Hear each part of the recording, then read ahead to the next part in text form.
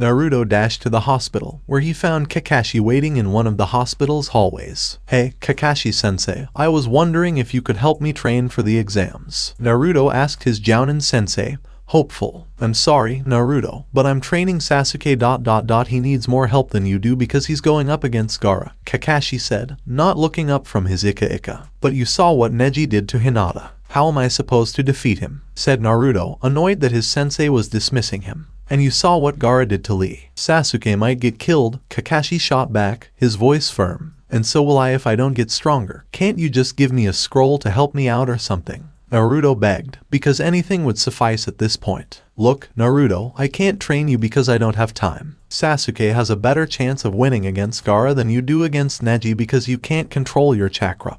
Your jutsu selection is limited to the Academy Jutsu and a B-rank Kenjutsu. Your Taijutsu stinks, and your Jinjutsu is non-existent. Sasuke has a variety of Katen Nin. So that's it, huh?" Naruto asked his Jounin. "You have no talent, and I can't have my reputation tarnished if you lose to Neji," Kakashi continued, not even looking at Naruto. He would have seen the pure rage in Naruto's eyes if he had looked up. That's when Naruto snapped and his killing intent skyrocketed, forcing Kakashi to look at Naruto. Needless to say, Naruto was enraged. Enraged. "So that's how you feel, Hahadik?" Kakashi flinched at Naruto's way of saying his surname. "Naruto, calm," Kakashi said, but was met with unexpected killer intent, and he thought he saw a flash of crimson slit eyes instead of Naruto's blue ones. Calm down. Calm down. Don't you dare tell me to calm fucking down. Hatake. After all I've done for this team, you'd cast me aside. Who was the one who saved your ass when you were captured by Zabuza? Not Sasuke, me. Who was the one who defeated Haku-san? Not Sasuke, me. Who was the one who stood up to Orochimaru instead of cowering like a Naruto? I. Kakashi tried to explain, but Naruto wouldn't listen, and the blonde's eyes flashed red once more. "Don't address me as if you know who I am.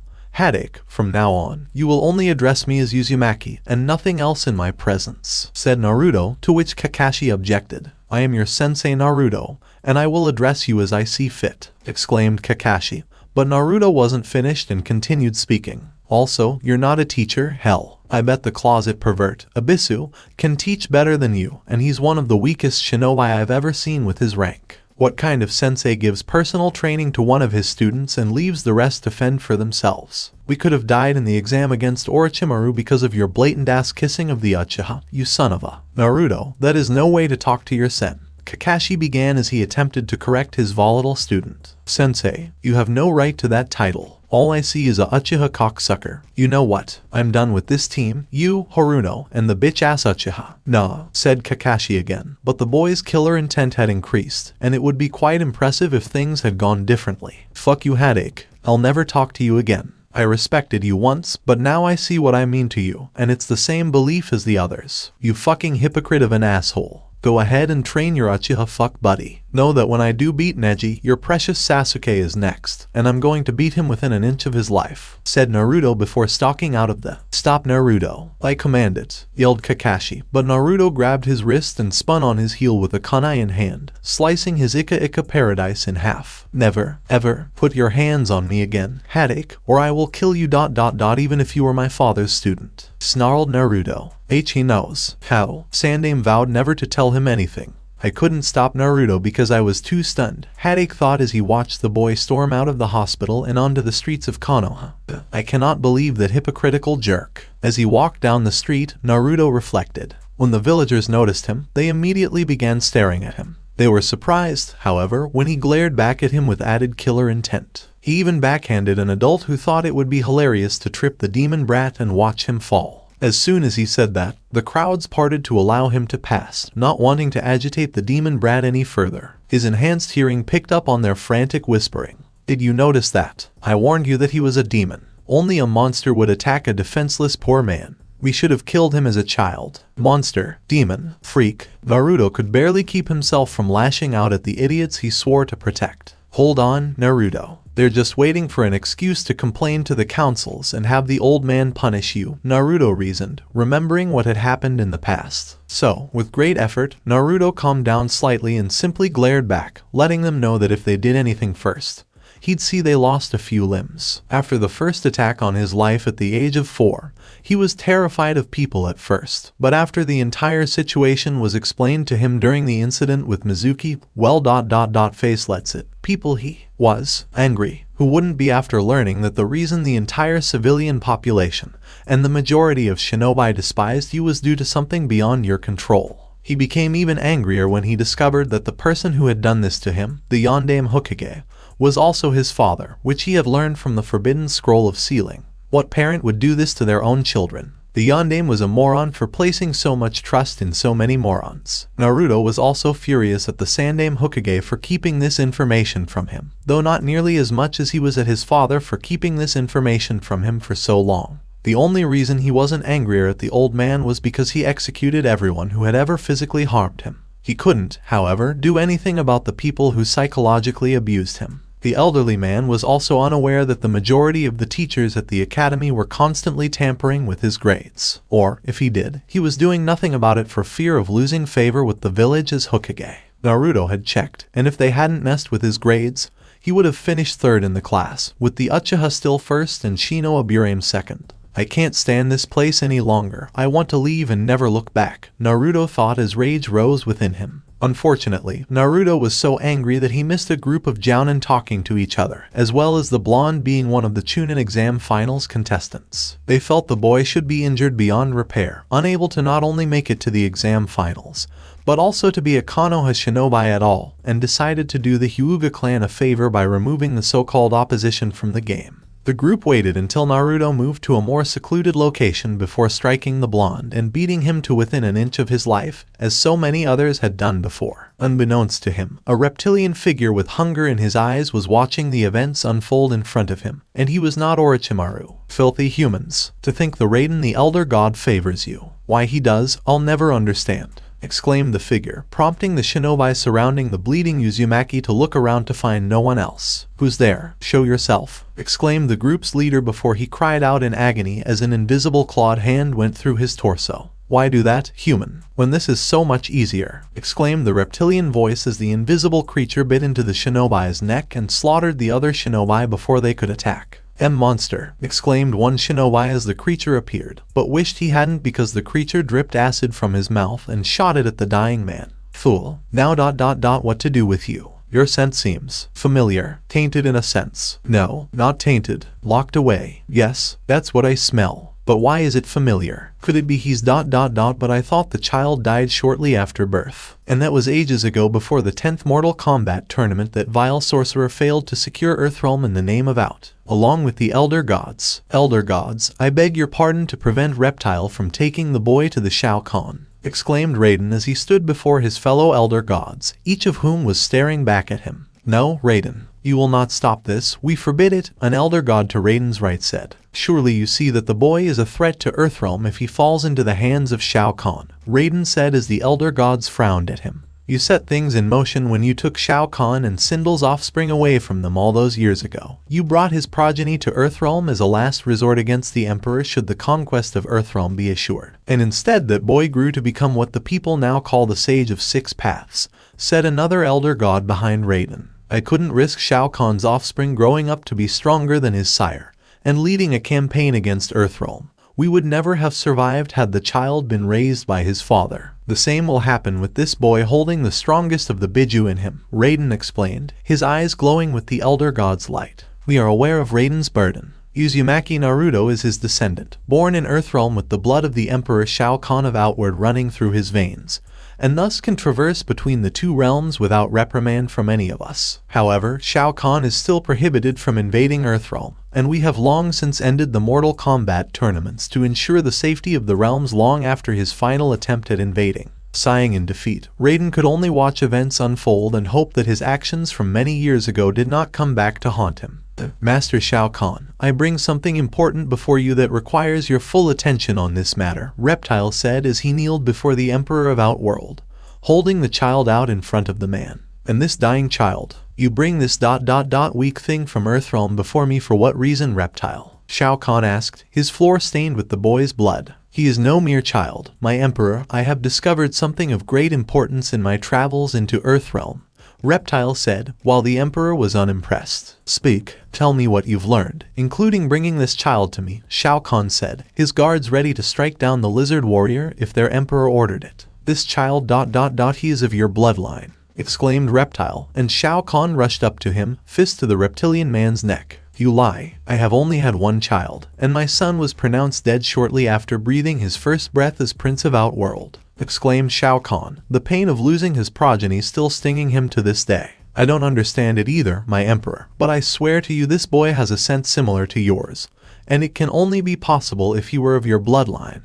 And he also has strange markings on him that could only be that of an elder god's. Though it reeks of death, said Reptile as Shao Khan looked at the boy on the ground before nudging Naruto onto his back and ripping open the shirt to see the seal. Shao Khan recognized the marking on the boy because it was the marking of an elder god who was associated with death. And there was only one elder god associated with death. Of course, the elder god had fallen far, losing his title and becoming a god of death, just as Raiden had once been a god of thunder. Shinnok's power over the boy's seal. Bring me my best healers right now, said Shao Khan to a servant, who quickly bowed and ran off to obey the command. I don't believe your son died soon after birth, my Emperor, said Reptile as the ruler of Outworld gently touched the boy, a sense of something long since dead rise up and grasp his heart in an iron grip. Then what happened to him? Why is my legacy so frail? Shao Khan wondered as he used his power to peer into the boy's mind and see his memories, only to become enraged by what he saw. Mob beatings, constant abuse at the hands of those maggots,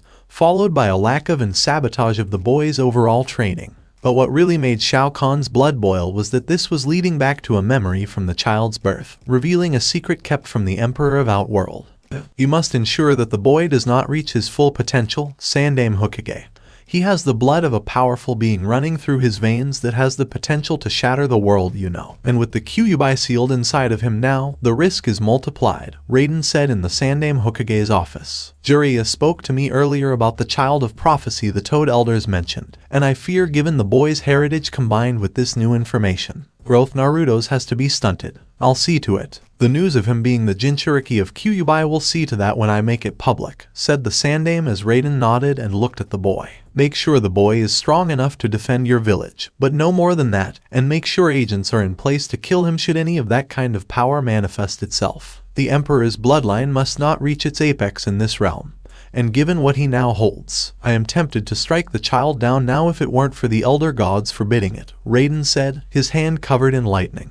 Raiden. He took my son from me. Curse you, Thunder God, screamed Shao Khan before punching a nearby pillar and destroying it. This boy is your legacy, Reptile said in shock, as many of the Emperor's generals and servants looked on in horror at what had happened to their leader. This complex seal is empowered by none other than Shinnok himself. Prepare a room for the child and tend to his injuries immediately. Know that if he dies, you will beg the elder gods to save you, and the demons of the Netherrealm to torture you for eternity in their domain, Shao Khan said, as healers and armed guards assisted in taking the boy to an assigned room to help Naruto recover. I saved the boy from being beaten by the people in his village, my Emperor. They were talking about him competing in something called the Chunin exams, and how they were going to make sure he didn't, said Reptile, Shao Khan's eyes narrowing and the fire from them producing smoke from the intensity. You have done me a great service, Reptile. Name your reward, and I will grant it if such a wish is within my power to grant, Shao Khan said as Reptile bowed in front of him. I have nothing to ask of you, my Emperor, but if it were possible, I would like to help train the boy and see his development grow, Reptile said, with Shao Khan nodding in agreement. Done. Now leave my sight. I need to think about my legacy, Shao Khan said, seeing Reptile bow and leave the Emperor's throne room while the man's mind went through what he knew of the boy's own memories, and the creature he was holding. Naruto jerked awake as he felt consciousness reach him and realized he was in a strange place that was quite dreary in a horror movie kind of way. Naruto's vision was blurry at first, but he could see and feel the dark energies of this place. Surprisingly, the blonde was not afraid of such things, but rather felt at ease in them, as if it were natural, and wished to embrace more of what was causing it to happen. Naruto frowned as he noticed his hand above the bed sheet was bandaged, as he had always healed quickly. His entire body had felt ... out of sync since the Forest of Death, and the fight with Orochimaru. That is, until now, when his body felt better. Actually, it's a lot better. He hadn't felt this good in ever. Are you okay, young one? The deep voice above him inquired. Yeah, I think so, Misty. Holy shit, you're huge, Naruto exclaimed as he turned to face the person he had just walked into. He was 7 feet tall. He wore a helmet that said Warlord. The front of the mask was made of bone. His eyes were crimson red, and he had some wrinkles covering his face. He was wearing armor along his shoulders and elbows that gleamed in the light of the room with dried blood. His torso had leather straps forming an X shape with a dragon-like symbol at the center. Obviously, Shao Khan said with a smirk, knowing his physique was intimidating. I'm sorry if I stated the obvious, but I've never seen anyone like you before. Or even this very place I'm in now, Naruto said as he stood up and looked up at the man with a puzzled expression. One of my agents discovered you being attacked and brought you here to be healed, said the Emperor of Outworld as a female servant dressed in clothes that would have given a certain Toad-san a nosebleed entered the room with clothing for Naruto to wear before leaving. Oh, thank you very much. So, where exactly am I? Naruto said this while getting dressed behind a portable screen in black combat boots, black pants with a red sash, and a red armband with a black outline of a dragon on it. We have arrived in the Outworld realm. Please follow me, answered the man before leaving the room, never stopping as he walked through the palace, Naruto close behind. What are you saying now? Naruto yelped frantically, unable to believe what he was hearing, and saw Shao Khan turn to face him. There are more dimensions out there, you see. Earthrealm is one of them. It's your world, said the Emperor, who despised the fact that the boy was born in Earthrealm. Earthrealm? Naruto continued to be perplexed. Yes, there is Earthrealm, Hell, the Netherrealm, Heaven, Limbo, Edenia, Outworld, and hundreds of other worlds that have been joined with Outworld. Shao Khan said this before entering the throne room, where soldiers and servants of all ranks bowed to the two of them. So you're saying there are 1,000 different worlds out there, and I'm in one of them right now? Naruto inquired, his mind having been blown, as it should have been given this information. Yes, my agent Reptile, who saved you from the attack, told me you're in a tournament and I'd like to help you win. How about I prepare you for these Chunin exams, as Reptile mentioned? Shao Khan said, while Naruto was ecstatic about the offer. And what could you possibly teach me? Naruto inquired, his brow furrowed. However, Naruto was taken aback when the man simply vanished from right in front of him, like a ghost. And the boy began to look around, trying to locate the man before he felt hands on his shoulders and was taken aback to see the giant of a man standing right behind him with a smirk on his aged face. For starters, I can teach you how to do it. Shao Khan knew the boy would benefit from a visual aid-based teacher. Educate me, educate me, educate me, educate me. As he looked at the man with stars in his eyes, Naruto yelled, chanted, "Ha, ha, ha, that's great. Please follow me." The Emperor laughed as he turned around and walked towards his home's inner sanctum, with Naruto quickly following him before a portal of sorts opened and the two walked through it. When Naruto emerged on the other side of the portal, he was taken aback by his new surroundings, which were possibly twice, if not 3 times, the size of the one Konoha had, and were filled with violent-looking areas meant to cause intense physical pain and suffering to all who dared to set foot in them. This place had large creatures chained down, watched over by their trainers, and other kinds of beings now entering the abyss. Where are we in the world? Naruto inquired. We've arrived in my domain. Only the best Outworld warriors fight, die, and if they are strong enough live to fight again. We'll be here for a while to get you ready for your tournament. With a smirk on his masked face, the regal warlord said. Really? Naruto inquired, and the Emperor nodded. Given your current health, lack of proper training, and teacher, it will take exactly 1 year to repair the damage done to you, the warlord said in front of the boy. What? But the Chunin exam finals are only a month away, not a year. Naruto screamed at the man, who just laughed and pretended it was nothing. Don't worry, young man. That's the beauty of Outworld. 1 year here is equal to 1 month in Earthrealm, and you'll return in that time to compete in your tournament, Shao Khan exclaimed after laughing at Naruto's response. So, basically, I can get a whole year's worth of training done in the space of 1 month back home? Naruto asked, his mouth wide open in wonder. Yes, Shao Khan replied, seeing the boy's eyes light up. Fucking awesome, he said with a devilish grin, while Shao Khan smirked and laughed at his reaction. Reminds me of myself when I was that age, Shao Khan thought, seeing a lot of himself in the boy. Look out, Konoha, you wanted a demon, well you're going to get one, and he's not going to be the nice guy anymore, thought Naruto, knowing that his chances of beating Neji had just increased. I'm glad to see you're in such a good mood, the Emperor said with a small chuckle. When this is over, who am I going to unleash my newfound power on? Yes, I'm in a good mood. Shao Khan smirked as Naruto said this. That seal on you was having problems working earlier because a new yet crude seal was placed over it, and it had to be removed. Whatever energy you had before that has been restored, and you can now fight with all the power you have, said the Emperor, shocked that the boy knew about the Biju and that another seal was on him. So that's what that gay snake did, Naruto thought as he placed a hand where the seal his father had placed on him had now revealed itself from his touch. Now, on to business, Shao Kahn began, but was cut off by the boy. Wait, exclaimed Naruto. What? Shao Kahn asked, his patience dwindling. You never told me your name, sir, Naruto inquired. As Naruto asked this question, an evil gleam appeared in the old man's eye. He then began to chuckle, which quickly turned into full-fledged maniacal laughter. At the same time, he manages to look terrifying and scare the shite out of Naruto. The old man finally calmed down before turning to face Naruto with an evil grin. I didn't tell you, huh? Well, listen up, boy, because I'll only say this once, the man said before clearing his throat. I am the defier of the elder gods. I am the slayer of the dragon king Onaga. I am the emperor of Outworld. I am Shao Kahn the Conqueror, and I am above all things. Your forefather, yelled Shao Kahn. What in the world have I gotten myself into? Naruto thought nervously, but excitedly, before the last part entered his mind. And then I fainted. The year was going to be long. It was a beautiful day in Leaf Village. The sun's rays fell on the village, casting bright streams of light through the many trees that gave the village its name. Children were seen playing in the streets, and teenagers and adults of all ages and genders were seen shopping, all while birds sang above them. Shinobi, civilians, nobles, and commoners alike could be heard cheering all over Hidden Leaf Village as they gathered to watch the Chunin exam finals. Sarutobi Hiruzen couldn't help but be pleased with the turnout as he sat in the cage booth, looking out over the village. Members of the newly dubbed Konoha 12, which included members of the newly famed Rookie 9, as well as Team Guy members who hadn't made it to the finals, sat in one section of the stands. The name was given to them because of all the Konoha genin who had been placed in the Chunin exams, all 27 teams.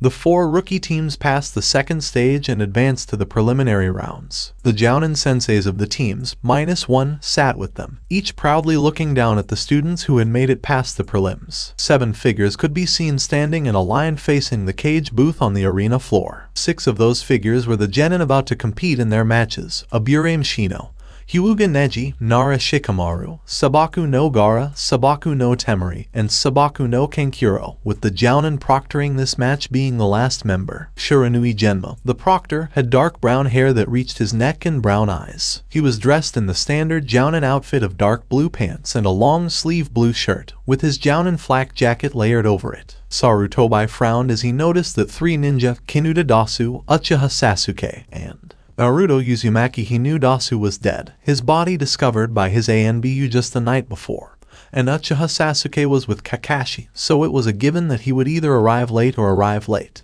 However, the fact that Naruto was not standing there was concerning. He knew the blonde would never pass up an opportunity like this. Sarutobi couldn't help but wonder what happened to him. Sir, there is still no sign of Uchiha Sasuke, but we have a few squads looking for him, a Jounin said before bending over to whisper into his cage's ear. I see, Sandem said simply. Sir ... Do you believe Orochimaru has already gotten to the boy? Inquired the man. The Sandem didn't show his emotions to his subordinate. With decades of ninja experience, he had mastered the art of keeping his face emotionless. However, the possibility that Orochimaru had already gotten his hands on Sasuke was concerning. The boy had been with Kakashi, and while Sarutobi intended to confront the man about his favoritism with his squad, the Sharingan-wielding Jounin was still one of his best shinobi. However, before he could respond to the Jounin's words, he noticed a pair of white and blue robes out of the corner of his eye. When he saw them, he turned to greet the approaching Kazekage. Kazekage Dono, you must be tired from your long journey, he said warmly. Not at all, the man replied calmly as he sat down. Though it's a good thing the exams were held here this time. The trip may have been too much for you Hokage-sama while you're still young. Perhaps it's time you choose a 5th Hokage, said the Kazekage, while Sarutobi laughed heartily and waved the man's comments away. Please don't treat me like an old man. The fire in me still burns as brightly as it did 20 years ago, and I've got a few more years before I need to find a successor, the Sandame said, looking down at the contestants. It appears we have 2 missing, said the Kazekage as he took his seat, his gaze roving over to the field, and the Sandame nodded solemnly. Thank you for coming. I'd like to welcome you all to Konoha's Chunin exam. Finals. We will now begin the main tournament between the 10 participants who made it through the preliminaries, said Sarutobi, standing up. As the Hokage finished his announcement, the audience began to applaud. Sarutobi nodded at Genma, who turned to face the contestants. I'm the finals proctor. My name is Shiranui Genma, and you all know who you're up against, correct? Everyone nodded and looked around. This is the lineup for the main matches, Shiranui Genma said, holding up a sheet of paper with the schedule on it. What a change of pace with me fighting a girl, Shikamaru sarcastically thought. Joy is me, because he didn't want to fight girls. As you can see, there will be 5 matches in the first round. While the arena is different, the same rules apply as in the preliminary round. Any questions? Said Genma, looking at the current contestants. Nobody said anything as Genma began the exams. Would Uzumaki Naruto and Hyuga Neji please step forward? And all other contestants please proceed to the fighter's booth. Sasuke-kun isn't here. Neither is Naruto, Ino said, sitting beside her best friend turned enemy. Who cares? He's not going to be able to beat Neji, and now he's a genius like Sasuke-kun, Sakura sneered. But Sakura you're that's own teammate. Have some faith in him, said Ino, irritated by Sakura's casual dismissal of Naruto, and hoping Neji would hurt the fellow blonde. The day I believe in that baka is the day hell freezes over, Sakura stated simply. Yugao, Hayate, Kurenai, Anko, Hana, and Asuma sat in the crowd, watching the action. Kakashi was late with his student, but no one cared after hearing how the Jounin blew Naruto off to personally train the Uchiha. This fight is going to be a lot of fun, exclaimed Anko. Kurenai smiled at her best friend. Yes, I agree. So, who do you think will win this fight? Hayate asked, coughing. I'm afraid it's going to be the Hyuga, which is a shame because I know the Uzumaki Gaki is looking to avenge the Hyuga heiress after what happened in the prelims, Yugao replied. Well, you never know. Uzumaki Naruto is known for surprises, and he just might pull off an upset, throwing everyone for a loop, Asuma said, knowing Naruto's history with surprises. Shall we all see? Hana interjected, eager to see the fight. Floor of the arena. HMPH. Looks like the loser decided not to show up after all. Not that it would have made any difference, he was fated to lose today. And the next day, sneered Neji, thinking his victory would only bring Hinata down further. He was silenced, however, when he heard a strange sound behind him and turned with wide eyes to see what it was. They noticed a large, circular, orange portal open, as well as the sound of heavy ground-shaking footsteps coming from the portal entrance, with the shadow of the figure coming from it revealed to the light. So, you decided to show up after all, huh? Luz said Neji, pausing to take in the appearance of the person approaching him and Genma. Is that you, Naruto Uzumaki? Thought the Jounin proctor as he pondered whether he needed his eyes checked or if he was in the Twilight Zone. The 4-3 orange-loving knucklehead of a ninja had vanished, replaced by a whole new warrior. This boy, no, man standing at an impressive 5'7", his spiky blonde hair now down to his shoulders and held back by a ponytail. He'd gone from scrawny to ripped, with muscles bulging everywhere. He was shirtless, with black X-shaped leather running across his torso, and a dragon emblem holding it all together in the middle. He was dressed in black ANBU-style pants with a dark red belt, black combat boots, dark red shin and forearm guards with jagged edge greaves, black gauntlets stained in dried blood, and a Konoha headband that hung loosely around his neck. Naruto appeared to have a dragon emblem tattooed on his left pectoral. The dragon was a metallic gray with a black circle around it, looking menacing in the sunlight. They only recognized Naruto because his whisker marks on his cheeks were thicker than usual, as his usual spiky blonde hair was covered by a metal helmet with a bone-like front that protected the upper part of his face, and his blue eyes had turned crimson red with slit pupils. The crowd, and especially everyone from Konoha, fell silent at his new appearance. The only reason they recognized this new person as Naruto Uzumaki was because of his blonde, spiky hair, and the 3 whisker marks on each cheek. For a brief moment, the stadium was deafeningly quiet. Then, with a few simple words they spoke and thought, it erupted into sound. What the fuck? I thought he was supposed to be some scrawny-looking idiot wearing Kill Me Orange. No. Oh my Kami, he's so sexy, exclaimed a woman who wasn't from Konoha. What happened to the brat? Inquired a leaf shinobi of Chunin rank. Do you think it was the fox? A civilian asked another. This appeared to be the collective thought of everyone in the stadium. Is that Naruto? Ino exclaimed as she saw the new and improved version of the blonde knucklehead. Sakura was staring as well, but she was in denial. She was trying to persuade herself that no one could look better than her Sasuke. Choji had stopped chewing and was staring at Naruto. Kiba was grinning. He had a feeling the fight with Neji would be extremely brutal. Hinata was currently holding her nose to prevent a massive nosebleed from erupting if she saw Naruto's muscles. Temari was staring at Naruto in the arena, trying to hold her own with less noticeable effort. Wow, in less than a month, this kid went from loudmouth squirt to hot stud. I hope he's still available. Hubba, she thought, her face flushed. So Temari has a thing for him. Material for blackmail, Kankuro thought, noting his sister's expression and grinning, knowing he could use this as blackmail material later. Shikamaru's eyes were wide, but he managed to keep them open. But he still had that bored expression on his face. Troublesome, he exclaimed, knowing Naruto's expression was in the dictionary when it came to the term. Perhaps he can help me prove my existence, Gaara thought as he stared at the blonde with a sadistic smile. Shino wondered what had happened to the boy to cause him to change so drastically in such a short period of time. He was also wondering how he was able to do that when he entered the arena. Floor of the arena. And Naruto Uzumaki, Genma stuttered, asked, as surprised as the rest of them. Naruto simply nodded to Genma, his gaze fixed on a still stunned Neji. Damn boy, have you been hitting those weights? Laughed the proctor. And those steroids, apparently, many of the Jounin senseis in the stands thought. Naruto simply laughed.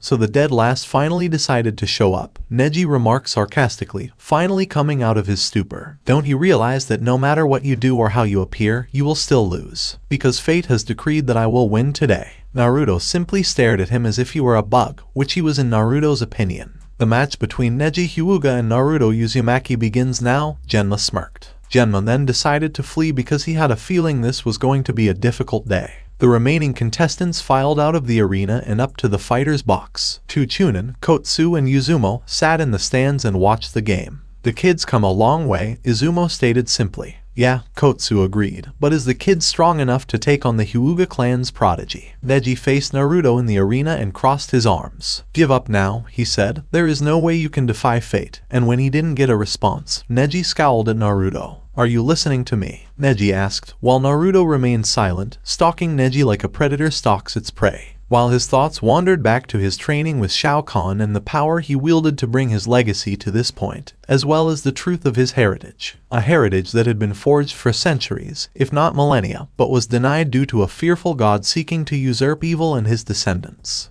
Again, exclaimed Shao Khan, seeing his son's long-line descendant brutally fighting a small army of Tarkatan demons and succeeding admirably. After a combination of Shao Kahn's own power-fused Kyuubi with Naruto, which wasn't the most pleasant thing given the memories of the fox, and the growing of Naruto's body structure, the boy had gone on a much more nutritional diet. It had been a very painful ordeal, which was saying a lot given Naruto's previous experience with pain, and he couldn't keep the screams from coming out of his mouth. When it was finished, Naruto was bedridden for a week, his body's abilities were reset, and the next month in Outworld was spent relearning how to use it. Though if there was one thing in Uzumaki with the ancient bloodline of Emperor Shao Kahn had going for him, it was his ability to learn quickly, which was essential in Outworld. When Naruto was told that the elder god Raiden had set things in motion for the Sandaime Hokage's abuse at the hands of the village and stunted his growth simply because of the fear of some kind of prophecy. Well, the boy was enraged.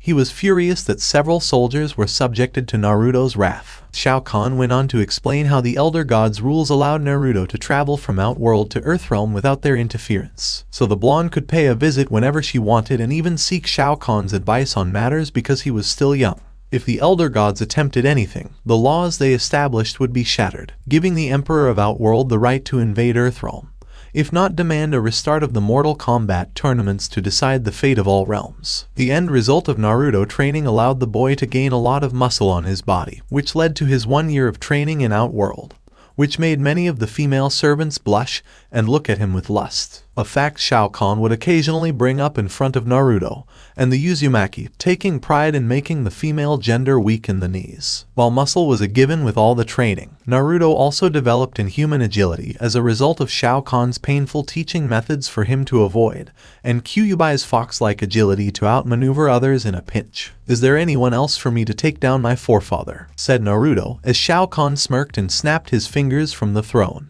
Goro, Kintaro, Shiba, yelled Shao Kahn, as the Shokan trio prepared to fight the Uzumaki. I had to ask, Naruto said before the Shokan attacked him and killed him.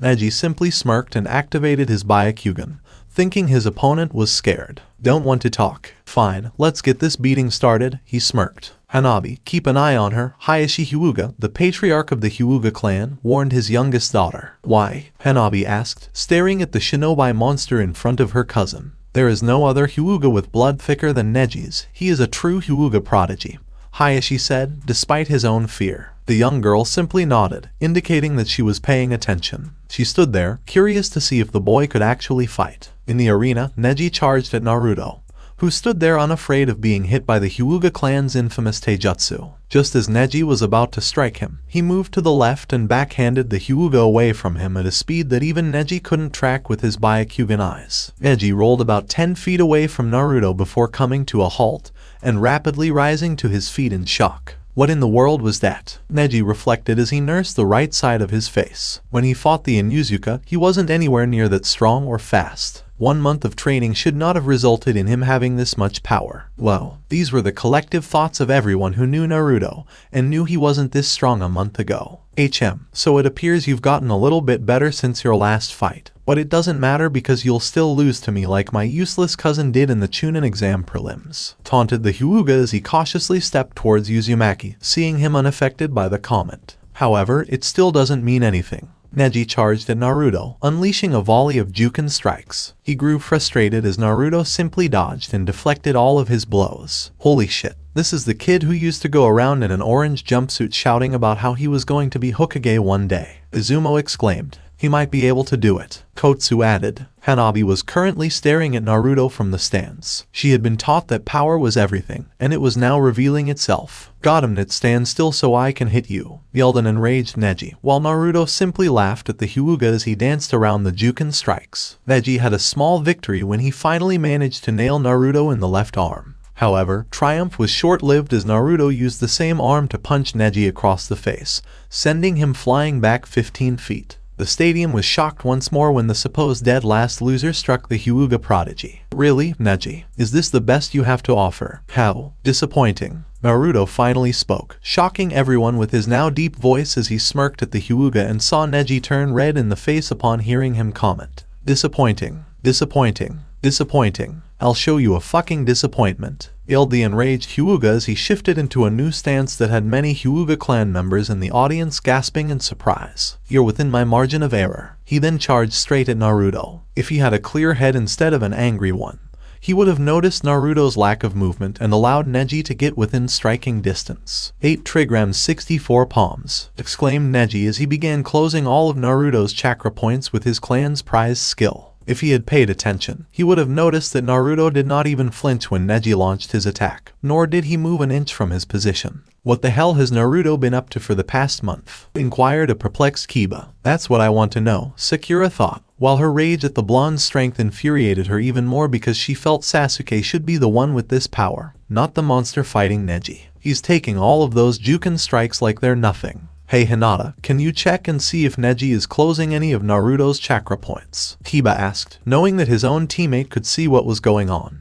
Hi, gasped the shy Hyuga heiress as she activated her Byakugan. What do you see? Ino asked, seeing Hinata staring intently at Naruto. Amazing NNG. Neji Nai Chakra Sense hasn't even scratched any of Naruto Chakra Kun's points, she exclaimed, much to everyone's surprise and disbelief. Sakura sneered at Hinata. Bullshit. What? Ino was taken aback by Sakura's continued thrashing of Naruto in this fight. Your Byakugan must have a flaw. There is no way in hell that Baka can withstand all of those hits. He must be cheating in some way, stupid Naru Baka, said Sakura, while Hinata ignored the dumb fangirl as she looked away from where Neji was striking Naruto with his Juken strikes and allowed her X-ray vision eyes to travel a little further south on the body of her crush. My. HES so big, she thought as she passed out, blood dripping down her nose. Hinata, what happened? Why'd she collapse? A frantic Kiba wondered as he saw his teammate, Crush, knocked out in her chair, blood leaking from her nose and a perverted smile on her face.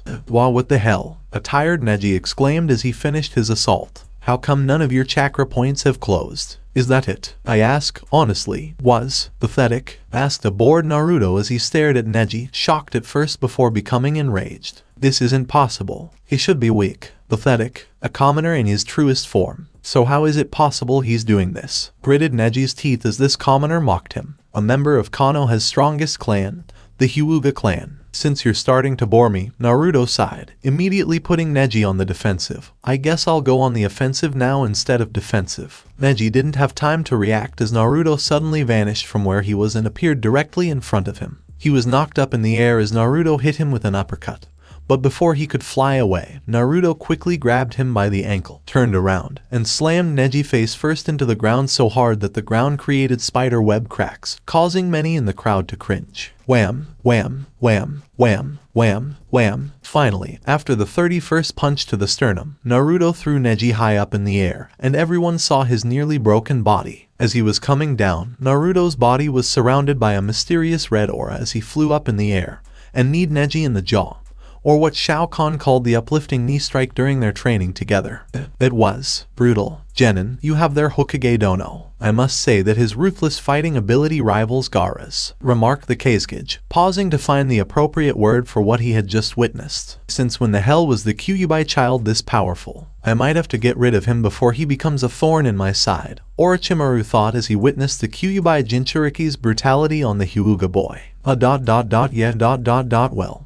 He's not usually like that, a perplexed Sarutobi explained. I feared as much. Something happened in the last month. Did Jiraiya train him? Or was it something I did to the Yondame's seal? Orochimaru pondered as he watched the one-sided fight play out. Why has Naruto-kun changed so much? And what was that chakra technique? Normal chakra is blue, and that couldn't have been Kyuubi's chakra even if it was red. He should have access to it despite Kakashi's report about Wave Country, and I sure as hell know that wasn't medical chakra, thought the Sandame as he saw Naruto run over Neji with his power. Blargh. Puked Choji after witnessing one of the most heinous acts of brutality he had ever witnessed. Shikamaru just stood there, wide eyes and gaping mouth. No one could tell if Shino was upset or not, but if you looked closely, you could see sweat dripping down his brow. The rest of the Genin fell silent. My god. Suma's words summed up exactly what the Jounin and Chunin were thinking. With the exception of one, I believe I quote am in love, yelled an extremely aroused Anko.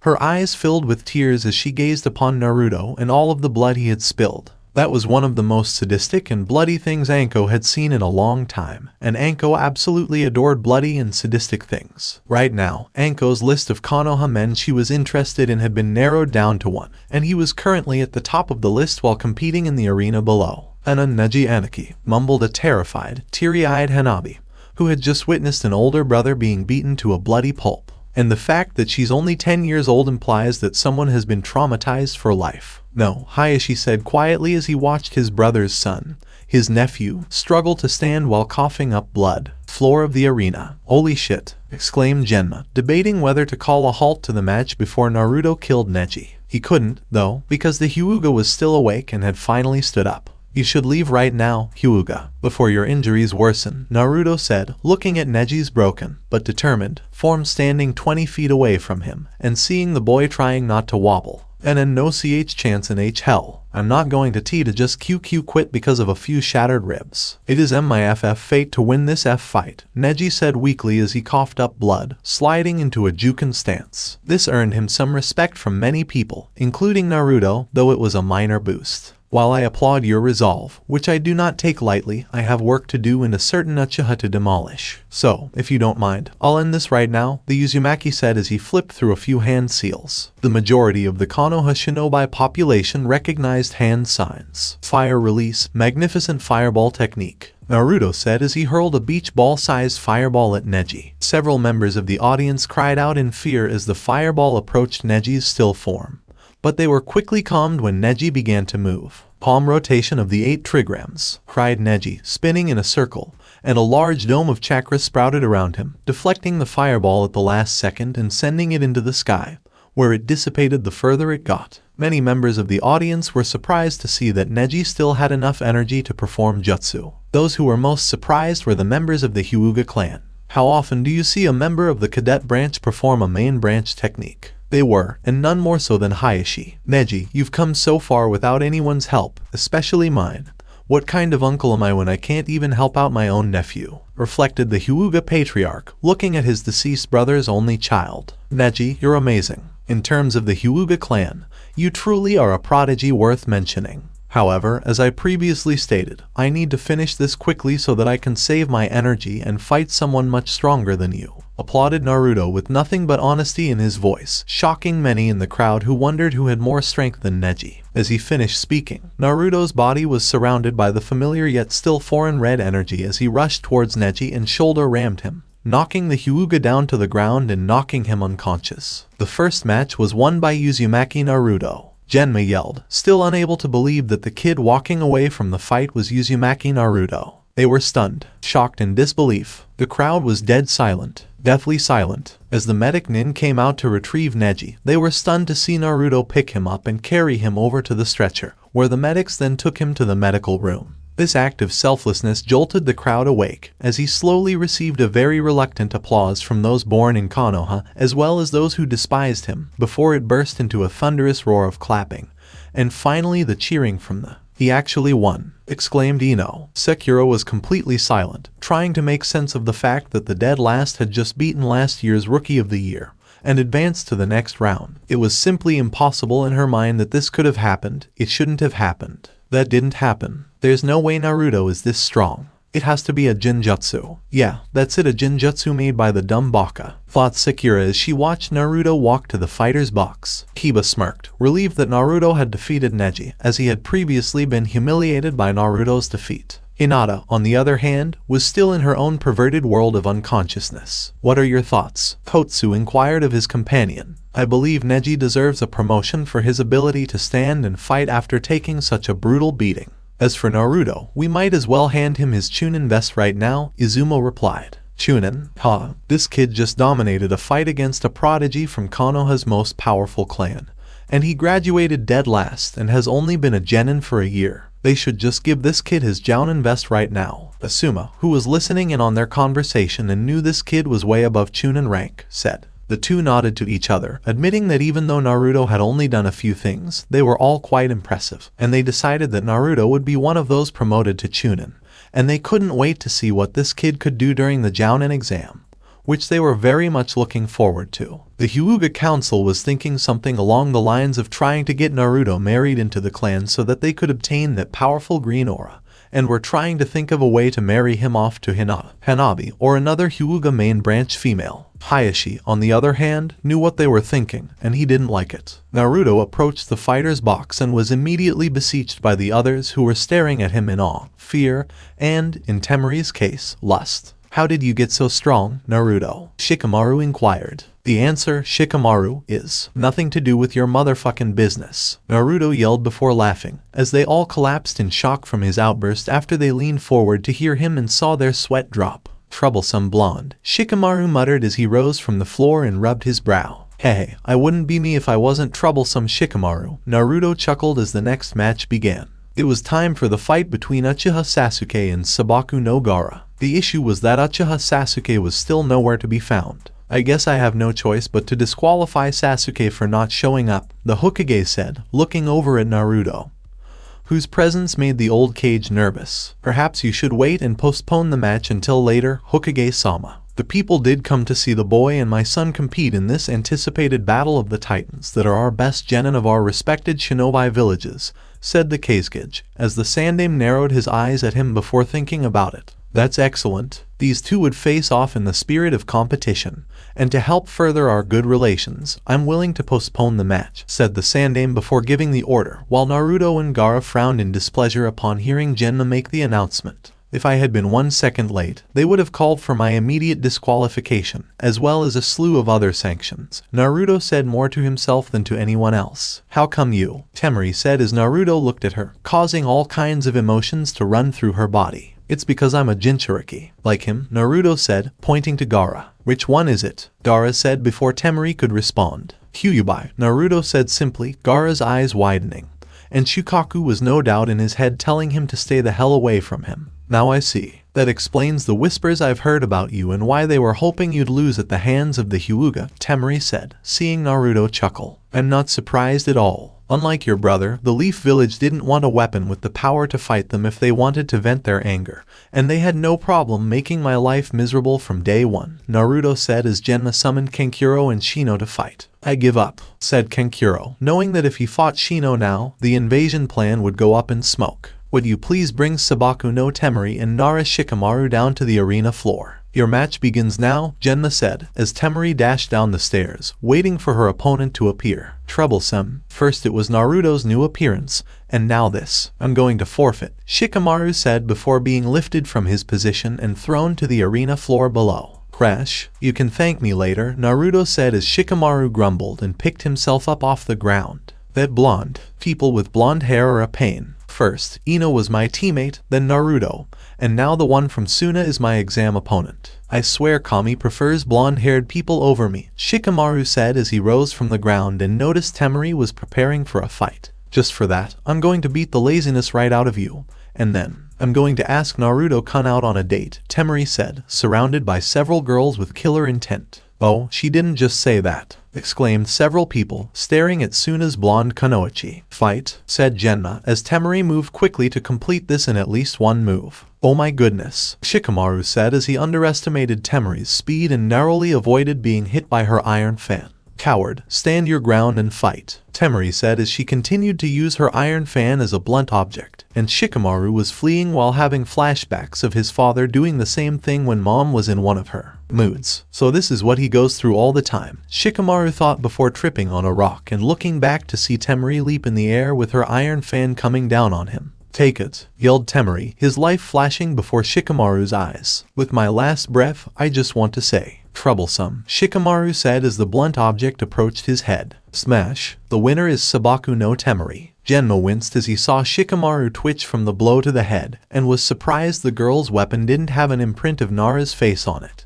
And yet, the boy was still alive, albeit unconscious. Perfect victory. With a grin on his face, Naruto said. No way. Will Sabaku no Gaara and Uchiha Sasuke appear on the field? It's time to start your match, Genma said as Shikamaru was carted away, and Temari went up to the fighter's box. So, about that date, Temari slyly said, her finger moving around the Uzumaki's chest muscles and eep, when he suddenly grabbed her backside and pulled her towards him. What exactly do I get if I say yes? Says Naruto, seeing Temari squirming a little while his hand remained firmly on the kunoichi's rear, and it increased when her crotch rubbed up against his own. I'll think of something, Temari said in a slightly squeaky voice, while Naruto just grinned even more madly. I'll hold you to that, Temari-chan, Naruto said before letting her go, as the now agitated and aroused woman tried to concentrate on the arena. He couldn't do anything with that weapon hidden in his pants. Meanwhile, the match below was like history repeating itself, as Gaara had appeared on the arena floor but Uchiha Sasuke had not,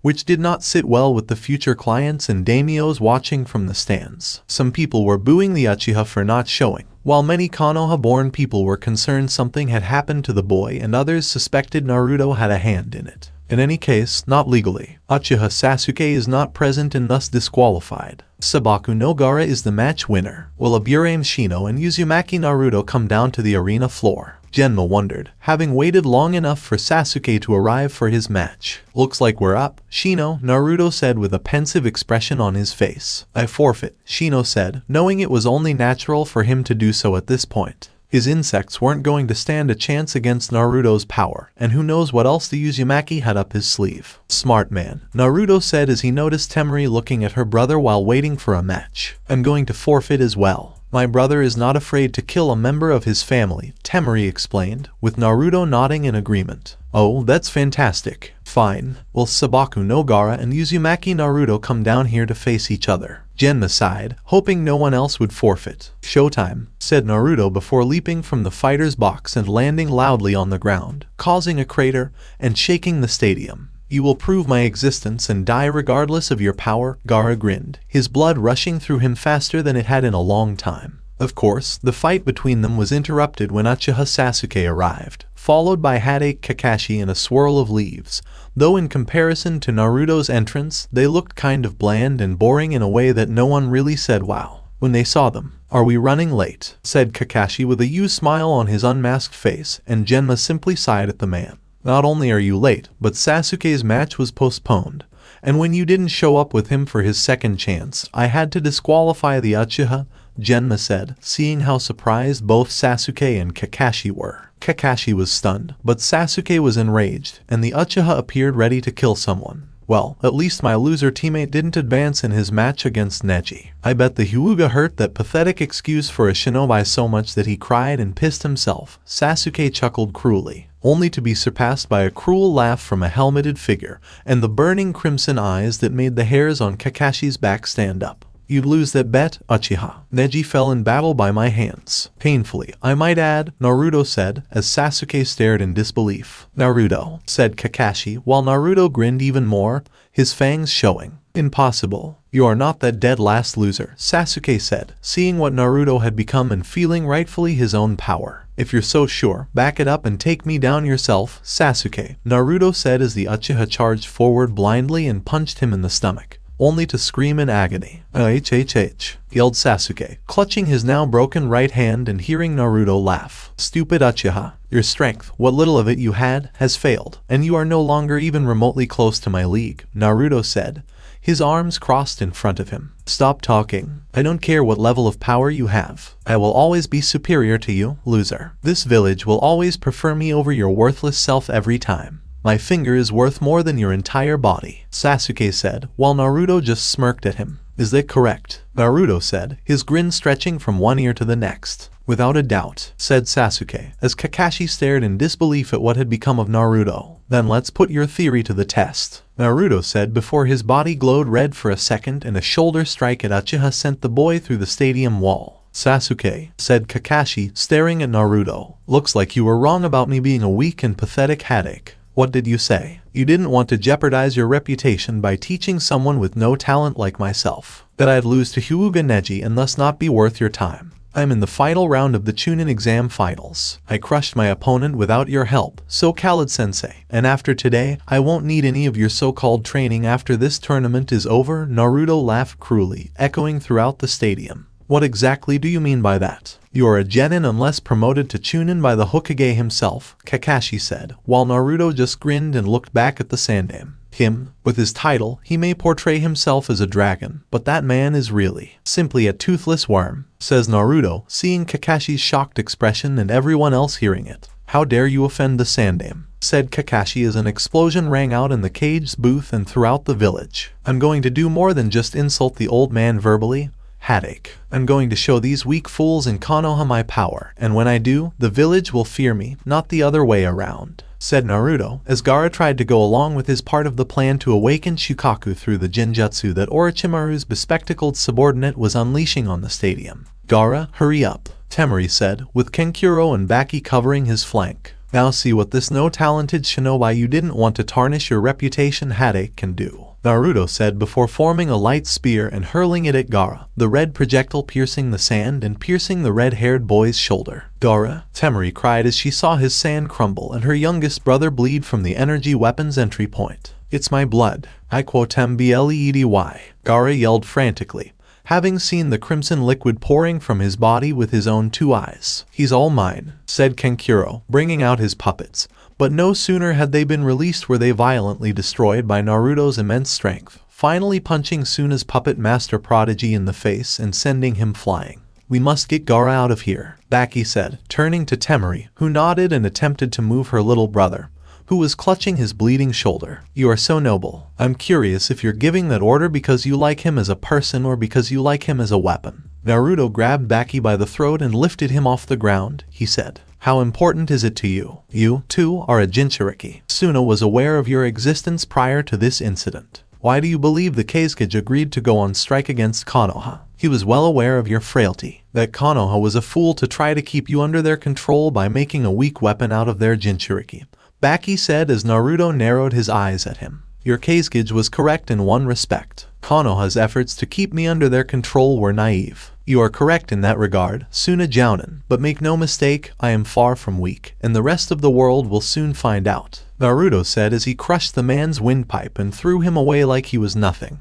Looking over at the cage's booth, Naruto noticed a fight between the Hokage and Orochimaru, who was impersonating the Kazekage in order to get close to the old man. In the stands, Suna and Sound Shinobi were fighting the leaf forces that wouldn't fall under the sleep-inducing genjutsu. Grinning at this golden opportunity, Naruto decided to let Temari escape with Gaara and a severely concussed Kenkuro while unleash. These Chunin exams are the best ever, Anko said as she killed 2 Suna Shinobi with her snakes and 1 Sound Shinobi with her kunai that pierced his skull. Anko chastised Kurenai, shaking her head at the special Jounan's penchant for violence, and wondered if anyone had the power to tame the insane woman. What? Kir-chan, this is what it's all about. The fighting, the killing, and surviving to see another day, Anko simply stated, with Kurenai looking to say something else.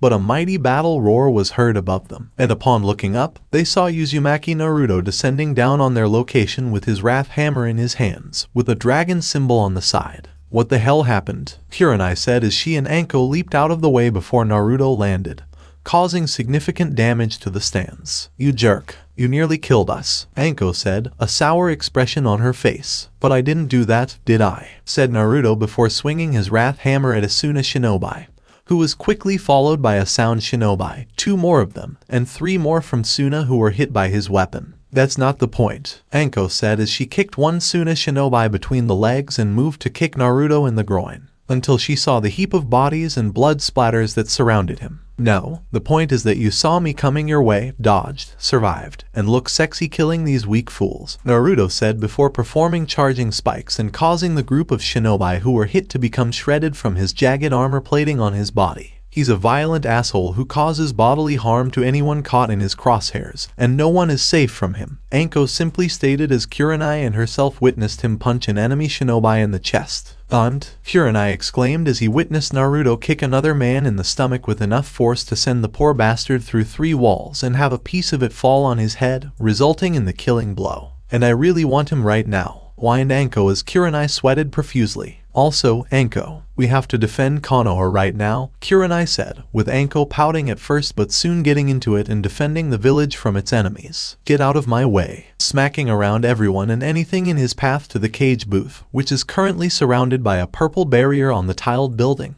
Naruto said. Look at him go, Asuma said before dispatching 2 Suna shinobi with his 2 trench knives. Yosh, Naruto-san is truly displaying his springtime of youth. Spin kicking a Sound shinobi into a nearby wall, Guy said. That's not the only thing he's flaunting, Tenten said, noticing his wrath hammer and his skill with it.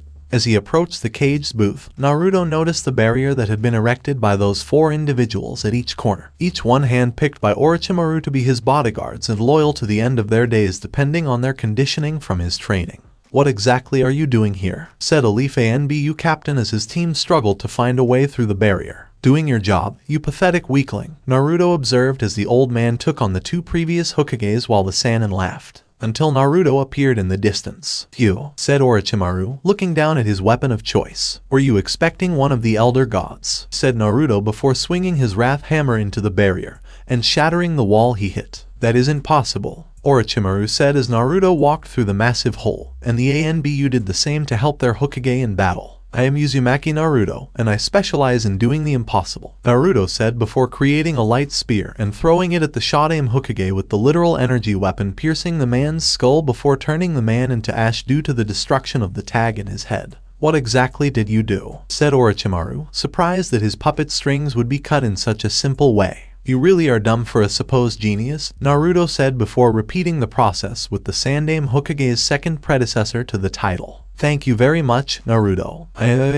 Cried Sandaime as he was punched hard in the face by the very person who had just saved his life, and was as surprised as everyone else. You and I are going to have a long talk about your actions regarding the old man. There is no doubt about it, Naruto said, his eyes red with rage, before turning his full attention to Orochimaru. Retreat, said Orochimaru before fleeing with his bodyguards. Coward, Naruto said as he threw his wrath hammer at the Sannin, striking true in the back and causing him to fall like a stone to the ground. Orochimaru-sama, said one of the Sound 4 with extra limbs that reminded Naruto of the Shao Khan, though it was clear the man wasn't related to them in any way. The Sound 4 attempted to intercept Naruto, but they were attacked by the senseis of the Rookie 9 and Guy, while the young warrior descendant of Shao Khan landed in front of the downed Sannin, the impact of the wrath hammer nearly breaking his spine while shattering the bones in his shoulders and to stop any movement in his arms altogether. And try he did. The man's face shot up and shot out a long blade from a sword from his mouth, intent on killing this genin ranked nothing that had ruined everything for him and ruining years of planning his revenge. All the scheming, preparations, and hard work were destroyed in a single day by this Uzumaki brat standing before him. I own your soul, said Naruto, who had been taught the deadly art by Shao Kahn before ripping the man's soul from his body and into his own,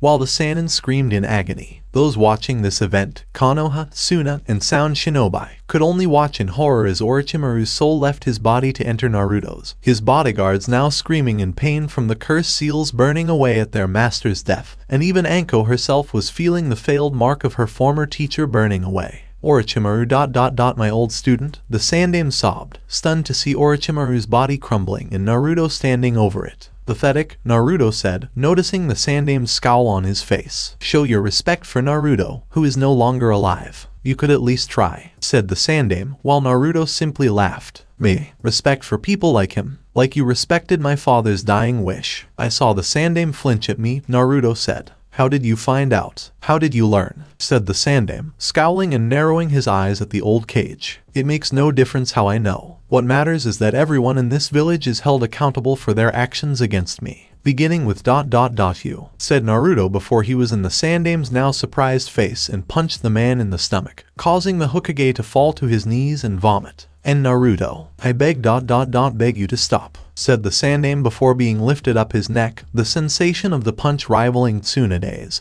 and his fight with his former student, as well as the previous two Hokages, had sapped his strength dry. This village's pitiful arrogance and ignorance no longer binds me. You and the rest of them have fought for years to keep me under your control, and deny what is rightfully mine. Not this time, old fool, Naruto said, punching the Sandaime in the face, then backhanding him and hurling the cage into the stadium wall with enough force to create spider web cracks. I didn't have a choice. It had to be done. It was for the betterment of the community. The world needed to be safeguarded against the child of prophecy. It's why the elder god Raiden came and informed me of what needed to be done, said the Sandaime, who tried to get up but was kneed in the chest and then grabbed by the back of his battle uniform before being spun around into the wall again.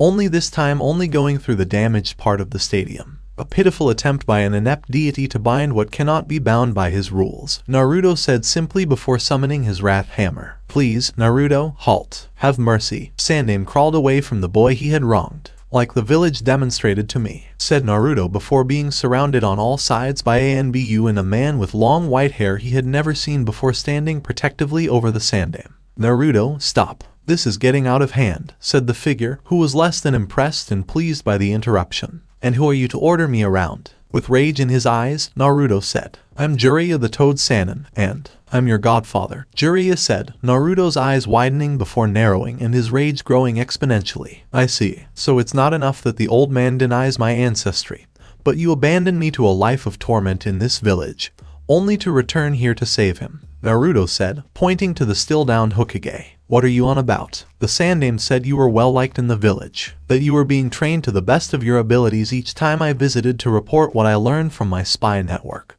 Jiraiya said before returning his gaze to the Hokage's embarrassed expression. It appears that the old man duped you as well. Everything he told you is a complete lie, Naruto said with a hollow tone of amusement in his voice. What's going on, sensei? You said he was well liked in Konoha. You said the Yondaime's dying wish was being fulfilled. Naruto was being properly guarded against his father's enemies, Jiraiya said, looking away from his second of three students as Naruto laughed. Loved, protected, except from a few people and on fewer occasions, I have received none of those things from this village. Without a doubt, he deserves credit, said Naruto, pointing his wrath hammer at the Sandaime. However, I can't let you kill him, Naruto. The invasion has ended. I took down Sabaku no Gaara, and his siblings are currently being detained, Jiraiya said, having done his share of fighting during the invasion. Meanwhile, Naruto was less than pleased with the Sannin's words, and he looked down at the severely injured cage the sage was standing over, knowing that now was not the time to deal with either of them, as he had other matters to attend to, and the enemy at the walls was one of them. We'll talk about it another time, old man. Consider this light beating a warm-up for the wrath I'll unleash on you later. For the time being, I have some pests to get rid of in my village, said Naruto as he prepared to leave to fight the now fleeing allied forces. Sensei, you have some serious explaining to do, and unless I get the whole truth out of your mouth, I'm going to let him finish you off, Jiraiya said, suppressing his own rage at the old man. The Sandaime sighed, his age finally catching up with him, and he felt things were only going to get worse from here. Konoha spent the next week recovering from an attack by allied forces led by the now dead Orochimaru of the Sannin, who killed the Kazekage in order to impersonate him and trick Konoha's ally into attacking. Now that things were starting to fall into place, negations were being made with Sabaku no Kankuro, while Jiraiya spent his time with Gaara fixing his seal so the boy could be more stable and finally sleep. There were those in Konoha who were opposed to the new alliance treaty between the two villages, believing that Suna should make reparations at a high cost. Jiraiya, who had been acting as temporary Gondame Hokage due to the Sandame's injuries, and his sensei's apparent declining health all contributed to the peace. Kankuro had explained to Jiraiya why Suna did what they did, because the wind daimyo was draining them dry and would not change his mind about giving missions to Konoha over Suna. Orochimaru had spoken into the Kazekit's ear with honey-filled words about making Suna great again and how using Gaara in the process would make the village grand like it had been in the past. Jiraiya could comprehend. He'd also been poring over the Sandame's papers, discovering that the Kazekage had asked the Hokage to intervene on his behalf to prevent the wind daimyo from annihilating his village. The Sandame, on the other hand, had apparently ignored the Kazecage's pleas by ignoring the message and not sending any message to the feudal Lord of Wind. Jiraiya realized his sensei saw Suna getting stronger with Gaara as their Jinchuriki, who was getting stronger with each passing year and using the one power tails while Naruto couldn't tap into it at all due to their seals being completely different. And the Hokage had taken the route of weakening Suna to compensate. That one side needed the other to survive, but Orochimaru had offered to help Suna and tip the balance of power in favor of the Kazekage. Everything else the Kazekage did was to ensure that things remained in Suna's favor for a long time, regardless of how they were accomplished. Despite the fact that Naruto had thrown a monkey wrench into the entire plan by killing Orochimaru upon his arrival at the Chunin exam finals. After the Kazecage's siblings were imprisoned, Naruto paid them a visit before the Toad Sannin spoke to any of them, though Jiraiya had no idea what they talked about because the guards watching them were on the ground with broken bones in various places and were too in pain to pay attention. Whatever they discussed, it had Kankuro moving to begin negotiations right away, and Temari blushing after Naruto left with a smirk on his face. "Temari-chan, I'll see you in a few years. I'm excited for our eventual date and that's something." He only said those words to the eldest of the Suna siblings before leaving them to talk amongst themselves. Speaking of Naruto, the Toad Sannin was dissatisfied with how the boy was treated in Konoha after discovering it through his own snooping, and the records he obtained to prove the abuse was true. It made the Sannin's blood boil, and he cursed his sensei for bowing to the council's whims along with this elder god Raiden. Jiraiya didn't understand the entire story, but it proved to him that the child of prophecy was most likely Naruto, and that the boy was out to destroy the shinobi way rather than save it. If Jiraiya had been able to raise the child as he had hoped, the Sannin would have tried to persuade him to save the world from destruction and bring about everlasting peace. Unfortunately, the old adage "there can be no peace without war" popped into his head, and it seemed to be in Naruto's as well. The boy now walked, and fought like a warlord attempting to carve his name into the world, to build an empire on the bodies of his long-dead enemies. "What happened to you, Naruto?" Jiraiya pondered, unsure how he could make things right for his godson. Jiraiya couldn't be the permanent Hokage because of his responsibilities to his godson, not to mention his spy network, which required him to travel and meet with his contacts. He dared not return the position of Hokage to the Sandame because his sensei no longer had the strength for it, as he discovered when visiting the man in the hospital. The once great kami of shinobi looked old, his face showed it, and the man's eyes looked tired from the job's demands. And Jiraiya could only feel sorry for him. The Sandame had told him everything concerning his actions against Naruto, regarding the elder god Raiden's visit, informing the Hokage of the boy's potential, and the threat he posed to the world if he was discovered. The fact that Naruto was the Jinchuriki of Kyuubi made it even more important that the last Uzumaki and possibly the entire known world be kept on a tightly collared leash that they could yank hard when necessary. With this child of prophecy wielding so much power, the lives of Konoha and the entire world were at stake. Jiraiya's life does not outweigh the village or the world's. You will realize this sooner or later. That's what Sandame told him in the hospital. Jiraiya responded by calling him and this elder god fools for causing this situation, with Naruto resenting Konoha to occur. That the boy chose to use his power against the leaf rather than for it when given the choice, and that the only reason Naruto was still in Konoha was to make the village the heart of something greater. Jiraiya didn't know or understand why, thanks to a certain retired again Hokage keeping the Sannin away from Naruto. At this point, it would have been more merciful to let Orochimaru kill their former sensei, and Jiraiya was confident Hiruzen would agree. Naruto was not surprised to find his apartment building destroyed, and he was even less surprised to see that it had been done by the people of Konoha rather than its very enemies who had invaded not long ago. The crowd of civilians and some of Konoha's shinobi were all cheering at the destruction of the demon's lair, with him now homeless like some of them. Many expected the boy to weep, cry, and wallow in despair over the loss of his home, with Naruto's only option being to sleep in the alleyways, to beg someone to let him stay the night. And even if they did, the cost would make hotels look cheap in comparison. However, due to their short-term memories failing, this was not the Uzumaki Naruto they remembered. And even if he was the Naruto they supposedly knew, he would rather sleep in the alleyway than sleep one day in their houses for a hefty financial fee he most likely couldn't afford. When Naruto appeared, they all smirked and mocked him about the loss of his home. He retaliated by leaving those responsible either dead or severely injured, as if death had claimed them. Some shinobi arrived on the scene, demanding that he surrender for the people's attack, and there were shinobi lying on the ground around them. With the squad in front of him hesitant to engage in battle, Naruto simply made a come-get-me hand motion, which made the son of the Yondaime laugh at their cowardice before leaving them to collect those who were still barely alive. So, where had he gone? Well, yes, fuck me Naruto-kun, yelled Anko as she was being plowed from behind by the Uzumaki in her own neighborhood. Yes, that's correct. Mitarashi Anko was being fucked by Naruto. What caused this to happen? The special Jounin had been so relieved to be free of Orochimaru's control after Naruto killed him. The curse seals on all his victims, including one Uchiha Sasuke despite his desire for it to remain.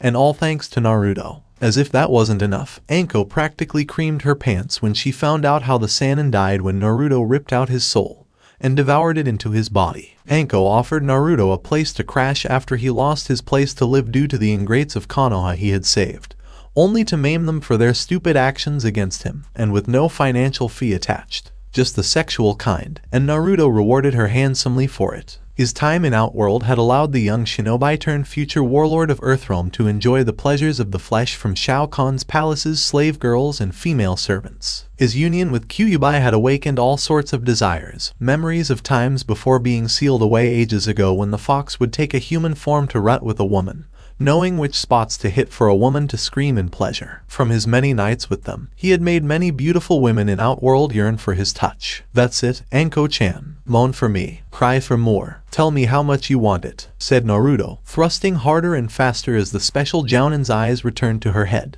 Aikwotem coming. Aikwotem fucking coming, screamed Anko as she cried out and slammed into Naruto before collapsing on the barely holding bed. That will take several days of doing this for hours on end each time. At this rate, you're going to need a new bed, Naruto said, while Anko agreed with a moan sound from her throat. Well worth it, Anko said, breathing heavily and looking back at him before rolling over on top of him. Agreed, Naruto said as she rested her sweaty body against his. There's another reason behind our agreement to stay here, Anko explained as she noticed Naruto raise an eyebrow at her. Really? Said Naruto, seeing Anko nod with a surprisingly calm and serious expression. It's just, I've hated Orochimaru my entire life, ever since he dropped me like a sack of shit on Konoha's doorsteps with no solid memories of how it happened. I tried to prove I was loyal to the Leaf, that I wasn't him, that I wasn't some kind of sleeper agent intent on destroying the village like he wanted to since the event that caused him to flee. Why didn't you run away? Inquired Naruto as Anko kissed his muscled upper torso. Where could I go? I had nothing but the clothes on my back, and I was so strapped for cash that the only way to escape would be to whore myself out to anyone willing to pay. I was too young for that anyway,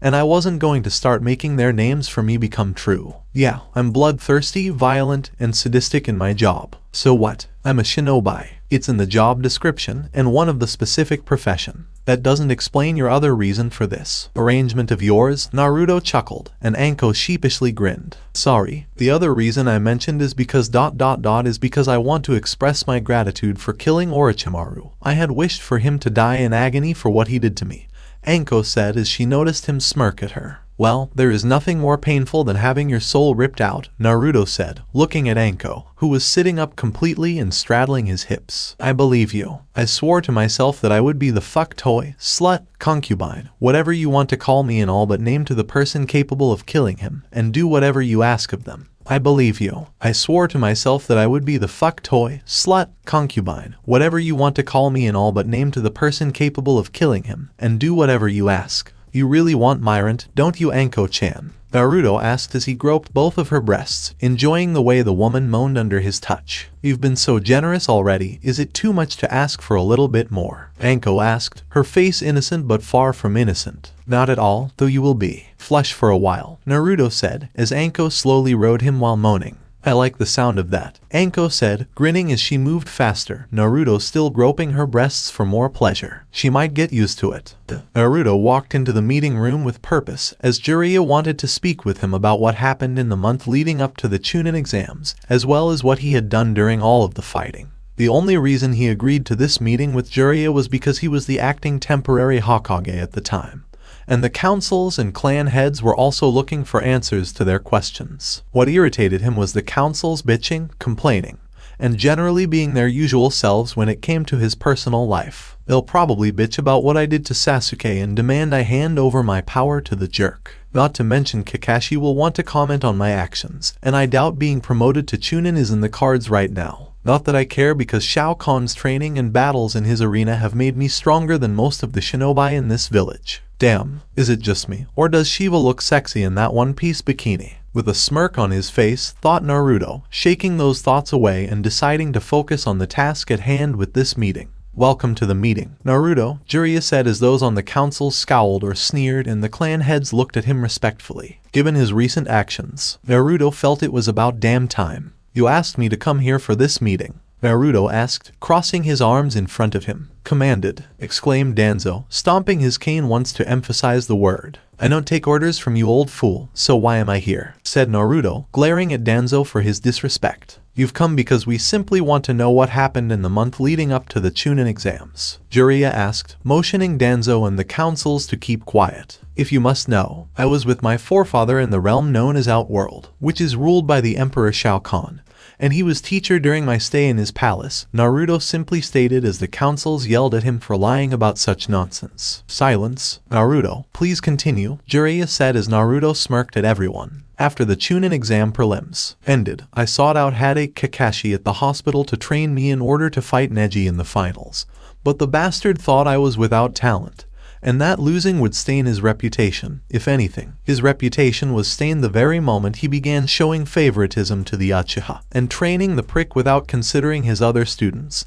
Naruto said, with the councils once again up in arms about him. And regardless of whether it is correct, that still doesn't explain your sudden growth, new powers, and everything else you did during the invasion, Hamura said, while Naruto laughed. You say I don't have any manners, but your own actions would be considered rude to others, and people would think of you the same way you think of me. Not that it matters. As we argued, I left Kakashi to pamper the Uchiha, and was then ambushed by a bunch of Konoha shinobi wanting to ensure I never made it to the Chunin exam finals. They even mentioned something about getting me killed. Heads will roll in my house if the elders decide to do anything, Hayashi thought, knowing that his own investigation would be required to clear his clan of this entire mess. The next thing I knew, I was in Outworld recovering from my injuries, which, according to what I learned, weren't healing from using Kyuubi's chakra since Orochimaru cut off the tap when I fought him in the Forest of Death. After Shao Khan told me where I was, he wanted to train me for the Chunin exams, and it was then I was told of our bloodline connection, said Naruto, seeing many go pale because they thought the boy they hate. Bloodline connection? Shikaku asked, now paying attention and looking wide awake for the first time. Yes, it appears the Sage of Six Paths was in fact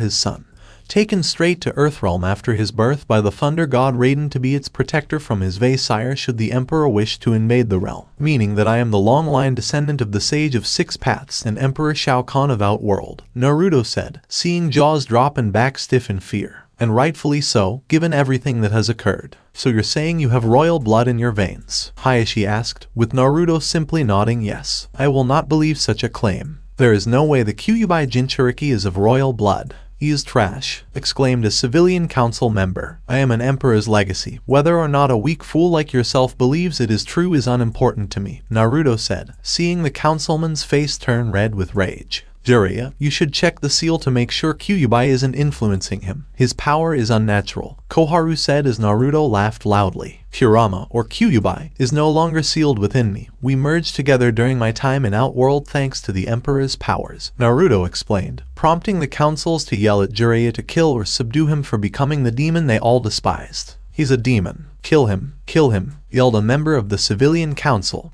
pointing to Naruto. Hold him accountable for crimes against Konoha and the Uchiha, exclaimed another. Enough. What is it with you people and your lack of intelligence? The Sandaime may have bowed to your whims in keeping the boy's potential locked away, but I won't be your puppet. And I'm damn going to make sure Naruto isn't either, said Jiraiya, while Naruto smirked even more because he could kill these fools right now but couldn't because the time wasn't right and he needed to be patient. But, Jiraiya-sama, this demonic abomination is a threat to all of Konoha. Our very way of life is at stake, exclaimed Himura as the Sannin scowled at him and noticed Danzo staring at Naruto with a calculating eye. My gaze has no impact on him. Oh no. Danzo wondered how that was possible given his harvested sharing an eye behind his bandage had the ability to influence others. You mean he's a threat to all of you, said Jiraiya, seeing the council scoff at the mention of the Yondaime while the clan heads glared at them. Not to change the subject, but I have a question for you, Jiraiya-san. What is to become of the position of Hokage? You are only temporary in terms of the position, Shibai said, because Jiraiya was needed elsewhere, and throughout the elemental countries. I'm going to find a proper replacement for the Sandaime because Sensei is clearly too old for the job, Jiraiya said, seeing Danzo scowl. Who? Why not just name Danzo? He was the Sandaime's rival after all, a civilian council member asked. Back when they were both young. If the Sandaime is too old to be Hokage, so is the cripple, and that is that, exclaimed Tsume, who had no love for the Sandaime because of how the old man let the village hurt Naruto, and even less for Danzo because of his warring ways with no regard for his subordinates. Damn you, Inuzuka, Danzo thought, making a mental note to cripple the Inuzuka clan when he became Hokage in the near future. Who do you have in mind, Jiraiya? Inoichi asked, as Jiraiya smirked at him. My old teammate Senju Tsunade, Jiraiya said, sending the councils into a frenzy until Naruto had had enough and swung his wrath hammer down on the meeting room table to silence them. The next one who speaks will face my wrath, exclaimed Naruto, seeing many people staring at the wrath hammer and sweating profusely. After all, they'd seen what it was capable of. Reminder to self, beg Uzumaki-san not to show that hammer to my wife. Also, ask him to refuse any request from my wife to make one for her, Shikaku reasoned, knowing that in the hands of his wife would spell doom for him and his son. Wow, that's huge, Tsume thought as he watched Naruto swing that heavy weapon around like it was nothing. If she was only a few years younger. Are you done here? I have things to do, Naruto asked, seeing as the councils wanted him to stay so they could yell some more. But Jiraiya simply nodded, knowing they would talk again without the idiots in the room. Jiraiya, you must do something to contain him or control him in some way to keep the demon from turning on us, Himura said, seeing Jiraiya scoff at them. Like what? You saw what he did at the Chunin exams. He killed the enemy shinobi that were invading left and right, not to mention he killed Orochimaru by devouring his soul. I like mine where it is, thank you very much, Jiraiya said, his voice tinged with humor. However, he is the village's weapon and must be controlled, that is his purpose, Danzo said, rolling his eyes, like Suna did with the Kasuke's youngest. They twisted that poor boy's mind like a whiny toy until he snapped and went insane. Jiraiya said, as Danzo shrugged. A weapon is a weapon, regardless of its lack of sanity, and the master is the one controlling the weapon. The Kasuke lacked proper control, and this is the end result, Danzo said casually. And you still wonder why Sensei's sensei didn't nominate you for Hokage, exclaimed Jiraiya before adjourning the meeting, forcing Danzo to swallow his pride. Is this information correct? Asked one figure among 8 others, addressing them as a leader should. Yes, Pain-sama. Uzumaki Naruto killed Orochimaru during the Sannin's failed attack on Konoha, and he apparently ripped out his soul, Itachi said, seeing some of the group members look concerned. How is that possible? You told me the boy had been neglected since birth.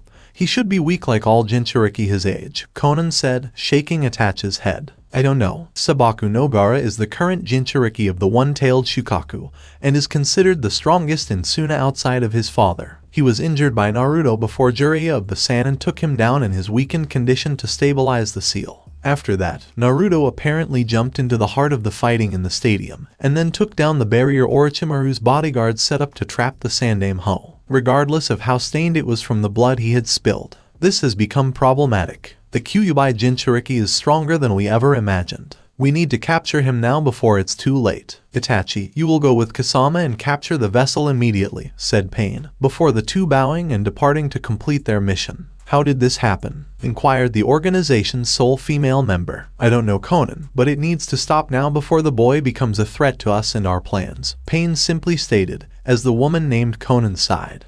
Jiraiya is going to find Tsunade-sama and is taking you with him. That's so unfair, exclaimed Tenten, who was on her way to see Naruto with Guy and Lee on crutches when they heard the news. Would you like to come along with us? Asked Naruto, while Tenten looked hopeful with stars in her eyes. Can I accompany you? Please, please, please. Tsunade-sama is my idol, and I aspire to be a strong kunoichi like her, Tenten said, bouncing around in front of him. Well, it couldn't hurt, could it, Guy-san? You are her sensei after all, Naruto said while Guy was thinking about it. Well, Guy said before seeing Tenten's murderous aura and her seemingly out of nowhere pulling out all sorts of weapons. Say yes or you'll die. Tenten reflected while the words were clear in her eyes. Of course, my student is meeting her idol after all, Guy said, backing up a few steps with a hearty yet nervous laugh. Why? Thank you, Guy-sensei, exclaimed Tenten as she transformed from potential murderous psychopath to the sweet lovable girl Guy knew, hugging him and skipping away while humming a tune. Guy-sensei ... What did I just witness? Asked Lee, as Naruto laughed and Guy looked nervously at his student. What you saw, my young student, is what happens when you don't make a woman with shinobi training happy for the briefest of moments until she gets what her heart desires, Guy explained, with Lee nodding and taking notes. I'll remember this, sensei, Lee said as Naruto shook his head at the two. Yes, please do write this down, Lee. It may save your life one day if you ever face such an event like this personally, Guy said knowingly, as if he were a teacher giving his student advice. Those two will die virgins, Naruto thought as he left them to their own devices. Are you looking for Senju Tsunade? Asked Kakashi, who had appeared casually by the corner of an alleyway. What business is it of yours, Haddock? Scowled Naruto as he looked at the Jounin. It's my business, Genin, because I'm your Jounin sensei, and I'm the one responsible for your well-being until you're promoted, so I need to know everything you do, Kakashi simply stated as Naruto scoffed. That, and you want to make sure she heals Sasuke's injuries I gave him, Naruto said, noting Kakashi's frown. That, too, when she returns here to become Hokage, I'm moving for your dismissal from the Shinobi program and bringing you up on charges, Kakashi said before walking away,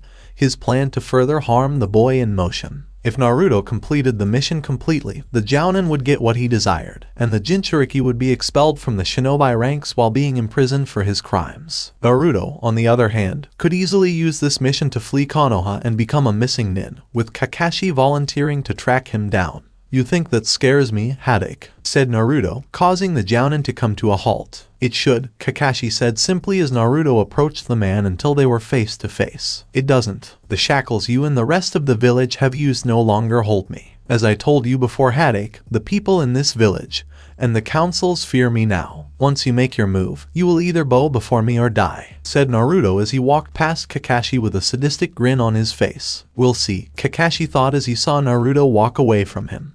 I was hoping it would just be the two of us traveling together, Naruto. We have a lot of time to make up for because of the Sandame's actions, Jiraiya said, seeing Tenten scowl at him. Let her come with us, Jiraiya, there's no harm in it, Naruto said casually, knowing that another set of eyes couldn't hurt in locating their target for this mission. I was hoping to train you in some of the skills your father had in his arsenal that I had taught him, Jiraiya explained simply. Like what exactly? Inquired Naruto. This, exclaimed Jiraiya as he formed a chakra orb in his hand. What is that? Tenten asked, seeing the thing manifest itself. It's the Rasengan. The Yondaime Hokage created this little number before teaching it to me. It took us both years to get down, Jiraiya said before wincing at the thought of addressing the boy's father by his title. Wait, you just called Naruto's father the Yondaime Hokage, but ... that would mean, said Tenten as she looked from Jiraiya to Naruto, back to Jiraiya, and finally at Naruto, who was amused by her actions. Nice going, big mouth, Naruto said, looking sheepishly at Jiraiya. Oops, exclaimed Jiraiya as Naruto sighed. Morund, exclaimed Naruto as he noticed Tenten getting ready to crash. You're the son of the Yondaime Hokage, exclaimed Tenten, shaking his finger at him. That's not really common knowledge, and I'd like to keep it that way for the time being,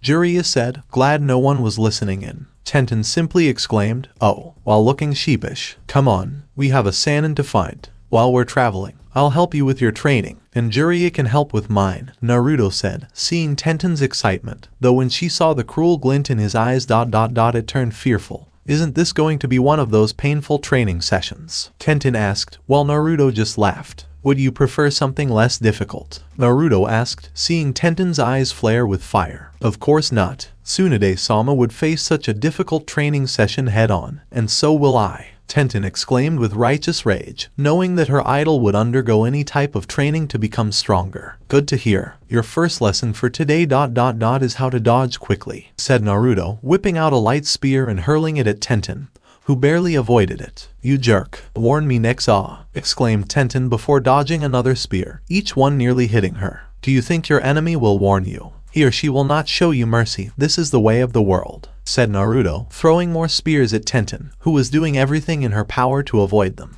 Good thing I'm the one training him and not the other way around, Jiraiya thought as he noticed Naruto's method of training the girl. It was going to be a long journey. The boy is growing too powerful, and you must allow me to stop him, Raiden begged the other elder gods. No, you will not, yelled the elder gods, tired of hearing this from their fellow elder god in his attempts to overthrow their laws. The boy will cause chaos, destruction, and violence to Earthrealm, just as Shao Khan did. He is the emperor's legacy, Raiden exclaimed as the elder gods stared at him with smoldering eyes. You made the boy a citizen of Earthrealm by taking Shao Khan's progeny from Outworld, and he had children of his own. You made this happen, Raiden, and we are well aware of your influence on those around the boy when he was growing up to ensure his stunted growth. You have done enough to him, Raiden. You can only interfere in the lives of mortals so much before reaching a limit to your right to interfere, and you have reached that limit. And if the boy does something that endangers the realms, Raiden asked after a brief pause, if Uzumaki Naruto threatens to destabilize the realms, we will intervene to prevent it and order him to stop his actions before they cause disaster. Until then, we can do nothing but watch his progress, said another elder god with an ethereal male body resembling a Viking warrior. The moment that boy steps out of line, I'll end him, Raiden thought before disappearing in a flash of lightning. You're a jerk. Tenten scowled at him as she was bandaged up. Please, you had it easy compared to what I had to go through to get to where I am now while studying for the Chunin exams. You're such a quick baby, Naruto said as he sat in a chair next to her bed while Jiraiya went about gathering information on where Tsunade might be hiding. And by gathering information, Jiraiya meant spying in bathhouses, hitting on women in various red light districts, and so on. I believe it because you have the muscle that beat Neji in the Chunin exams to within an inch of his life, Tenten said, blushing as he looked at his semi-exposed torso with all that muscle mass behind it. How about your teammate? When Tenten shrugged, Naruto said, I'm still Neji, though I think the whole fate has declared me the winner thing is out of his system, Tenten said, seeing Naruto smile at the memory. Good, I don't think I can get away with beating him a second time with that level of brutality. Naruto laughed, and Tenten joined in. A knock on the door cut them off. Uzumaki Naruto, said the shorter of the two people standing outside the room Naruto was in with Tenten, in hushed tones. It depends on who asks, Naruto said, seeing the taller one with blue skin smirk. The Akatsuki, the shorter of the two men, said. Never heard of you, Naruto said, slightly frowning but clearly not at his words. Naruto looked more like what he expected to see. You must accompany us. Peacefully, said the shorter man, though his taller companion clearly hoped against it. Come on, Itachi, the guys aren't going quietly or peacefully with us. On him, I smell blood. He's similar to me. He's a savage, said the tall man holding the bandaged sword. It's too bad we're not in Outworld. The Emperor would have loved to have an agent like you on his side, Naruto said, as the blue-skinned man frowned in confusion. Huh? Sighed the man with the shorter one named Itachi. Enough with Kisame. Naruto will accompany you. This is not negotiable, Itachi stated before shifting his gaze slightly to the left in response to Tenten's kunai thrown from behind Naruto. It certainly isn't, Tenten said as she saw Itachi look beyond Naruto to see the girl get out of bed and now holding a sword. How should we proceed, Itachi? Name them both and then take the Kyuubi Jinchuriki in the aftermath, said Kisame, his partner remaining silent on the subject. I have a third option, Naruto said, drawing their attention. What about a third option? Itachi said, raising an eyebrow. Yeah, you and your butt buddy get out of my way before I shove his sword up your ass, Naruto said as he shut the door in front of them. Did he just say? Kisame said, looking at Itachi, who nodded and sighed. He did, indeed. We must now do things the hard way, Itachi said simply because he knew it would involve violence. Not at all. He referred to us as butt buddies, as if we're gay. I am not a lesbian, Kisame yelled angrily before kicking down the door and was met with a light spear to the gut. Your attire says otherwise, Naruto said with a grin. Gaki, you're so dead, Kisame said as he broke the light spear and watched the rest of it dissolve before charging at Naruto with Simhata slightly unwrapped. Naruto grinned as he dodged the man's sword swings, materialized his wrath hammer, and hit Kasama in the face with it, sending the former Mist Shinobi flying back out of the room and hitting the wall with a thud before spitting out some blood with a mix of some teeth. Tenten herself was on the defensive against Itachi, with a sword in one hand and several kunai ready to be thrown. "You'll have to outrun that fishy-chan," says Naruto, covering Tenten's flank so Kasama can't get to her. In rage, Kasama began locking weapons with the Uzumaki and was surprised the kid was matching him in strength. It just wasn't possible. Clashing with the Wrath Hammer several times, Kasama swung horizontally, but Naruto leaped to avoid the move, then used the opening to hit missing Nin with charging spikes that slammed the man hard against the wall. His power has a trace of Kyubai's chakra, but this power coats his body for an instant.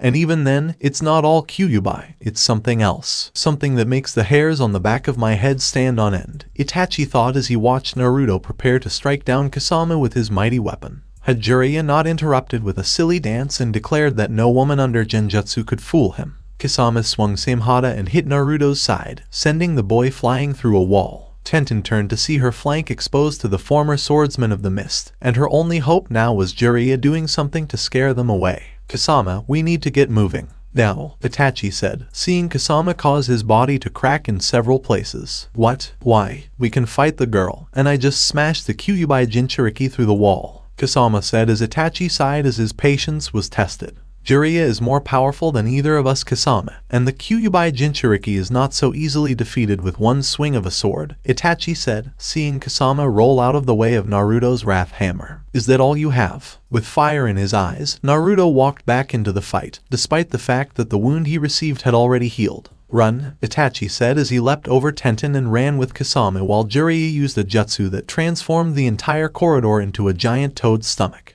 Jiraiya apparently had suspicions based on what Naruto could see of the dark flame left behind. As the Sannin sealed it away, the Kunoichi of the group was looking at Naruto and piecing together what she had just experienced in this fight. Naruto was a Kyuubi Jinchuriki, a human sacrifice. She remembered his birthday being on the day of the Kyuubi festival, when many people were out with various objects meant to hurt someone if not used carefully, or in Naruto's case, could hurt someone if used carefully, and on him for what he held. Kyuubi. During the battle, they referred to you as the Kyuubi Jinchuriki. That implies you carry the Kyuubi no Kitsune within your body, doesn't it? Tenten said, seeing Naruto look at her for a moment. "I did," Naruto said, seeing Tenten's puzzled expression. "What exactly do you mean by I did? Are you saying Kyuubi escaped somehow?" Tenten said, seeing Naruto chuckle at her now slightly worried expression. "No, I have joined forces with Kyuubi. It happened while I was away from Konoha training for the Chunin exams. His knowledge, power, and pretty much everything else about the fox is now mine to command," Naruto said, seeing Tenten's eyes bug out of her sockets. "Really? Wow. That is simply ... wow." Saw all the stories about Kyuubi practically being power incarnate, and here was the person holding all of it inside his very body, Tenten said. "Yeah, isn't it difficult to believe?" said Naruto, with Tenten nodding in agreement because it was difficult to believe. "We have to get moving. They may have fled, but that doesn't mean they won't return. With Tsunade on our side, they won't dare to move, and would need reinforcements to even try," Jiraiya said, as Naruto narrowed his eyes and slammed the Sannin against the wall. "And how did you find out about Jiraiya? You weren't surprised to see them when they came to get me. When I mentioned I was the Kyuubi Jinchuriki in front of Tenten, you didn't even react. Why is this the case?" Naruto said as Jiraiya struggled to break free from his iron grip. "When I wasn't tracking Orochimaru, I was tracking the Akatsuki, and their interest in Jinchuriki was sealed. It's not easy to get into their organization, and I told Sensei everything I knew about them. I told him you needed to train hard in all aspects of being a shinobi, and he said you were. That you were making great strides in your training, so there was no need to worry," Jiraiya said before Naruto let the man go after a few long seconds. "In other words, don't look into me personally and catch the Sandaime in a lie," Naruto said, his rage now directed at the old man.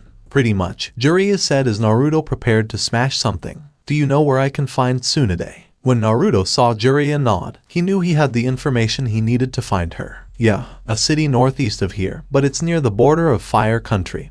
And if we spook her, she'll flee. The Sandaime has tried for years to recall Tsunade, and she, well, ignored him," Jiraiya said, seeing Naruto's eyes narrow with a question about the woman in his head. "If you're my godfather, does that make her my godmother ... and does she know anything about me?" When Naruto noticed Jiraiya's grimace, he said. I really don't know. She treated your mother as if she were a daughter. But I don't think she'd hate you. If anything, her presence in Konoha would have persuaded her to stay. And since the Sandaime lied to me, Jiraiya said, seeing the warlord in training nod, then he most likely lied to her as well. We'll find out soon enough, Naruto said, as he beat the old man deeper into the grave he was already in, and placed a blood-stained tombstone with the words traitor on it, written beneath his name.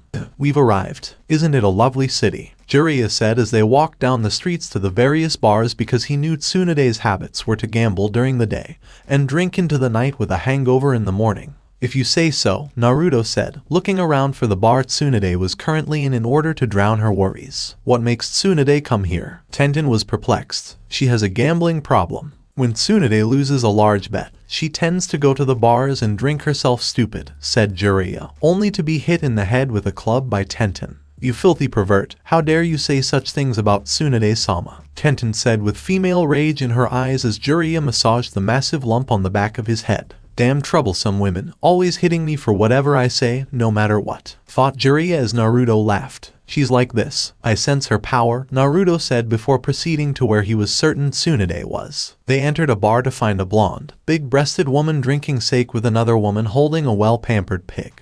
And it was clear she wasn't in a friendly mood.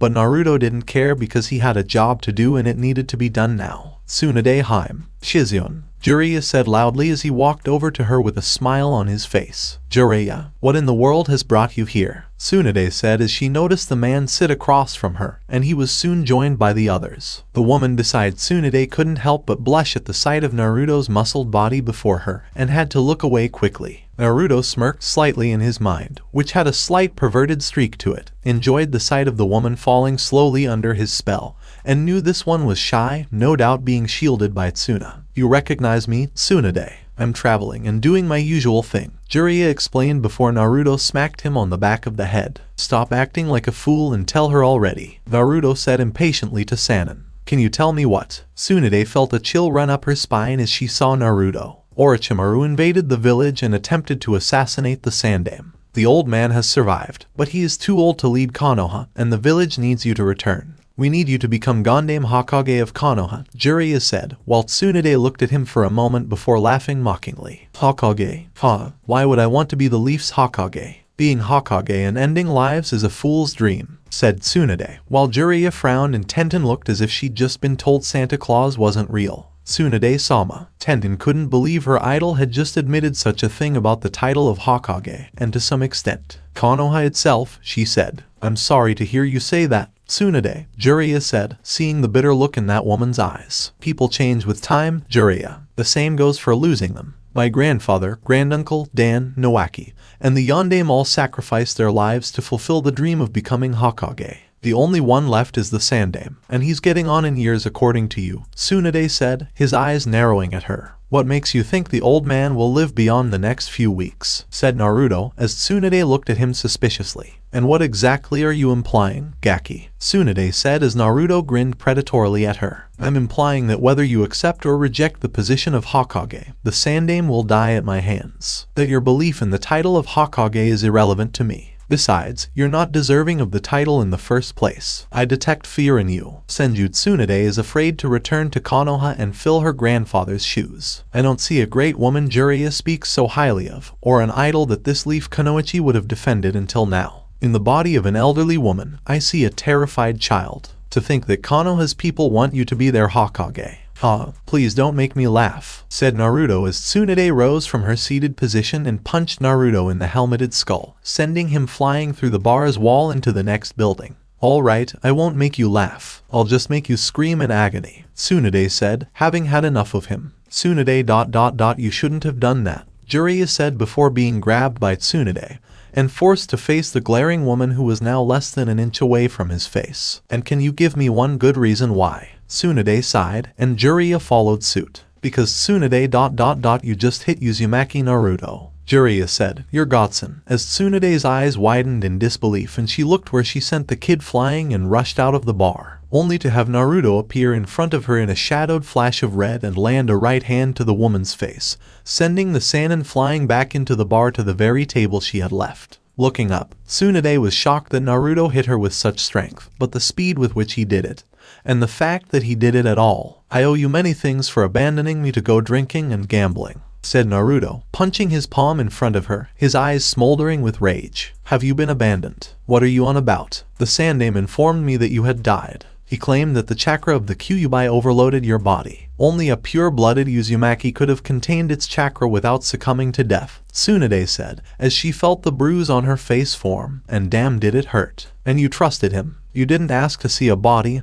did you? Jiraiya said, seeing Tsunade turn away. I was heartbroken. I'd already seen Kushina's body, as well as the bodies of the other people I'd lost over the years. I didn't have the courage to look at a child's burned corpse that belonged to her, Tsunade explained, with Naruto looking enraged. Oh, that old man. I should have, and I intend to rip out his soul as I did Orochimaru's, Naruto said as his body was consumed by a blood-red aura. What's going on, Jiraiya? What happened to change my godson? Tsunade said, watching Naruto's power consume the bar and scare everyone inside. A lot, Jiraiya said as he watched Naruto use his incredible power to cause damage to something. Tsunade Senju, I hereby issue you a Mortal Kombat challenge, exclaimed Naruto, his mind lost in his rage before pointing at Tsunade, who looked shocked at his declared challenge. Whoa, you're going a little too far, Naruto. Calm down, people, Jiraiya said as Naruto's bloodlust-filled eyes turned to him. Would you like to fight me as well, Jiraiya? Fine, you can assist Tsunade in her fight. It's obvious she needs help.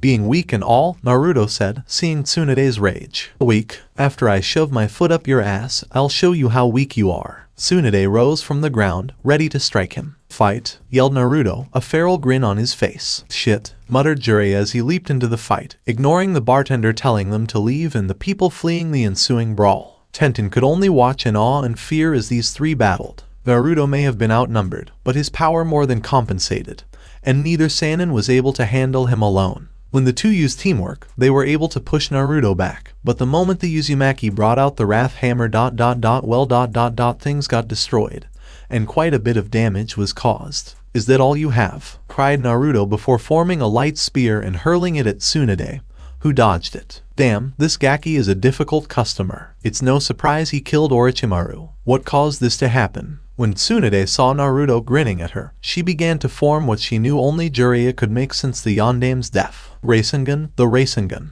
Do you like it? Jiraiya showed it to me a few days ago while traveling to find you, and I've been training to master it ever since, said Naruto, holding a crude form of the Rasengan in his hand.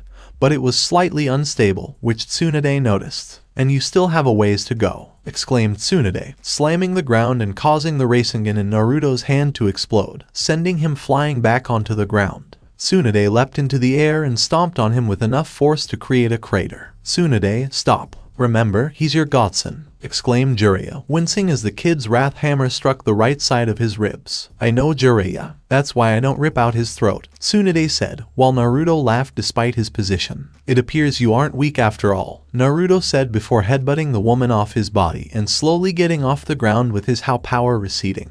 Oh, that hurt you big dumb bastard, screamed Tsunade, rubbing her brow. So is it you leaping into the air and then landing on me with your super strength, you big-breasted bitch? Naruto countered, Tsunade scowling at him. What exactly did you say? Tsunade jumped to the ground and had to be restrained by Shizune. Tsunade-sama, no more, please. You've done enough damage to the area, and we'll have to pay the bar's damages if we don't leave, Shizune said, seeing Tsunade look at the destroyed building and cursing knowing it was true. Fine, but it's not over yet, Tsunade said, seeing Naruto dust himself off and laugh. You keep telling yourself that, Naruto said as he walked away from them. Wait, I have a proposition for you, Tsunade interrupted the future warlord and emperor of Earthrealm. Exactly what? Said Naruto, perplexed. This is Rasengan. You haven't mastered it yet, Tsunade said, while Naruto looked at her with a slight annoyance on his face. That doesn't mean I won't in the future. What exactly is your point? Naruto said, turning to face her. I'm willing to bet you can't finish in a week what Jiraiya and the Yondaime took years to create. If I win, I don't have to return to Konoha, and I can stay away from it for as long as I want, Tsunade said, with Naruto now showing interest in her challenge. And what if I win? I saw Tsunade grab a necklace with a green gem of some sort that was around her neck, Naruto said.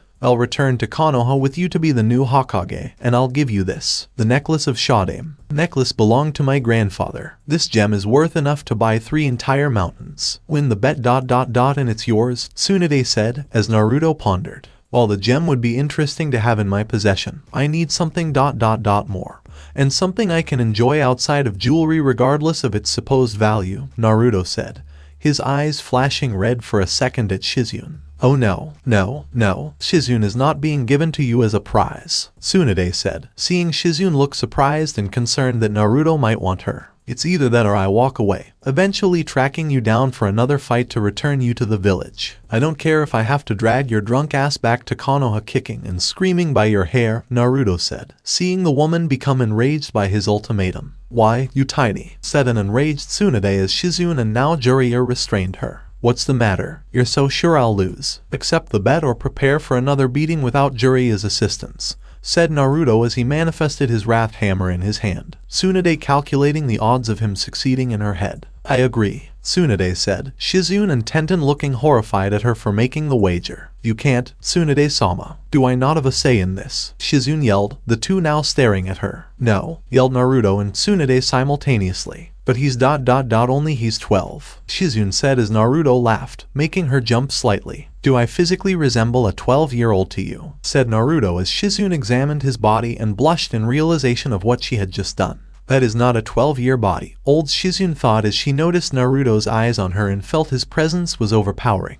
I'll see you in a week. Don't leave town or I'll be very angry, Naruto said to the Uzumaki, leaving Tsunade, Jiraiya, and Shizune to talk while Tenten followed. Naruto, how can you place such a wager? Tenten said, seeing Naruto look over at her. Because it's in her blood. Tenten, she has a gambling habit, or have you been paying attention to Jiraiya when he talks about her? Said Naruto, as Tenten moved in front of him, glaring. I'm not interested. Tsunade-sama isn't what I expected her to be when we first met. What I'm curious about is why you changed your bet, Naruto. What you're asking of Tsunade and Shizune is insidious, Tenten said, while Naruto just shrugged. What if it is? You think I'm the only person in the world who would wager on another human life? Women and men are constantly auctioned off in the slave trade. Slaves are constantly used as currency in wagers. Tenten is kept by the winners, while the losers weep. And don't say women don't participate in the slave trade or have men as slaves, Naruto said as Tenten tried to rebuke him, but saw no way around the truth and sighed.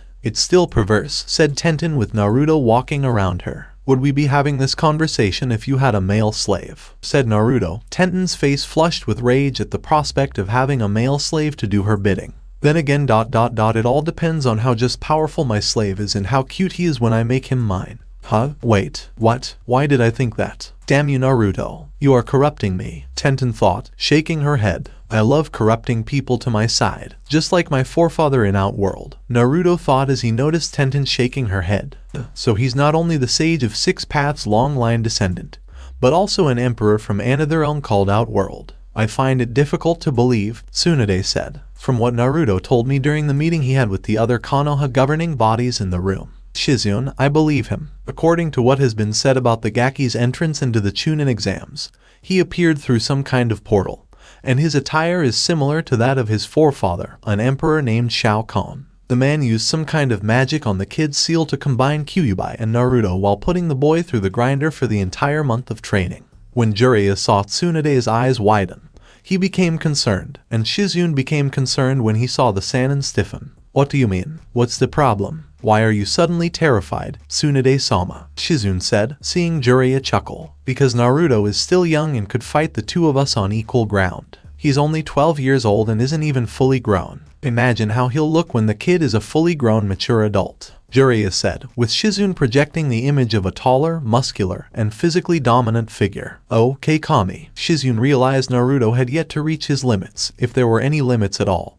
and there was no telling when that would happen. The kid will be virtually unstoppable, Tsunade concluded. The kid is already unstoppable. I'm not sure what the Gaki's future plans are, but something tells me they go beyond the desire to be Hokage, and his life goal is to strike it rich. Jiraiya knew the kid would never consider becoming Hokage, and even if he did ... it would be a very violent transition. So why put it on me? Why not give it to the kid right now? Let Naruto rule the damn village now that he's won, Tsunade said, with Jiraiya shrugging. Because Naruto will not accept the title of Hokage. Like I said before, Tsunade. He has his sights set on something bigger, grander, and more prestige in mind for someone of his power, Jiraiya explains while giving Tsunade a knowing look to connect the dots in terms of what Naruto desired. No, does he really want to be emperor? In the same way that Shao Khan is in Outworld. Tsunade was taken aback when he saw Jiraiya nod. Yeah, why govern a village when you can govern the entire world? Jiraiya sighed and took a sip of the drink from a small drinking stand. I see, Tsunade said, because she would probably think the title of Hokage was pointless if the power Naruto possessed was her own, and she wanted to do more than sit in an office pushing paperwork. How are you going to handle the bet? The kid has enormous potential. I'd be worried if I were you, Tsunade, Jiraiya warned, his gaze shifting from Tsunade to Shizune, who was fidgeting nervously, fearful that the slug princess would lose another bet. Again, for what it's worth, Shizune, I'm sorry I put you in this situation and even more sorry if I lose the bet, Tsunade said, with Shizune nodding and a gut feeling that the bet had already been lost. Naruto himself was meditating in a nice secluded spot where he felt would help him focus his energies that raged within his body in order to complete the bet made with Tsunade. The Rasengan was not easy to make, maintain, and then use in that order. It took a certain level of power, control of it, and the means to stabilize the orb long enough to unleash the energy. He'd have to wait. Be patient. Naruto was growing stronger by the day. His enemies were becoming overconfident, and the bars that were Konoha's walls were rotting. It would be at least a few more years before his conquest could begin, and only after he'd gained enough followers to his cause. It's been a long time. Thunder God, Naruto said, feeling Raiden's presence behind him, only 10 feet away, and feeling the Elder God's rage directed at the Earthrealm version of Shao Khan. The last time I stood before you at this range, the fox was sealed inside your body, and I was talking with the Sandaime Hokage, Raiden explained, knowing that any attack on the boy would result in the Elder Gods attacking him. I know, Shao Khan noticed the memory and told me about your little plan you devised with him to turn me into the village's pet. Though that was only a minor part of the plan because you wanted me to be a slave to your own machinations despite the fact that I was the child of prophecy. I was outside of your direct control. Your very presence, so you had others under your influence use theirs on me to be an extension of themselves and yours as well, should you ever need their assistance. I'm right so far, said Naruto, his gaze narrowed at Raiden. The Earthrealm must be shielded from outside forces. Even if the Elder Gods declare that no one may attack the realms without their permission, someone or something will try. You are going to be a deterrent to such adversaries. You are the very thing I have deemed a threat to this realm, Raiden said, as Naruto laughed at him. Aside from Shao Kahn's return, I am your greatest fear. It makes no difference. You have no power over me, Elder God. Leave me alone. I need to practice using my new technique, Naruto said, waving him off as Raiden looked at him angrily. You're so arrogant. Exactly like Shao Khan, Raiden exclaimed, lightning flashing around his body. Leave me alone, Raiden ... or I will make you, Naruto said, ignoring Raiden. That sounded like a test, boy. Do you want to play Mortal Kombat with me? Raiden knew that once the boy issued the challenge, he would be free to attack and destroy Naruto. No, not right now. No, not yet. Raiden, I understand what you're attempting to accomplish. I can see and hear the desire to fight me without facing the other Elder Gods in your eyes and voice. That will not happen until the time is right, Naruto said before rising from the ground and walking away from the stunned Raiden. Fight me now, coward, Raiden yelled impatiently, charging his hand with lightning and preparing to attack. You'd shoot me in the back with lightning. Lord Raiden, I thought you were honorable. Do you really think you've changed after all these years? Naruto said, looking back and grinning at the enraged Elder God. I will not be merciful to you. I will stop you here for the sake of Earthrealm, and face the Elder God's judgment in the end, Raiden said, as Naruto narrowed his eyes at him. I see. So, give me the opportunity to ... make the first move, said Naruto as he vanished from Raiden's sight, and the Elder God felt an energy orb enter his stomach. Rasengan is the Rasengan. The attack sent the shocked Elder God flying back and he looked at Naruto with anger in his eyes before shooting lightning at the boy. The attack sent the boy back and he was crouching slightly to endure Raiden's lightning before jumping into the air, with the Wrath Hammer in his hands. Raiden teleported away, a few feet behind Naruto, and shot out lightning from his hands yet again. However, before things could get any worse, golden lightning fell from the sky, and 5 golden dragons surrounded Naruto and Raiden while they awaited their judgment. The group of Jiraiya, Tsunade, Tenten, and Shizune appeared to see this with shocked eyes. You've broken our orders yet again, Raiden. With your actions, you endanger the entire Earthrealm. said the elder gods all at once. This boy is a threat to the realms. Surely you see it as I do. Shao Khan is a threat we can handle should he invade, said Raiden in an attempt to plead his case. Silence. Not only do you risk unleashing Shao Khan on Earthrealm, but also the other forces lurking in the shadows of the various realms, waiting for the day when they can attack without our intervention. If you had continued, all of the rules we put in place to keep the realms from destabilizing would have been broken, and Armageddon would have occurred. The elder gods were enraged as Raiden turned away from them. And this boy ruling all of Earthrealm in place of Shao Khan would be better, challenged Raiden as he noticed the elder gods looking at him solemnly. If only dragons could appear solemn. Unfortunately, Earthrealm would be better off under his rule. We find the realms would be stable, and any threat would be decisively put down by Naruto if such an event occurred. The elder god said, seeing Raiden's look of disbelief on his face. I don't think so. I saw the dragons around me scowling, Raiden said. Regardless of what you believe in this matter, Raiden, we will not allow you to continue defying us, and we will not punish you this time because Naruto attacked first. The boy, on the other hand, will not be punished because you provoked him in this fight and he has not broken any of our rules. Do not make such an attempt again, or we will not be so forgiving the next time, yelled the elder gods as they flew away. This is not over, Naruto, Raiden said before disappearing in a flash of lightning. No, not by any means. Lord Raiden, we will meet again and fight in mortal combat, as you requested. Only when we do ... will we be on equal footing, Naruto said, knowing he was not strong enough to fight an elder god. No, not yet, Naruto, cried Tsunade as she approached him, about to hit the Gaki for causing her concern, when he showed her the fully formed Rasengan in his right hand. I win the wager, Tsunade. You know what that means, Naruto said with a grin. Tsunade slumped in defeat, Shizune blushing with embarrassment,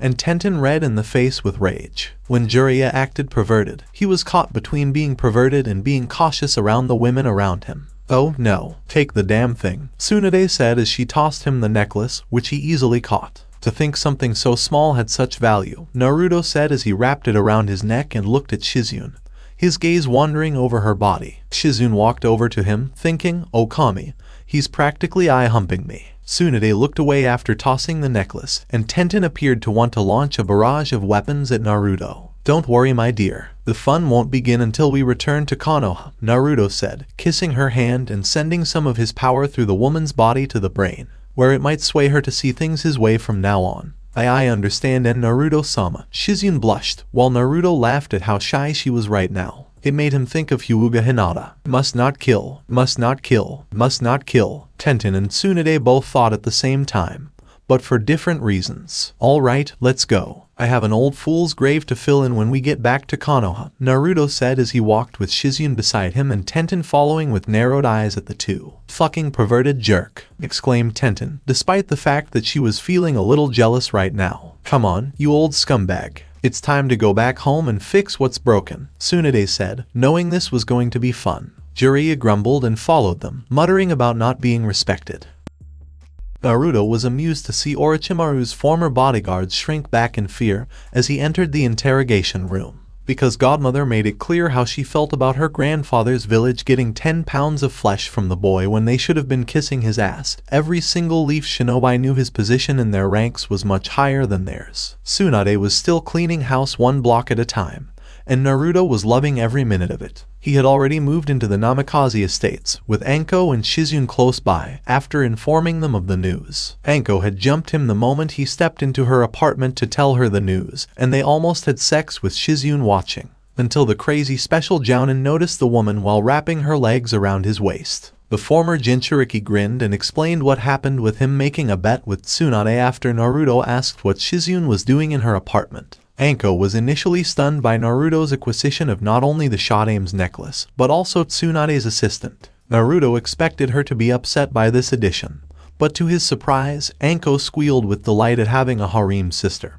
and had a perverted look on her face that made Shizune nervous. Shizune is a pity. Naruto's eyes were glowing red behind his war helmet of a mask right now, as he watched the 4 shinobi in front of him contemplating what to do or say in his presence. They were terrified, and some were even angry with him, based on the look in their eyes. Naruto finds it amusing to say the least. A part of them wished to break free from their chakra-suppressing chains in order to fight and avenge their deceased master. He could tell that several of the group members just wanted to get away from not only themselves, but Konoha as a whole, and find some measure of protection from the village, which would no doubt seek to behead them for their association with Orochimaru alone. How amusing it is to see such defiant, yet terrified, expressions on each of your faces, Naruto chuckled. What do you want? Why are we here as a group? Kidomaru asked, seeing the person responsible for Orochimaru's death look as if he had just gained their souls. Because I don't want to talk to each of you individually, I want to talk to you as a group, Naruto explained as he crossed his arms in front of himself. About what exactly? Jirobo inquired. About the four of you joining me, said Naruto, as the group looked at him as if he was insane. Are you fucking crazy? Exclaimed Teuya, while Naruto laughed amusedly at her outburst. Perhaps, still, it is an offer to consider. I would think you would all jump at the chance. It is either join me or be imprisoned, if not executed. I find either such punishment to be a waste of talent and potential you each possess. Orochimaru saw potential,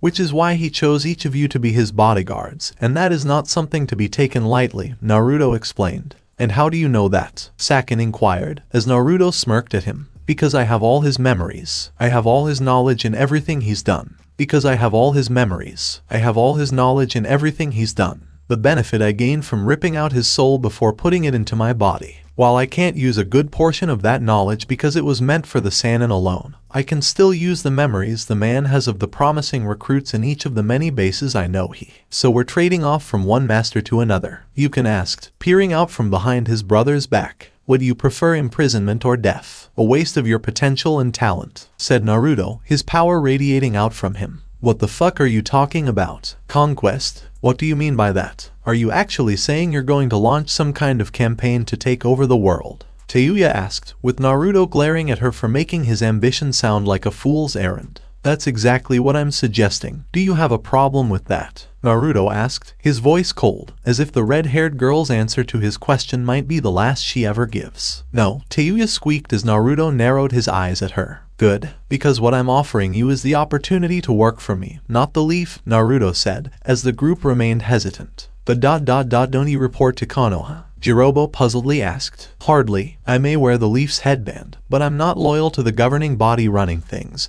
and they don't exactly hold me in high regard either for what I once held. Naruto explained as the group in front of him looked at each other. But how can you be so sure they won't try to stop you? Yukin asked, smirking at Naruto. Because they lack the strength to stop me, Naruto stated simply. What do you think? Should we join him? Or do we rot in prison with a high chance of being executed? Kidomaru asked, as each member of the Sound Four formed their own little huddle. He did kill Orochimaru, Jirobo said, knowing that few could do so. Konoha despises us. They'll lock us up just for the invasion and kill us for being Orochimaru's bodyguards, Sakin said, with Yukin nodding in agreement. You're not suggesting we trust this asshole? Teuya asked quietly as the others looked on. We don't have much of a choice, Teuya. I say we give him a chance. The power he wields makes Orochimaru look like a joke. He ripped through every shinobi in his path during the Chunin exams like they were nothing. Kidomaru said, with the others nodding in agreement. All in favor? Sakin asked, so they could vote. Aye, exclaimed the Sound Four. All oppose? Yukin asked, to which everyone responded, are you serious? We all said yes, you stupid fucktard, yelled Teuya as he strangled Yukin to death. Enough, exclaimed Naruto before stomping his foot on the ground in front of the four. I'm sorry, Yukin and Teuya both said at the same time. Good, I've made arrangements with someone I can trust to make sure you get out of here while serving me. Screw this up and you'll be wishing she kicked your ass instead of me, Naruto said before releasing them from the restraints. Wait, you said she? Who exactly? Jirobo wondered, wondering who in Konoha could have the authority to allow this to happen. My godmother and the new Gondame Hokage of Konoha. You may know her as Orochimaru's former teammate and fellow Sannin. Senju Tsunade, Naruto said as he walked out, the group behind him stunned. Does he have the Hokage in his pocket? Oh my god, Teuya thought as he saw Naruto lead them out of the Hokage Tower's interrogation section. Meanwhile, Naruto was smirking, though none of his new subordinates could see it for obvious reasons, and the councils were enraged that Tsunade had returned to be Hokage. They had only been in the office for 5 minutes when they dispatched one of their little messengers to inform Tsunade of their request for a meeting. Naruto was in her office at the time and gave his godmother a look that said, I told you so, before following her to the meeting. And, of course, he was subjected to their glares and derogatory remarks about him even being in the room, let alone alive. What is the point of this? I've only been Hokage for a few minutes and already you bakas are trying to boss me around, exclaimed Tsunade as she entered the room, looking irritated at the group in front of her before taking the Hokage's seat. We felt it was necessary for you to have this meeting with us to discuss the thing that has joined you for this meeting, Koharu said, glaring at Naruto with daggers. He has a name, Koharu-san, and it's Naruto. If you don't call him that, I'll rip out your bones one by one in a public execution. And that goes for the rest of you, exclaimed Tsunade, glaring at the older woman, who flinched at the threat. Yes, Hokage-sama, said the other members of the councils, albeit with some reluctance. Good. Now why am I here for this meeting? What is there to discuss that couldn't wait until I had time to settle into my position as Hokage? Tsunade asked, with the councils glancing at Naruto, and she realized what they were talking about. We wish there to be restrictions placed on the demo Uzumaki Naruto. He has to be punished for his assault on various Konoha shinobi, and the Sandaime Hokage himself. Given how Hiruzen was your sensei, I thought you would wish to give the order and make it official with us as witnesses, said Hamura, as Tsunade narrowed her eyes at him before glancing at the other members of the councils, all eagerly awaiting their the order restricting Uzumaki Naruto's movements and punishing him for the charges stated are hereby denied, said Tsunade, which surprised many on the councils and was voiced by them as well. Tsunade, be reasonable. Look at what that monstrosity has done. He must be punished, exclaimed Koharu, ignoring Naruto's random pleas for Tsunade's reconsideration. He is a threat to Konoha. He nearly killed the Sandaime, and Hiruzen would have died if Jiraiya-sama hadn't intervened at the last moment and stopped the final blow to Hiruzen. Hamura raged, pointing at Naruto. You claim, Hamura-san, but I happen to know the other side of this little story you're telling, and the secret you're not telling me, exclaimed Tsunade, the Shinobi Council squirming slightly because they were indeed keeping a secret from her. And what's the secret? Asked someone on the civilian council. That Naruto is my godson. That I was duped by the Sandaime into believing he died. That I was supposed to stay in Konoha and raise him like he was my own son. Of the abuse he suffered with the Sandaime keeping Jiraiya in the dark to prevent one of his godparents from doing something about it, exclaimed Tsunade, as those who knew squirmed in their seats under her piercing gaze. It was deemed necessary for the good of Konoha, Danzo finally said, Tsunade's gaze returning to him. It was treason. His parents specifically requested this in the event of their deaths, or do the wishes of late Yondaime Hokage mean nothing to any of you? Said Tsunade, each of the clan heads looking down in shame for being well, spineless when it came to defending the boy as he grew up. We refuse to accept this. Abomination is that great man's father. I don't care what you say about it. As long as I'm breathing in and out right here in front of you from today on, I will never acknowledge the brat as his father's son. Never, said a civilian councilman, slamming his fist on the table, with many of his fellow council members agreeing, until Naruto grabbed one of his hands around his face and yanked the poor bastard out of his chair. Then I think it's time you stopped breathing in and out, Naruto said before snapping the man's neck and tossing the corpse away with ease. ANB, you arrest him for the murder of Councilman Takeda, exclaimed Hamura, while Danzo suppressed a smirk, knowing that once the boy was restrained, he'd start working on the conditioning required to turn the village's weapon into his loyal pawn. Stand down. No one is arresting Naruto. Not while I am Hokage, Tsunade said, seeing her ANBU obeying her albeit reluctantly. Tsunade, cried Hamura in protest, but her glare silenced him, and he knew any further complaints would be ignored. No, all of you shut up and listen to me. I am the Gondame Hokage. My word is law. I say any attempt to abuse, hurt, or kill Naruto will no longer be tolerated. I call it the if you try, you will die law, Tsunade said, with Naruto grinning even more and every member of the councils protesting until the Hokage slammed her fist onto the table to make it clear she was. Hokage-sama, is it possible to request medical assistance for my daughter? She has yet to fully recover from her injuries sustained approximately a month ago during the Chunin exam preliminaries.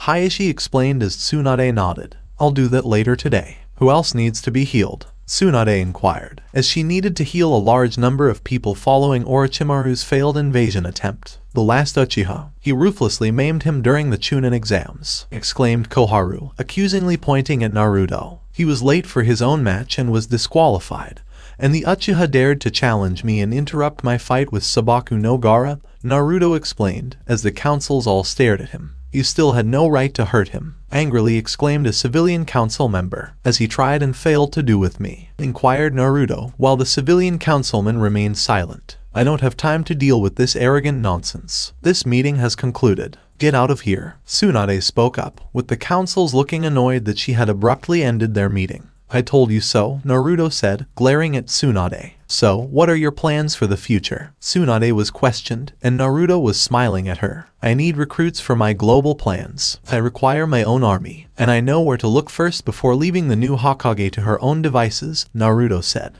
So, boss, where do you go from here? Sakin explained that now that they were free, they were given new headbands with the leaf symbol on them to keep the village off their backs. Of course, to Rice Country. Kabuto escaped during the failed invasion and will attempt to take over in Orochimaru's absence. That will not be tolerated by me, Naruto said as he and his friends set out for their destination. Arude NBU on a nearby rooftop was watching them leave before leaving to inform Danzo. So the brat left with the sound for Rice Country, Danzo reflected, rubbing his chin. Danzo-sama, you are correct. He appears to be on his way there not only to recruit an army, but also to kill Kabuto, and seize complete control of the village, said the root shinobi tasked with keeping an eye on Naruto. Not good. Orochimaru's former bodyguards know I was involved with the Snake Sannin for years after he abandoned Konoha. If they tell the brat about my actions or recruit any potential shinobi to his cause, it will only make it that much more difficult for me to control him. How do I turn this to my advantage? Danzo pondered as he tried to figure out the best way to control the boy.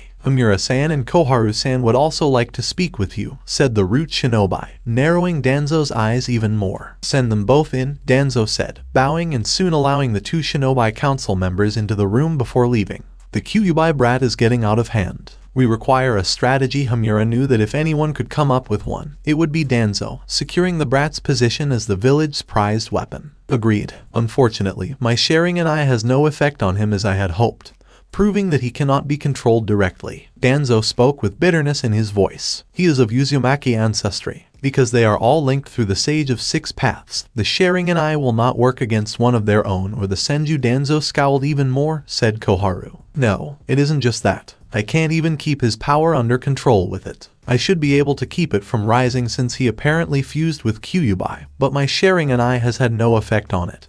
And such new information is bothering me. Danzo said this while the two shinobi council members looked stunned. The boy's chakra source must have mixed with Kyuubi's during the fusing process he went through during his month away from Konoha. It had to have acted as a barrier or resistance to Kyuubi's power against the Sharingan. Danzo and Hamura looked upset as Koharu said this. Politics will have to be our weapon. On our end, we must bring Tsunade under control. If that fails, Danzo, we need you to work on constructing a case against Naruto that we can present to the Fire Daimyo to force Tsunade to bow to our demands. Danzo nodded, knowing Hamura's root shinobi could do that. I've already started putting together a case to send directly to the Fire Daimyo. He'll have no choice but to make that bitch do what we want once he sees the evidence we've gathered against the brat and Tsunade's lack of action against him for her own personal reasons. Danzo left after seeing the two nod, preparing to control Tsunade so they could control Naruto. This is the main base Orochimaru keeps his most prized experiments and potential hosts he needed every 3 years. Jirobo explained, and Naruto nodded, having long ago gone through the late Sannin's own memories. The Sannin had a lot of dirt on key people in Konoha that they would use against them if they tried anything. Yes, I am aware. Several shinobi in particular fascinate me, Naruto said as he entered the village below, and into a secret underground chamber in one of the buildings. They walked down the corridors, ignoring the weak or dead bodies in the cells they passed until they arrived at the lab area, where they saw Kabuto looking over some monitors, taking notes, and completely immersed in his work. On a table not far from the medic Nin was an albino, who was being monitored, and looked like he had been crying earlier. This one was called Kimimaro, and was the last of the Kaguya clan formerly. The man also had lung cancer, so his prestigious opportunity to be Orochimaru's new body had been snatched away from him. As he turned to face Naruto and Orochimaru's former bodyguards, a stunned Kabuto said, "Hello there, Kabuto. How are you doing?" Naruto smiled at the mad scientist One-Tobe in front of him. "Uzumaki, you have a lot of guts to come here, given your numerical disadvantage," with a smirk on his face, Kabuto said. "Hardly. In his current state, Kimimaro poses little threat to me." Kabuto frowned at Naruto's knowledge of Kimimaro's name. "I was talking about the four behind you helping me," Kabuto explained, a smirk returning to his face. And they'd choose you over me because. Naruto observed the medic nin chuckle at him. Come on now, you don't really expect them to follow your orders. A brat with a big mouth who pretends to be a ninja and wishes to be Hokage. Pathetic. Naruto just looked at him for a moment before laughing, said Kabuto. Do I still look like that, you moron? Since being forced to portray myself in that manner, I've come a long way. Not to mention Orochimaru's death at my hands, which calls the concept of weakness into question, doesn't it? While Kimimaro was attempting to get up from the table, Naruto noticed Kabuto narrow his eyes at him. You assassinated Orochimaru-sama. That's why my curse seal has vanished.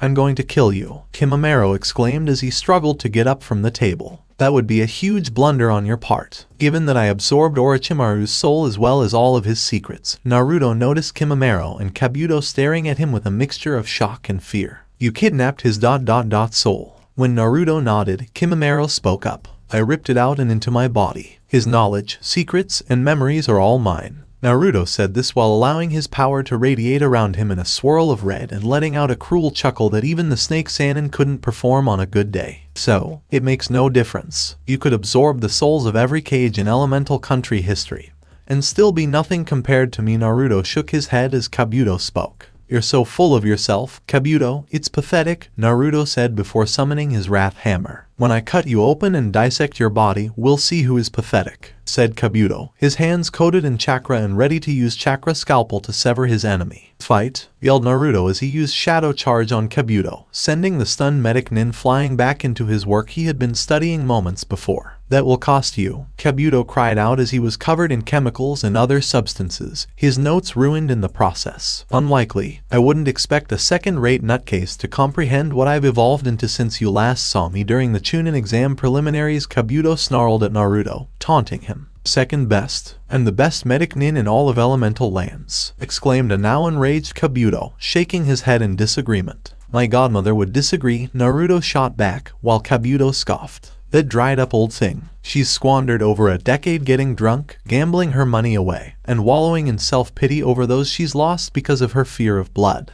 How can she be a medic nin of such reputed caliber if she is terrified of blood? Senjutsu Nade, in my opinion, is nothing more than a forgery. A liar, snapped Kabuto, the enemy in front of him no longer amused and instead deadly serious. Without warning, Naruto struck Kabuto in the face with this wrath hammer, the force behind the blow sending Kabuto flying through the wall. His ability to heal was already in the process of healing the crushed part of his face, and had to admit to himself that it hurt. A lot. The next thing Kabuto knew, Naruto was upon him, landing blows left and right as each hit broke bones, and, because of your insult to my godmother, I will ensure that your death is slow and painful, with screams echoing throughout the entire village. Naruto said this before thrusting the blade into Kabuto's chest, and the man did indeed scream loudly. The poison from the sword was working on him internally, and the power from Naruto was being channeled into the sword to burn Kabuto's flesh if not the internal organs from the inside out. All Kabuto could do was scream in pain, as his body was fighting a losing battle and healing itself while Naruto's killing blow was destroying him. Remind me not to piss Naruto off anytime soon,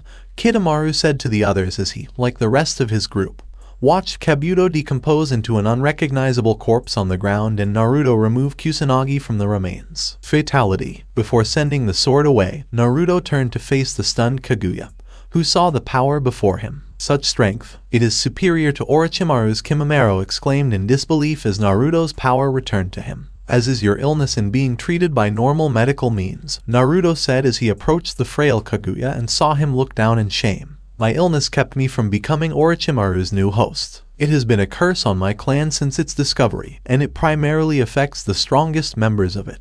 Kimimaro said this with a look in his eyes that indicated he cursed the god who created such a disease. Really? That's a real pity. Your ancestors are similar to the Tarkatan warriors I've seen in Outworld. They have similar but distinct abilities in using their bones as weapons, and I'm curious how that is possible. Naruto was surprised to learn such information after seeing Kimimaro. My clansmen have long believed that our bloodline came from a demon with such abilities who succumbed to his lust and mated with a human female. The bloodline gradually changed into what it is now over time. But back then it was said that the Kaguya clan looked less human than we did before our destruction. And I am not the most human-looking Kaguya of them all. Kimimaro said this before feeling Naruto's hand on his chest. where Orochimaru's curse seal had been. Yes, that makes sense. Still, we can't let such a promising warrior as yourself be squandered on this table like a lab experiment, dying in this way from this disease. It is unworthy of a warrior. Naruto said this with his hand on the albino's chest, which was now glowing red and spreading across the man's upper torso. What exactly are you doing? Questioned Kimimaro, his voice tinged with fear as his body began to ache internally. Kaguya Kimimaro, I'm curing your disease. Prepare yourself for a lot of pain. Naruto stated simply as he channeled his power into his hand through Kimimaro's body, chanting words in a language only he understood, and he began purging the disease from the Kaguya. Kimimaro screamed as he felt his body practically melt from the inside and then reform at the same time. Kimimaro would definitely scream. A lot. I'm not going to him if I have a cold, Jirobo thought as he noticed Kimimaro was now engulfed in red light, blinding the group behind Naruto. It has been completed. Kaguya Kimimaro, rise. For the first time in a long time, take deep breaths seeing the albino sit up and get off the table despite nearly falling to his knees when his feet hit the ground, Naruto said. I can take a breath. My disease has vanished. Kimimaro could breathe easily without coughing and felt no blood in his lungs. He said, yes, I healed you. It's a little crude, but it gets the job done, Naruto stated simply as he watched Kimimaro examine the new mark on his chest, which was the dragon symbol tattooed there. What is your score? Kimimaro commented on Naruto's shrug. More or less, Naruto said, aware that the dragon symbol had long been associated with Mortal Kombat.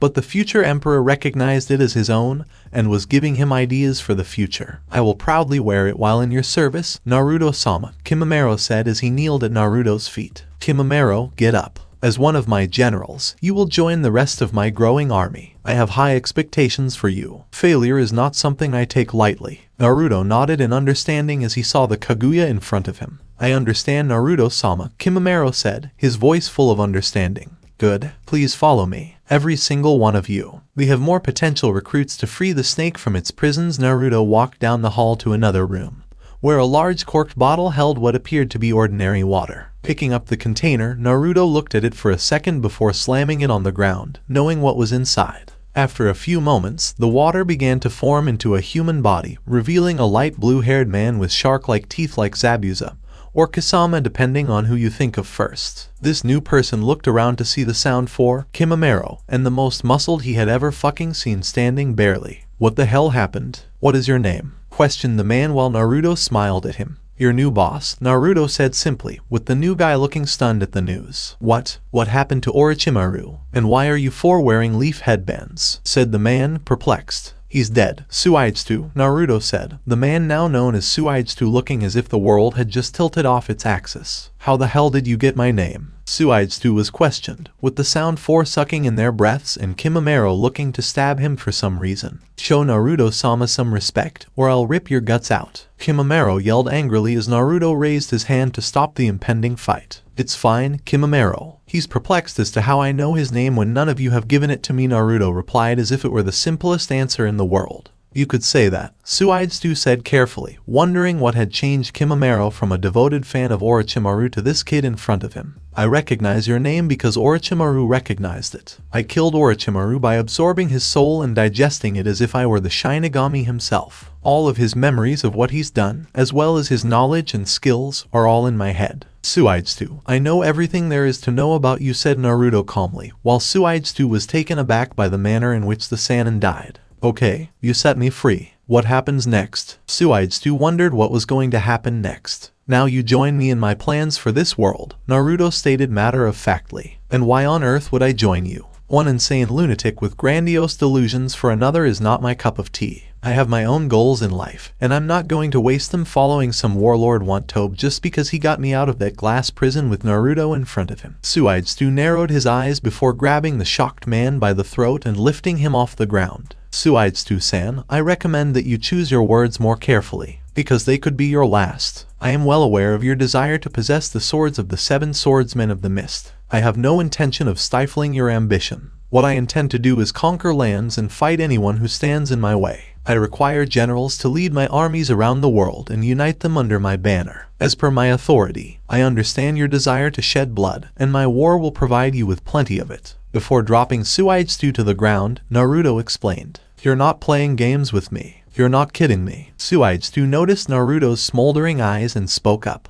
Hardly. Suidestu, get your feet wet. I have 2 more potential recruits from this location. Naruto said this before turning around and leaving the room, his army following him. The group soon went to another cell with seal tags on it to keep whoever was in this room locked up tight with no hope of escape unless someone from the outside opened it. Naruto destroyed the cell door with a swing of his newly summoned Wrath Hammer and walked in like he owned the place. Inside the room was a tall man with orange hair sitting on the ground and looking up at his newest guest. "What is your name?" said the man with orange hair. "Your new boss. I understand your concern. Be afraid of your power. Serve me loyally, and I will ensure that it is under control," Naruto said as the man shook his head. "Nobody has any control over it. I'm powerless to stop it. What could you possibly have that allows me to control what I have?" questioned the man while Naruto smiled at him. "Kimimaro, for example. I'm confident he can assist you in managing your condition. I can also provide you with access to the world's best medical mind. Nothing will help you if she can't fix or stabilize you," Naruto responded, with the tall man now rising from the ground and looking at Kimimaro, who nodded that what was being told was true. "Jugo is my name. My master, I am yours to command." Jugo said this before bowing in front of Naruto. "Good. Hello and welcome to your future emperor's army." Naruto said this before placing a hand on the man's shoulder and motioning for the group to follow him once more. This time they went to another lab area instead of a cell, though it appeared that there were seals on the door to keep whoever was in the lab from escaping. Once again, Naruto smashed down the door, making the person in the lab, a young girl with red hair and glasses, shriek in fear at the sudden intrusion into her prison. "What is your name?" As she saw this person she had never seen before enter the room and practically tower over her terrified form, the frightened redhead asked. "Someone in need of your sensory abilities and recent interest in the medical arts," Naruto replied, the bespectacled girl still shaking in fear of him. "Forced interests," the redhead girl explained. "However, it is an interest you have excelled at since being here in such a short time, and I can make such a skill reach its full potential with the teacher I have in mind for you to learn from," Naruto stated, as the girl looked at him with more curiosity than fear. "Who?" questioned the young lady. "Tsunade Senju, dear godmother," Naruto responded, the girl's eye bugging out to the point where she nearly lost her glasses. What? Is S Senju Tsunade your GG godmother? Tsunade being the godmother to this guy being unbelievable, I asked the girl. He was enormous, muscled with muscles in ways she couldn't comprehend. What did the Senju lady feed him? Was she even curious? And the strength? It was all over the place, from what she could tell, and seemed to come from an endless well. Yeah, she's also the new Hokage of Konoha, so I have a lot of pull. If there's one thing my godmother knows, it's seeing who has talent in her field, and judging from all of Orochimaru's memories. You have it, Naruto said, with the girl looking surprised at how he had Orochimaru's memories. Are you Orochimaru? Asked the girl, as Naruto laughed at her. Hardly. I am no more Orochimaru than Teuya, Naruto replied, as Teuya's face turned red with rage and the others snickered. Shut the fuck up before I kick and punch you all in the balls, yelled Teuya, shaking her fists at them, her team looking away, and whistled indifferently. Then how exactly? Inquired the girl, oblivious to the fact that he was not about to explain things to her just yet. They can tell you if they want. It's not important. What's important to me is knowing if you want to join side. I'll need highly skilled medic nins when I launch my campaign to conquer the elemental countries, and with your sensory skills, you'll be a key addition to my forces, young Karin-chan, Naruto explained, with the girl now named Karin looking at him in surprise at being called her name when she didn't give it. Are you serious? You're going to conquer all of the elemental countries? It's just not possible. You have shinobi villages and daimyos from each country opposing you, said Karin, causing Naruto to laugh. I know, which is why I'm gathering my forces now, while no one suspects my actions or can prepare to oppose me, Naruto said, looking skeptically at Karin. Even if you succeed at first, the opposition will eventually rally to oppose you, explained Karin, who Naruto found amusing.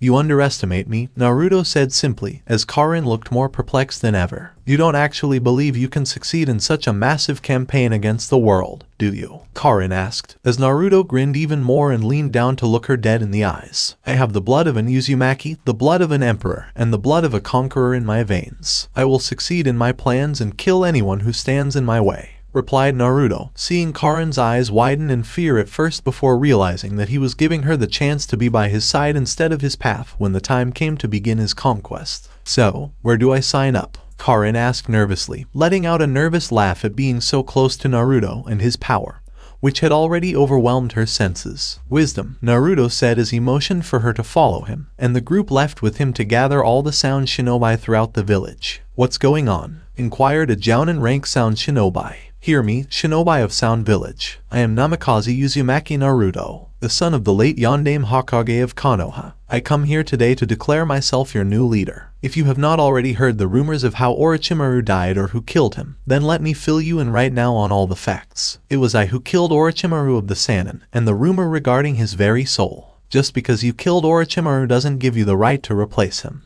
You're just a kid, exclaimed one sound chunin, to which others agreed. I see some of you don't believe me. I understand. So, to demonstrate that I am truly merciful, each of those wishing to fight me for the right to rule over Sound may step forward and challenge that right, Naruto said, as some of the Sound shinobi leapt from the large crowd and planned to take him out there on the spot. The group behind Naruto, who were debating whether they should still be known as the Sound 4, Sound 5, or some other title, waited with bated breath to see their leader's foes try to hit him. Naruto, on the other hand, was too quick, too strong, and too damn ruthless to stop when he crushed each of them beneath his feet. When it was over, the shinobi who had witnessed his brutality in battle understood why Orochimaru had lost to the Yondaime's son and did not question the young man's right to lead them. I have a question, Naruto-sama, Kimimaro said as Naruto turned to face him. Yes, what is it, Kimimaro? Naruto inquired, the albino looking hesitant for a moment. It's clear you're part of Konoha right now. You can't be in two places at once to command us. How do you intend to do that without Konoha knowing?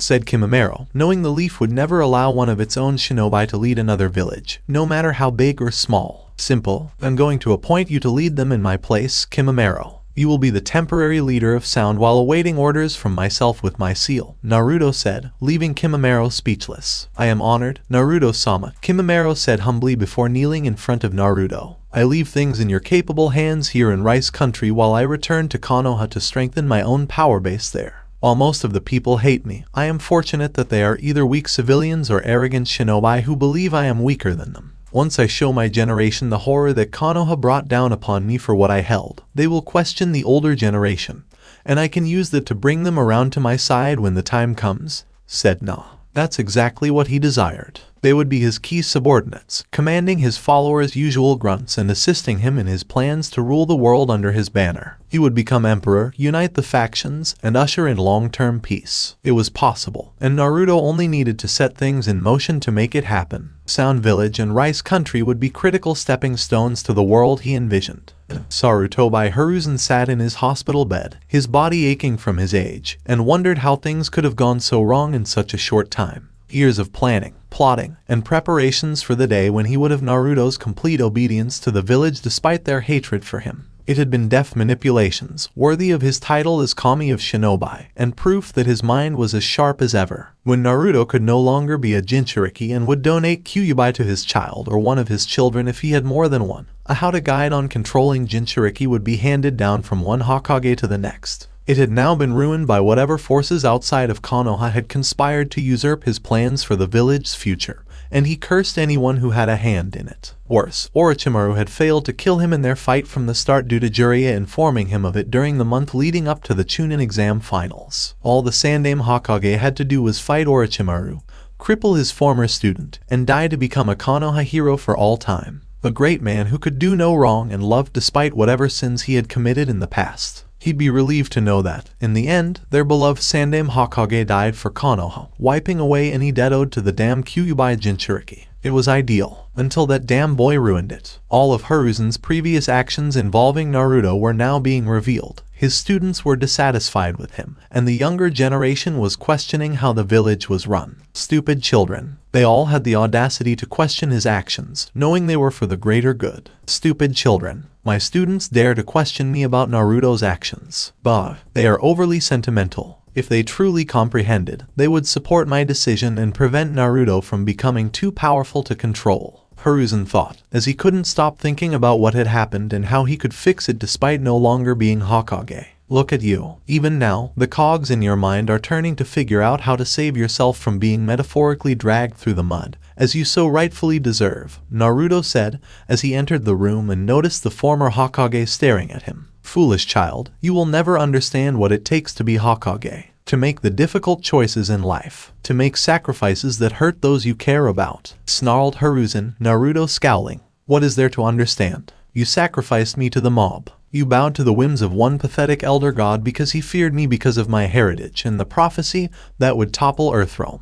You sacrificed me without even considering that the action itself was wrong, that you were wrong in going along with it. You won't admit it even now, Naruto shot back, Hiruzen looking away. I have no regrets, I did what I had to do, Hiruzen said, scowling even more. And if the elder god asked you to sacrifice your grandson, would you? Said Naruto, looking Hiruzen in the eyes. If it's for the good of Konoha, for the world. Yes, Hiruzen said, and Naruto laughed. Now I see where Orochimaru gets his cruelty from. It's true what they say about evil. It's not born, taught, it said Naruto as he suddenly grabbed the man's face and the old former Kage struggled to free himself. HSMS KHFDJKFJLE, exclaimed Hiruzen, looking Naruto in the eyes. Yes, Hiruzen, pray to the elder god Raiden to save you. Pray to that toothless worm. You can do nothing. Your remembrance will be stained with lies and betrayal of your own making. A hypocrite to be remembered for all time long after the world you know comes to an end. Naruto said before looking to his right, and the Hiruzen followed his line of sight to see the one person the old Kage didn't expect to see. His grandchild, HSKHSKM,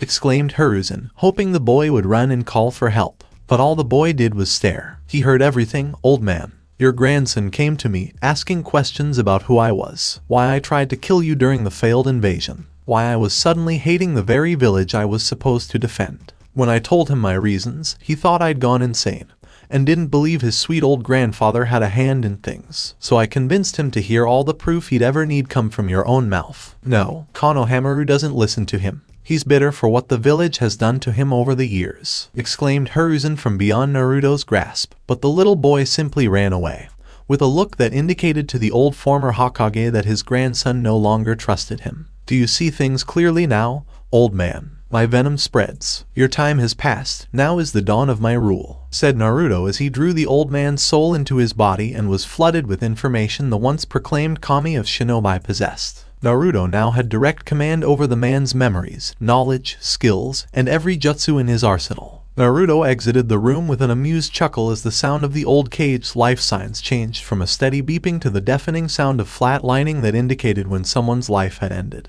It wouldn't matter if Tsunade, a doctor, or a nurse attempted to resuscitate the old man right now. There was no life to save once the soul was removed from the body, and Naruto couldn't care less. This action provided the future emperor and ruler of Earthrealm with what he desired. Now to show those who are gradually siding with him where his enemies' bodies and skeletons were buried in their closets.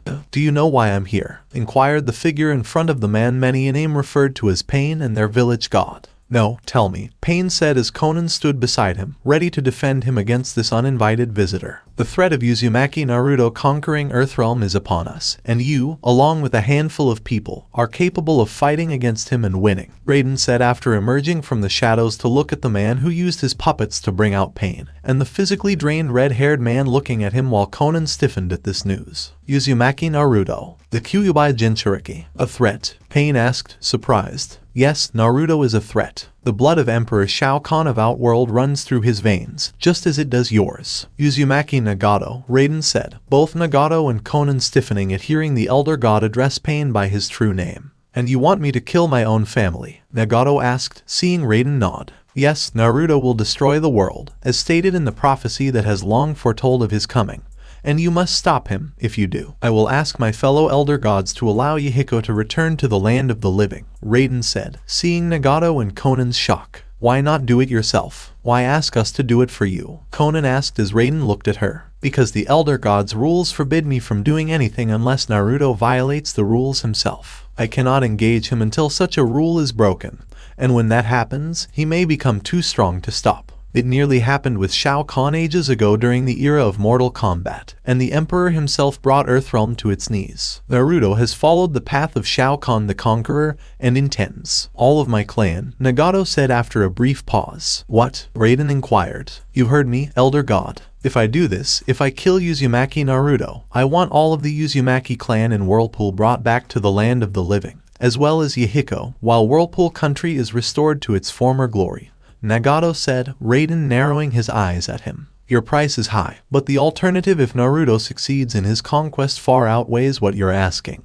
And I'll grant it if you kill him, Raiden said before disappearing in a flash of lightning. Would you really do that? Kill one of the few remaining Uzumaki in the world besides yourself? Conan asked, noticing Nagato's uncertainty. I don't know. Possibly. Maybe. I don't know. I can't and won't know until I'm faced with the choice in front of me in the future. Send for Itachi and Kisame. They were recently sent to retrieve the Kyuubi Jinchuriki. I want to know everything that has happened since their encounter with him. Everything, Nagato said as his mind wrestled with so many what-ifs about killing his distant cousin. Could he pull it off? Will he go through with it? Time would only tell. Naruto had walked back into Konoha with relative ease with his group behind him a few months before and was actually glad his trip to Sound had produced unexpected fruit. So many potential recruits in one visit, with one of them in Sound to keep things running smoothly until it was time to liberate Rice Country from its weak daimyo. The timing wouldn't be ideal for a while, but it wouldn't be difficult because Kimimaro would ensure his access to the country was unhindered, and the samurai guarding the Rice daimyo would be small because the feudal lord didn't have the means to fund a large one like the other major countries did. Speaking of countries, his conversation with Karin on the way back to the Leaf revealed that the bespectacled redhead was an Uzumaki like himself, and all Uzumakis came from Whirlpool Country. Members of the Uzumaki clan were all extremely powerful, with long lifespans and mastery of the sealing arts, with some even possessing the ability to suppress the powers of a Biju. After Whirlpool was destroyed by the combined strength of several Shinobi villages' armies during the Second Shinobi War, the Uzumaki clan members who didn't perish there dispersed throughout the world, and Karin's parents arrived in Grass Village under a different name to protect them from other Shinobi villages seeking to wipe out their bloodline.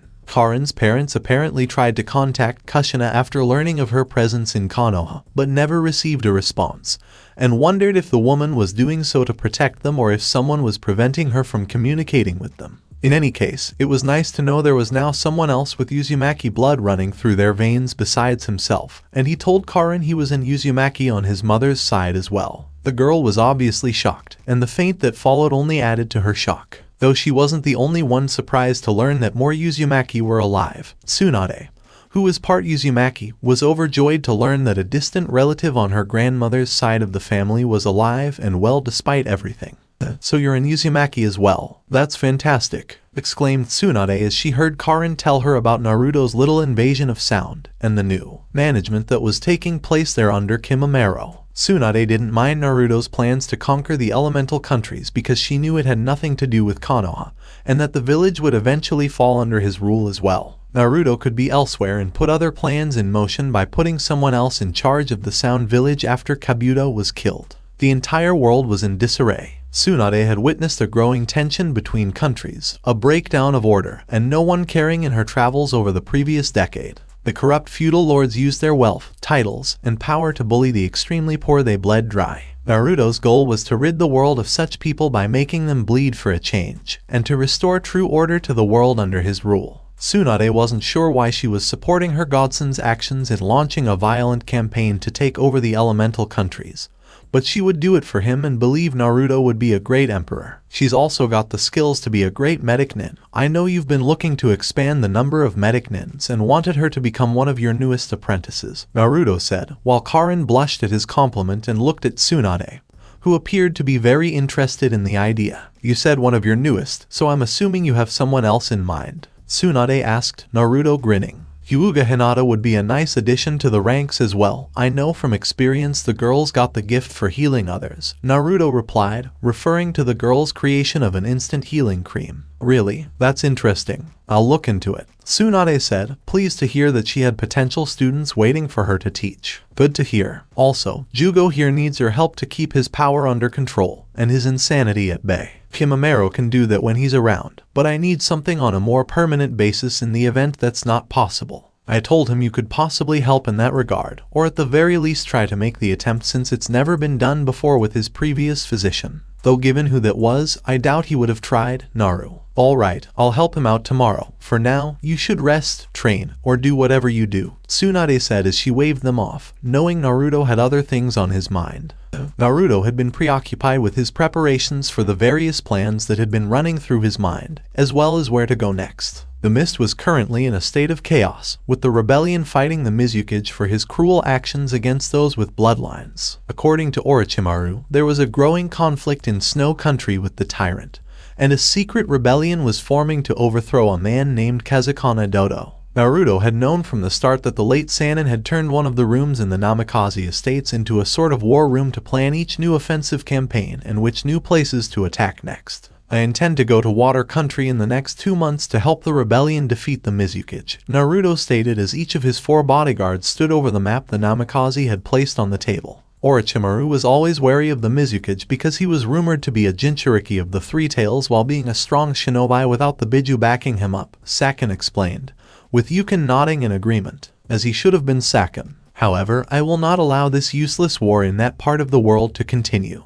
With the rebellion becoming the victor, I can receive the loyalty of every battle-hardened warrior in the country, and make myself known as a hero to many others, explained Naruto before looking over at Snow Country because that was not going to be as easy to take since the rightful ruler was rumored to be alive, but in hiding from her uncle, and... Are you sure we should be doing this? Giving such a weak girl to the Namikaze? Inquired one Hyuga elder as he sat among the others in a secret room, a secret meeting, and the usual secret stuff they do behind Hayashi's back. It can't be Hanabi because she's too young. Besides, we need a strong heiress to run the clan after Hayashi dies, and Hanabi can be influenced to see our ways the right way. Her weak older sister would try to push for reform within the clan, gaining the support of the Branch family, and risking overthrowing us through them. I won't allow such an act of heresy to be spoken or achieved in this clan while I'm alive. Those who ruled over the Hyuga clan were all members of the main family, and those who lived to serve them until the end of time were members of the Branch family. The strong ruled over the weak, and in this case, they used the cage bird seal to keep the weak from having grandiose plans to revolt against the strong. But what if the Namikaze regards our marriage proposal with such a weak Hyuga as an insult? The boy respects only the strong, expressed another Hyuga elder with concern. We don't have any other Hyuga the Namikaze can marry his age, exclaimed the second Hyuga elder angrily. I'm just being cautious. If Hayashi finds out about this before it's finalized,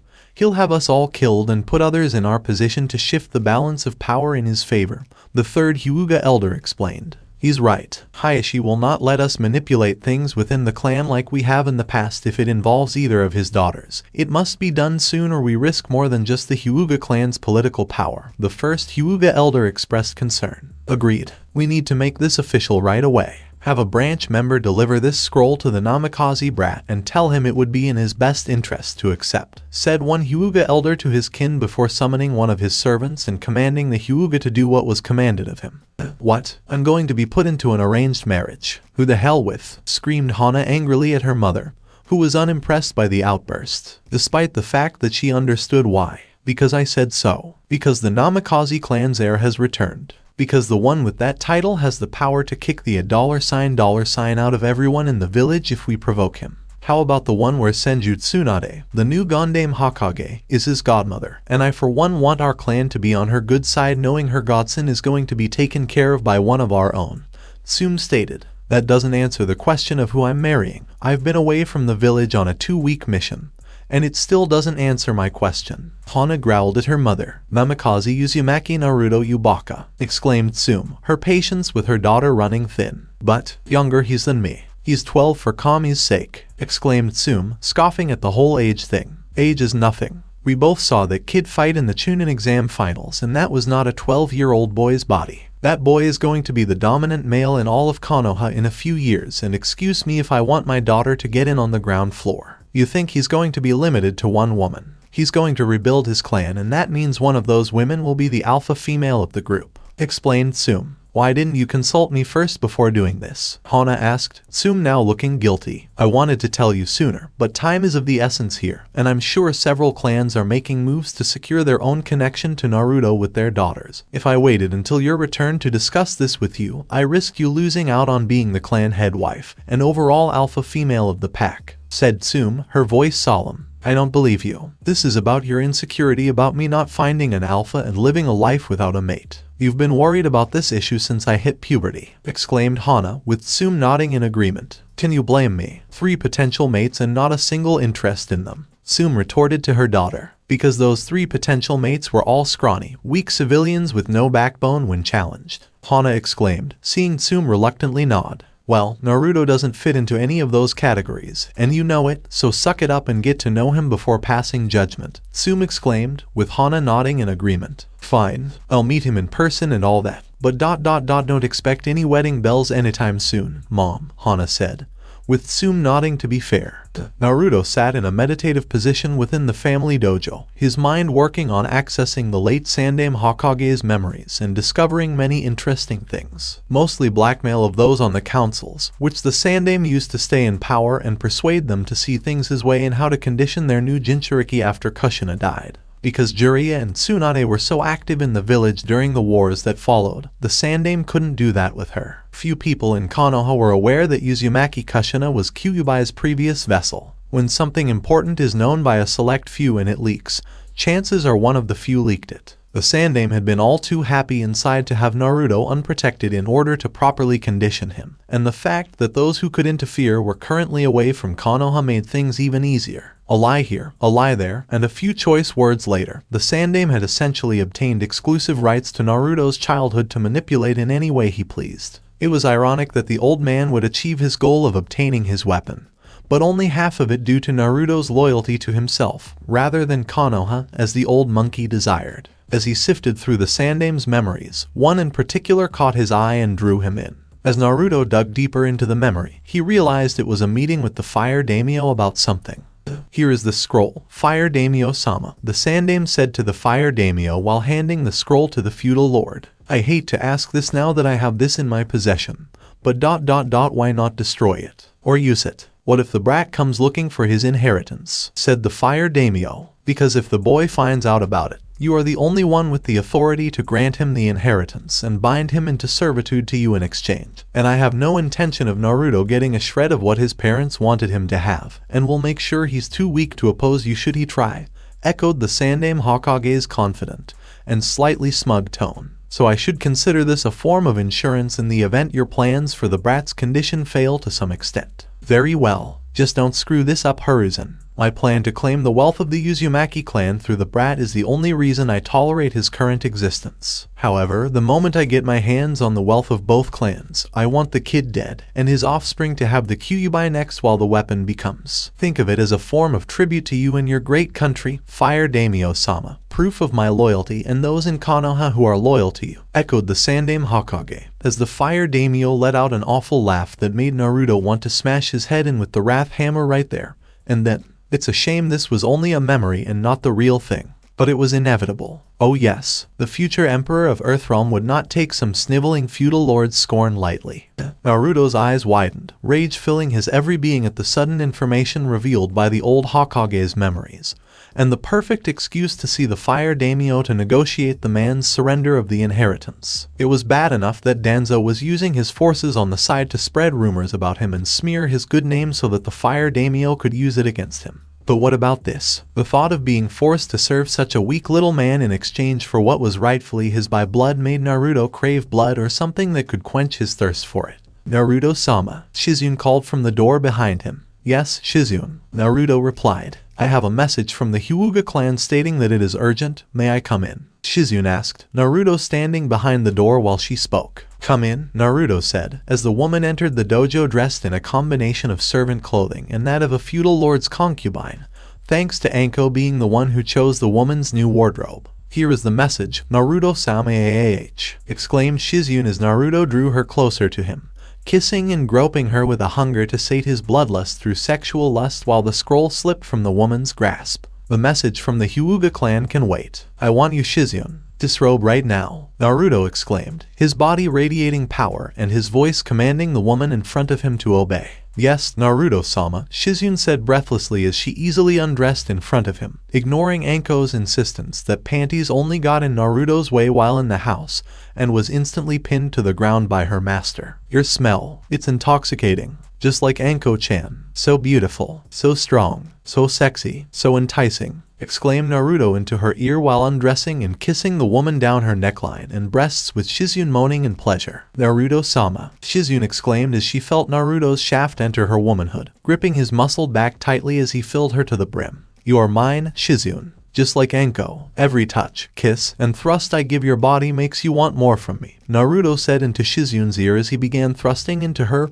and attacking her breasts with his hands. I am yours. The only man who will ever have me will be you and you alone, exclaimed Shizun, as she quickly turned into a mass of jelly after their romps together, and even more so when Anko joined them. When that happened, Shizun always slept late into the morning. Naruto smirked as he caressed the woman on the floor beneath him, feeling pleasure run through her body from his touch, kiss, and the thrust of the erection assaulting her pussy. Her pleas for pleasure grew with each new powerful thrust he unleashed, molesting her breasts, and kissing the sweet spots he knew were sensitive when attacked. He was barricading Shizun's body. Her joyous cries were signals that victory was close at hand. Her screaming his name from the powerful orgasm he instilled in her was the ultimate triumph in conquering her body. Shizun surrendered to Naruto, feeling the warmth of his cum fill her pussy as his shaft released his seed. Naruto rolled just as she was readjusting to reality and recovering from the orgasm, so he was on the bottom and Shizun was on top this time. Shizun dared not disobey as a firm hand smacked her ass to command the former student of Senjutsu Nade to begin riding him, and Shizun dared not disobey. As she moved her hips, she placed her hands on his muscled torso and felt Naruto's hands again on her breasts. He was groping, twisting, and molesting each orb of flesh, groaning in delight at her hip movements. Anko has taught you well, Naruto said, enjoying the pleasure Shizun was giving him and needing to thank Anko later for teaching the woman how to please him. She has Naruto-sama. Anko wanted to make sure I could please you when she wasn't even around to do it herself, exclaimed Shizun, as she felt him inside her pussy and was about to release his seed once more. I'll have to thank Anko later, Naruto said, enjoying the sight of Shizun bouncing on his cock and her tits bouncing free before him. And coming Naruto-sama. I can feel it, exclaimed Shizun, riding him harder and moaning loudly, her eyes glazed over with lust. Come Shizun. Come now, Naruto yelled as he pushed his way into Shizun's pussy, and the woman did the same as she felt his seed fill her once more, their cries of pleasure echoing throughout the Namikaze estates. Lucky bastard, Kidomaru said as he watched his boss have an affair with Shizun, with the others thinking the same thing, though Teuya was more irritated than envious. Fucking pervert. If he wasn't the boss, I'd kick his ass and balls until he pissed blood, exclaimed Teuya, her face matching her hair. That, and the fact that we are guests in his house, Sakin said, smiling at how red Teuya's face was right now. Shut the fuck up, Teuya yelled angrily, shaking her fist at him. Make me, Sakin challenged, as Teuya prepared to fight when killer intent washed over everyone in the room. You will not fight each other in my presence or in my home unless I sanction it. Now is not the time to fight in Mortal Kombat. Now is the time to launch the next stage of my plan, Naruto stated after getting dressed and leaving a shadow clone to help Shizun sleep and rest after their time together. So you're going to miss sooner than expected? Jirobo inquired, his face befuddled. No, I'm going to the Fire Country capital to see the Fire Daimyo himself. I've seen deeper into the memories of the Sandaime Hokage and realized the old man's treachery runs straight to the feudal lord himself. He has my main inheritance left behind by my mother as well as other financial means from my father, Naruto replied. Yukin surprised. Orochimaru mentioned it once while on a mission, saying that the wealth and deed to the land of Whirlpool could easily buy Fire Country as well as several smaller countries. Add to that the Namikaze clan was rumored to have enough wealth to almost do the same, just makes the holder of such wealth unstoppable. You could fund an entire army of mercenaries for decades or even centuries before a dent is felt on the family wallet, said Sakin with you. Naruto nodded, recalling Orochimaru's recollection of Uzumaki physiology, and how his opportunity to use one of them for a new body was impossible due to the Kyuubi Jinchuriki being the last Uzumaki. When the Sannin had Karin at his base, he probably didn't realize he had an Uzumaki under his roof, or he did and the man was preparing her to be an emergency body. The girl's memories and feelings were hazy and indecisive. Orochimaru wasn't sure if Karin was in Uzumaki or not, but he had a strong suspicion. Do you want us to come along, boss? Kidomaru inquired as Naruto shook his head. No, you stay here and train to become stronger. Anko-chan will assist you because she was once a student of Orochimaru. Suidestu is out visiting Tenten's weapon shop to either buy or make a sword specifically for himself while Jugo is receiving treatment for his condition.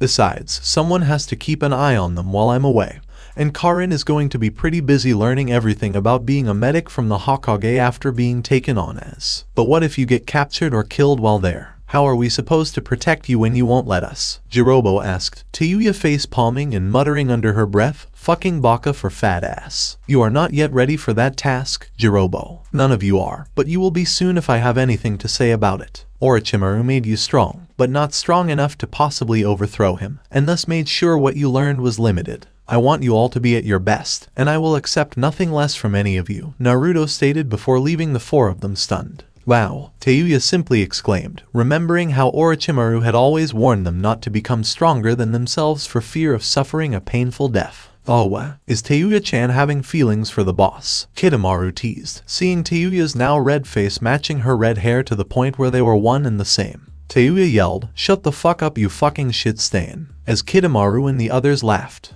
The fire daimyo was not a man who worried about things because he always had his samurai protecting him and shinobi in the leaf working in the shadows for different threats his usual guards couldn't handle. With the death of the Sandaime, rumors began to circulate in Konoha about the Uzumaki brat gaining demonic unnatural powers and easily killing Orochimaru of the Sannin after defeating prodigal Genin Hyuga Neji in the Chunin exams. It was concerning that this would occur after the Sandaime had assured him that the Uzumaki would not be strong enough to claim what was rightfully his since birth. He's not having it. Everything they had is now mine. Mine, thought the fire daimyo, as he refused to let the brat take his wealth and whatever remained of Whirlpool. The only way the Kyuubi Jinchuriki could get anything from him was if the brat kneeled in front of him and swore that everyone in his bloodline would be devoted to Fire Country. Daimyo-sama, Daimyo-sama, exclaimed one of the feudal lord's attendants as he dashed into the man's office, looking as if he had witnessed something truly horrifying. Yes, what is it? Asked the fire daimyo, seeing the man look panicked and fearful of something made the feudal lord's hair stand on end. There is someone at the castle walls demanding to see you, Daimyo-sama. He claims to be the son of the Yondaime and Uzumaki Kushina, and he says if you don't grant him an audience he'll make you, said the fire daimyo's attendant.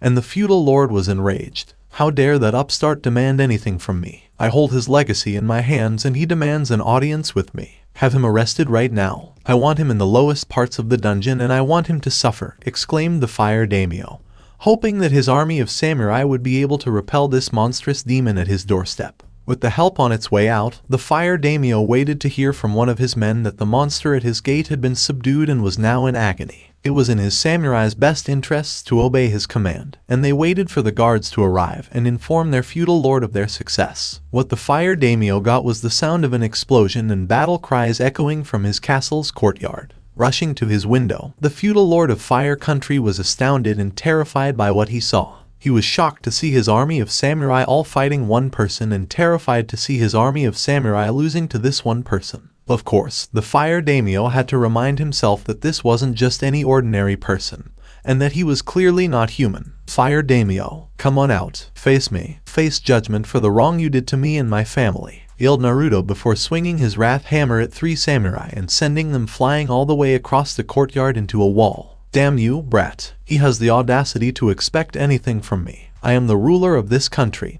and I refuse to submit to him, thought the fire daimyo furiously as he walked to a nearby balcony and watched Naruto crush his army of samurai like they were nothing. Come on out, fire daimyo. If you are truly the great leader of these warriors, as they believe, then face me, and know my wrathful hand for the crimes you helped commit against my family, yelled Naruto as he saw the fire daimyo on his balcony above him, knocking over groups of samurai all over the place without mercy. Naruto even grabbed one of the samurai by his helmeted face and threw him into a line of them, their bodies bowled over like pins. The namikaze then smashed the ground with his wrath hammer, causing it to shake and each samurai to lose his footing. They tried to stop him, but Naruto was far too fast, far too strong, and far too damn powerful for the daimyo's army to overcome. You have a lot of nerve demanding anything from me, brat. I hold your inheritance, your family's various holdings in my hands, and unless you swear your loyalty to me, I will see to it that every document that makes you the legitimate holder to such rightful claims is totally destroyed, exclaimed the fire daimyo from his balcony position. Never, exclaimed Naruto, refusing to bow to such a frail-looking worm of a man. Then consider your family inheritance lost forever, exclaimed the fire daimyo as he entered to destroy what Naruto had come for. Nobody could have the wealth of the Uzumaki and Namikaze clans if he couldn't have them. Your funeral, Naruto simply stated before letting out a demonic chuckle worthy of his forefather and channeling his chakra into his legs before leaping high into the air above the now stunned samurai army while yelling, before slamming it against the castle wall, where the fire daimyo had just been, causing a massive explosion. The fire daimyo was down the hall, on his way to the room where he kept Naruto's inheritance, and was startled to hear the sound so close to him before sprinting to the safe where the scroll was kept. Even now, his samurai were rushing past him, swords drawn, ready to fight the evil that had come after their feudal lord. "Stop him! Stop that vile monster! As your daimyo, I command you to fight this demon!" exclaimed the fire daimyo as he cowered behind his samurai forces in the battle cry.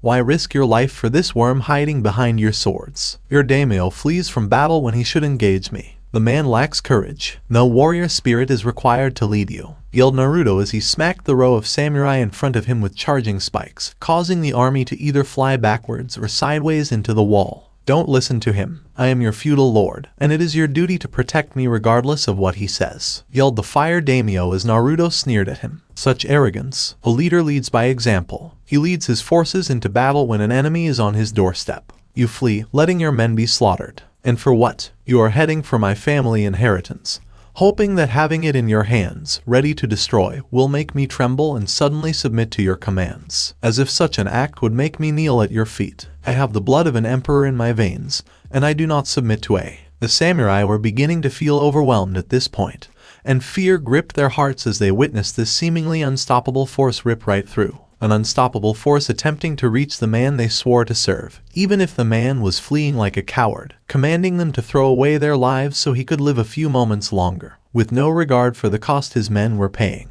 It wasn't long before Naruto's words hit home, and they exchanged glances about whether they should let this embodiment of power have his prize and be done with their so-called daimyo. "I will not let him win. I'm going to make him pay for attempting to hurt me," thought the fire daimyo as he dashed to the room where he discovered the safe and struggled to open it before hearing a click to indicate the safe had been unlocked. When the fire daimyo opened it, he reached for the scroll the Sandaime had left him, and the feudal lord's mind was filled with the memory of that moment. He noticed the Hokage's face was filled with confidence and sounded so certain of his plan to control the Jinchuriki and Konoha through his manipulations. It was supposed to be faultless. The fire daimyo never imagined Uzumaki Naruto would be anything other than a fool. "You have something that belongs to me," Naruto growled as his body glowed in a terrifying blood-red aura that made him a true sight to behold, with the blood of all the samurai he fought washing over him to make it even more terrifying. "Stay away. I swear it. This contains everything your father and mother left for you. Without it, you will have nothing and will be nothing. If you don't back off, I will seize the Namikaze estates before I order it burned to the ground and you will be homeless," exclaimed the fire daimyo in a panic, holding the scroll tightly in his two shaking hands, and seeing the blood-stained warrior marching towards him without fear. "You think I'll just submit to you? That I'll beg and plead for it like some mere peasant who serves you here in this castle?" said Naruto before snatching the scroll from the shocked and terrified feudal lord in front of him and pocketing it. "Don't kill me. It was all the Sandaime's idea," stammered the fire daimyo nervously as Naruto glowered at the man now on his knees pleading for mercy. "Funny, the old man's memory of the meeting says otherwise," said Naruto before hurling the fire daimyo into a wall, and watching the man fall face first onto the ground after gravity plucked him from the room's indented wall. Stop. Show him mercy," cried the fire daimyo, struggling to look up at the towering giant in front of him and see the burning rage in those eyes. "Why should I?" said Naruto triumphantly over the fallen feudal lord. "My venom will soon spread over your land and troops. It is the end of all things as you know them. An end of the old guard and its old ruler." "Stop," pleaded the fire daimyo, while Naruto simply sighed and celebrated his victory. "It's too late to stop now, fool. Your time has passed. Soon, the other feudal lords like you will follow in your footsteps when they begin their foolish resistance to stop me," Naruto explained before picking up the man and slamming him against the wall, pinning him there. "You can't," exclaimed the fire daimyo, blood streaming down his cheeks. "Oh, but I can. Fire country is mine now. Your home, your samurai who are still alive, and the land where your people live are all mine. An adequate form of payment for keeping what was mine from me, don't you agree?" questioned Naruto as he tossed the fire daimyo to the ground. "Kami, elder gods above ... help me. Someone," cried the fire daimyo as he attempted to crawl away from Naruto, who simply laughed and walked around him. "Yes, pray to your god. Pray to the elder gods above to save you. Pray to them as your world as you know it ... ends," exclaimed Naruto as the fire daimyo knelt and looked up at him. I'm sorry, please forgive me, the fire daimyo said as Naruto hefted his wrath hammer and swung down on the feudal lord's head with a demonic war cry. The room would require extensive cleaning and remodeling. Naruto entered the throne room of Fire Daimyo, the dead feudal lord's remaining army of samurai, watching him walk to the chair that symbolized the ruler's position over his country, and sat in it without hesitation, like it was always his throne and would always be, no matter what anyone tried to convince him otherwise. Taking a deep breath, Naruto noticed the samurai who were watching him sit on the throne were unsure how to react to this new development. Not surprising given that their daimyo had died. His wife was away on a cruise with no way of knowing what had happened to her husband, and there was no bloodline heir to the throne. The man had a niece, but she was too young and came from his wife's side of the family, so her claim to rule, if there was one,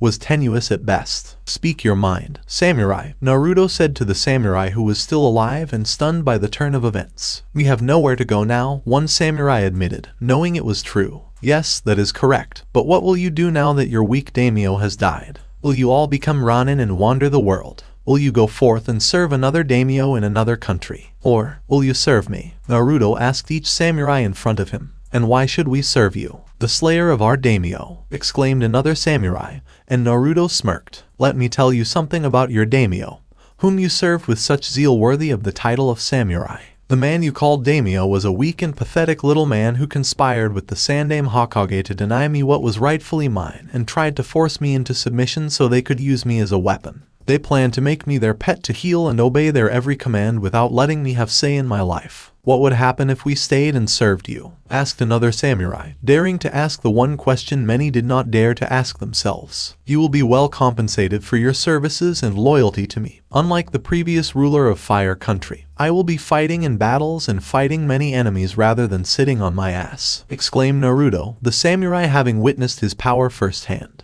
What do we call you? Inquired another samurai. I am Namikaze Uzumaki Naruto, descendant of Emperor Shao Khan the Conqueror and ruler of Outworld, descendant of the Sage of Six Paths, exclaimed Naruto as he smashed his fist on the chair, nearly breaking the armrest. He'd need a new chair commissioned to handle situations like that soon. We will humbly serve you now, Naruto-sama, said one samurai before kneeling, and everyone else in the room quickly followed suit. Good to hear. I hereby proclaim my right to the throne of Fire Country through my royal bloodline, and as my first official act as your ruler, I annex Whirlpool Country into Fire Country. Make my proclamation official for all to hear. I want the world to know that Namikaze Uzumaki Naruto is not someone to be overlooked.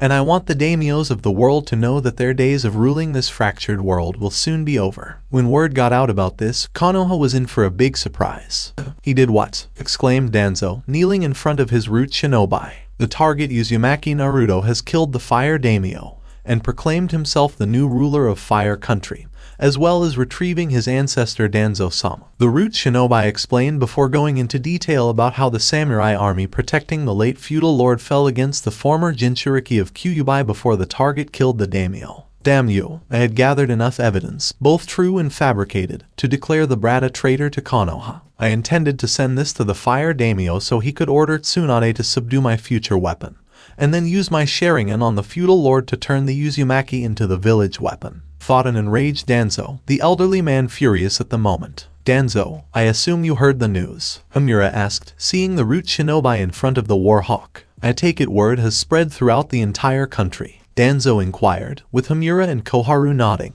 The brat used his parents' heritage to claim legitimacy to the throne after killing the previous daimyo, and using the late feudal lord's past actions against him to rally the needed support. The Namikaze has portrayed himself as a man of the people and has even annexed Whirlpool Country given his mother's side of the family came from there, said Hamura while hating the Yondaime Hokage for limiting their power when in office. Even her son was now out of reach. With the annexation of Whirlpool, the brat can further claim legitimacy to the throne because Kushina was of royal blood, and thus grants her son the means to rule over Fire Country, Koharu explained, noting that politics was her strong suit. What about the late daimyo's family? Surely they won't stand for this, or the people in the Fire Daimyo's own court, Hamura asked, as Danzo shook his head. From what I understand, none of the late Fire Daimyo's family have standing to take the throne because he had no heir, or make one known on who would succeed him, and the family would be fighting against each other, bringing about instability to the entire country, Danzo stated, with the root shinobi in front of him nodding once. Surely we can spread rumors. Whisper descent into the ears of the people to rise up and oppose the brat. Hamura shakes her head, seeing Koharu. And who would take the throne? It would have to be someone of royal blood we could manipulate, and the enemies of Fire Country could use such chaos to wipe us out. Sadly, we need to keep the brat on the throne and prevent any dissent from happening, Koharu replied, with Hamura sighing and Danzo looking dissatisfied. Tsunade is Hokage. Her godson is daimyo. We dare not act against her now because the brat would never tolerate it, Danzo said, with the other two nodding in agreement. We can do nothing until an option to remove the boy from his seat of power presents itself, Hamura said before leaving Danzo to think about it further.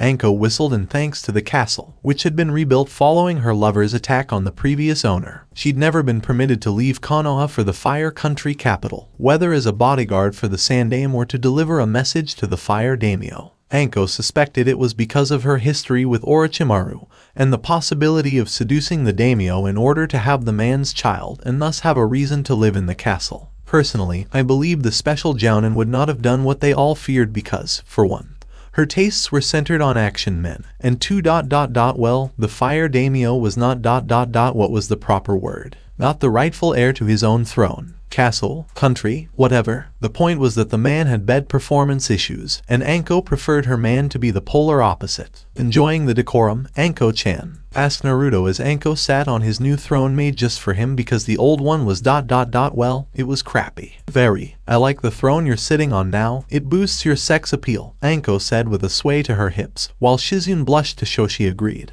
You should see the bedroom, Naruto said as he stepped down from the royal seat and approached the two women. Oh, I imagine it's much different than before, and with a much bigger bed, Anko said, a twinkle in her eye and lust as clear as day in her eyes. Indeed, Naruto replied before kissing Anko hungrily and then going after a slightly surprised Shizune, who quickly returned it. Namikaze-sama, sir, a messenger asked, seeing Naruto kissing the two women. What? Said Naruto, his voice slightly irritated at being interrupted. A message, sir. It's from Konoha, the messenger said, handing Naruto the scroll and bowing humbly before departing. What does it say? Anko inquired, peering over Naruto's shoulder on one side and Shizune on the other. Oh, it's from the Hyuga clan. I actually forgot about them and ignored their first message for other reasons, Naruto explained, while Shizune blushed because she was the one who ignored the first message. What do they want, Naruto-sama? Shizune inquired as Naruto continued to read. First and foremost, they want to congratulate me on my newfound position in life and wish me the best of luck, Naruto responded with a mix of sarcasm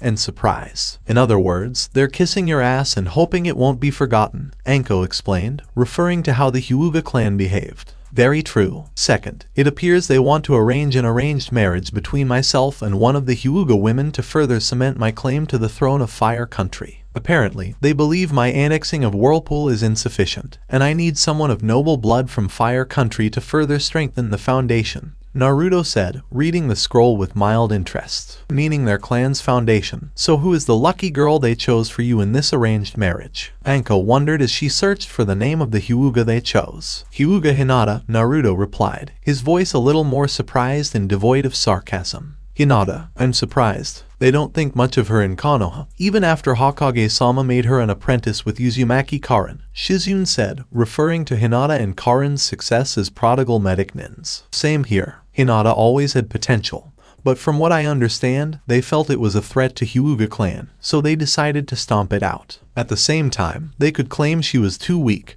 and put Hinata in the branch family with the cage bird seal stamped on her forehead, said Naruto, frowning at one of the conditions they demanded upon his acceptance to the marriage. What? They want you to sire 2 children, one of whom will live with the clan and have the cage bird seal stamped on the child's head, Shizune inquired, seeing Naruto's line of vision regarding the terms of the marriage. Hinata is from their clan, this is their contract, and thus they make the rules within it, which is why politics are so troublesome, said Naruto, with Anko growling at the other term. It also states that a tribute be paid to the Hyuga clan every month until the second child is born to compensate them for not producing. Anko exclaimed as she saw this, and Naruto nodded in agreement. Same here. They also want to put the cage bird seal on Hinata to ensure Kumo doesn't get any ideas of nabbing her once she's out of Konoha and behind these castle walls. Like her only purpose to me would be to stay in her room and produce strong babies for them that they could manipulate or control. Disgusting, said Naruto, with the women beside him nodding in agreement. I agree. Giving you a whole army of children is our job, right Shizune? Anko joked, although she did want to have children with Naruto one day. Shizune simply blushed profusely. What will you do? Will you accept the contract, even with the terms? Shizune asked, knowing they were steep and asking a lot from Naruto, and even more from Hinata herself based on what she saw of the contract's terms. No, Hinata should be able to choose the man she wants to marry and be happy with in life, and this contract isn't valid. Naruto replied, Shizune and Anko looking at him with puzzled expressions. What do you mean? The Hyuga clan seal is on this contract, Anko said, looking at it again. It's on here, but notice the signatures on this are of Hyuga clan elders, not the Hyuga clan head himself. The only way this contract would be valid is if the Hyuga clan head signs off on this with the seal to make it official. Something I learned from the memories of the Sandaime Hokage in regards to clan affairs and the tricky ways a clan like the Hyugas do things, Naruto replied, unsure what to do with this. So they're doing this behind Hayashi's back, huh? I'm willing to bet they don't suspect you even know about the contract itself and will sign off on it. They get what they want with the Hyuga with your blood under their seal before you could possibly realize this is invalid, and if you try to take your offspring from them if that happens. Anko said, the words hanging in the air. They would use the seal's abilities on the child and kill him or her, Naruto growled, narrowing his eyes and picturing the Hyugas laughing at him for signing something like this. They were the ones who were stupid now. What's the plan, Naruto-kun? Are you going to spill some Hyuga blood?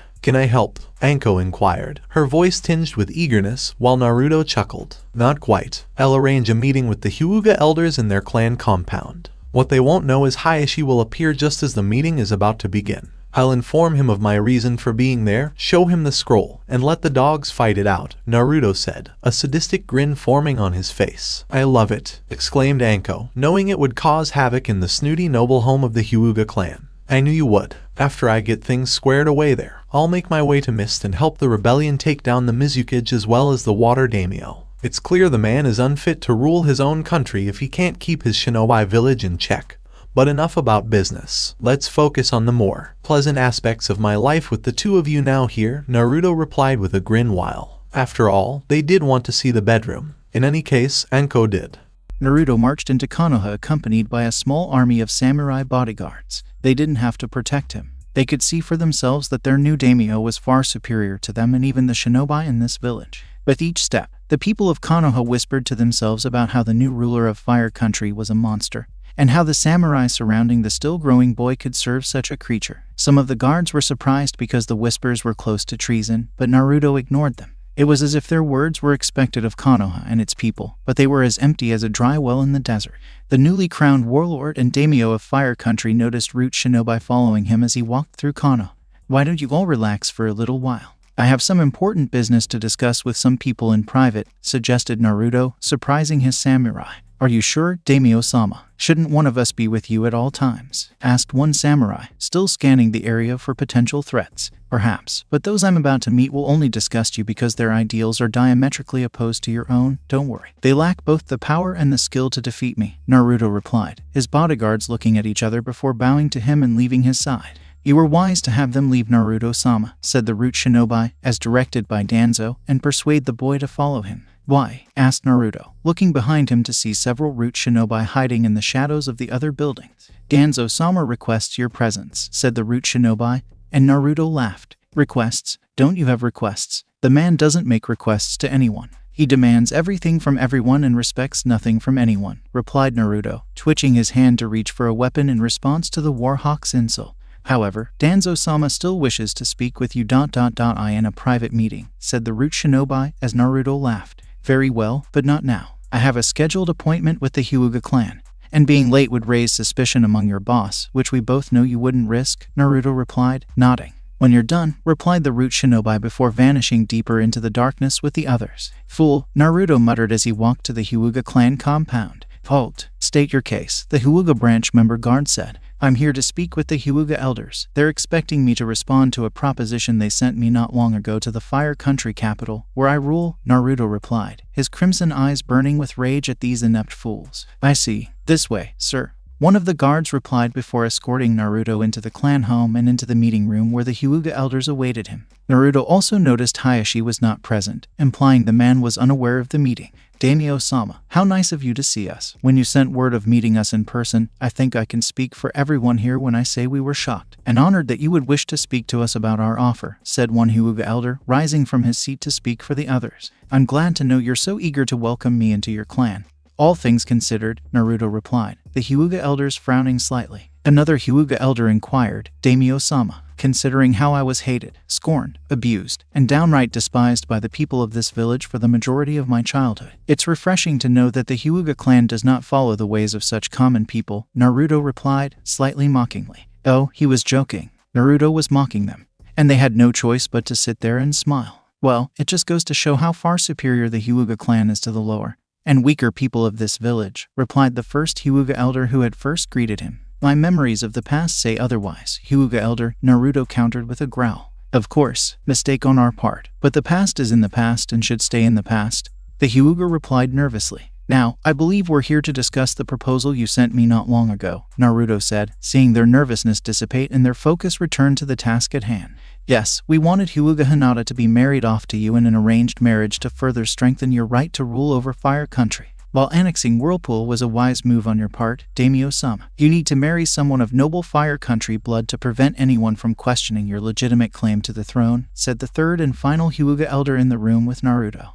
Of course, and who among the various clans in Konoha is more deserving than the ever-prestigious Hyuga Hinata? Naruto asked rhetorically, as the Hyuga elders appeared nervous. She has always liked you, Daimyo-sama, long before your rise to the throne of Fire Country, the first Hyuga elder said, nodding Naruto. That she has Hyuga elder. But I know for a fact you aren't doing this for her and have little to no love for the girl you wish to marry off to me. That she has Hyuga elder. But I know for a fact you aren't doing this for her and have little to no love for the girl you wish to marry off to me. We thought such terms were fair, Daimyo-sama, and it was thought such terms would help provide incentive to have children with Hinata-sama as soon as possible, said the second elder, his eyes narrowing at him. By incentives, you mean pay tributes to your clan, fatten your wallets, and basically use Hinata as a leash against me once she's been wrapped tightly around my neck for you to pull when you want to pull for something you want. Naruto countered, his power pulsing violently throughout the room and shaking it almost as violently to show his displeasure. We have no idea what you mean, Daimyo-sama, exclaimed the first elder, slightly panicked. Oh, but I do. You want to make her a slave to you while married to me, so you can manipulate me through her, and use the children we would have to further sink your claws into my slowly growing empire. You are all leeches, parasites, feeding off the flesh and power of those around you while giving nothing back except your so-called wisdom that benefits only you in the long run, Naruto stated as the Hyuga elders looked nervous. The Hyuga clan is offering you our clan's heiress, said the second elder, the one you consider to be the weak and useless of two potential leaders of the Hyuga clan, Naruto countered as the elders scowled. We believe she is better suited to be your wife than the future clan head of our clan, the third Hyuga elder replied. And how does Hayashi-san feel about this? Naruto inquired as the elders exchanged a brief glance. Hayashi-san, the first elder inquired. Yes, how does Hayashi feel about you selling his daughter into this arranged marriage? Or did you not tell him what you've done? Naruto asked, the Hyuga elders looking nervous. He will be informed in due course. His duties to the clan are more important right now, said the first Hyuga elder. In other words, you won't tell him until it's official, and it'll be too late to stop even if he wanted to, Naruto replied, the Hyuga elders scowling. We're doing what's best for the clan in the leaf, the first Hyuga elder countered. You're doing this for yourself, exclaimed Naruto, his temper fraying. And what if we are? The clan will benefit in the end, just as we will when this marriage becomes official with your signature, the second Hyuga elder explained. Wrong. It needs my signature and Hayashi's signature. Sans without it. This contract is just a waste of paper, and even now I won't sign it because the stipulations are insulting to both me and Hinata, Naruto stated, leaving the Hyuga elders speechless. You must agree to this. Otherwise, daimyos from other countries, as well as those within your own court, will challenge your right to the throne, and your predecessor's family will claim the right to the seat of power in this country unless you marry Hinata-sama under our terms, exclaimed the second Hyuga elder, Naruto growling. You think I care what the other daimyos of other countries think of me being on the throne of Fire Country? I don't, exclaimed Naruto angrily, rising from his seat and unleashing his power throughout the entire room. Please, Daimyo-sama, reconsider the marriage proposal we have arranged for you. It will benefit us all in the long run, begged the first Hyuga elder. The marriage proposal will only benefit you 3 clan members because you all have significant influence in the clan's finances, which is why I've decided to remove you 3 from the equation in terms of the Hyuga clan and Hinata's life, Naruto explained before summoning his Wrath Hammer. The second Hyuga elder yelled, "Guards! Guards!" but was met with silence and no movement from the assigned Hyuga members outside the room. In case you haven't figured it out yet, the guards aren't going to help you because they are under orders to let what happens in this room stay in this room, Naruto replied, his voice deep and dark. "What?" exclaimed all 3 Hyuga elders, stunned. "Yes, I sent a message to Hayashi before my arrival here today. He wasn't exactly pleased with your actions behind his back, so we decided that you 3 have to be removed from the clan and the village," Naruto said before chuckling and moving too quickly for any of the 3 Hyuga elders to follow. As a result, the room was covered in the blood of the 3 Hyuga elders. "I appreciate you bringing what they were planning to my attention," Hayashi said as he waited for Naruto to leave the room and saw the young man walk out with blood covering most of his body. "You're welcome. Now about our deal regarding Hinata future," Chan's Naruto replied, as Hayashi's body stiffened and he looked at him with a small glare. It didn't bother Naruto because he was being stared at far worse. "As we agreed, my daughter can marry whoever she wants without interference from myself or the clan, as I promised," Hayashi said, with Naruto now smirking at him.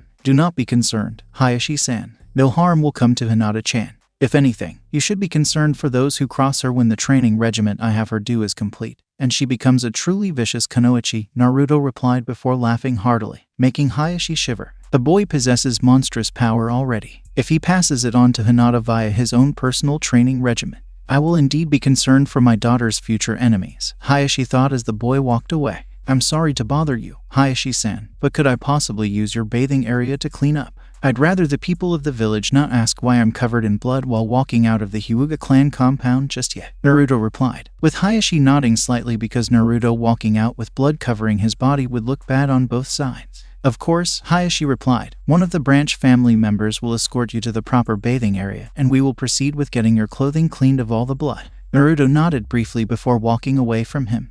"Welcome to my domain, Daimyo-sama," Danzo said as he made sure the boy's root shinobi escorting him took the long and complicated path to this meeting room.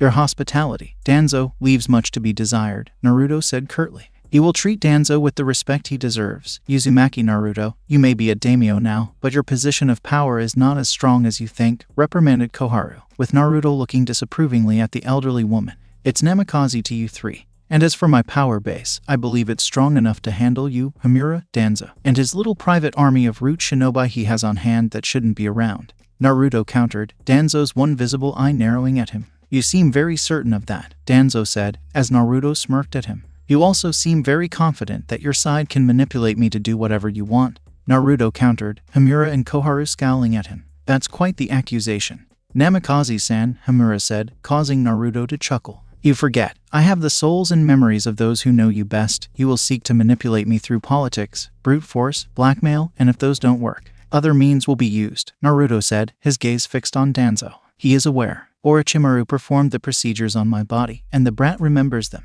thought Danzo as he made a subtle gesture with his hand to indicate his trump card lurking in the shadows. "Do you really believe that Yakumanaka clan member you have hiding in the shadows will be able to manipulate my mind where your Sharingan has failed?" Naruto asked, as Hamura and Koharu tensed and Danzo's visible eye narrowed dangerously. "I have no idea what you're talking about," Danzo replied, his face amused. "Oh really?" asked Naruto before conjuring up a light spear in his hands and hurling it behind him with incredible force, pinning the man hiding in the shadows to the wall. "That was uncalled for," exclaimed Koharu, cursing the boy's detection abilities inwardly. "He was planning to attack my mind. Granted, he would have failed because my mind is immune to such mental attacks, but I felt I needed to make my point clear that such acts of manipulation will not work, and will not be tolerated," Naruto stated firmly, the 3 scowling at him. "And what do you want from us, Daimyo-sama?" Danzo asked, his teeth clenched. "I want your root shinobi reactivated," Naruto replied, much to the surprise of the 3 people in the room. In a rare display of surprise, Danzo asked, "What?" "You heard me, Danzo. I want your root shinobi back out in the field. They are no longer disbanded. I'm returning them to official active service to fight for me in my name and under my rule," Naruto replied, his eyes narrowed in suspicion. "If that's the case, you just killed one of them, and he was very skilled at his work when it came to entering mines," Koharu countered, and Naruto shrugged. "He was more loyal to Danzo and the 2 of you anyway," Naruto remarked casually. "What exactly are you implying?" Hamura asked, his crimson eyes nearly glowing with contempt as Naruto looked at him. That Kano has officially disbanded. Root Shinobi are more loyal to Danzo than Fire Country's daimyo or the current Hokage of Konoha, Naruto replied, with Danzo snarling at him. Preposterous. Root Shinobi are Konoha Shinobi, and they defend Konoha and Fire Country from all its shadowy enemies, exclaimed Koharu as Naruto smirked. Oh really? Let's bring one into this room right now and give that Shinobi an order. Who do you think the Root Shinobi will obey when given a command? Danzo, or myself? Asked Naruto, making the three old people in front of him fidget for a moment. There's no need for such a test. Daimyo-sama, Danzo said dismissively as Naruto's eyes narrowed at him. I insist on it. Danzo, Naruto said, his warhawk growling slightly. Very well, Danzo said before making a small hand motion, and a Root Shinobi emerged from the shadows between the two sides. Yes, Danzo-sama, the Root Shinobi inquired. We have a test that needs to be done. And you are the test subject, Naruto said, the Root Shinobi glaring at him from behind his mask. The new fire daimyo is correct, Crow. We need your assistance in this test that our guest has decided to perform in order to test the loyalty of Konoha's Root Shinobi. Danzo stepped in for his subordinate before Crow said something inadvertently stupid. I am honored to participate. Danzo-sama, Crow replied, bowing to Danzo but not Naruto and simply waiting for the test. The test is simply asking you some questions, Crow. You will answer them truthfully. Failure to comply will result in bad consequences not only for you, but for Danzo and his lackeys on either side of him, Naruto replied, clearly annoyed by his choice of words. Naruto couldn't care less. What are the questions? Crow inquired, trying to be polite. What are your primary goals as a Root Shinobi? What is your purpose? Asked Naruto, who waited for Crow to respond. To keep Konoha and Danzo-sama safe, Crow replied simply. And if Danzo were charged with crimes against Konoha and had proof of his wrongdoings in hand, would you arrest him? Or would you protect him? Asked Naruto, with Danzo not liking where this was going. There is no need to ask such a question, Koharu said, glaring at Naruto. It's not an unreasonable question. Besides, I'm not asking you old hag, I'm asking this Root Shinobi. Now shut up, commanded Naruto, with Koharu furious at his disrespect. I would protect Danzo-sama, Root replied, proving his devotion to Danzo. Oh, I thought your primary duty was to protect Konoha first and Danzo second. How is protecting Danzo more important than protecting Konoha? Asked Naruto, a slight pause in Crow's thought. By protecting Konoha, we protect the village's one true defender, and we will assist him in protecting Konoha's future from its enemies, Crow replied, with Naruto nodding. You mean his version of Konoha's future, not the one I envision or the current Hokage's vision for the village, Naruto countered, Crow remaining silent. Danzo visioned Samas of the village in the true version of what Konoha should be, rather than those like the current Hokage, Crow replied, Naruto scowling. So, if you're daimyo, who owns Fire Country and even this very village you serve ... you wouldn't obey me if Danzo gave you another that contradicted mine? Questioned Naruto, with Crow briefly looking at Danzo for guidance. I assure you, Daimyo-sama, if you gave an order to Crow, he would obey, and he would not follow any command I gave that went against your wishes, Danzo simply replied. Then he can tell me that himself. Without your input, Naruto countered with a scowl, seeing the Warhawk not liking his tone. He is my subordinate, Danzo said as Naruto's power began to rise. Just as you are my subordinate, Danzo, Naruto countered, with Danzo displaying a brief expression of rage on his face. I am my own master. I may not be Hokage or daimyo, but I bow to no one, Danzo retorted, Naruto's power now swirling dangerously around him. Tell me, Crow, if I ordered you to kill Danzo on charges of being a full-fledged traitor to Konoha, would you obey? Asked Naruto, leaving Crow speechless. I am not a traitor to Konoha, exclaimed Danzo, stomping furiously on the ground with his cane. Your alliance with Orochimaru says otherwise, Danzo. Remember, I have the Sannin's memories and I know he gave you alterations. I know you provided him with a means to infiltrate the village, and I know you provided him with information that led to a nearly successful invasion during the Chunin exams. Naruto countered, Danzo's face turning pale before turning red with rage. The Sandaime was weak. He needed to be removed so I could take over. He believed that turning you into a willing weapon of the village using his method was the best, Danzo said, as Naruto laughed. And be an emotionless tool like these Root Shinobi. How pathetic of you, Danzo snarled at Naruto. Emotions make us weak. Being emotionless makes us better shinobi. Better killers, Danzo said as Naruto scoffed. Please, if you were truly so righteous, you would have fought with your root shinobi until proper retirement age, rather than retiring right after the Second Shinobi War when Hiruzen became Hokage, and then becoming a military advisor for the Third Shinobi War, countered Naruto, Danzo gripping his cane tighter. I am a natural-born leader. I gained enough experience from war to earn my retirement and military advisory position. I don't need to be on the front lines to lead others, Danzo said, scoffing at Naruto. Natural-born leader. You hide behind others. You tell drones what to do while forcing measure like seals and conditioning to make them obey when they wouldn't if their minds were their own. You are weak. You make others do things for you because you can't stand the idea of being judged by others in the seat of power while feeling you should be in their place. You are a bureaucrat, plain and simple, Naruto replied, as Danzo grew impatient. You don't know what you're talking about, boy. I am Konoha's best and only chance for greatness under my rule. Whether by sitting in the Hokage's chair or manipulating the one in the seat from the shadows, Danzo exclaimed, and Naruto laughed. Oh really? Challenged Naruto, his power exploding out of his body, shaking the room and those around him from their current position around him. Root, to me, fight to protect your master, Danzo commanded as his root shinobi swarmed the room. Taking the coward's way out, I see. How predictable. It's no surprise you were passed over for the position of Hokage of Konoha. You lack the will of fire the Shodaime preached about to handle the title, exclaimed Naruto, infuriating Danzo even more and prompting the old war hawk to reveal his hidden arm to Naruto. We'll see who is who when I use the combined power of these Sharingan eyes and the Senju clan's powers to tame you. I will now become your master, just as Uchiha Madara was Kyuubi's, exclaimed Danzo, while Naruto fought his root shinobi. Fool, the powers of the Uchiha and Senju clans that were surgically grafted to your arm cannot shackle me like they did Kurama all those years ago. But you will soon learn that the hard way before you bow at my feet in submission moments before your death, declared Naruto as he obliterated the root shinobi around him and turned to Danzo, ready for a fight, while his two lackeys on the shinobi council drew. The Sandaime was a fool to give you such freedom. Weapons like you do not deserve it, exclaimed Himura as Naruto silenced him with a sudden shoulder tackle that sent the old man flying into a wall with enough force to break several bones in his old body. Daggers of light jutsu, exclaimed Koharu as she hurled various kunai at Naruto and made several hand gestures that, when combined with the weapons shown, turned into projectiles of light that stabbed into the boy's back. Is that all you've got? You're pathetic, exclaimed Naruto as he shrugged off the various projectiles clinging to his back before hurling his wrath hammer at Koharu, crushing her internal organs on impact.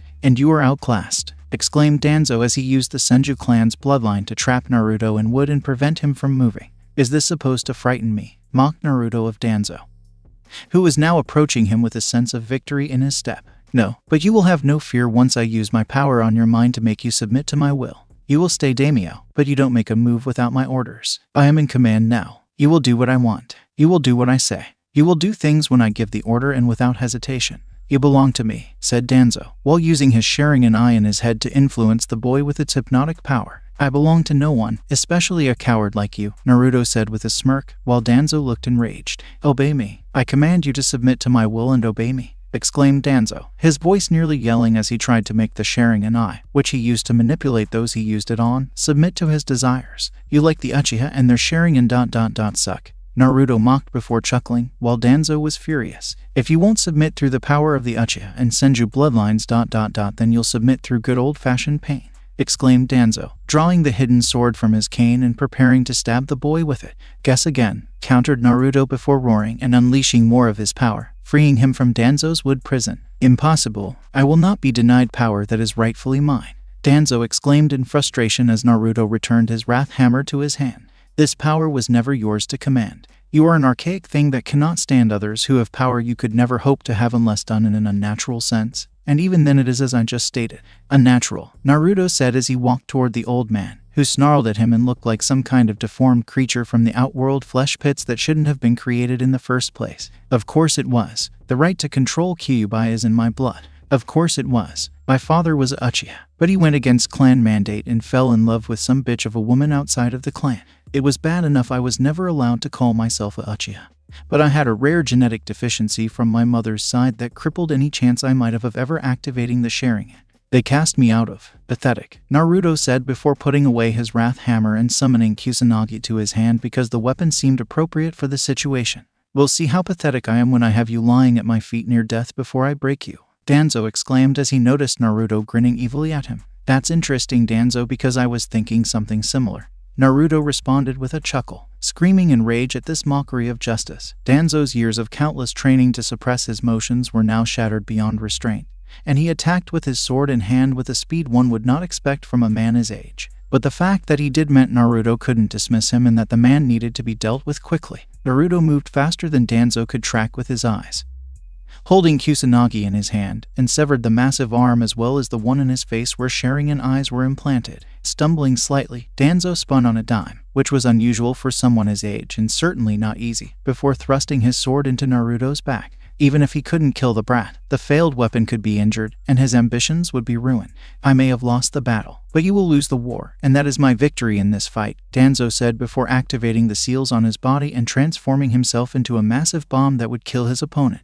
You think I'm the real Naruto? I'm a clone, Naruto said, as Danzo looked at him in disbelief. You're lying. If you were a mere shadow clone, you would have dispersed quickly once hit. Danzo charged, the seals on his body glowing brighter now. Fool, I am no mere shadow clone. I am a clone forged by the original, a skill the real Naruto learned from his forefather Emperor Shao Khan while in Outworld. He knew you would try something and used the time at the Hyuga clan compound to make me before finalizing things with Hayashi about his eldest daughter's training outside of Tsunade's own. He will die here, killing only A. His creator would need it for the battles that were to come. Damn you, with Naruto Hokage Tower. It is done. Their time in this world has passed, Naruto said calmly to Tsunade, who was nodding her head in agreement after he told her what he had planned to do and what would be done to pull it off. Good. Now that Danzo, Koharu, and Himura are gone, the civilian council can stop bothering me with their bull crap that they should be handling. I swear they've been deliberately drowning me in paperwork so they can do things behind my back, exclaimed Tsunade, with Naruto smirking at her. That is no longer a possibility. I am forming a new shinobi council that controls the civilian council but does not overstep the authority of the Hokage.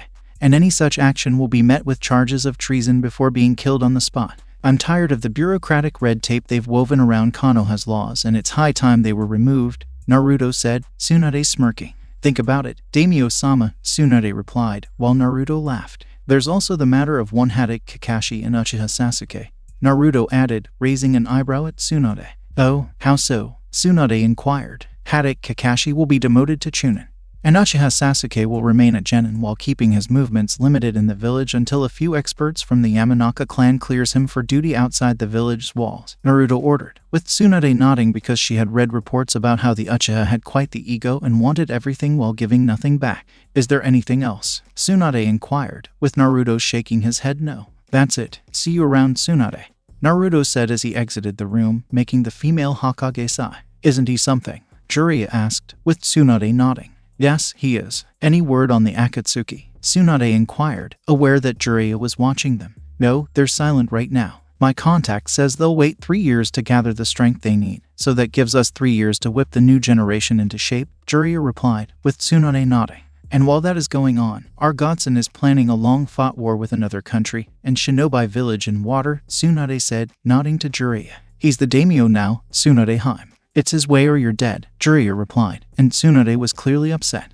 Just like I remember it, Suinjitsu said, noticing how little had changed in the forest region of water country they were currently in. Not bad, I've seen worse, Naruto said before sensing a presence to his right. And what about me? Have you seen a better woman than myself? Inquired a female voice from the shadows, who emerged as a woman dressed in a blue kimono with a shapely body and flowing red hair. I don't judge a woman by her beauty, I judge her by her soul, and you, my dear, have one that matches your body, Naruto replied, the woman blushing slightly as she found his response odd. So you have some kind of power to see into people's souls? Inquired the red-haired woman as she approached him. Something like that, Naruto replied as the woman smiled at him. Be careful, boss. Karin might get jealous, Suinjitsu said with a grin. She's always jealous, Suinjitsu, Naruto said, and Suinjitsu nodded in agreement. Can't argue with that, Suinjitsu said, chuckling. Please excuse my rudeness, but I have yet to ask you your name, Naruto said to the red-haired woman who was secretly admiring his body. Terumi Mei. I am the leader of the rebels against the Mizukage of Mist, Mei replied, knowing he was the real deal and seeing no reason to conceal it from him, especially since Naruto had Jiraiya from the Sannin spy network at his disposal. Namikaze Uzumaki Naruto, the new fire daimyo of Fire Country. The man standing behind me is my trusted bodyguard Suinjitsu, a former 7 swordsman of the mist in training, Naruto replied, hefting Zabuza's old sword with a mock salute. Naruto had opposed going to Zabuza's grave and removing the massive sword from its final resting place to give to Suinjitsu. The light blue-haired swordsman, on the other hand, had been whining, pleading, and arguing his case for the sword at every opportunity. It got to the point where Naruto was about to rip out the man's soul when the swordsman told the new fire daimyo that it was customary for such swords to be given a new master when the old one died. So, with great control, Naruto agreed to let Suigetsu have the sword, but warned him not to abuse it and to respect its wielder's predecessor. These days, good help is extremely difficult to come by. He's holding Mamachi Zabuza's weapon, Mei said, and Naruto nodded. Zabuza is dead. He died in wave from his injuries thereafter killing his backstabbing client Gato. Naruto explained before going on to explain what happened to bring it down to that. I see. Well, it appears that the sword hasn't rejected Suigetsu-san, so it's his by right, Mei explained, with Suigetsu grinning at her words because he didn't want to part with the weapon. We're getting off topic. Mei-san, if you could fill us in on the situation with the Mizukage and his forces, that would be great, Naruto replied, with Mei nodding. Very well. But not here. Follow me, Mei said before leading the three of them to the hidden rebel base. Looks like a shithole, mumbled Suigetsu, but was cut off when Naruto glared at him with burning crimson eyes, making the swordsman sweat. There are worse places than this, Suigetsu. I've seen them, lived in them. Do not insult our guest again ... or I'll rip out your soul and make it mine, threatened Naruto, with Suigetsu quickly nodding. Sorry, Naruto-sama, Suigetsu said quickly as Naruto growled at him. Damn right. You're sorry, Naruto said before turning his gaze to the table visible at the tent located within the nerve center of the base where Mei had taken them for the strategy to take Mist. Our forces are nearly tied with the Mizukage zone. Many shinobi who don't agree with his policies are either here or acting as spies for us within the walls. Our intel from them has told us that the Mizukage is tired of us and wants to send out his shinobi to eliminate the threat to his rule. Even with what we have here and secretly in Mist, we are still outnumbered by a small fraction, but it's still a significant fraction and could turn things. And you need my help to thin the ranks of such a fraction to the point where they no longer pose a threat, Naruto said, as Mei nodded. Yes, after you successfully sacked Rice Country and annexed it into fire 2 weeks ago, I had hoped you could assist us in doing the same with Mist, and overthrow the Water Daimyo since he has been the Mizukage key supporter. With him removed, I can have the position of Mizukage without worrying about the Water Daimyo using his authority to order someone of his choosing to take over the village, or possibly liquidate it out of spite. Me. It would be time for a change soon. Sacking Rice Country was easy, Mei said. I had inside help with the sound shinobi there with my agents already in place before I attacked. Add to that the fact that the daimyo there didn't have as many samurai as the current Water Daimyo is another factor that needs to be considered. Once I'm done with Mist, I need to plan accordingly to take on the Water Daimyo, and ensure this doesn't come back to hurt you, Naru. Not to be disrespectful, Naruto-sama, but will it just be you and Suigetsu assisting us in this upcoming battle? I was hoping for more support, Mei asked, as Naruto chuckled. Don't worry, I have another agent in the field with a team scouting ahead where Mist is located. And he knows the terrain like Suigetsu because he was born here, Naruto assured Mei. Oh, Mei inquired, puzzled. Yes, his name is Kaguya Kimimaro, Naruto replied, Mei's eyes widening in surprise. But Kaguya, here? I thought they were all killed when the clan charged Mist in a full-fledged assault on Mist, Mei exclaimed, surprised. No, he's the last of his clan. I had him keep sound running after I killed Orochimaru of the Sannin and his right-hand medic Nin Kabuto. When the time comes, Kimimaro will meet up with us, and we can take the fight to the Mizukage once we have the necessary intel from the scouting, Naruto replied, Mei nodding and clearly impressed by his handling of things. Kimimaro and the other Sound 4 arrived and kneeled at the Namikaze's feet as soon as Naruto finished speaking. Naruto-sama, we have completed our scouting mission and are ready to make a full report, Kimimaro stated. Report, ordered Naruto. And Kimimaro rose with the others. The Mizukage has spread his forces thin throughout the village, and they do not have the means to protect themselves on all fronts. If we attack one section of the village, another force can flank a weaker section of the wall near the tower, and engage the Mizukage in a fight for control of Mist, said Kimimaro, demonstrating that the village's thinnest line of troops was not around the Mizukage, but away from him, and they only needed to attack. How soon can your forces be ready to attack Mist? Naruto asked, as Mei smiled. Considering how tired we are of Mizukage's rule, Mei replied, Naruto grinning a feral grin that made the woman blush. Tomorrow it is. Prepare your force, Mei-sen. Tomorrow is the day the Mizukage sees his last sunrise, Naruto said as he led his bodyguards out of the tent. I don't trust him, Terumi-sama. His power is strange, said Ao, who was watching the entire conversation from his tent position and using his Byakugan to see the boy's vast power that seemed infinite. Ao, Mei said, her voice deceptively sweet. Yes, Terumi-sama, Ao asked, looking at Mei, who was smiling at him. Shut up or I'll kill you, Mei said as she walked away, leaving a startled Ao in the tent. That woman will be the death of me. Outside before following her right behind her. The current Mizukage, the three-tailed Jinchuriki Yagura, was sitting in his office, sensing something powerful approaching. He could sense it. His Biju sensed it. There was something here. Your village is about to be attacked. Mizukage, Raiden said, appearing in a flash of lightning and standing in front of the stunned Jinchuriki. Who are you, and how do you know such things? Yagura wondered as he heard his Biju warn him not to cross this powerful being. I am Raiden, one of the elder gods and elemental god of lightning. I have come to warn you of the rebels' attack on your village, led by their leader Terumime and their ally Namikaze Uzumaki Naruto, the latter of whom should concern you because he plans to take your head, Raiden said as he projected an image of Naruto in front of Yagura using the Mizukage viewing orb. Why are you telling me this? Raiden asked, his eyes narrowing. Because the boy is a threat to this realm and must be killed in accordance with the rules established by my fellow elder gods. He must die by mortal hands, Raiden explained as Yagura narrowed his eyes at him. Why don't you do it? If you claim to be God, it must surely be within your power, Yagura asked before Raiden unleashed lightning all around them. Do not question me, mortal. These rules must be followed by mortal and god alike. Unless Namikaze Uzumaki Naruto challenges me to mortal combat, I cannot fight and kill him in battle. It falls to you, Mizukage, to do it in my stead, Raiden declared as he pointed his lightning-covered hand at Yagura and then vanished in an instant, as if he had never been there. The elder god had just left the room when the attack on Mist began, with the sound of fighting heard outside the Mizukage tower. Naruto and his bodyguards, the Sound 4, Kimimaro, and Suijutsu, were fighting near the Mizukage tower. They ranged from Chunin to Jounin level, and were engaged in battle with Naruto's bodyguards, while those closest to the tower were A and BU, and were engaged in battle with Naruto himself. The main rebel army was fighting the Mist's forces for control of the village at the same time, with rebel sympathizers now making themselves known and catching Yagura's loyal forces off guard. The fight for control of Mist was becoming bloody and brutal in every sense of the word, and the battle was looking to go either way. Yagura then decided to make an appearance. You dare to oppose me? The Mizukage, you will all die, yelled Yagura, using the Biju's chakra to transform into a terrifying form in front of his enemies. Don't pay attention to them, Mizukage, pay attention to me, challenged Naruto, and his words drew Mizukage's attention. You are the one Raiden told me about, the one he once killed. Very well. Let's see how powerful you really are, little man, retorted Yagura as he charged at Naruto with his staff with the hook on one end in hand.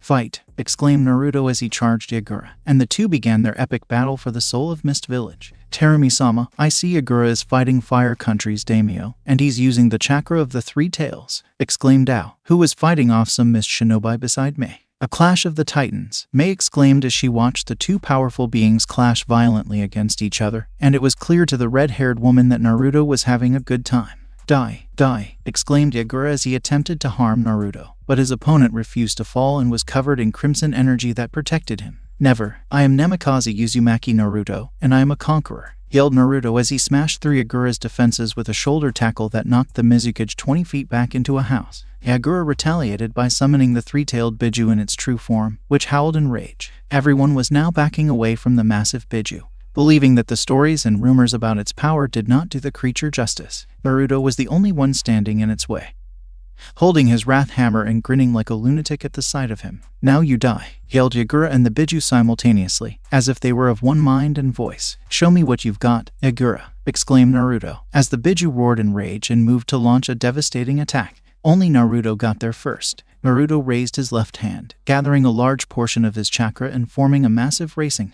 Naruto rushed forward, dodging the Biju's tails, climbing up on one of them and sprinting up the tail toward Yagura. The Mizukage must have sensed this, because he prepared his staff to repel Naruto's attack. Unfortunately for him, the Rasengan could not be simply blocked with a staff, and given the power behind this one, such an act was laughable at best. Naruto smashed through the barrier and tore through Yagura, the Mizukage screaming in agony. The explosion that followed shook the village to its core, causing buildings to collapse, people to fall, and everyone to cover their eyes until it was over. When the dust settled, every shinobi still alive looked around to see that a large portion of Mist Village had been destroyed, which was unsurprising given the explosion they had just survived, and saw two downed figures opposite of each other. Closer inspection revealed Naruto slowly rising from the ground, cracking the various joints in his body back into place, and walking over to the dying Mizukage. You did it. I am free, Yagura said quietly, looking up at the victor of their fight. What do you mean? Naruto asked, seeing Yagura crying with a smile on his face as blood left his body, and the other shinobi around them approaching. I was a puppet to ... to another person. He is the true threat. He used his power to turn me into a monster, Yagura said as Mei approached him. And you expect us to believe you? Mei asked, a cold tone in her voice. Because it's the truth, I swear it. In my office, a secret compartment in my desk on the right side. There's a book, a journal. I've written in it during the moments of freedom I had before he came to reinforce the genjutsu over me. Read it and know the truth, Yagura replied as the world around him began to darken. Die peacefully, Yagura. The elder gods will not punish you for deeds that were not your fault as long as you did not wish them to happen of your own volition, Naruto said, prompting Yagura to nod and cry even harder. Is it wrong or too late to apologize? If you mean it with all your heart, with all your soul, Yagura pleaded with Naruto. No, it's never too late, but only if you mean it, Yagura, Naruto replied, with Yagura nodding. Yes, I am sorry. For everything. I swear it, said Yagura as Naruto smiled gently at him. Then you have nothing to fear from the other side, Naruto replied, while Yagura smiled at him. Thank you, Namikaze, Uzumaki, Naruto, Yagura said before his life was taken from him and he was officially dead. And the feeling of the Biju's power soon left the area. The Biju in him won't show up for another 3 years, Mei said, with Naruto nodding. There is a group called the Akatsuki who are after the Biju and will want the 3 tails when it manifests itself. Be on the lookout in 3 years because they will no doubt be snooping around water country when that happens, Naruto replied, as Mei nodded. We'll be ready in 3 years, you can count on it, Mei said confidently. A beautiful woman with fire in her eyes. Damn, that's sexy, Naruto said, his face flushed red all the way to Mei's hair roots. You are such a flatterer, Daimyo-sama, Mei replied, with Naruto chuckling. I'm much more than that, my dear. The women I've taken in as members of my clan can attest to that, Naruto said, raising an eyebrow at Mei. So the rumors are true, Mei said, as she had heard the new fire daimyo had at least 2 concubines, and there are also rumors of the Hyuga heiress being the actual wife, though that was still years away. That depends on the rumors, Mei-chan. But one thing I can assure you of is that the rumors about me being a demon in bed are true, Naruto replied with a predatory smile and eyes filled with lust. Really? Well, Daimyo-sama, that is quite the claim. But saying the rumors are true and proving that such rumors are true are 2 different things, Mei countered in husky tones, and Naruto grinned even more. Perhaps the new Mizukage of Mist would like to accept an invitation to test such waters and begin her first day with a bang, inquired Naruto, as Mei became even more flustered. Cherami-sama, while the man here is a daimyo, making such a vulgar proposal to you as the new Mizukage is insulting, and with your permission, I will escort him out of the village, Ao replied, glaring at Naruto for his crude perverse offer. Ao, I appreciate your concern and well-being for my safety in all things, but... Mei paused to turn to her loyal subordinate. Yes, Terumi-sama, Ao inquired, seeing her deceptively sweet smile. If you don't stop talking right now, I'll kill you, Mei concluded, leaving Ao stiff and pale in the face with fear. Yes, Terumi-sama, Ao replied, turning to the clearly amused fire daimyo. Such authority over your subordinates, Mei-chan, I think I'm falling in love, Naruto chuckled. Save the sweet talk for later, daimyo-sama. You and your small team of shinobi are going to help us with the reconstruction of Mist. Do that, and our forces will help you against the water daimyo, Mei replied as she placed a finger on his muscled chest, shivering slightly as it meant solid muscle. She was also curious as to what else could be solid muscle. Fair enough. I do need to send one of my subordinates out to send a message for some of my forces to come here for when that last part happens, Naruto replied, and Mei nodded in agreement because he would need a significant force other than himself to storm the water daimyo's castle because one in fire country was completely different. Given the rising violence in water country, the water daimyo had fortified his castle and had more samurai guarding him than even the previous fire daimyo of fire country before Naruto took his throne. Naruto would need a large force of strong, competent warriors to take the water country capital, and the Namikaze planned to do just that. Following that, it was simply a matter of annexing water country into fire country and appointing a competent regent to oversee the land and ensure no further bias was done to anyone with a bloodline. He had only seen Mei use her bloodline briefly during his fight with Yagura, but Naruto could tell she was very deadly with it and clearly cage level. If the people who despise bloodlines found out Mei had one, they would band together and try to do something unless information about bloodline users was made available to dispel their fears. In the meantime, Naruto-sama, why don't we check my predecessor's office? Naruto replied, snapping out of his thoughts on his future plans. Yes, let's do that. Hopefully, it'll give us some insight into the puppet master behind our tortured puppeteer for a Jinchuriki, Naruto added, as Mei nodded. Make sure Yagura's body is well preserved, depending on what information we find. The man will receive a proper burial and be pardoned of his crimes, Mei informed Ao, who nodded in agreement with the others. Sure enough, when the two arrived at the Mizukage Tower, which had been damaged in some areas but was still standing for the most part, and in the office, they discovered the item they were looking for was right where Yagura said it would be. They carefully opened the battered journal, which seemed to represent the man's life of misery and internal torture as a prisoner within his own mind. Sure enough, according to Yagura's writing, the Jinchuriki had been turned into a bloodlust-desiring psycho on the orders of someone with a Sharingan eye, and a warning had been left in it for his successor to be cautious should that eye ever be used on the next person sitting in the chair of the Mizukage. Damn Uchiha and their Sharingan. To think Konoha constantly loves their bloodline, and yet they hate the very creatures that bloodline draws out their bloodlust from.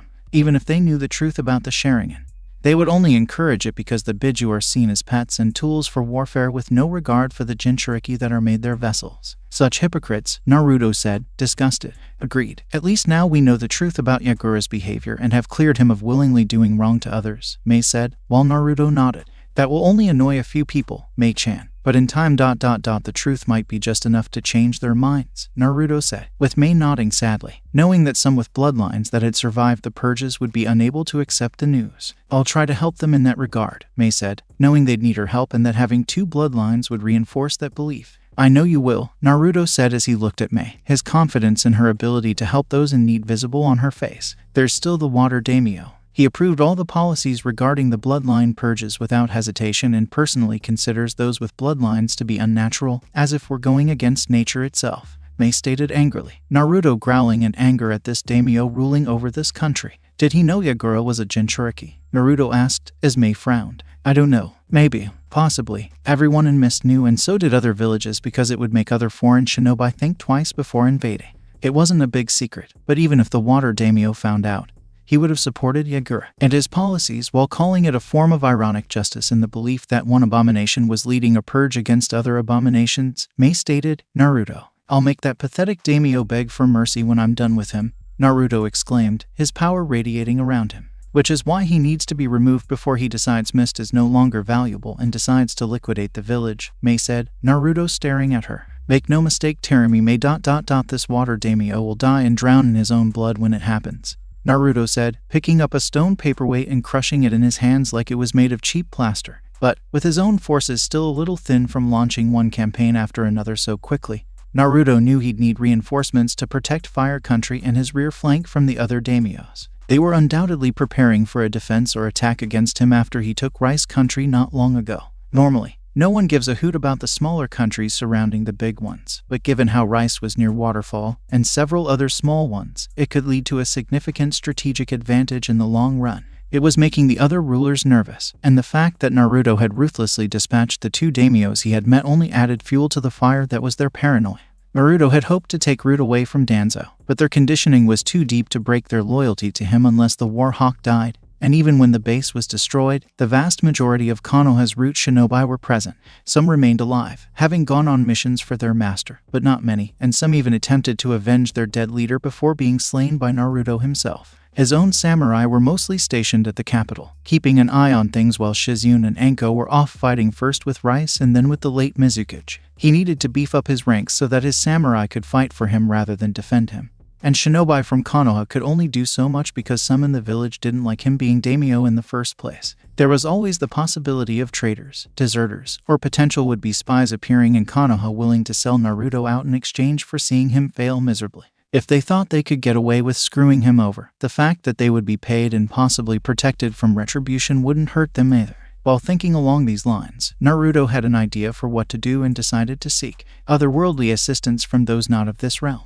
It was possible if Naruto correctly read the Elder Gods' rules and interpreted them so that they did not interfere with his plans. So long as Naruto did everything correctly, the Elder Gods would not be able to intervene. He would get what he needed, and tensions between the two races would dissipate. That, and he owed his forefather a visit to Outworld. Naruto has always stated how much he values his family and would never be accused of lying about it. Naruto exited the portal to Outworld. His loyal bodyguard Kimimaro accompanied him, while the other bodyguards remained in mist per his orders. Naruto was here on business, both military and personal, to help his ambitions come true. When he arrived at the palace gates, the guards recognized him and saluted Shao Kahn's long-line descendant. Naruto smirked, knowing that his forefather would be overjoyed to see him, but the proposal he had in mind would astound the emperor, and Kimimaro was going to meet his forefather in Baraka. While it was unknown whether that particular Tarkatan demon was the actual sire of the Kaguya clan, Naruto was confident that Baraka would recognize Kimimaro's potential and teach him the ancient arts of Tarkatan fighting. Thank you for bringing me here, Naruto-sama. It is an honor to meet someone of my ancient bloodline, Kimimaro said, as Naruto laughed. I'm sure it's Kimimaro-san. Just make sure to stand up to Baraka if he challenges your right to learn. If you don't, he'll come to believe your Tarkatan blood is too weak, and you're unworthy of training. You must stand up to him. Challenge him in combat and show your potential. Only by trial through combat and spilling blood will Baraka deem you worthy, Naruto replied, with Kimimaro nodding. Understood, Naruto-sama, Kimimaro said, his voice and eyes firm. Welcome, Naruto. How is my late son's long-lined legacy? Shao Kahn asked, laughing heartily. I'm fine, my emperor. I've come on personal business and need your blessing on a matter of great importance, Naruto said as he kneeled before Shao Kahn, with Kimimaro following suit. Rise, Naruto. You are of my blood, and thus do not have to kneel. Who is this that is beside you? Shao Kahn asked as Naruto rose, but Kimimaro remained kneeling and looked up at the emperor. I am Kaguya Kimimaro, your majesty, Naruto humble-sama's servant and loyal bodyguard, Kimimaro replied, Shao Kahn scrutinizing him. Is there a reason you brought him here, Naruto? Shao Kahn inquired as Naruto smiled at him. Yes, my emperor, Naruto replied. I have reason to believe Kimimaro-san here has Tarkatan blood in his veins and wish him to be trained by the very Tarkatan demons under your command. Shao Kahn looked at Kimimaro with a hint of interest. Really? Shao Kahn demanded, leaning forward on his throne, and Kimimaro removed his robes to reveal his shirtless form before revealing his bloodline to the emperor. As you can see, Emperor Shao Kahn, I have Tarkatan-like powers, but over the years, my people's bloodline has changed it so that I can use the bones in any part of my body. I am strong, agile, fast, and I have the desire to unleash all my fury on my enemies when given the order, replied Kimimaro, as Shao Kahn looked on with increased interest. Your powers are indeed Tarkatan-like, but I am not convinced. And I am sure my Tarkatan General Baraka would agree, Shao Kahn replied, as Baraka entered the room, narrowing his eyes at Kimimaro. The Emperor is correct. Show me your strength against my fellow Tarkatan brothers, and only by defeating them will I even consider teaching you, declared Baraka as Kimimaro stared at him with fire in his eyes.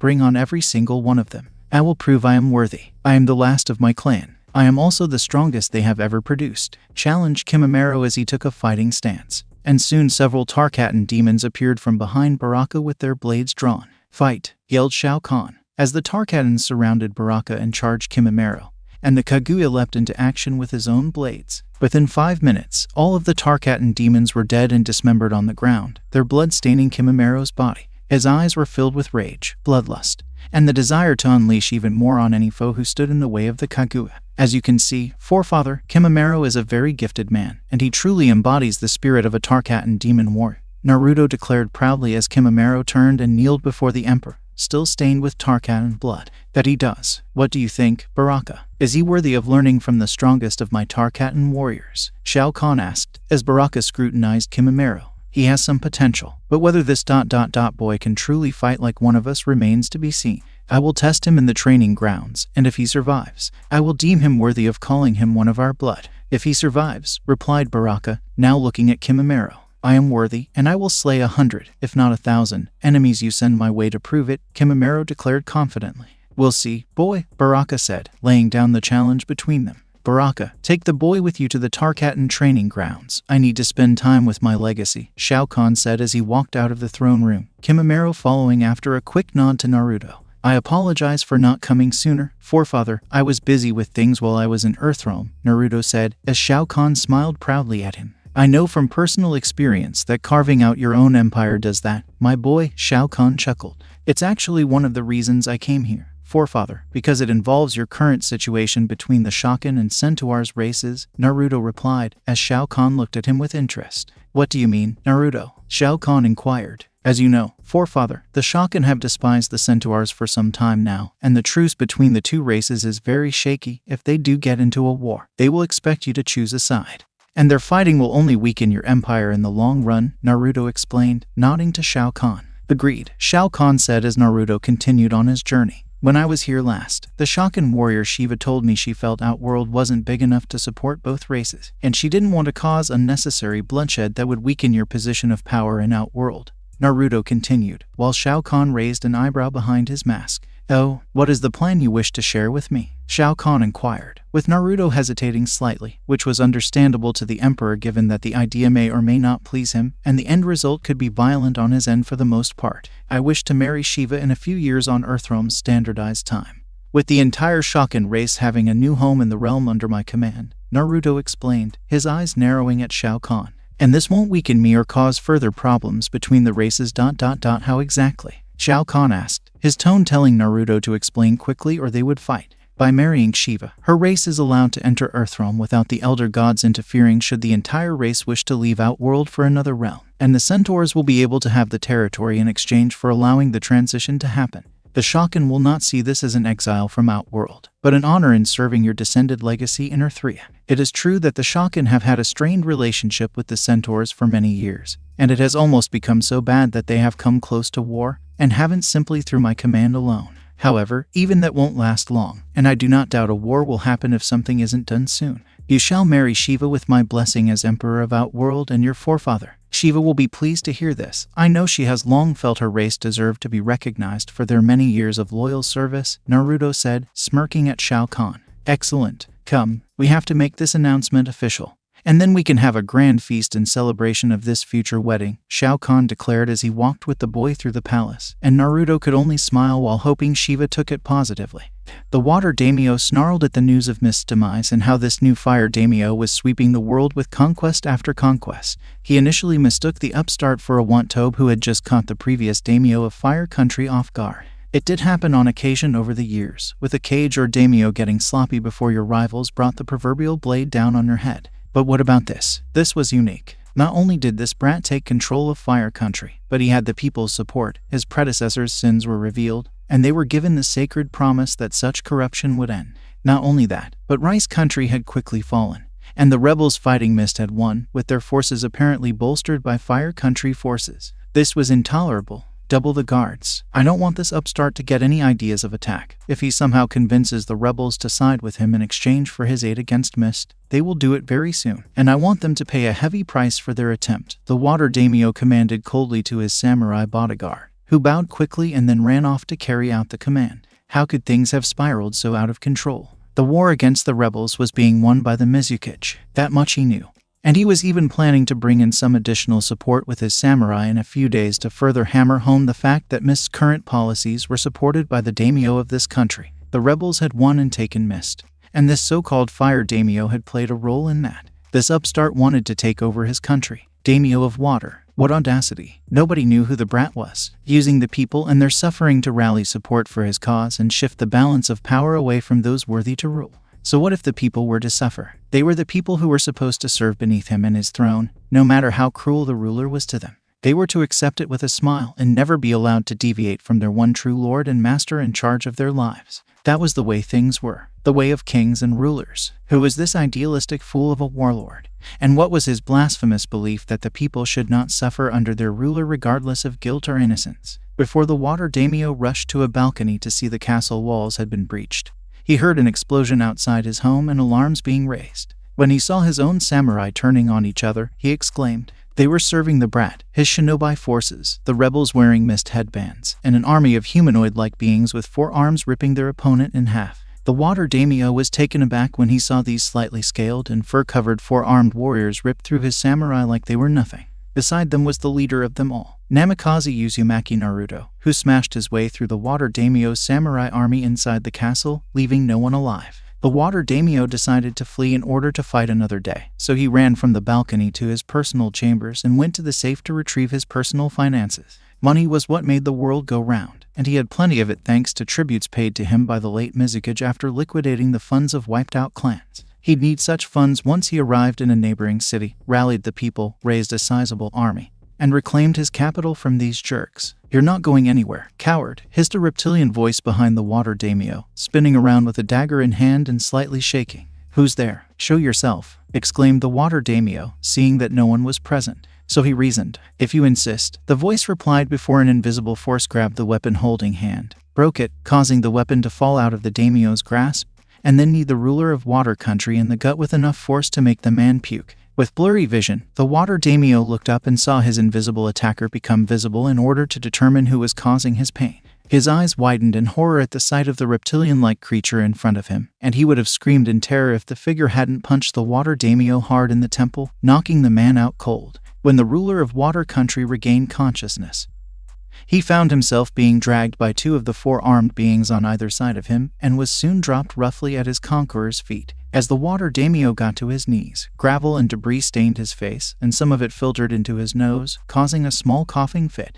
"Weakling," muttered one of the Shao Khan behind the water daimyo, seeing this man acting as if he'd just tasted something horrible. Indeed, clearly he's one of those pampered rulers, the kind who barely lift a finger or do any hard work because they were born into greatness, as they say. A strong female voice from behind the water daimyo added, "All the more reason to remove him from power." "Shiva," said Naruto, as his future wife scowled at the water daimyo, and the man they were discussing gave the namikaze his best glare, which was meaningless. "You won't get away with it. The people of the elemental countries will raise armies against you, and they will not stand by while you go about conquering and destroying everything for your own personal gain," exclaimed the water daimyo, seeing Naruto laugh at him. "You think I'm doing this for my own personal gain? Fool, I'm doing it for everyone. The people are sick and tired of so-called rulers and daimyos oppressing them. The people want to be ruled by someone who cares about them. Someone who will hear their voice and concerns without dismissing them from their sight. Do you think the samurai here in this castle who turned on those who fought us today were loyal simply because you? I am a daimyo. Whether I honor agreements or promises is my business. If I don't wish to honor it, then I can by right, and by the blood of my father and his father before him that gives me the right," exclaimed the water daimyo, with Naruto scoffing. "As if any of them would willingly serve a coward like you. They are slaves in all but name," Naruto snarled at the water daimyo. "If it works, why change it?" scoffed Naruto in response to the water daimyo. "It only works when you have no next-door neighbor opposing you. You live on a continent that gives them no real means of escape due to the severe restrictions and uprooting from your domain, which is why the population here in Water Country is much higher than the others and allowed things to be so violent while making other countries hesitant to even think about invading because they dare not risk forming a united Water Country by their action," explained Naruto with the Wakenden. "Then why invade knowing that your actions here today will do that?" asked the water daimyo, smirking. "Because I'm not invading Water Country with the intention of enslaving the people. They're not trading one enslaver for another. Even now, my agents are spreading the word of your fall, my plans for this continent, and how the people will no longer suffer under the rule of a weak tyrant like you who hides behind his samurai. They see the chance for a better life and they're going to take it through me because their lives will be. You can't win. For every loyal supporter of your cause, there will be one who opposes your rule match. You will not succeed," the water daimyo nearly yelled defiantly, while Naruto merely chuckled. "True, there will always be someone who opposes my rule, for a time, but not forever, and I intend to outlive all my enemies, including you," Naruto replied, the water daimyo turning pale in the face with fear. No, don't. Mercy," exclaimed the water daimyo, causing Naruto to snarl in disgust. "Should I show him mercy?" questioned Naruto, looking around at the various Mist Shinobi, Leaf Shinobi, Fire Country Samurai, Mist Cousin Samurai, Mist Cousin Samurai, Mist Cousin Samurai, Mist Cousin Samurai, Mist Cousin Samurai, Mist Cousin Samurai, Mist Cousin Samurai. "Kill him," yelled one more rebel-turned-Mist Shinobi. "Make him suffer like our families," cried a Mist Samurai, turning on the water daimyo. "He's had a life of privilege while we break our backs and bones to get by on scraps of crap he leaves behind," exclaimed one, while the others demanded the water daimyo's head. "Let's put this to a vote. Are you all for crushing this man's skull with my wrath hammer?" inquired Naruto, holding the weapon. The people around him yelled, "Aye." "And against?" inquired Naruto, looking at the shivering water daimyo who was now soiling himself. "Nay," cried the wailing water daimyo. "The ayes have it," declared Naruto before raising his wrath hammer above his head and crushing the pleading daimyo with a single downward swing, leaving only a blood smear for a corpse. "I'll never understand how such a pathetic person became a ruler of this realm. The king of Edenai put up a better fight against Shao Khan after the emperor won the right to the realm. At least he put up a fight," Shiva said, disliking how this now dead man had ruled over this section of the realm and was a complete coward. "Not all rulers are warriors, Shiva. At least not here. Don't worry. There are plenty of warriors left in this realm worth fighting and killing," Naruto replied with a smirk, and Shiva cracked her hands. Good. As your future wife, I would want nothing else when it comes to battle, Shiva declared, with Naruto chuckling because the female Shakan loved the Namikaze's proposal for her and the Shakan race living in Earthrealm with a new status. I know, Shiva. I know, reptile, replied Naruto before turning to see Taramime, the new female Mizukage, staring at him before turning away with a blush on her face. Yes, my emperor, Reptile asked, his gaze fixed on his new master after Naruto persuaded Shao Khan to appoint the reptilian warrior as his agent in this realm. Head back into the late water daimyo's room with some Shakan and look through the man's financial holdings. I want them all collected and brought to me to look at for liquidation to be redistributed back to the people of this land, Naruto said, knowing that the people expected him to keep his promise and that he would not be made a liar. Nobody went to bed happy after calling him a liar, most likely because they were all dead. Naruto sat in front of his godmother, the Hokage, her eyes scanning the report he had written for her about what was going on in Water Country and how it had been annexed into his slowly growing empire. As promised, the people were given better lives after the late water daimyo's financial holdings were liquidated and redistributed to alleviate their suffering. Their late ruler had been extremely greedy in taking what did not belong to him, and he had taken far more than Naruto had suspected. It would explain how the pig of a man was able to fund the financially draining Mist Village when Yagura was Mizukage to hunt down those with bloodlines and then the rebel campaign. Your actions are making Earth and Lightning Country very nervous. Their daimyos, in particular, do not like the news of your latest conquest, Naruto. The annexing of Water Country has caused them to begin mobilizing their armies for possible war, and their shinobi are also on high alert, Tsunade stated, with Naruto nodding in response. Water Country needed a change. The mist was dying out, the people were suffering on all sides, and the Mizukage himself was a puppet to another unseen foe who apparently possessed the Sharingan.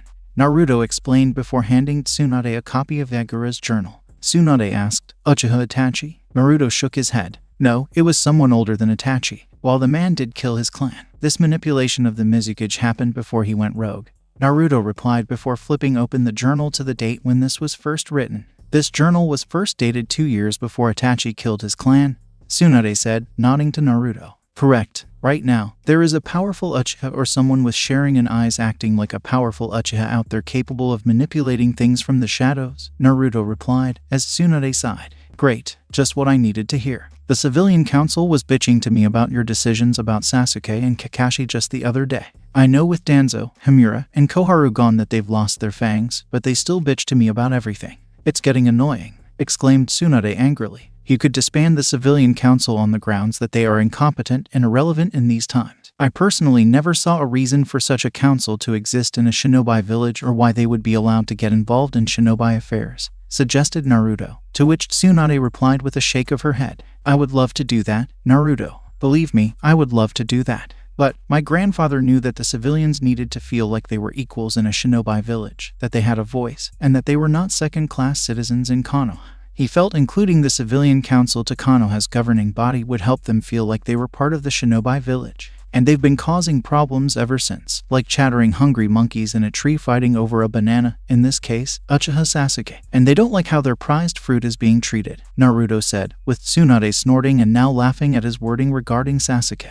In a way, Tsunade replied before her door opened and in walked Uchiha Sasuke, who acted as if he owned the place, his displeasure visible. I demand to know why I have yet to be promoted to Chunin and why my Jounin sensei has been demoted to Chunin rank, exclaimed Sasuke, glaring daggers at Tsunade and Naruto, the woman narrowing her eyes. I was ordered to do so by Naruto, who is the new daimyo of Fire Country and thus makes the rules regarding Konoha on rare occasions when he deems it necessary, Tsunade explained, as Sasuke looked at her and then at Naruto in disbelief. You're a daimyo. How is that possible? It's a lie. A worm in the ground is more deserving of the title, countered Sasuke.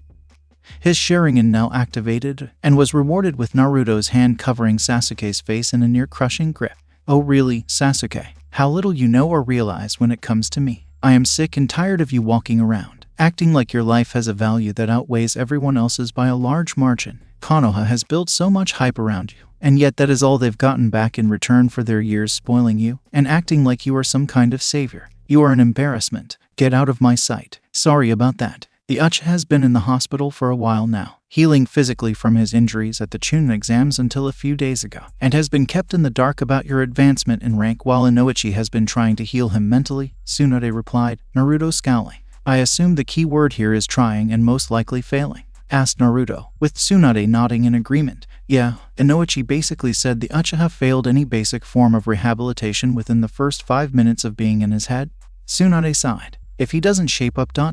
put him down, Naruto said, as Tsunade grimaced slightly. The people of Konoha will not like that, and the Uchiha's followers will feel compelled to revolt against you, Tsunade said, as Naruto slammed his fist on the table in front of her and stared at his godmother. To hell with what those Uchiha lovers think. All they do is worship a spoiled child and expect him to one day return the love he would never give them at any time in their lives. All they do is fawn over the Uchiha because he is supposed to be the last loyal Uchiha from his nearly destroyed clan of traitors. All they do is fawn over the Uchiha because he is supposed to be the last loyal Uchiha from his nearly destroyed clan. Since you are the daimyo, it is your call, Naruto, and I'll set things in motion with those I can trust to carry out such an order. I also got a message from the new Mizukage about our villages being allies, and that she was happy to meet you in person. And she is also very pleased to know firsthand that some of the rumors said about you in certain aspects are indeed ...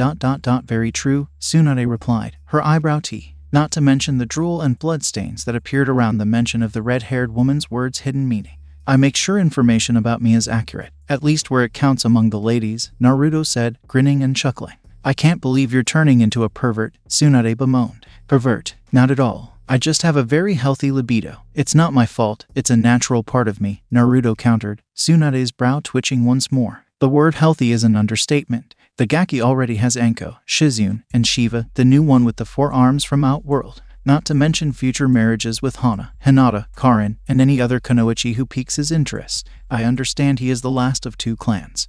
But can't he keep it in his pants for more than an hour or 2? Tsunade sighed, a sigh escaping her lips. How is Hinata doing as your apprentice? Naruto inquired, his voice now solemn. Good. Hinata and Karin are really taking to my training. Hinata's bloodline allows her to see things that some first-rate doctors might miss, and Karin's own sensory abilities can be used in a similar manner, Tsunade responded, Naruto smiling. That's good. They'll go far, especially if they learn how to use your super strength in a fight. Hinata will benefit the most from that if combined with her own unique version of the Gentle Fist Taijutsu style, Naruto replied. How did you know she was working on a new version? Tsunade asked, smirking at Naruto. Because she told me, Naruto replied, stunned that the shy girl could even speak, let alone tell him about her secret training. When? Tsunade inquired, intrigued. I was bathing in their private hot springs while my clothing was being cleaned when she unknowingly came into the hot springs when I was in Konoha last and had just killed off the Hyuga elders scheming behind Hayashi Backsands to marry his daughter off to me on their terms. Naruto replied, Tsunade narrowing her eyes at him. Naruto, if you seduced Hinata or took her innocence, Tsunade warned, shaking Naruto's head. Oh, you have little faith in my restraint, Grandma. As I said, I was already there, and didn't expect anyone to unknowingly join me. When Hinata came in, she was wrapped up in a towel, and only after closing it did she see me. It's a good thing the hot springs there are soundproof because she let out the biggest scream ever and abruptly fainted, Naruto replied, Tsunade sighing with her sudden headache. Can you please tell me she's still a virgin? Tsunade begged. Of course. You seriously have no faith in me, do you? Countered Naruto, with Tsunade looking at him with "Are you serious?" expression. You currently have 2 concubines, and I know you're screwing them both, so my answer is yes, Tsunade replied, as Naruto sighed. First and foremost, they are both adults physically, and thus have fully formed female adult bodies, whereas Hinata is still young in the physical female form department, Naruto replied, causing Tsunade to sigh in relief. I take it she recovered from her fainting, Tsunade asked, signaling him to proceed. Yeah, she was so nervous being around me at first. Her body was completely red with embarrassment. She was hiding behind one of the larger rocks to hide her form in the water. I was able to calm her down and explain my purpose for being at the Hyuga clan compound. She thanked me, of course, for my efforts in preventing the Hyuga elders from forcing the marriage on her with me, though I could tell she wouldn't have minded. Poor girl must have been overjoyed to hear that, considering she had her sights set on you, Naruto, Tsunade replied, with Naruto nodding. I know, but I still wanted her to have the option of someone else in the event that what she feels for me is a crush. I don't want anyone thinking Hinata would marry me just for status, and I doubt she ever would for that reason because that's not her nature, Naruto said, nodding Tsunade. No, it's not in her nature. Most noble clans here in Konoha or in other shinobi villages would frown upon that line of thinking and marrying outside of clans that had nothing to do with status, primarily because they prefer to keep the bloodline close or to bring about political strength to the clan for future use. The Hyuga have been known to follow that line of thinking, and some say they made that path themselves during Konoha's founding. Tsunade replied with a gnar. It doesn't matter now. A deal is a deal. Now I must go. Things to do, women to please, and lands to conquer, Naruto said, with Tsunade frowning at the part about women to please. You have to be so perverted, Tsunade asked, as Naruto grinned at her. Do you have to drink and gamble so much? Naruto retorted, Tsunade muttering under her breath. So, which country is next on your list of conquests? Tsunade asked, as Naruto hummed in thought. Nothing for the time being. I need to strengthen my stabilization of the regions I've taken, or else my enemies will try to take them from me. I need to strengthen Mist due to its lost numbers and ensure all of Rice Country is well defended from any possible attack from one of the major shinobi villages like Kumo or Iwa, Naruto replied, with Tsunade nodding. I received a message from Sabaku no Gara not long ago, informing me that his shinobi council has declared him the new Kazekage and wants to make an official alliance with us while secretly wishing you to remove the Wind Daimyo from his seat of power. The man is apparently very hedonistic and intends to keep draining Suna dry of funds for his own personal gain while outsourcing work to us despite my messages to him to respectfully stop doing that, Tsunade says. Taking down the Wind Daimyo won't be a problem. According to Orochimaru's memories, the two met on several occasions, and your former teammate fed the man honey-sweet words that encourage such behavior. From my own impressions of the Wind Daimyo from the memories, he's a greedy slob who relies on those under his paid service working for him to get things done, and they have no real loyalty to him in the slightest. How do you intend to take Wind Country? Using Suna like you did Sound Shinobi in Rice Country? Tsunade asked, shaking Naruto's head. No, the Wind Daimyo may be a gluttonous pig, but his mind is sharp enough to know that any Suna shinobi right now cannot be trusted to be near the capital. Earth and Lightning Country are already preparing for a potential war with me, while Wind has been keeping quiet due to what happened with Suna attacking Konoha, Naruto replied, Tsunade frowning. So they don't make a scene and let you focus on other things, hoping you'll stay away long enough to plan some kind of defense, Tsunade replied, with Naruto nodding. Yes, the Wind Daimyo is mostly a coward, just like those in Water, Rice, and my own predecessor in Fire Country. He's hoping that his fellow daimyo will defeat me in battle and then be too weak to turn on him when the war is over, Naruto said, knowing from his memories of those who had met the Wind Daimyo that the man was not respected by those in his own lands. I'll have Jiraiya keep an eye on him with his spy network for the time being, and see if there's a good window of opportunity to strike in the future, Tsunade replied, with Naruto raising an eyebrow at her. Doesn't my conquest of the world bother you? Anyone else would be extremely wary of their Gonsen marching on the path of war and killing all who stand in his way, Naruto said, Tsunade sighing. Under normal circumstances, yes, I would be bothered, but this is not normal. While I dislike the idea of you waging war on everyone, I also can't argue that the time for a change is needed, and the use of force is sometimes necessary to make it happen. I don't like it, but you aren't going on a major killing spree while filled with rage, and practically all of the people in the lands you conquer have benefited from the changes. I learned a lot from my forefather when he was in Outworld. He's not one to rule his domain as kindly as I do. This world needs to be ruled differently. Shao Khan rules by force, might, and power that has nearly brought the elder gods to their knees at one point. I have no problem ruling in such a way, but not in the tyrannical manner he does in Outworld. The people here in Earthrealm are already oppressed, and further strengthening the daimyo's oppressive power. No doubt they would have used their respected shinobi villages to locate apparent rebels and simply put them down, Tsunade replied, recalling how this had happened in the past on a few occasions when the people felt oppressed by their daimyo. This world is festering in corruption, Tsunade. You've seen it on your travels. I've seen it through Orochimaru's memories, and I know the Sandaime knows about it because he was a part of it. I know you have some dislike for my actions, Tsunade. You've discovered your Gonsen is killing, conquering, and taking this world by storm at the age of 12 years old despite my body being that of an older teen. I do on all counts, but I trust you, Naruto. I can see you want to change the world for the better, which is why Jiraiya and I are assisting you, Tsunade replied, smirking at Naruto. You won't be disappointed, Tsunade, Naruto said before leaving her office without saying anything else.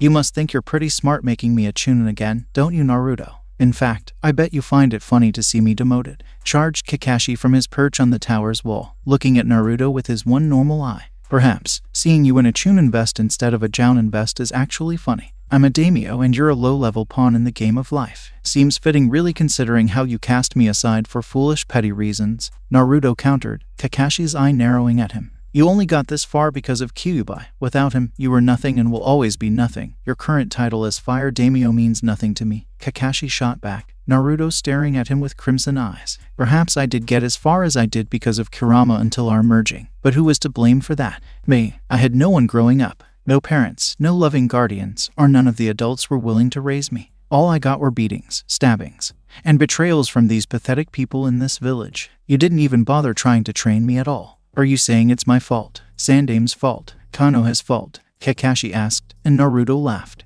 Yes, on all counts. The fact that you can't see it means you're more narrow-minded than I first thought. Using all the muscles except the one that counts. How pathetic. Naruto replied before moving quickly to avoid Kakashi's sudden strike and countering with an uppercut to the man's jaw. That felt like one of Tsunade's punches. Kakashi thought as his vision blurred and he noticed 3 Narutos standing in front of him. Try that or any attack like it again in the future. Haddock ... and you'll be joining my father on the other side, Naruto said coldly before walking away. You're not worthy of being Sensei's son, exclaimed Kakashi, who was ignored by Naruto. If that's the case, you're not worthy of being my father's student, Naruto smirked as he heard Kakashi curse him. The Kyuubi Jinchuriki's sudden expansion is unprecedented, Pain said, looking around the room at the other Akatsuki members via projections. Water Country has been absorbed into Fire Country. As predicted by his actions in the aftermath of it all, the Kyuubi Jinchuriki has gained the support of the people there, and Mist Village's newest Mizukage. She has apparently taken quite a liking to him in more ways than one and has pledged the entire village to backing him in the future once it's up to speed, stated Sasori. I had hoped the rebels would lose or take more casualties to slow down their recovery, but with the Water Daimyo dead, any attempt to halt their recovery plans has been removed. And I suspect they will soon regain their lost strength in a few short years, Pain replied, with the others nodding. We need to get the other Jinchuriki as soon as possible, Kasame exclaimed impatiently. Calm down, Kasame. As it stands, we can't move against the Jinchuriki whose location we know, and we need time to make plans to capture those we don't, Itachi said, and Kasama grumbled. As it stands, we are unable to capture Shukaku from Suna, or the Kyuubi from Fire Country in general.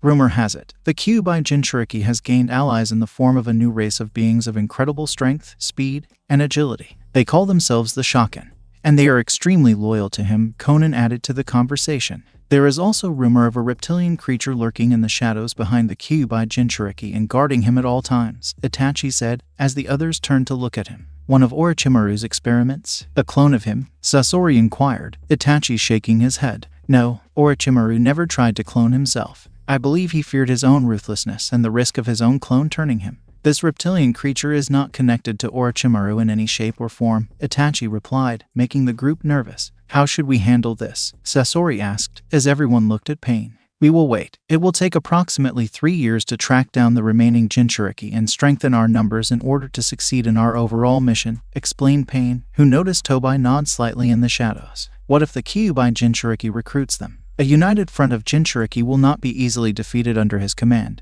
Sasori asked, while Pain remained silent for a moment. Which is why we'll go there first. I have a few potential recruits lined up to join our cause, one of whom knows where the Seven Tails is and we need him to get to Taki to find her, Pain explained. So the Jinchuriki in Taki is female, Kasama explained, as this was new to him. Yes, she is disliked by the villagers, but they keep her around to protect them from any possible invasion or enemy shinobi who unknowingly get too close to the village, Itachi replied. Once we have our recruits, I'm sending 2 of them after the Seven Tails once we have her identity. She won't be missed by Taki, so any actions by them will be slim if at all by the people in the village, Pain stated. And the others nodded in understanding because villages tended to despise their Jinchuriki despite the fact that they made such people into weapons. Hypocritical jerks. However, ironically, it is still useful.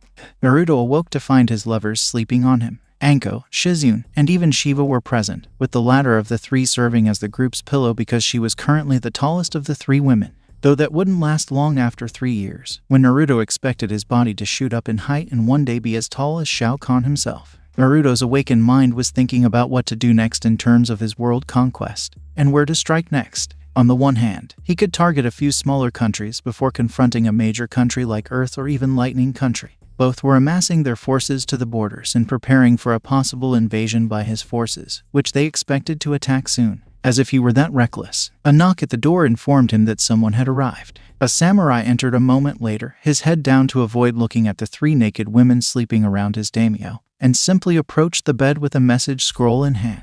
This was quickly established for the samurai under Naruto's command because he didn't want any of his subordinates having lustful thoughts about any of his lovers or future wives who lay with him. Perhaps he was being selfish, but Naruto despised the thought of any male ogling his women and imagining themselves in his shoes. Naruto took the message scroll from the humble samurai and opened it after the man had left the room, raising an eyebrow at its contents. Another marriage contract? Shiva asked, slightly annoyed and tired. Unfortunately, yes, my dear Shiva-chan, but not from some snooty, power-hungry noble wishing for political influence and future offspring to be the only thing gained from our union. This is from the Inuzuka clan back in the Leaf. The clan head wishes for her eldest to be married to me because she feels there is no other alpha male in the village if not all of the elemental countries worthy of her daughter, Naruto replied while finding. I can't argue with that logic, Shiva said, while Naruto smirked from his position, his head resting comfortably on her bosom. Does it bother you at all, Shiva, how many lovers I have? I know the Shao Khan can be very territorial about things, Naruto asked, concerned about how she felt about the situation. I was upset at first when I heard you had other lovers and would take more because of the situation with your clans needing to be revived, Shiva said as Naruto smirked. Agreed. Did you see Mileena's eyes light up when she saw Kimimaro being trained by Baraka? I think she's smitten, Naruto said, sensing Shiva's smirk. I saw. Baraka put your albino warrior through quite a bloody combat test in his own Tarkatan battle arena. Mileena was practically drooling at the sight of him covered in so much blood, Shiva replied after noticing Mileena during the celebration dinner. And the pink-clad woman staring intently at Kimimaro. The look of lust in her eyes told you that her mouth wasn't the only thing drooling. Unfortunately, my warrior is not well versed in the ways of women. I'll have to talk to him about that and Mileena so he understands certain things, Naruto said, while Shiva laughed quietly. Shao Khan may have approved of us, but he may be reluctant to embrace the idea of Kimimaro being Mileena's consort, Shiva said as Shizune and Anko moved closer to Naruto. Kimimaro is a formidable warrior. I have complete faith in him. Whoever has his loyalty should fear the idea of betraying him, and my Kaguya clan warrior surviving the betrayal to unleash his revenge, Naruto said, with Shiva nodding slightly in understanding. The Tarkatans were the same way. They gave their loyalty to the strongest and expected the same in return for their service. Betray that trust and loyalty, and you were dead. That should make him worthy. But the Emperor of Outworld isn't easily impressed. Your Kaguya clan warrior will have to run a gauntlet to prove his worth in courting Mileena, let alone be worthy of marriage, Shiva said, reminding Naruto that Shao Khan had high standards for any male interested in his daughter. Even more so when it was the other way around, as Mileena usually ate the men who piqued her interest and turned out to be a letdown. I don't think he'd have it any other way if the prospect of courting Mileena is appealing to him. As I mentioned earlier, Shiva, I need to talk to him about it and see if he's interested in Mileena at all, Naruto replied, not knowing if Kimimaro was interested in women at all, let alone those of Tarkatan blood. How about the Hyuga girl? Is she appealing to you? Shiva inquired, having been briefed on all potential future wives wishing to join Naruto's family. Hinata, she has potential. She is shy because of what happened years ago, but she has a gentle nature because she loves life. Hinata-chan will go far in life and become an incredible medic nin under my godmother's tutelage. Is it so wrong to have a woman in my family who has the ability to heal Shiva-chan? What if you are injured in the future and require medical attention? Who would you put your life or limb in the hands of? Replied Naruto, as Shiva sighed. You have a valid point, but I expect her to fight if the time comes for her to attack, Shiva admitted, smirking. Make no mistake, Shiva-chan, the Hyuga girl has a spark in her, and I've set things in motion to help Hinata-chan realize her full potential, said Naruto, while Shiva was less convinced. I'll believe it when I see it, Shiva stated calmly. You will notice it, Shiva-chan. I promise you, Naruto replied before sighing. There is so much to do in so little time. The bitter cold of Snow Country would have hurt a weaker man than Naruto, who was dressed in his usual warlord garb with the exception of some carefully placed animal furs covering his usually exposed torso, and staring at the landscape in front of him. In the months that followed his capture of Water Country, his eventual campaign against Wind Country, and its incorporation into his own empire was put on hold. During that time, Princess Kazehana Koyuki, who was disguised as the famous actress Fujikazu Yuki and played in the Princess Gale movies he adored, was seeking protection while filming her latest film. Rather than going to the Hokage, as was customary when assigning these missions, Koyuki's manager went to Naruto himself at his palace and begged for an audience with the warlord. With Koyuki in tow, Naruto was excited to meet the woman in person, which is why he agreed to meet them. But that excitement quickly faded when Koyuki looked at him with disinterest. Even before that, one of his samurai in the room behind him whispered that Koyuki had apparently refused to give some of the young children autographs on his way to the palace. Asama Sandeu, the manager of the secret princess and a well-known actress, explained why they required his protection from Koyuki's power-hungry uncle Kazehana Dodo. The man assassinated his brother in search of the hidden treasure hidden deep within the snow of the country, and took the throne in order to find it and use the destructive power it might hold. As for Koyuki, she clearly didn't want to return to her home country, which explains why Naruto saw her looking for the nearest exit to the palace to flee. Naruto had asked them to leave him alone for a moment to consider the situation before approaching Jiraiya for his thoughts, as the old pervert was nearby. Jiraiya had given information about Koyuki and the current state of Snow Country, with Dodo draining the country's resources and people for this lost treasure. If the cold, seemingly endless winter didn't kill the people who lived in Snow Country, Dodo's cruelty would. When Naruto summoned the two guests back into the room for his decision, only Sandeu entered, and he explained how Koyuki had left without saying anything in the hopes of getting away from them. If there was ever an insult to Naruto and her manager, this is it. That being said, Naruto tasked Reptile with tracking down the woman and simply relaying her location so he could confront her himself. Reptile had indeed tracked the woman down to a local bar in the Fire Capital, and it was clear that she hadn't thought things through because it was the closest one to the palace in the city itself. It was almost insulting to use Reptile for such a simple tracking mission to find the princess, and Naruto expressed his displeasure when he confronted Koyuki while she was drowning her sorrows in a drink. She came to when he smashed his fist on the bar table and told Koyuki that he was going to Snow Country to depose Dodo from the throne. Koyuki had mocked him, saying it was impossible and that her uncle was too powerful with her country's snow shinobi protecting him, not to mention the highly advanced chakra armor as well as the other wonders locked away,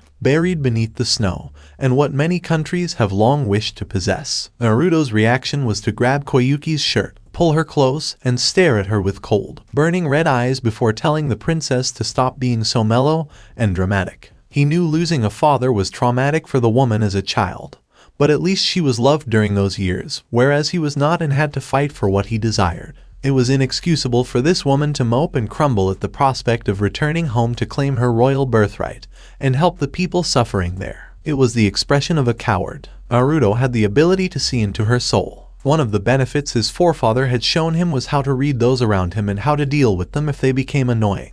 Koyuki had the potential to rise to the position of strong noble ruler of her people, a daimyo-worthy woman with the right motivation and desire to set Koyuki on the path to becoming a strong leader. Granted, her country was on his list of places to take over time, but with the way things were now, this was the perfect excuse to make his move on it, and without any political fallout from other countries if Koyuki agreed to abdicate the Snow Country throne. By giving it to him, Naruto could improve the lives of the people there while also strengthening his growing empire, and carefully disseminating technological marvels where they could do the most good. As a result, Naruto was in Snow Country with the assigned security detail of Madogai, his genin team, Shikamaru, Captain Nico, and her ANBU squad. The cold weather was harsh on the Shokan, so Naruto ordered them to stay behind, with Shiva in charge and Anko and Shizune assisting her until Naruto returned. While Sandeu thought this large force of Konoha shinobi was excessive, Naruto assured him that it was better to have this many shinobi to protect Koyuki than none at all when Dodo eventually learns of his niece's return to Snow Country. "Do you think Dodo is aware of our arrival, Naruto-sama?" Neji asked, and Naruto nodded.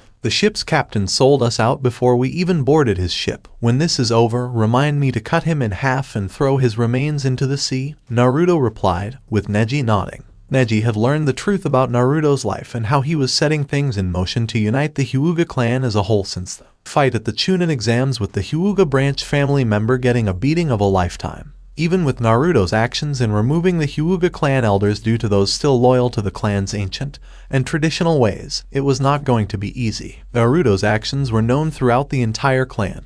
His actions couldn't be kept hidden for long given the blood that stained his clothing and armor plating in the aftermath. Most were relieved that the Hyuga elders had died, as they were among the clan's oldest members, having been children when the first Hokage was in office, and having their grandparents' beliefs on the Hyuga clan already drilled into their heads without any doubt about the need for the caged bird seal. This generation now had a chance to break free, one that might not come again for several generations if the current attempt failed, and Neji doubted he'd live to see it if that was the end result. "We haven't been spotted so far, but that could be due to the storm working against our yet unseen enemies. Or perhaps they aren't in position yet to strike," Neji added, after scanning the area with the Byakugan and not seeing anyone yet. "It's the latter. I had the captain change landing zones for us and where he'd have to move the ship to do it at the last minute. They know we're here in Snow Country, but not where we're in Snow Country, and will come looking for us soon," Naruto explained, knowing that this would give them time to prepare for the battle that was to come. If only the film crew for Koyuki's latest film wasn't here to film everything in detail. They'd come along to film on location scenes for the movie that was still in production, and they thought this event would be perfect for the next movie, with the script slightly changed so they could incorporate everything they got on film. So, what's the plan? Tenten inquired, while Naruto pondered the situation. Captain Nico and her ANBU will have to stay with the film crew. Guy, Lee, Neji, and yourself will accompany me while escorting Koyuki to the capital. Shikamaru had the map of our current location and is looking it over with Sandeu right now to provide us with the quickest path there, Naruto replied before a chuckle could be heard around them. You won't be escorting anyone to the capital while we live, Leaf Shinobi, said a male voice in the distance. We have company, Tenten mumbled, his weapons drawn. I see 3 of them, and they're wearing the legendary chakra armor this country is known for developing, Neji said, frowning at Naruto. Be mindful of your surroundings here. They know the country better than we do, and they have an advantage with the chakra armor. If you find a weakness in the armor, exploit it, commanded Naruto, as the Leaf Shinobi around him nodded. With the words completed, the group charged forward against the 3 snow shinobi, smiling, confident that the force pursuing them would be defeated by the power of the chakra armor they wore and their skills as snow shinobi. However, the armor itself had a fatal flaw, as Fuyukuma Mizore discovered when fighting Guy and Lee in battle with the 2 leaf shinobi who were only using taijutsu. Because neither Green Beast used chakra or genjutsu, the armor's strengths in those areas were negated, and it was easily damaged when struck by the power of their taijutsu style. Fuyukuma Mizore, on the other hand, wasn't a pushover as he launched his own taijutsu at the 2 leaf shinobi, using the cables in the armor's metal arm to knock Lee back and take on Mato Guy himself. However, the tag team combination of teacher and student defeated him with too many hits, damaging the chakra armor. When Lee and Guy hit the snow shinobi with their mirrored fists, they damaged the internal system that made up the armor's ability to function,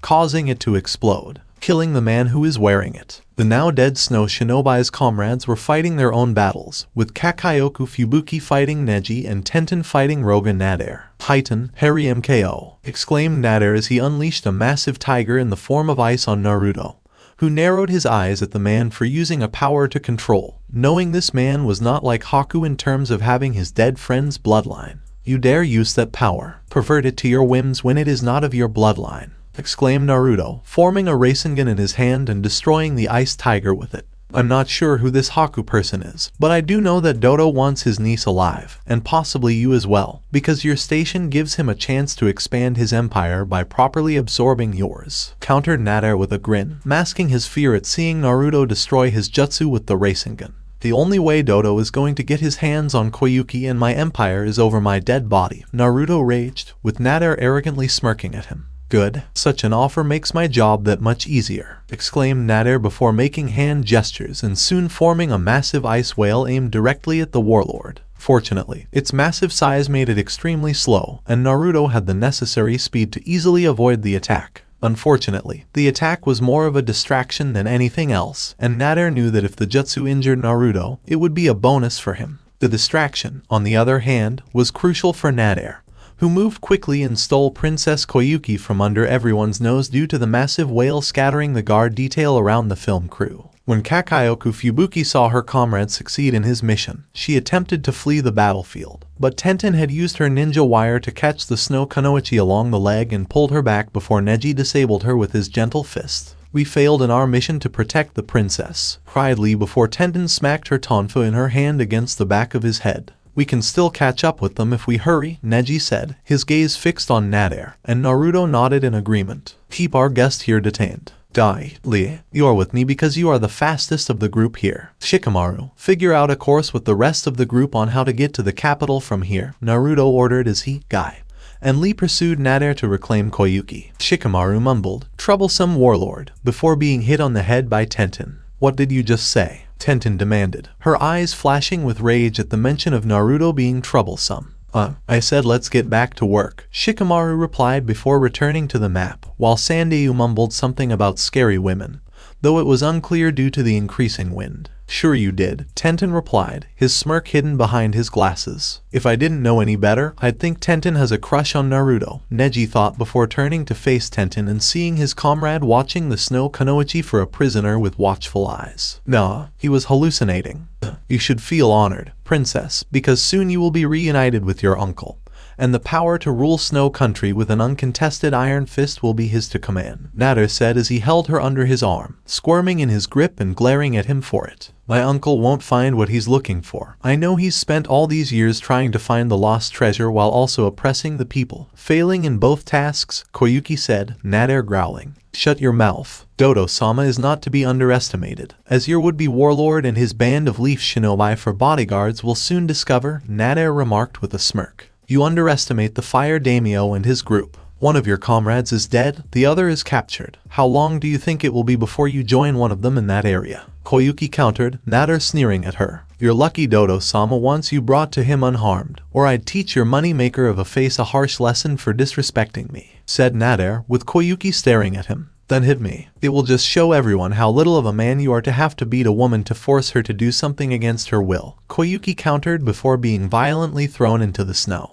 Oh, I'm going to do more than beat you. I've always wanted to fuck a princess, and now I have the opportunity, Nader said, as Koyuki looked at him with disgust and horror. Such an action on your part only proves how inferior and stupid you are as a man, exclaimed Koyuki as Nader laughed at her. You'll be singing a different tune when I make you my bitch. If anything, you should be grateful to me. My actions here may allow you to live longer if you get pregnant, and Dodo can mold the child into his heir to his throne, Nader said with a smirk on his face. But it ended when he felt a sharp pain hit him from behind, and Koyuki gasped in shock at seeing an energy spear pierce the man. Not if I have anything to say about it, Naruto said, his wrath hammer ready, while his chakra armor absorbed his energy-based weapon. Damn brat, you think your attack is going to stop me? This armor was designed for attacks like yours, and while it was a little painful, I'm still very much alive, Nader replied arrogantly. Double dynamic entry, exclaimed Guy and Lee simultaneously before slamming their feet into Nader's face with enough force to knock them into a nearby cliff wall. My attack was meant to slow you down so I could kill you with this, Naruto explained, his wrath hammer visible in Nader's eyes and ready to unleash it on the snow shinobi.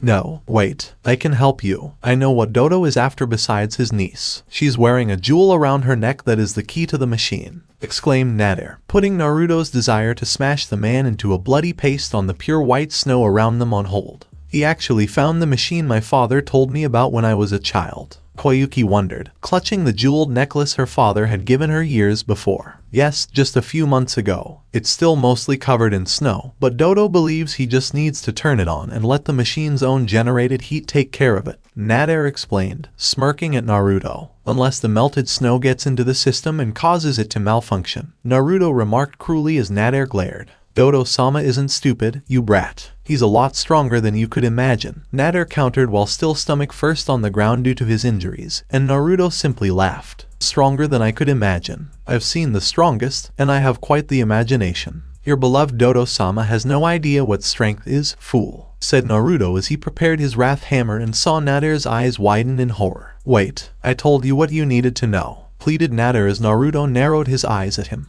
Like you were going to show the princess here your plan to make her your bitch by raping her, by possibly getting her pregnant and Dodo keeping her alive long enough for the child to be born and molded into an heir to the throne, exclaimed Naruto, raising his weapon higher, over his head, and bringing it down on the now screaming Nader. Good riddance, Koyuki said as Naruto turned to face her, flicking the bloody remains of his wrath hammer. I actually feel sorry for the snow here. All that pure white color as far as the eye can see has now been tainted by this mangled corpse, Naruto said as he and Guy and Lee approached her. If what our now dead foe claimed is true, Dodo, and Koyuki-sama herself, will seek the jewel Koyuki-sama has in her possession more than ever, Guy said, with Naruto nodding. Why does he need me at all? Why not just kill me and take the jewel? Koyuki asked, as Naruto smirked at her. Politics. It's the oldest cutthroat game in the world. Dodo may have killed your father to take over Snow Country, but you are the rightful heir to the throne, and only by abdicating it to him will he have the legitimate right to do so. If he were to kill you, the political backlash would be huge. Some daimyos from nearby land could have challenged his right to the throne on the grounds of how. I can't do it. I've neglected my people long enough, and I won't hand over my position to my uncle, Koyuki stated firmly, with Naruto smirking at her. There is still hope for this woman, Naruto thought as they started walking back to the large group that had followed their trail. We followed you here because the map indicated that this is the best path to the capital, which is why Nader went in this direction, Shikamaru explained as Tenten scoffed. You just wanted to get away from the deep snow because your feet were getting numb from standing around doing nothing. Tenten remarked, with Shikamaru grumbling about women and how troublesome they were. In any case, if this group moves at a steady pace, we should be able to reach the capital in a few days, Shikamaru said, with Naruto nodding. What about our prisoner? Did she say anything? Naruto asked, his gaze fixed on Fubuki, who was bound and staring at him. Other than cursing us for defying Dodo, Neji replied, with Naruto amusedly chuckling. Why do you serve Dodo? Surely you do not believe this man is capable of ushering in a new era of greatness for your country? Inquired Naruto, with Fubuki flinching slightly beneath his gaze. No, but he has hired me to carry out his mission to the letter, and it is my duty as a shinobi in this country to obey its ruler no matter who sits on the throne, Fubuki replied, with Naruto nodding, as was the case for all shinobi from each village. And if he wasn't sitting on the throne, you do know he isn't the rightful ruler of this country, right? Asked Naruto, who was met with silence from Fubuki. Even if he wasn't the ruler of Snow Country, Dodo is still our client and has paid us for our services, Fubuki replied, as Koyuki took a step forward. And if the ruler of Snow Country ordered you to terminate the contract with Dodo? Koyuki asked, with Fubuki looking at her for a moment. No, I can't. Once the contract is accepted, I can't end the mission unless it's a success or failure on my part, Fubuki replied, as Naruto sighed. I was hoping you'd join us in our fight against Dodo, but now you're officially our prisoner. Shikamaru, I leave her in your capable hands for the time being, Naruto said, the Nara sputtering in surprise. Me? Why? Shikamaru asked, as Naruto grinned. Would you rather be on the front lines or helping the film crew here lift heavy movie equipment? Asked Naruto, as Shikamaru shifted his gaze from the film crew to Fubuki before sighing. Fine, I accept responsibility for her, but I do so reluctantly, Shikamaru replied, muttering something troublesome under his breath as Naruto chuckled. Don't worry, Shikamaru, she'll make a fine wife for you in a few years when you're old enough to marry, Naruto said, as Shikamaru sputtered again and Fubuki appeared to be about to explode in protest. That's not what I meant, Naruto, yelled Shikamaru before covering his mouth with his hand, and everyone stared at him as his voice echoed around them. Could you be any louder? I don't think Iwa heard you, Yugao observed as she shifted her gaze to Shikamaru through her Nico mask. Troublesome warlords. Troublesome women all around giving me crap. I might as well be in hell, Shikamaru murmured, sweating slightly as he noticed the various pairs of female eyes glaring at him. What did you say? All the females in the group asked, as Shikamaru began to break out in a nervous sweat. Nothing. Absolutely nothing, exclaimed Shikamaru quickly. That's what we thought, all the women replied, and Nara wiped the sweat from his brow. Those women. At the very least, they can't chastise me for having thoughts in my head. Well, as long as Ino isn't around to experiment with one of her clan jutsus to find out what I really think about troublesome women, Shikamaru thought while carefully watching Fubuki as Naruto had ordered. The group eventually arrived at a newly revealed rail line for a train, with Koyuki explaining the train's purpose and how they moved along the rail from one location to the next. While the group as a whole was impressed, they became wary when they heard rumbling and had to dive out of the way to avoid the massive mechanical beast that was Dodo's train. I see Nader and his shinobi failed to capture you, Koyuki, which is no surprise considering your protection detail, and just proves Snow Shinobi are the weaklings I always knew they were. I only hired them because they are cannon fodder, and to distract you until the main event comes, replied Dodo, as he appeared from the train's front and smiled arrogantly at them all. You're not going to win, Dodo. Your tyranny ends today, exclaimed Sandeu as Dodo laughed.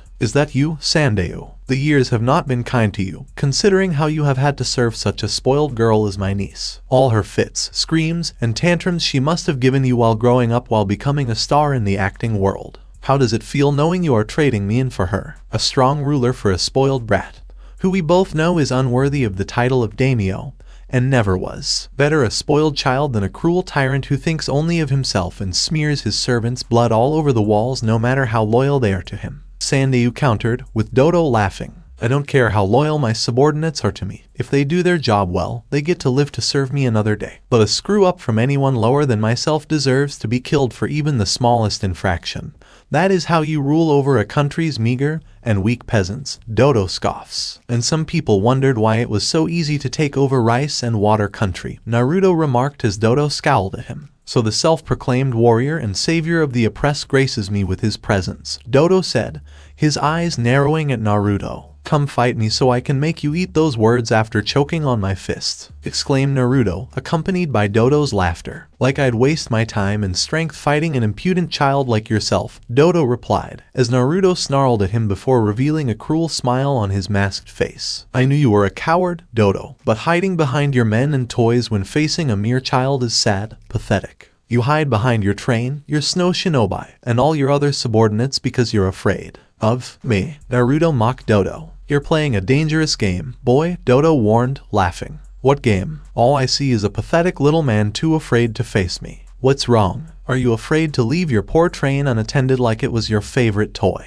Are you a ruler of this country? Or are you the spoiled child in an adult's body, afraid someone will steal your precious train from you? Continued Naruto mockingly before laughing at the now angry man. Damn brat, I'll show you what this train can do, exclaimed Dodo before hitting the train's roof twice and revealing that several of the attached cars had projectile weapons in the form of arrows aimed at them. So the spoiled child brought out his toys to play with us. How nice of you, Naruto remarked sarcastically while going through hand signs. Fire, yelled Dodo, and a hail of arrows rained down on them. Earth-style, stone wall jutsu, exclaimed Naruto, a massive stone wall rising up and shielding them from wave after wave of arrows. Do you still think Dodo is worth following? Tenten asked Fubuki as the light pink-haired woman looked down in shame. You can lecture her later. We need to take care of that train. I need a few of you to run some interference. Guy, Lee, Neji, Tenten, I need you four to divert Dodo's attention away from here, commanded Naruto, his face contorted with a grin that promised pain to whoever was in his crosshairs. Please tell me you're not going to do what I think you're going to do, Naruto, Shikamaru said, and Naruto laughed. Would you like to do it in my place? Asked Naruto, still hearing the sounds of arrows hitting the warlord's stone barrier. No. Good hunting. Hit him once for me because doing it myself is too difficult, Shikamaru said quickly, defensively waving his hands. You coward. What kind of man are you? Fubuki demanded as the Nara grumbled. The kind that is afraid of his mother and angry women in general, Naruto replied for Shikamaru before rushing off with his wrath hammer in hand,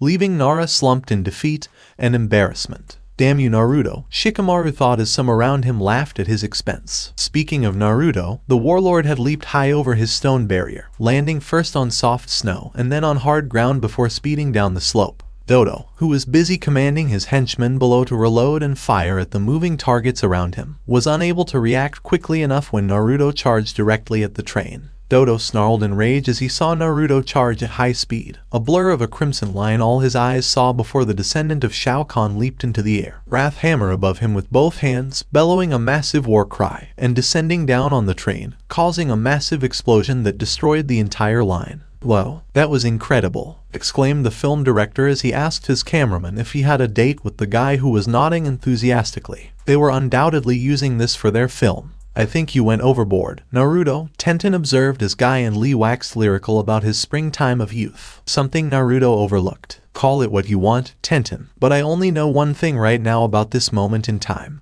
Naruto said with a grin. What exactly is it? Neji asked, still smiling at Naruto. I will never stop loving this badass weapon, Naruto replied, as everyone around him began to sweat anime. Kami, if you love me even a little bit, I beg you, please don't have my mother request that weapon be made for her. If she is successful, no Nara male in my clan will be safe. Shikamaru thought fearfully as images of his mother wielding that weapon to impose her presence on him and his father appeared. He shivered in fear. Of course, the apparent victory was short-lived when they looked up to see one of Snow Country's rumored legendary airships, and Dodo was on it. Dodo grabbed Koyuki without warning, using a grappling hand similar to the late Fuyukuma Mizore, before retracting it back to him. You played the game well, boy, but in the end, you are no match for your betters, and still have much to learn in being a warlord. Perhaps in a few years, I will be kind enough to teach you, and show just how a ruler should act, exclaimed Dodo, his arrogant voice echoing throughout the sky. Fool, as if I'd give up that easily, Naruto said before dispelling his wrath hammer and charging toward the highest hill closest to the airship.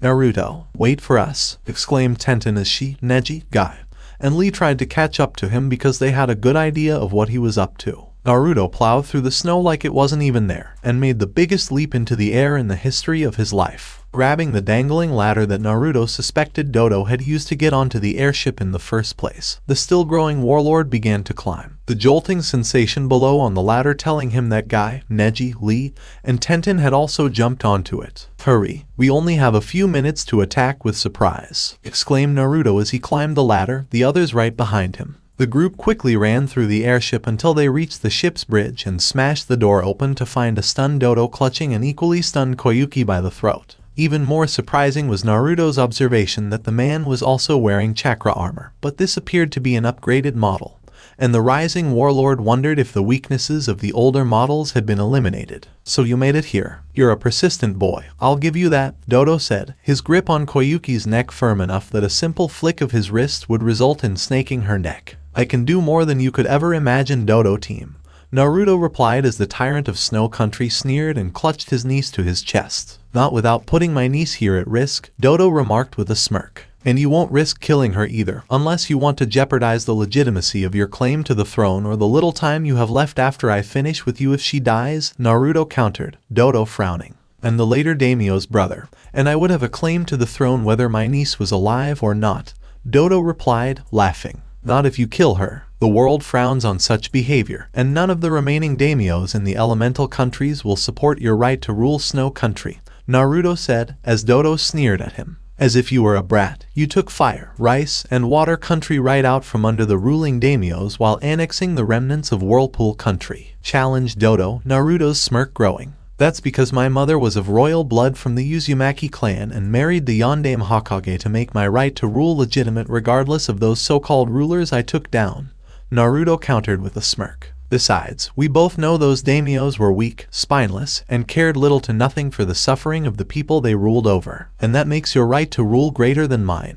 Dodo questioned angrily, Naruto's smirk transforming into a cruel smile. "Damn right it does," Naruto replied, Dodo growling angrily at him. "A snot-nosed brat like you has no business pretending to be a warlord or conqueror, let alone playing one," Dodo said, Naruto scowling. "Playing? You think I'm playing warlord? Conqueror? Fool. By the time I've cemented my legacy into the ground, I'll go down in history as Namikaze Uzumaki Naruto, conqueror of the elemental countries, the first emperor to rule over the entire world. I will unite the elemental countries under my banner and pave the road to peace with the blood, bones, and bodies of my enemies that stand in my way," exclaimed Naruto, and caused Dodo to stumble unexpectedly before being hit with a shoulder tackle by Naruto, causing the tyrant of Snow Country's grip to fail, and releasing Koyuki from his clutches. Lee was able to angle himself onto the bridge's tilted cabin area, and catch Koyuki before landing on slightly stable ground. Dodo snarled in rage, clutching his right side in pain, attempting to shoot his mechanical grappling hand at Lee in order to grab Koyuki,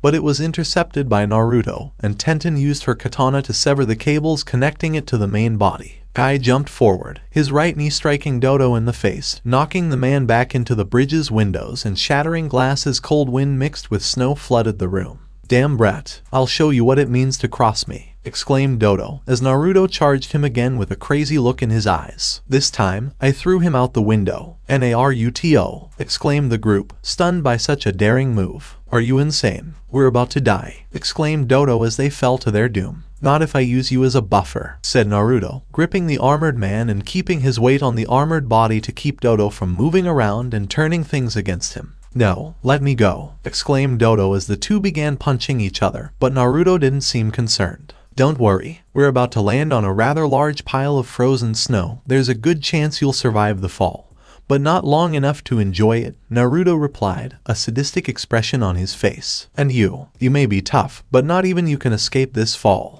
Dodo challenged, Naruto grinning even more. "I thought I just told you, I'm using your body as a buffer. It'll hurt, but I'll be in a lot better shape than you," exclaimed Naruto, as Dodo stared at him in horror and struggled even more, only for the two of them to land in the snow with a loud boom, and a geyser of powdered snow to burst forth. Naruto rose from the ground, rolling off his opponent's body, and groaned in pain from the fall he had just taken. Not one of his prouder moments in believing he was invincible, and was certain to be yelled at by certain people for such a reckless move. Still, it was worthwhile. Naruto heard a groan behind him and saw Dodo struggling to get up from the ground, his back clearly shot to hell, but he was still able to get up. Naruto had to admit that it was somewhat impressive because the man took a significant fall, plus extra weight from the armor, and Naruto himself, while relying on powdered snow to cushion the impact. That was like trying to stop an ranked fire jutsu from burning its intended target with a single bird feather. That is not going to happen. I'll kill you. I'm not sure how, but I will kill you right here, right now, and take your empire for myself, exclaimed Dodo, blood running down his face, nose, and forehead, and his left arm was clearly angled in such a way that it could easily fall off if he wasn't careful. Show me what you got, challenged Naruto with Dodo, who used his slightly broken but still usable right hand to perform one-handed hand signs. In the process, I'm wincing slightly every few seconds. Heighten Kokiri Bfsetsu, exclaimed Dodo before launching a massive dragon made of ice despite being a dark shadowy form that turned white as it got closer, as if it was purifying itself the farther away it got from its user, and was speeding toward Naruto. Naruto grinned at the sight of Dodo's challenge, braced himself despite the snow, and grabbed the dragon's open mouth. It was a strength contest between the two as he pushed back against the dark ice dragon, and it was clear Dodo wasn't expecting it. I'm not impressed, Naruto said as he threw the ice dragon away from his body and watched it crash into a nearby mountain range. Impossible. That is simply impossible, exclaimed Dodo, before wincing in pain and collapsing to his knees. Only for someone who is nothing more than a toothless worm like yourself, Naruto replied as Dodo growled at him. Toothless worm, I'm a dragon compared to you, exclaimed Dodo, before wincing in pain from his injuries and laughing at Naruto. You masquerade as a dragon, Dodo, but in my eyes you are nothing more than a toothless worm, and your current appearance proves it even more. Naruto countered as he walked over to the injured man and saw Dodo still in denial that he had lost to someone much younger than himself. It can't end this way for me. It can't, exclaimed Dodo, staring up at the boy. I told you before I am no child, you pathetic fool. I am Namikaze Uzumaki Naruto, the Conqueror. Naruto exclaimed aloud for all to hear before moving in to finish off the man on the ground. It's hard to be a conqueror when you're dead, exclaimed Dodo, striking with a blade hidden behind the back of his hand along the wrist with the intent of killing his enemy, and denying the boy the chance to enjoy it. Naruto, on the other hand, grabbed the extended right hand and crushed it with a sickening snap that echoed throughout the area. Dodo's screams of agony grew louder as Naruto ripped the man's arm from his body. But the growing warlord wasn't done with the older man yet, as he ripped his left hand straight through his chest, followed by his right, and then ripped the man vertically in half with a mighty roar, while staring the stunned and dying man in the eyes. That's how the rest of both groups found them, with the airship that once belonged to Dodo making an emergency landing not far away, thanks to Neji taking the wheel and using his eyes to navigate properly despite the bridge's damage. Damn Gaki, you ripped him in half, exclaimed one of Nico's ANBU, not to mention surviving a great fall from the airship.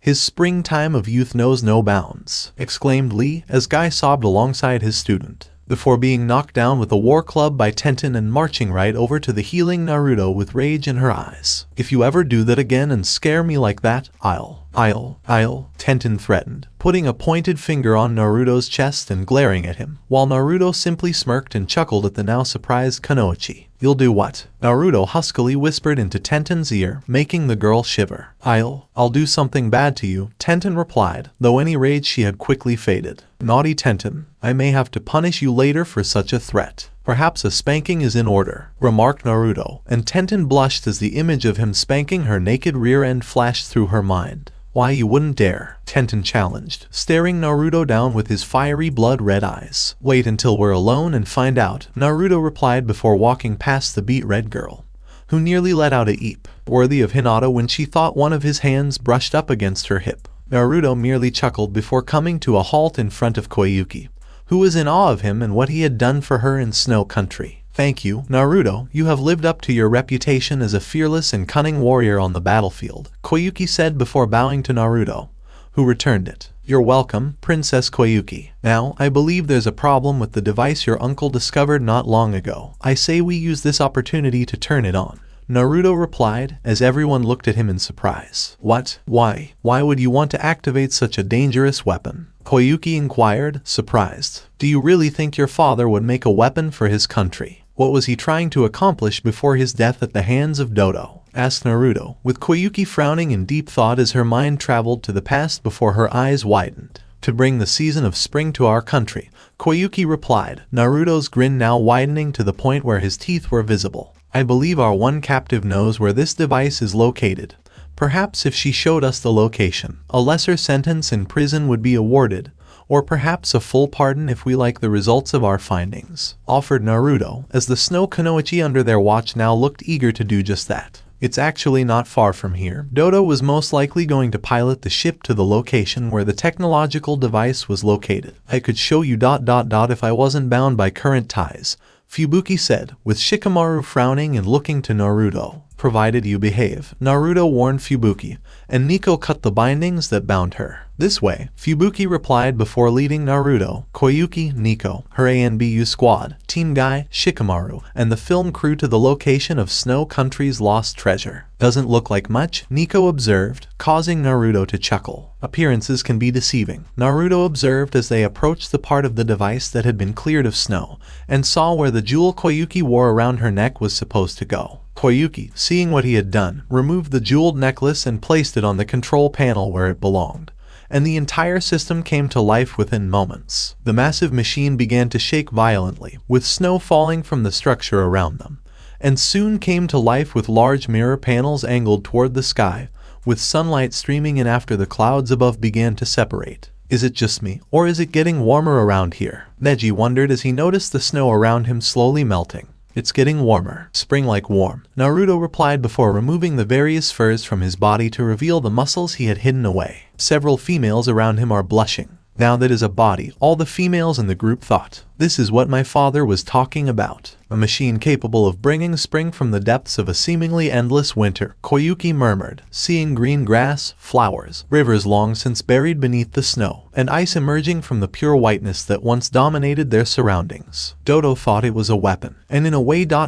he was right, Naruto said, as everyone looked at him. "In what way?" Sandeu inquired, a frown on his face. "It's a weapon against endless winter and snow," Naruto replied, as everyone smiled at him. "Very true. It appears that spring has finally arrived in this country," Guy said, with his team finally agreeing with him. Also, he didn't include the words time or youth in his sentence. "And not a moment too soon," Naruto added, his smile never leaving his face. The capital of what was once Snow Country was filled with laughter, as the celebrations for the end of Dodo's reign were still in full swing, and the people were relieved to have their rightful ruler on the throne. While Koyuki was overjoyed to be leading her people as the rightful daimyo of the country, she also had a contract with the film company to star in many more movies, and she planned to appoint Sandeu as regent until she returned from making movies or was simply resting in the process of making one. Fubuki was given a full pardon because she was appointed as the new spring daimyo's head bodyguard at all times, which meant when the woman was on the throne or starring in a movie. Naruto stood among the crowds, watching their airship home being fueled and nearly ready to transport his team home,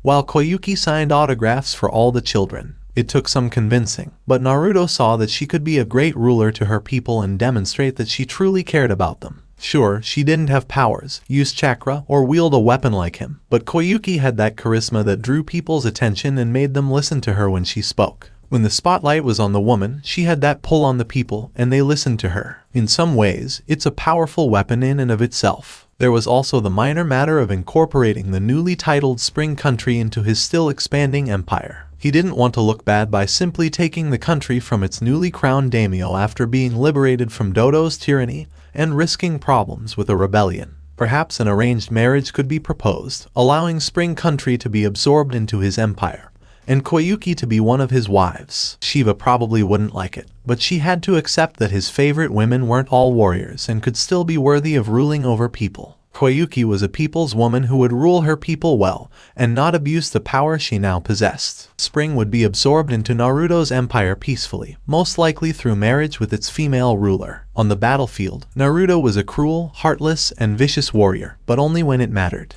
Not when violence only breeds more unnecessary violence in situations like this, where such actions create disloyalty, division, and weakness that enemies can exploit. No, Spring Country was technically conquered in this case, even if its daimyo or people were unaware of it. It had only been a matter of time. "Naruto," exclaimed Koyuki as the Spring daimyo approached him. "Yes," said Naruto, the woman in front of him blushing slightly. "I heard from a few reliable sources that you are a fan of my movies and once wished to have my autograph," Koyuki said, to which Naruto nodded. I did, Naruto replied, as Koyuki blushed even more and handed him something. Here, Naruto-kun. This is a very special autograph. It's perfect for my #1 fan, Koyuki said, as Naruto took it and raised his eyebrows behind his helmet, slightly surprised at what he was seeing. What did he see? Koyuki poses naked on a large bed fit for a daimyo, winking at the camera with a sensual smile on her face. A simple message written in her handwriting was written at the bottom of the picture, and what was written set his blood boiling with desire.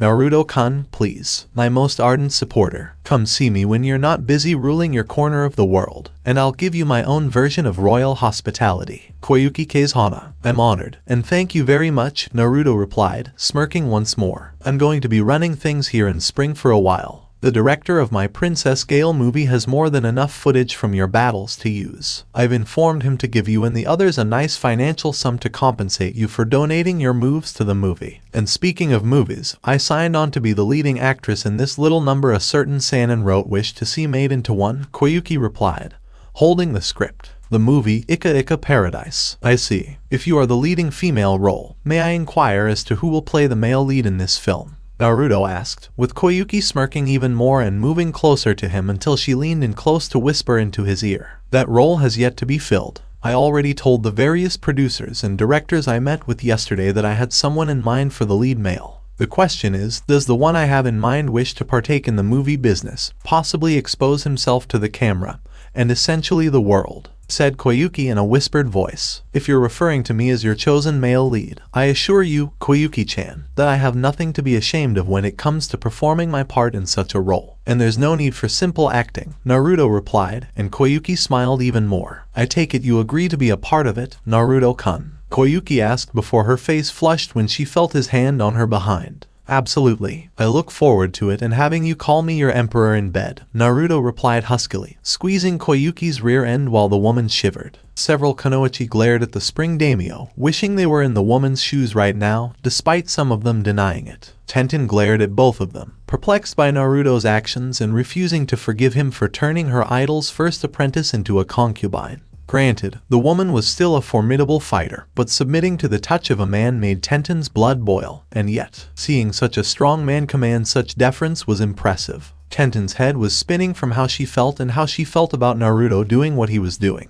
He's a pervert all the way. After killing Orochimaru, he claims one of our strongest kunoichi in the leaf. Then Tsunade assistant Sama's becomes his concubine as part of a bet, and then there are the arranged marriages that follow. If I were in his harem, I'd put my foot down and tell him that women aren't just for sex, and I'd show him what a strong woman can do. I could take charge and be the dominant figure in the relationship, thought Tenten as she tried to convince herself that she wanted to be a part of his harem of women despite her disgust at his having one. She would rather die than admit it. Still, Tenten thought as he saw Naruto approaching their group and his upper torso muscle mass exposed. Are you finally ready to leave, Naruto? Shikamaru asked, with Naruto smirking. That depends. Are you ready to return to your mother and explain to her how you missed out on bringing home a potential girlfriend or wife to the house? Asked Naruto, making Shikamaru blush and sputter. Damn it, Naruto. Stop messing with me like that, exclaimed Shikamaru, as the rest of the group laughed at his expense. First, Shikamaru, stop being afraid of your mother and women in general. Then we will talk,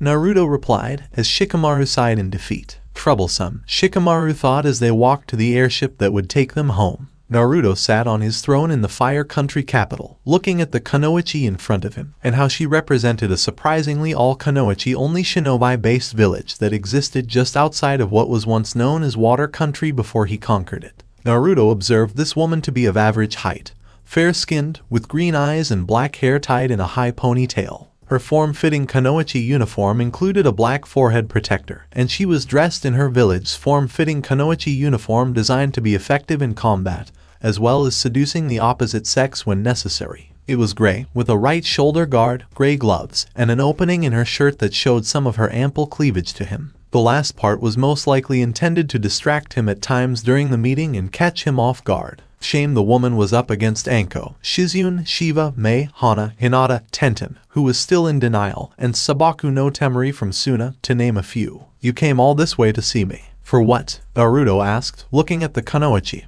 who had introduced herself as Shizuka of the Neichiko village and was seeking this audience to see him in person. I am here on behalf of my village to seek a possible alliance with your ever-expanding empire, Great Emperor. Word has reached us through our sources throughout what was once water country of your many victories in battle, and your long-standing campaign to unite the divided world under your banner. My people have also heard how Wind Country fell to your empire a year and a half ago, with tensions rising within Lightning and Earth Country. Your facts about Wind Country are a little inaccurate. It didn't exactly fall like some of the other territories when I absorbed it into my empire. The transition was mostly peaceful, as the people there were being controlled by that hedonistic tyrant they called a Wind Daimyo, who cared little for their suffering and let his own shinobi village slowly bleed dry in the process. I quickly removed him from his seat of power and replaced him with another. Please accept my apologies, Naruto-sama. I was simply relaying what my village had been told about your conquests,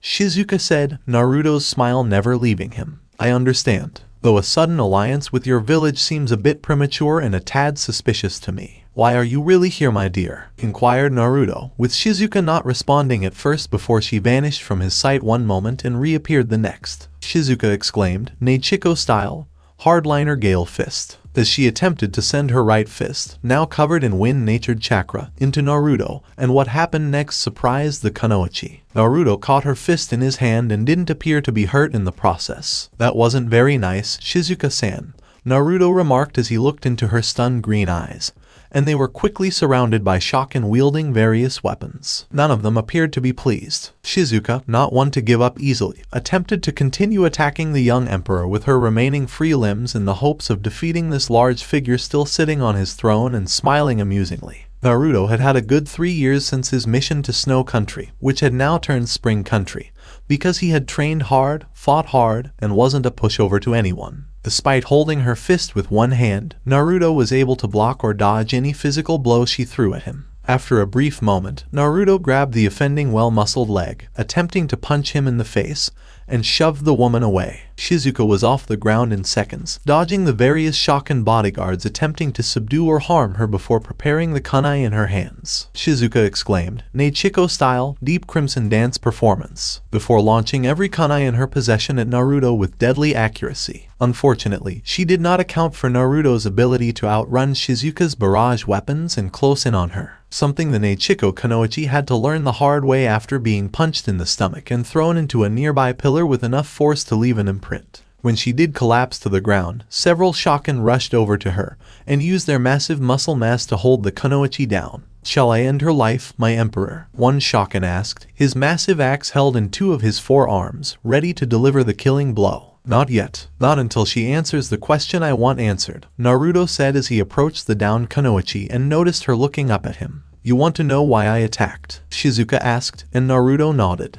It is my shinobi village tradition to seek out the strongest male we can find in the hopes of defeating him in combat before bringing the said male back to our village to marry into it, which allows us to produce only the strongest kunoichi in our village where women hold most, if not all, of the power, Shizuka explained, raising an eyebrow behind his helmeted head. So, if I said no to your proposed alliance, you would seize me through your village's traditions and use me to produce offspring with you, Naruto concluded, with Shizuka nodding. I'm not a fan of this tradition. I was in love with a man who was killed, and I didn't want to be with anyone else, Shizuka admitted sadly, as Naruto narrowed his eyes at her. So your mentor basically forced you to meet with me in the hopes of getting over your loss, Naruto concluded, with Shizuka nodding. My mentor also agreed with Jiraiya of the Sannin some time ago that I would be married off to one of his students, and since you are currently considered his only student, Shizuka added, Naruto's eyes widening before narrowing. I see. It appears Jiraiya failed to mention that to me, Naruto observed, his mind already imagining ways to inflict untold pain on his godfather.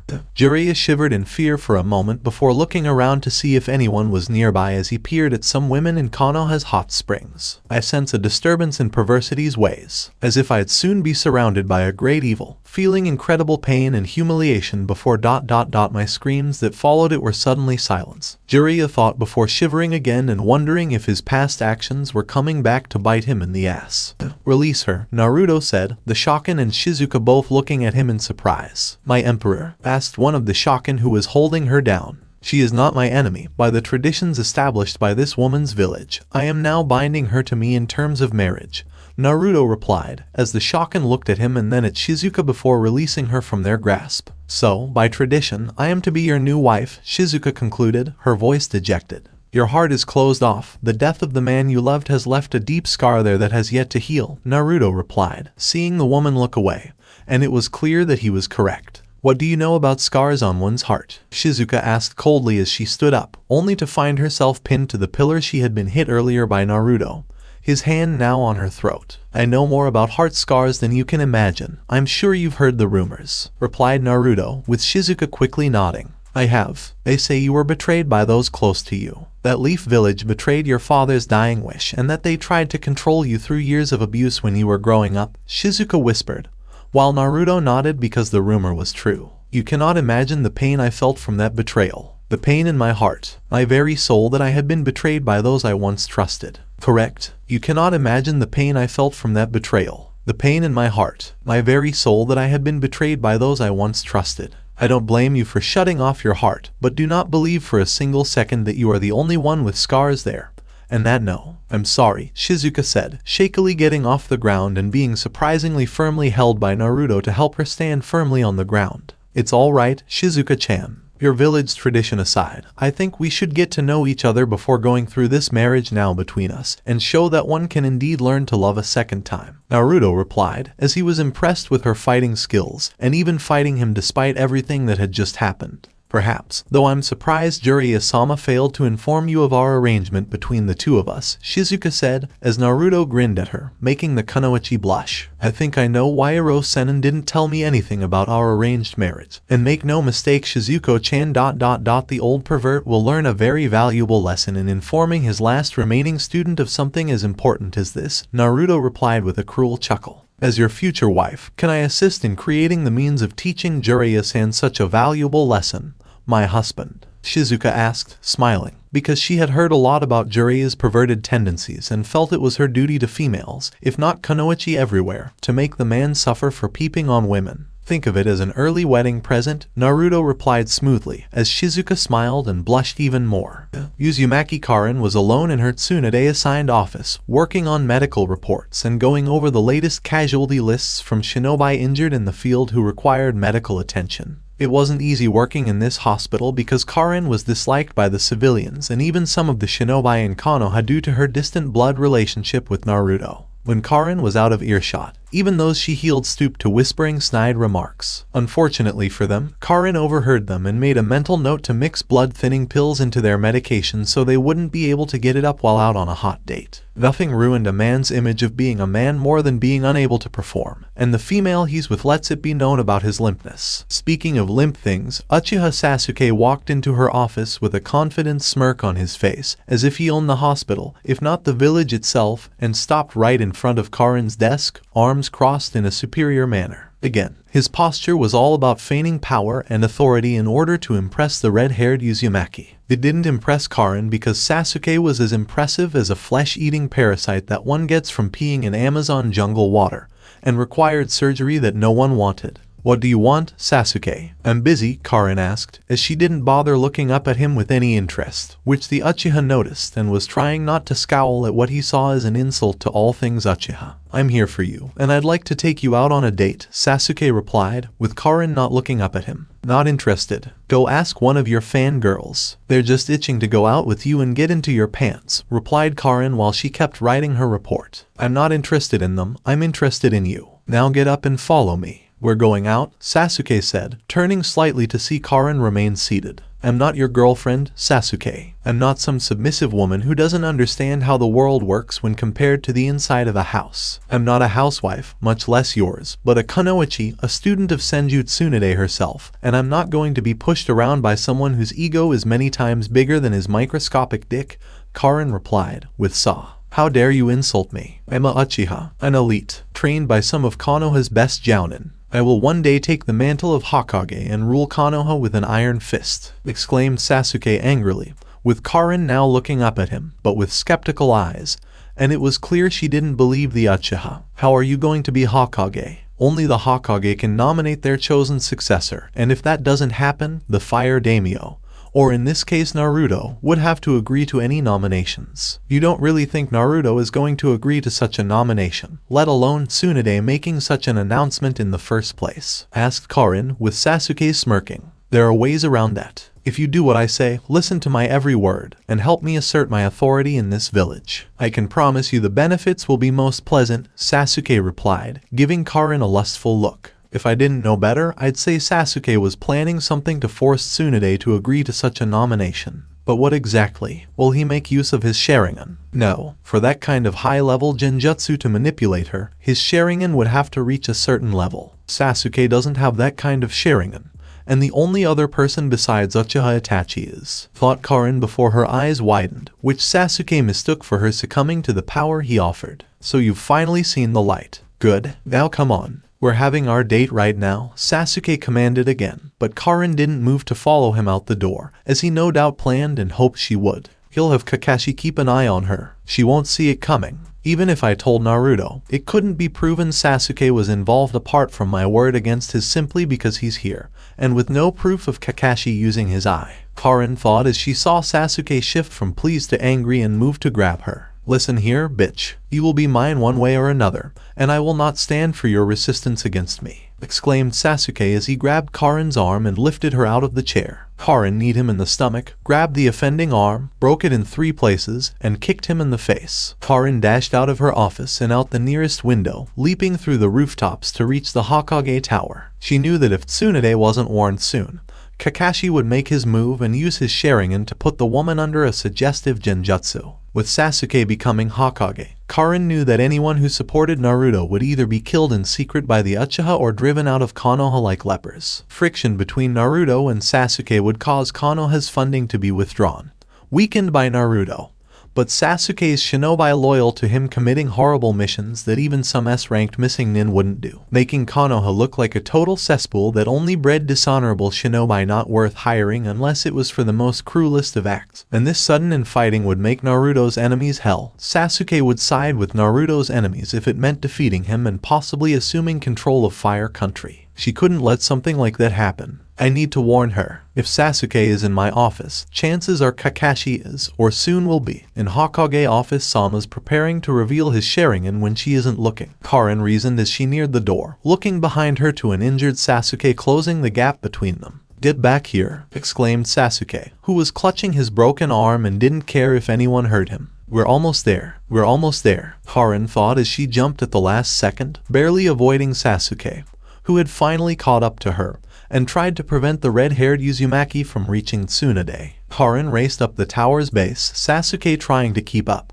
But the Uchiha's rage and frustration, combined with his failure to do the tree-walking exercise to maintain chakra control, proved to be his undoing. He only made it a quarter of the way up the tower before the Uchiha fell like a stone, while Karin kept going up and up until she finally reached Tsunade's office window. And just in time, because Tsunade had turned her back on Kakashi, and the Jounin now had his hand on his headband, his Sharingan eye exposed. Tsunade was about to turn around when Karin threw a smoke bomb at his feet, forcing him to close both of his eyes. Karin, what are you doing? Tsunade demanded, coughing slightly as she noticed Karin at her window, and the red-headed Uzumaki glaring at Kakashi. He was going to use his Sharingan eye on you, Hokage-sama. Look at his headband. It's up, and his eye was exposed before I threw the smoke bomb at him, explained Karin, with Tsunade looking from Karin to Kakashi, and sensing that more chakra than usual had been channeled into the Sharingan eye despite the eye now being closed. You bastard, exclaimed Tsunade as she punched Kakashi through a wall,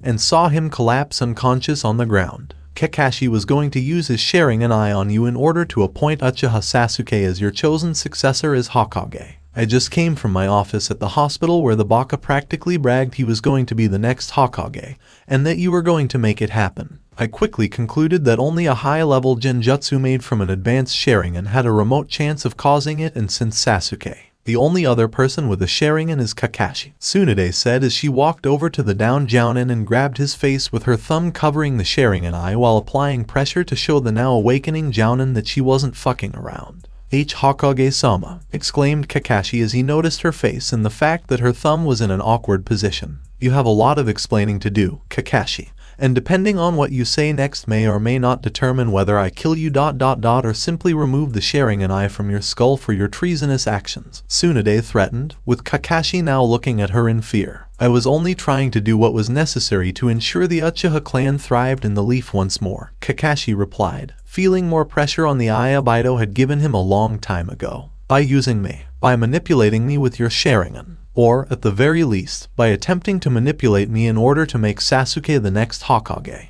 demanded Tsunade, as Kakashi writhed in pain. He needed an anchor to stay loyal. The respect of the Uchiha clan has weakened significantly since Naruto changed things 3 years ago. I thought Sasuke becoming the next Hokage would be able to turn things around for him and the Uchiha clan. I owed it to Obito to save his clan from being destroyed like this, Kakashi replied, Tsunade scowling at him. "And what about Naruto? You knew he was your sensei's son long before what happened years ago, and you knew he was one of the last among the Uzumaki bloodline, so why side with the Uchiha over him?" Tsunade demanded, Kakashi wincing. "The Sandaime Hokage told me that while Minato's seal was perfect in terms of design, he couldn't be certain how well it would work as time passed, and told me to keep my distance from him, that he would ensure Naruto was taken care of and would be manageable until I got him for a student when older." Liar. Naruto lacked any so-called talent because his education was rigged to fail, you stupid baka. Now look at my godson. Still think he's weak. You hated Naruto from the start, didn't you? What better way to screw him over than to have Sasuke become the next Hokage and ruin this village from within just when some of it was showing signs of value and saving?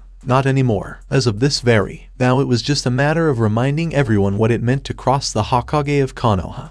Uchiha Sasuke, the once most beloved shinobi of his generation, was now running through the trees, accompanied by the few remaining former root shinobi Danzo had before things went bad for the old Warhawk 3 years ago. They hadn't been with Danzo when he died fighting Naruto, and what remained were quickly rounded up by shinobi loyal to Tsunade, with this small group being the only ones who escaped her notice. This was done as a backup plan devised by the dead Warhawk in the event he needed to flee the village and needed a few spies among the ranks to provide key intelligence on various events that occurred after his exodus. Them on the run right now. Me, an Uchiha, born for greatness and destined to rule over Konoha, is being attacked by traitors. They obey Senju's command to return me to her so-called brand of justice when they should be following me. So I'll demonstrate. I'm going to show them all. I will raise an army of missing nin who will follow my every command simply because I am a Uchiha, and take Konoha back from that bitch of a Senju to make Konoha the greatness of the world under my vision. Sasuke thought as he began to plan how he would gather his army of shinobi, attack Konoha, and make Tsunade fall before him in front of everyone in the village. His thoughts were shattered, however, when his forces were attacked from all sides and revealed themselves to be the former Sound Four. Of course, they were now known as the Four Gates of the Elemental Emperor,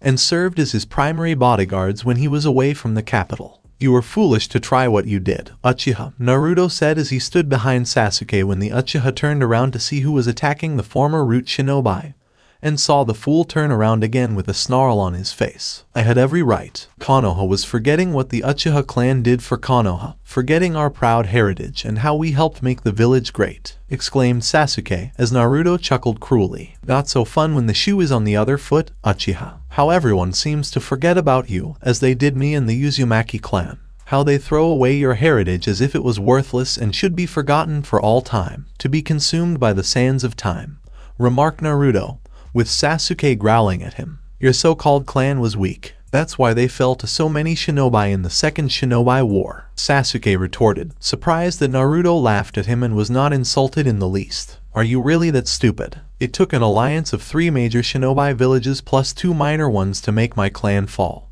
And even then it was only because Konoha didn't send help when the Uzukage at the time requested help. When Whirlpool fell, the enemy's losses were so great that they had to fall back to their villages, or else they risked being flanked by Konoha and Suna before being wiped out." "What do you mean official version?" Sasuke demanded, smirking at Naruto. "Come now, Sasuke, you must have suspected something after all this time. That there was something off about Itachi's actions that night. The man is strong, no doubt about it, but he wasn't that strong to kill his entire clan, and not be detected by Leaf Shinobi in the village itself. Don't you find it a tad odd that your entire clan, except for yourself, were all killed so violently, and yet not a single alarm? Are you saying ... that Konoha had a hand in my clan's annihilation?" That Itachi did it and Konoha was in league with him? Sasuke asked, smirking at Naruto. I have all the Sandaime Hokage's memories from when I took Soul, and not only did the fool ignore Whirlpool's request for allied reinforcements, but he also gave Itachi the order to have your clan wiped out, and arranged for the shinobi of Konoha to ignore what was about to happen until much later, when your brother had a nice long head start out of the village.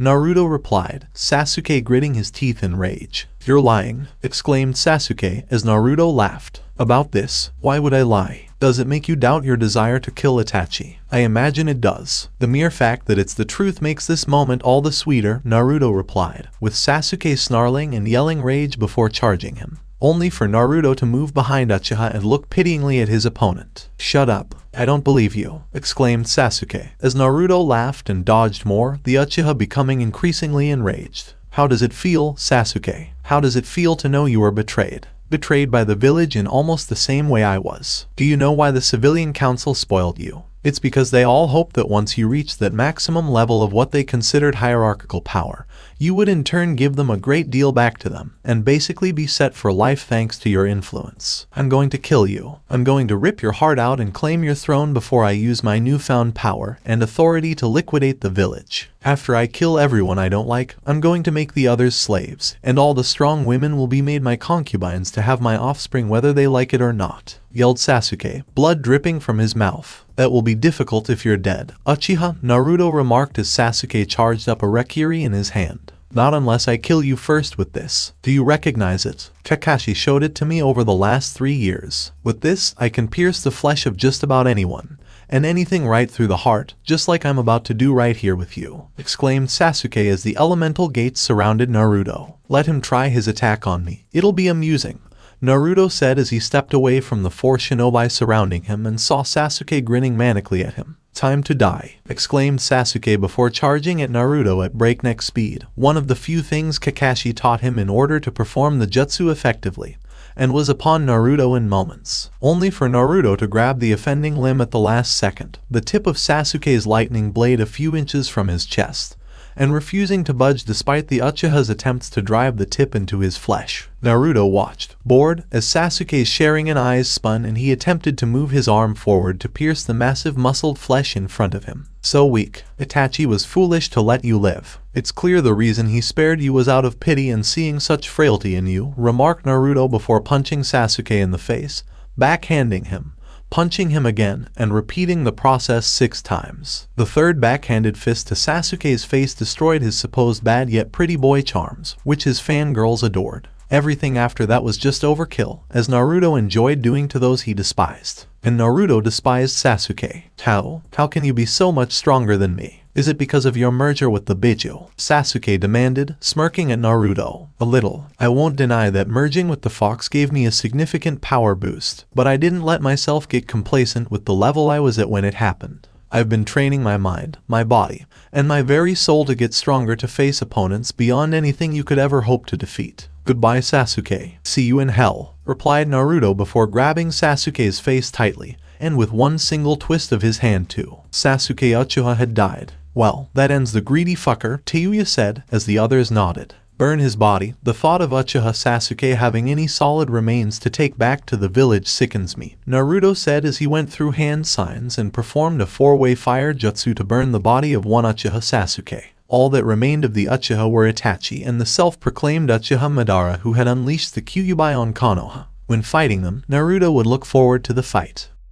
Kumo, the shinobi village, had a long and rich history, surrounded by strategic yet natural terrains of rugged hills and tall mountains rising above the clouds. It had produced countless shinobi of the highest caliber. Each Raikage who had taken office was competent and strong, capable of defending their village from any potential threat. From an invasion by an enemy shinobi from another village to a Biju attacking on a whim, Kumo was a symbol of power and strength that could not be easily demolished. At the time, it appeared that even that symbol of power and strength would not be enough to weather the storm that was brewing from the United Elemental Empire and its emperor, Namikaze Uzumaki Naruto. The mere mention of the emperor's family sent shivers down the current Raikage's spine, as he had some history with the emperor's family and had grown increasingly concerned as the young man took one territory after another. Though there had been fighting, with the elemental emperor said to be on the front lines when it happened, when it came to being in the thick of battle, it was whispered that this emperor was a man, nay, a god of some kind. who did not hide behind his soldiers or his large castle. This was someone who fought on the front lines, stained his body with the blood of his enemies,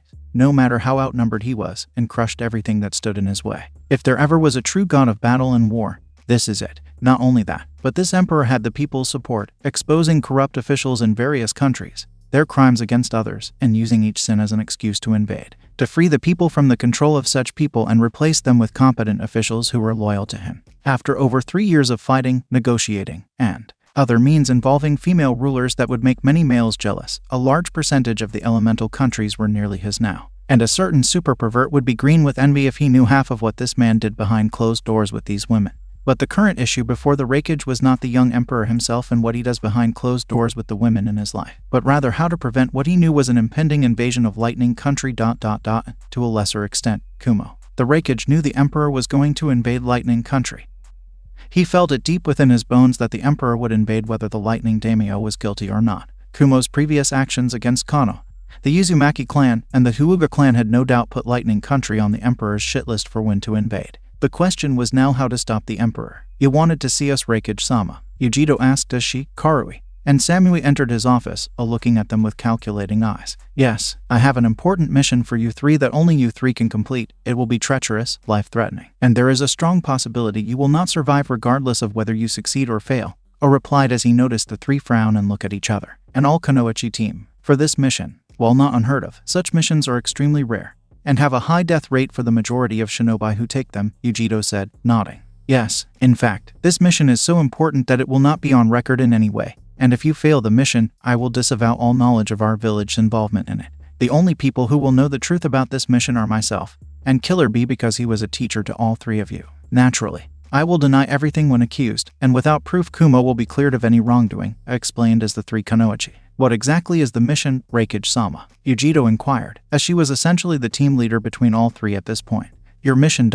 for all three of you ... is to assassinate the elemental emperor Namikaze Uzumaki Naruto," replied, the three Kunoichi in the room staring at him as if he had just mentioned his father was the sage of six paths. "Assassinate him, Raikage-sama. Not to question your orders, but ... are you sure?" Samui was surprised, and she had an idea why the three of them were assigned to this mission. "Yes, it is well known that the emperor has a rather healthy appetite when it comes to the pleasure of female flesh. He has several wives through various marriages, some of his choosing and others through arrangements, as well as 2 concubines who are also his bodyguards at times depending on the situation. Your mission will require getting close enough to the emperor to deliver a killing strike if not a crippling blow to his body. From the way you want things to go, we'll have to seduce him in order to get close and possibly sleep with the emperor," Karui said, seeing a nod because that was probably the only way he could see them getting close to their target and completing the mission. "Most likely, it won't be easy, but I expect one, if not all three of you, to get close to him while he's unguarded and do what needs to be done," replied, and the three Kunoichi nodded. "We'll do it," Yujiro replied, nodding. "Very well. Officially, I have the three of you listed as having taken a few days off, and I have ordered you removed from the shinobi roster to use for missions. Now go," commanded A, as the trio nodded once and exited his office.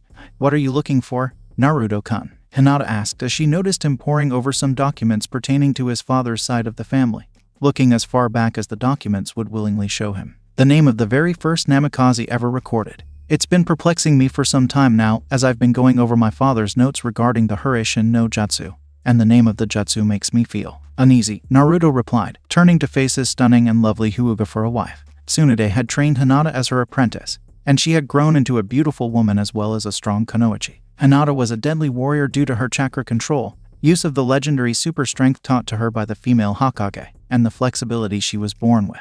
Even Shiva, despite her personal doubts about Hyuga's strength, couldn't deny that she was worthy of being with Naruto and accepted her into the fold after witnessing the girl's power display. "You think it has something to do with a certain elder god still trying to destroy you in some way?" Hinata concluded after some thought, and Naruto nodded. "Yes, I know my mother's side is descended from the Sage of Six Paths and ultimately from Shao Khan. My father's side is a mystery, mere rumors and journal entries, and of blurred text pertaining to the ancestry of the Namikaze bloodline. While not as old as the Uzumaki clan, I suspect Raiden did have a mortal child to form a clan that would one day possibly combat my mother's side should they ever try anything." "I'd say so. Anything conclusive other than rumors and old texts and journals?" Hinata asked, Naruto frowning. "Perhaps this journal is from a second-generation Namikaze who did his own research into the family and mentions, quote, 'A godlike being made of lightning has blessed our clan with the knowledge of how to move faster than the eye can see. The ability to bend space and time to move like lightning itself without causing harm to our bodies, almost as if it were a natural part of us." End quote, Naruto replied, Hinata's eyes widening in shock. "Sounds like Raiden to me," Hinata said, and Naruto nodded. Yes, believe it or not, the Namikaze clan was originally from Lightning Country, but had to flee due to the conflict rising up there. And most of their clan's knowledge on how to manipulate lightning was taken by the first Raikage when Kumo was first founded soon after Konoha, that gave rise to the other shinobi villages popping up. Really? Do you think anyone in Kumo knows about this? Hinata asked, as Naruto shook his head. I highly doubt it. And even if some of the older people in Kumo do know, they would never admit it because of how the village would look on building itself on the grounds of a nearly destroyed clan, and using lightning in a way that is not theirs by any blood right. Naruto replied before pausing to look at some information that had nearly escaped his notice. What? You seem troubled, Hinata said as Naruto handed her the document. Apparently, not everyone in the Namikaze clan left before Kumo was founded, and had actually stayed behind to join the village in secret, Naruto responded, with Hinata frowning at the name. Namikaze Daichai, Hinata inquired, with Naruto nodding and displaying the name of the current Raikage along with his own family history, which he had asked Jiraiya to obtain simply because the man's manipulation of lightning was impressive, which the young emperor suspected made him a descendant of Raiden's bloodline. Naruto realized there was more to it than that. This can't be right. The current Raikage Kumo has an ancestors named Daichai, but the last name is blacked out, exclaimed Hinata, who was nodded by Naruto. Daichai clearly changed his last name and didn't tell anyone that he was a Namikaze. The Raikage's affinity for lightning and speed is said to be almost beyond human, second only to my father's Hurishin no Jutsu, Naruto replied, Hinata looking at him with interest. What are you going to do? Hinata asked, seeing Naruto's determination despite the situation in front of him. We will clash in battle. There is nothing we can do about it, and when that happens ... we will see who stands over the other as the victor, Naruto replied, his wife now wrapping her arms around his massive build. Just be careful when that happens, because the Raikage isn't someone to be underestimated. He might be more like Raiden, you know, Hinata said as Naruto wrapped his arm around her. I know. I suspect we'll cross paths soon, very soon, Naruto replied, his voice becoming hushed. It was almost as if he had seen into the future. Emperors, do we have to wear these outfits? Demanded Karui angrily in a whispered tone. Remember, we need to get close to the Emperor. What better way than to pretend I'm an envoy from Lightning Country offering you two to him as gifts? Yujiro questioned while dressed as an envoy from Lightning Country, and Karui and Samui were dressed in very skimpy clothes one would normally see a concubine wear when in a royal palace. Why are you complaining, Karui? You don't have a massive chest like mine, causing you back problems, Samui said coldly, her face expressionless. No, I have a massive ass that is displayed in this so-called outfit. While your breasts, despite their size, are nicely covered, countered Karui, while Yujiro sighed, knowing these two had this argument long before they arrived here. Karui had suggested that Yujiro wear the concubine outfit, but Yujiro, as the leader of the trio, had countered her argument by stating that she needed to be in a position where she could react and call on Nibai's chakra if things went wrong. There was also the possibility that Naruto would detect the demonic cat inside her body and become suspicious of a Jinchuriki like Yujiro being offered to him as a supposedly submissive concubine in exchange for some form of future peace between the two sides. It's hardly comfortable with these damn things in this outfit, Samui replied. At least your ass isn't being compressed by the chest plating used to hold my breast.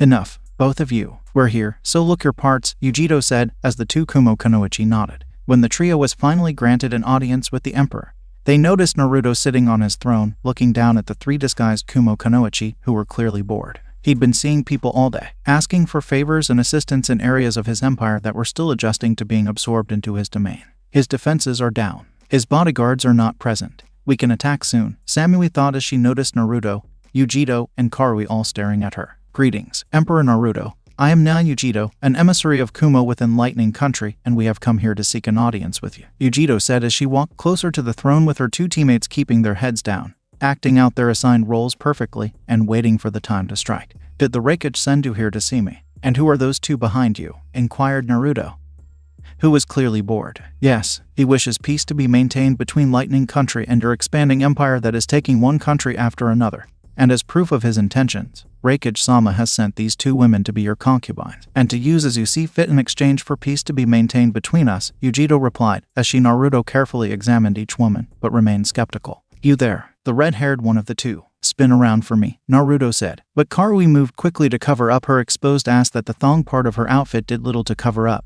and fought to keep the embarrassment on her face down. Is everything to your liking, Naruto-sama? Karui asked, her tone submissive as she pretended to be a possible concubine for him, while imagining a chibai version of herself slicing up a chibai version of Naruto.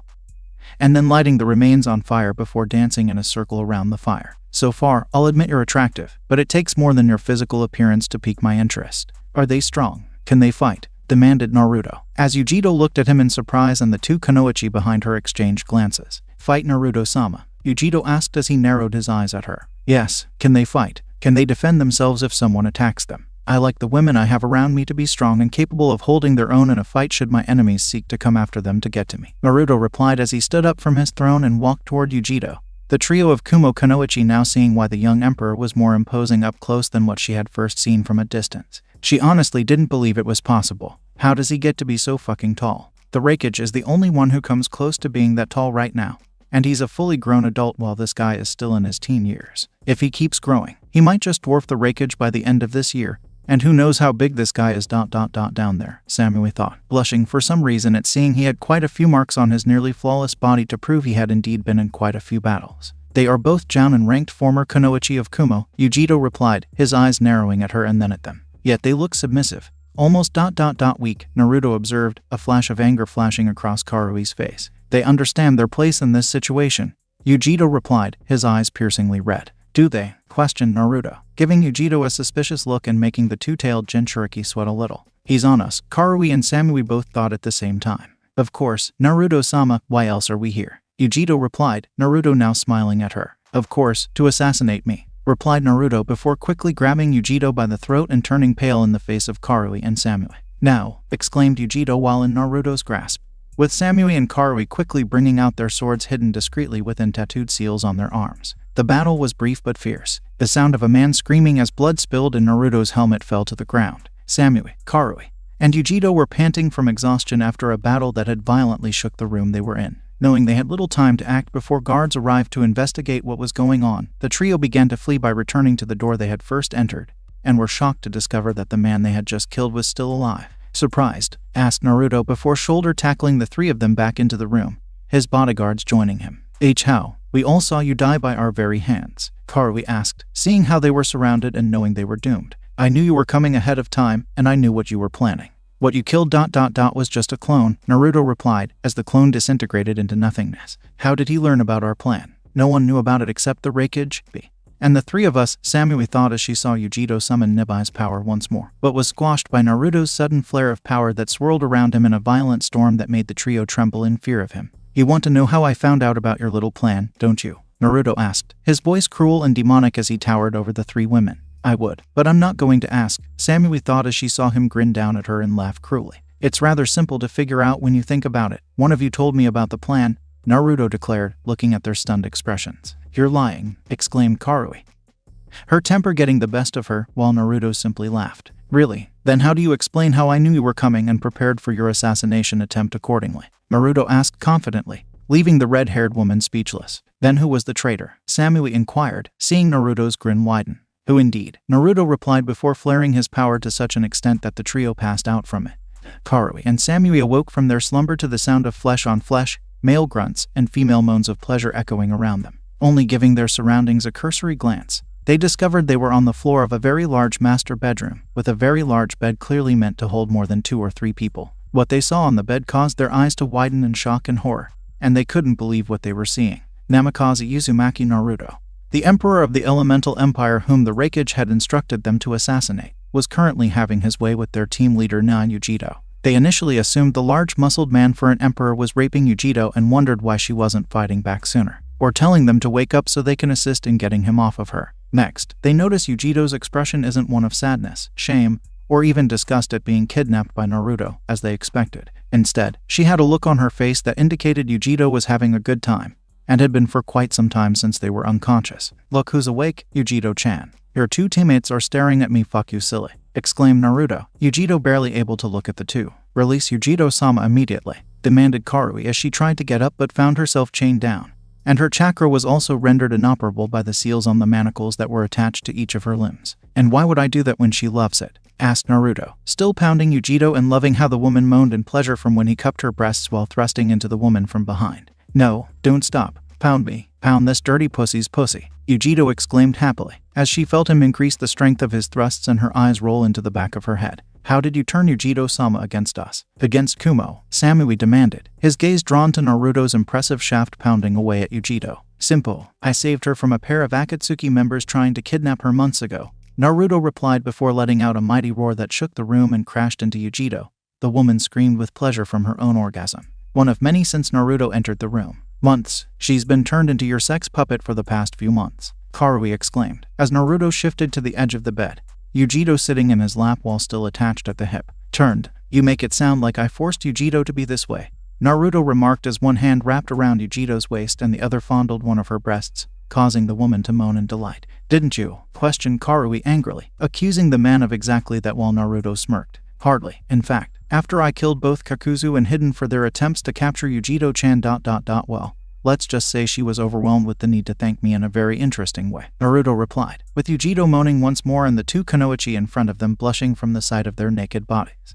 Hidden screamed in agony as he felt his soul slowly ripped from his body before being crushed in Naruto's hands. Despite Jashin's otherworldly powers failing to save the man from death, Naruto had turned his attention to a downed Yujiro, who was barely conscious at the time and stayed awake long enough to see him rip Kakuzu vertically in half before going after Kakuzu. The Jashin priest actually used his bizarre ritual, which allowed him to harm others while harming himself when he was in a ritualistic seal made from his enemy's blood, almost like voodoo, but more advanced, and with deadly consequences for those who fell victim to it. The priest amused Naruto as he began to suffer various wounds from Hidden's foul-mouthed attempts to slow him down and weaken the former Kyuubi Jinchuriki with multiple life-threatening injuries.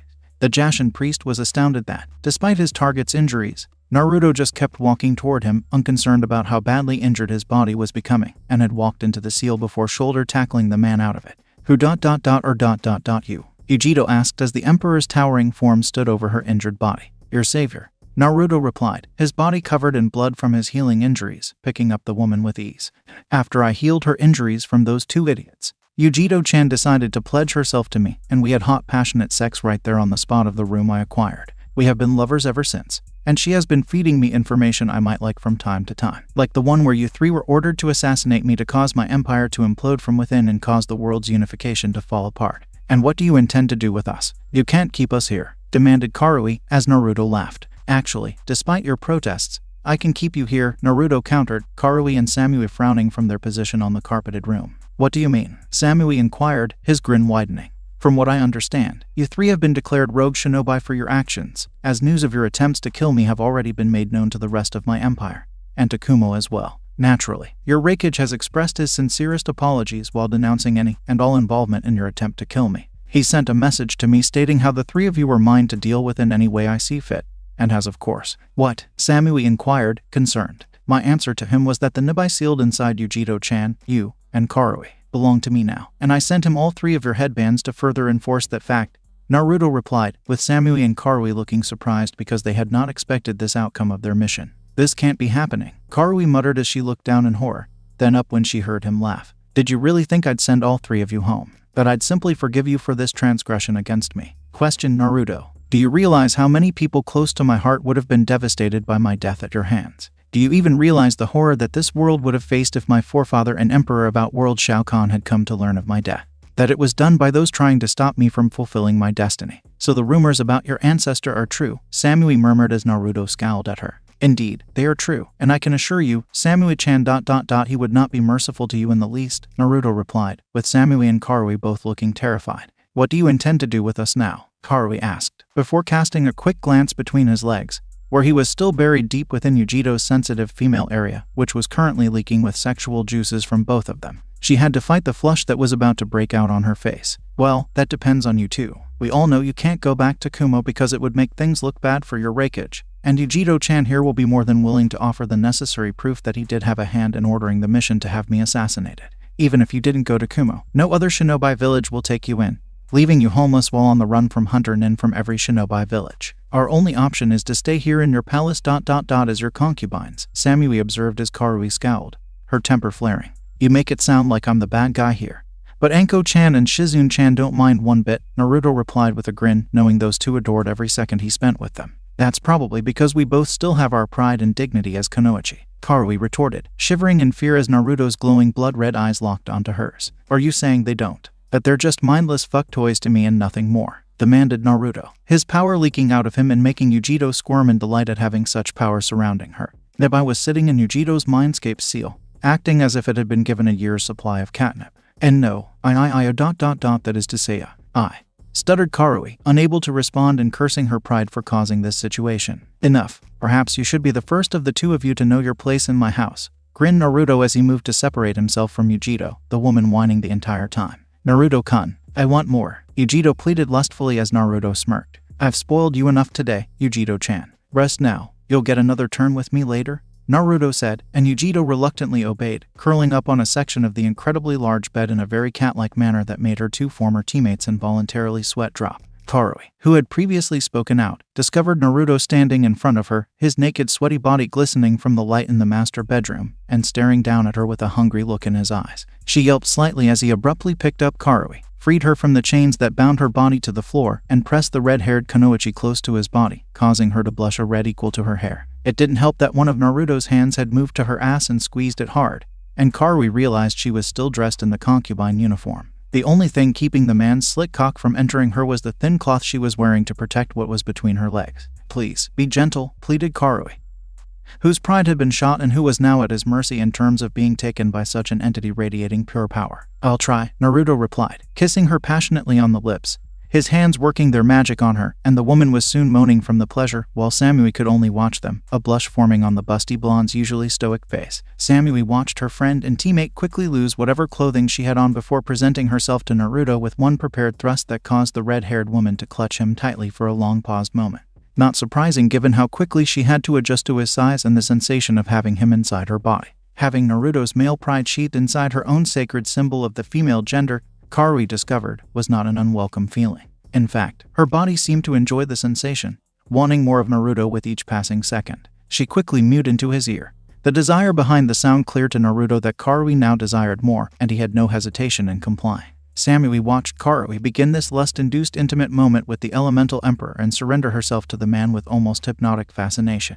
This embodiment of a sex god made flesh was having his way with Karui, controlling his pace, thrusts, power, and positions. Samui had never imagined Karui being dominated by a man, as the red-headed woman had a nasty temper when provoked and always pretended to be unreachable in terms of having a relationship with anyone. But now now Karui had been conquered by this man, this god among men, and she could no longer claim to be a Kumo Kunoichi. Those were the days. Karui's life's purpose was now to proudly serve her emperor, to fight for him, to die for him, and to make love to him whenever he desired. Samui truly understood her new place in life, and that she now belonged to the emperor, as she watched the red-haired woman cry out in pleasure from the orgasm Naruto soon brought to her body. Yujito belonged to him, and Karui now did as well. When it was Samui's turn to be taken in Naruto's bed, she did not resist when he brought her body close, when he ripped the clothing she was wearing from her body, and she, like the others before her, submitted to his touch. The Raikage was enraged. His strategy had failed. The assassination attempt on the elemental emperor had failed spectacularly, for reasons unknown to him, but the Raikage did know that the emperor now had the ammunition he needed to invade, and it could do nothing to prevent the man from invading Lightning Country and coming for him here in Kumo. To add insult to injury to his pride as a shinobi and his village's pride, 3 headbands with the Kumo insignia on them lay on his desk, one with a note on it. Raikage was let down. They are now mine. Naruto, the Conqueror's Emperor. Damn you, Gaki. Damn you, exclaimed before slamming his fist through his desk. War would befall him soon. After his failed attempt with his accomplice Kakashi to take the seat from Tsunade using the Sharingan Eye the copycat ninja possessed to nominate Sasuke once she retired, news spread of Uchiha Sasuke's second attempt to flee the village. The action was considered treason against the Hokage, and Sasuke was charged with desertion of his village as a whole and was killed by Naruto himself during his attempt to flee. Tsunade killed Kakashi publicly in front of the village, and it was no surprise to the Hokage that a large portion of the village protested the act. Kakashi had been dispatched to Ibiki to ensure that every jutsu he had learned in his life was documented, as well as how to use them and any other dirty secrets the man had kept while serving under the late Sandaime Hokage. Naruto himself had arrived to deliver the killing blow to the man, and the crowd was booing him, saying he was a monster with no right to kill the Yondaime Hokage's last student, despite Naruto being the Yondaime's son. They're all dupes. Still, Naruto paid no attention to them as he moved to bring his wrath hammer down on Kakashi, who glared up at him with his one remaining eye due to the loss of the Sharingan and the other after Tsunade ripped it out and crushed the optic organ prior to his execution day. When Kakashi was about to be killed, the crowd became louder and more active. Some Leaf Shinobi were also present, as were old ANBU friends of the son of the White Fang. They silently caused trouble for Naruto and Tsunade by whispering into people's ears to get them to protest this action. It's not fair, some of the shinobi said to those around them. Kakashi was loyal to the Sandaime. He was loyal to the Yondaime. He was the Yondaime's student. He shouldn't be charged with treason. The demon brat should be killed. This went on and on until the crowd believed what was said behind closed doors and tried to rush the execution stage. As a result, Naruto swung his wrath hammer down on the ground in front of the swarming mob, causing the massive earth-shaking moment to literally knock everyone off their feet. The mob of people had been silenced for a long time after witnessing the boy-turned-man whom they all despised unleash his power on them. It still surprised them that the brat would have the audacity to stand up to them, especially since they had made it clear how they felt about Naruto and gave the impression that they would always be better than him. They also believed Naruto would turn on them because of the conditioning the Sandaime Hokage had secretly promised would keep the brat from ever using his power on the village, or, more precisely, on the village populace, and that they could put the boy down as long as it didn't jeopardize his ability to defend Konoha from outside threats. Many felt secure when Naruto declared himself emperor, knowing that with the brat away from the village but in a position of power they could control, the village was safe, and all their past sins against the brat would be erased. After all this time, they should have known better. Naruto had not forgotten them, nor had he forgiven them. It was simply a way for him to pass the time and act on his own terms. While he would have preferred to wait a little longer after killing Kakashi for his multiple betrayals, now was as good a time as any to deliver the message to Konoha, and it would be one they would never forget for centuries. Don't mess with Naruto Uzumaki or anyone in his bloodline. In his act of killing the traitorous Konoha shinobi, Naruto had been merciless in his killing of those who dared to oppose him. The emperor of an ever-expanding empire had ripped through them all, leaving no one alive who dared to oppose him, and had ensured that their deaths were bloody and violent. Naruto calmly walked back to the execution stage, his body now drenched in blood and covered in gore, while looking at the terrified Haddock Kakashi, who was shaking in fear of him. Do you see now, Kakashi? Do you see why it is unwise to anger me, to provoke me, to manipulate and scorn me like you and a good portion of the village did when I was a child? You knew I was the Yondaime's son. You knew, and yet you chose to follow the Sandaime Hokage's actions in trying to control me. You chose to train Sasuke over me when I needed your help for the Chunin exams. And Naruto, please, why you have to understand I had to do what I thought was best for me in that situation, Kakashi replied, while Naruto's crimson eyes glowed with a primal fury. You chose poorly in the field of making choices. Haddock, and of course, this isn't the first time this has happened, Naruto said as he raised his wrath hammer above his head, and Kakashi knew his end was just seconds away. I'm sorry, I really mean it. I should have been a better sensei to you, a better person. I should have done what was right and not what the Sandaime wanted, Kakashi said, staring up at his sensei's son and seeing him look down at him for a second before bringing it down on the Jounin's skull. Apology accepted. Haddock Kakashi, Naruto said as he exited the execution stand and returned to Konoha to wash everything off his body.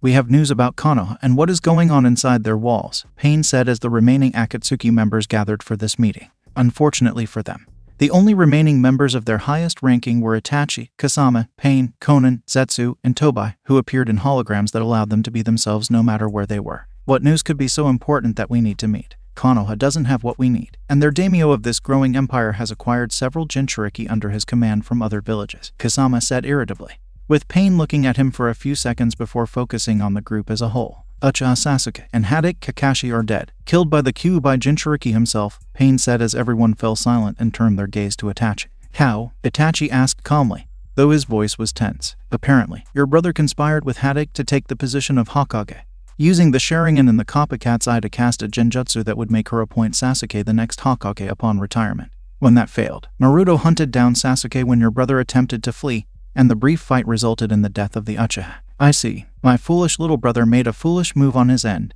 Itachi replied, cursing Naruto for ruining his plans to redeem his clan by using Sasuke to wash away the hatred. Yes, and he's paid for it with his life. He has no heirs to his name. Apparently, your brother thought having progeny that would one day surpass him was stupid, and wanted to become the only Uchiha in existence with the lifespan of an immortal god, Pain said, leaving Itachi silent for a moment. So he died a virgin as well. That stinks on multiple levels. Dying is one thing, but dying a virgin regardless of your sexual preferences is just ... sad. Kasama remarked, Itachi glaring at him and making the former swordsman flinch. Tobai isn't a virgin. Tobai is a good boy who gets laid a lot. With a lot of women, Tobai exclaimed excitedly. Enough Tobai. The loss of 4 of our members in the time since the Kyuubi Jinchuriki ascended to the throne of daimyo and then emperor has caused us many setbacks. If we don't change things soon, the chances of us achieving our goals will be lost, and that is something we cannot afford. What about the Kyuubi itself? I heard some rumors about the brat absorbing it into his body and merging with the Biju, Will that make extracting the beat difficult?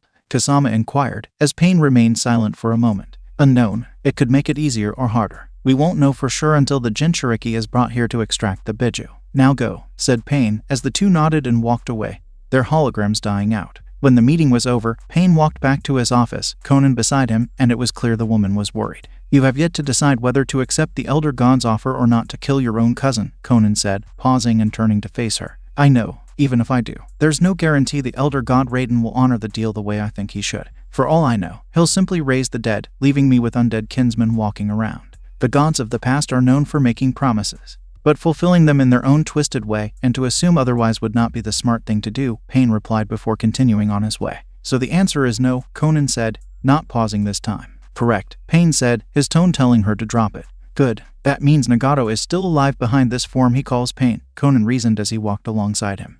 The brat invaded Lightning Country, exclaimed A. The Raikage of Kumo, angrily, as one of his ANBU in the room nodded quickly, his current appearance looking as if he had just escaped a war zone. Yes, Raikage-sama. I just barely escaped the battle. The Namikaze revealed what you did and discovered several of the nobles in Lightning Country were pilfering funds from various villages in need of financial support, which reached the Emperor's ears. He felt it was more than enough of a reason to invade and apparently found evidence of the Lightning Daimyo allowing it and excusing it.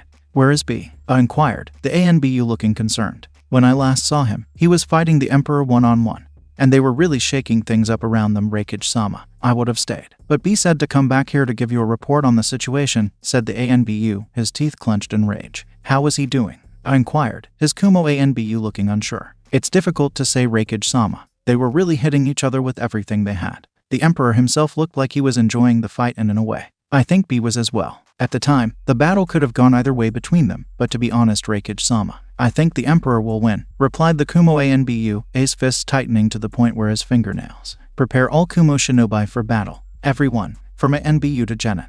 We are going to fight and take this Emperor down now, even if I force him to retreat for the time being. It will show that Kumo and Lightning Country are not easily taken from their owners, said it, with the ANBU bowing and leaving.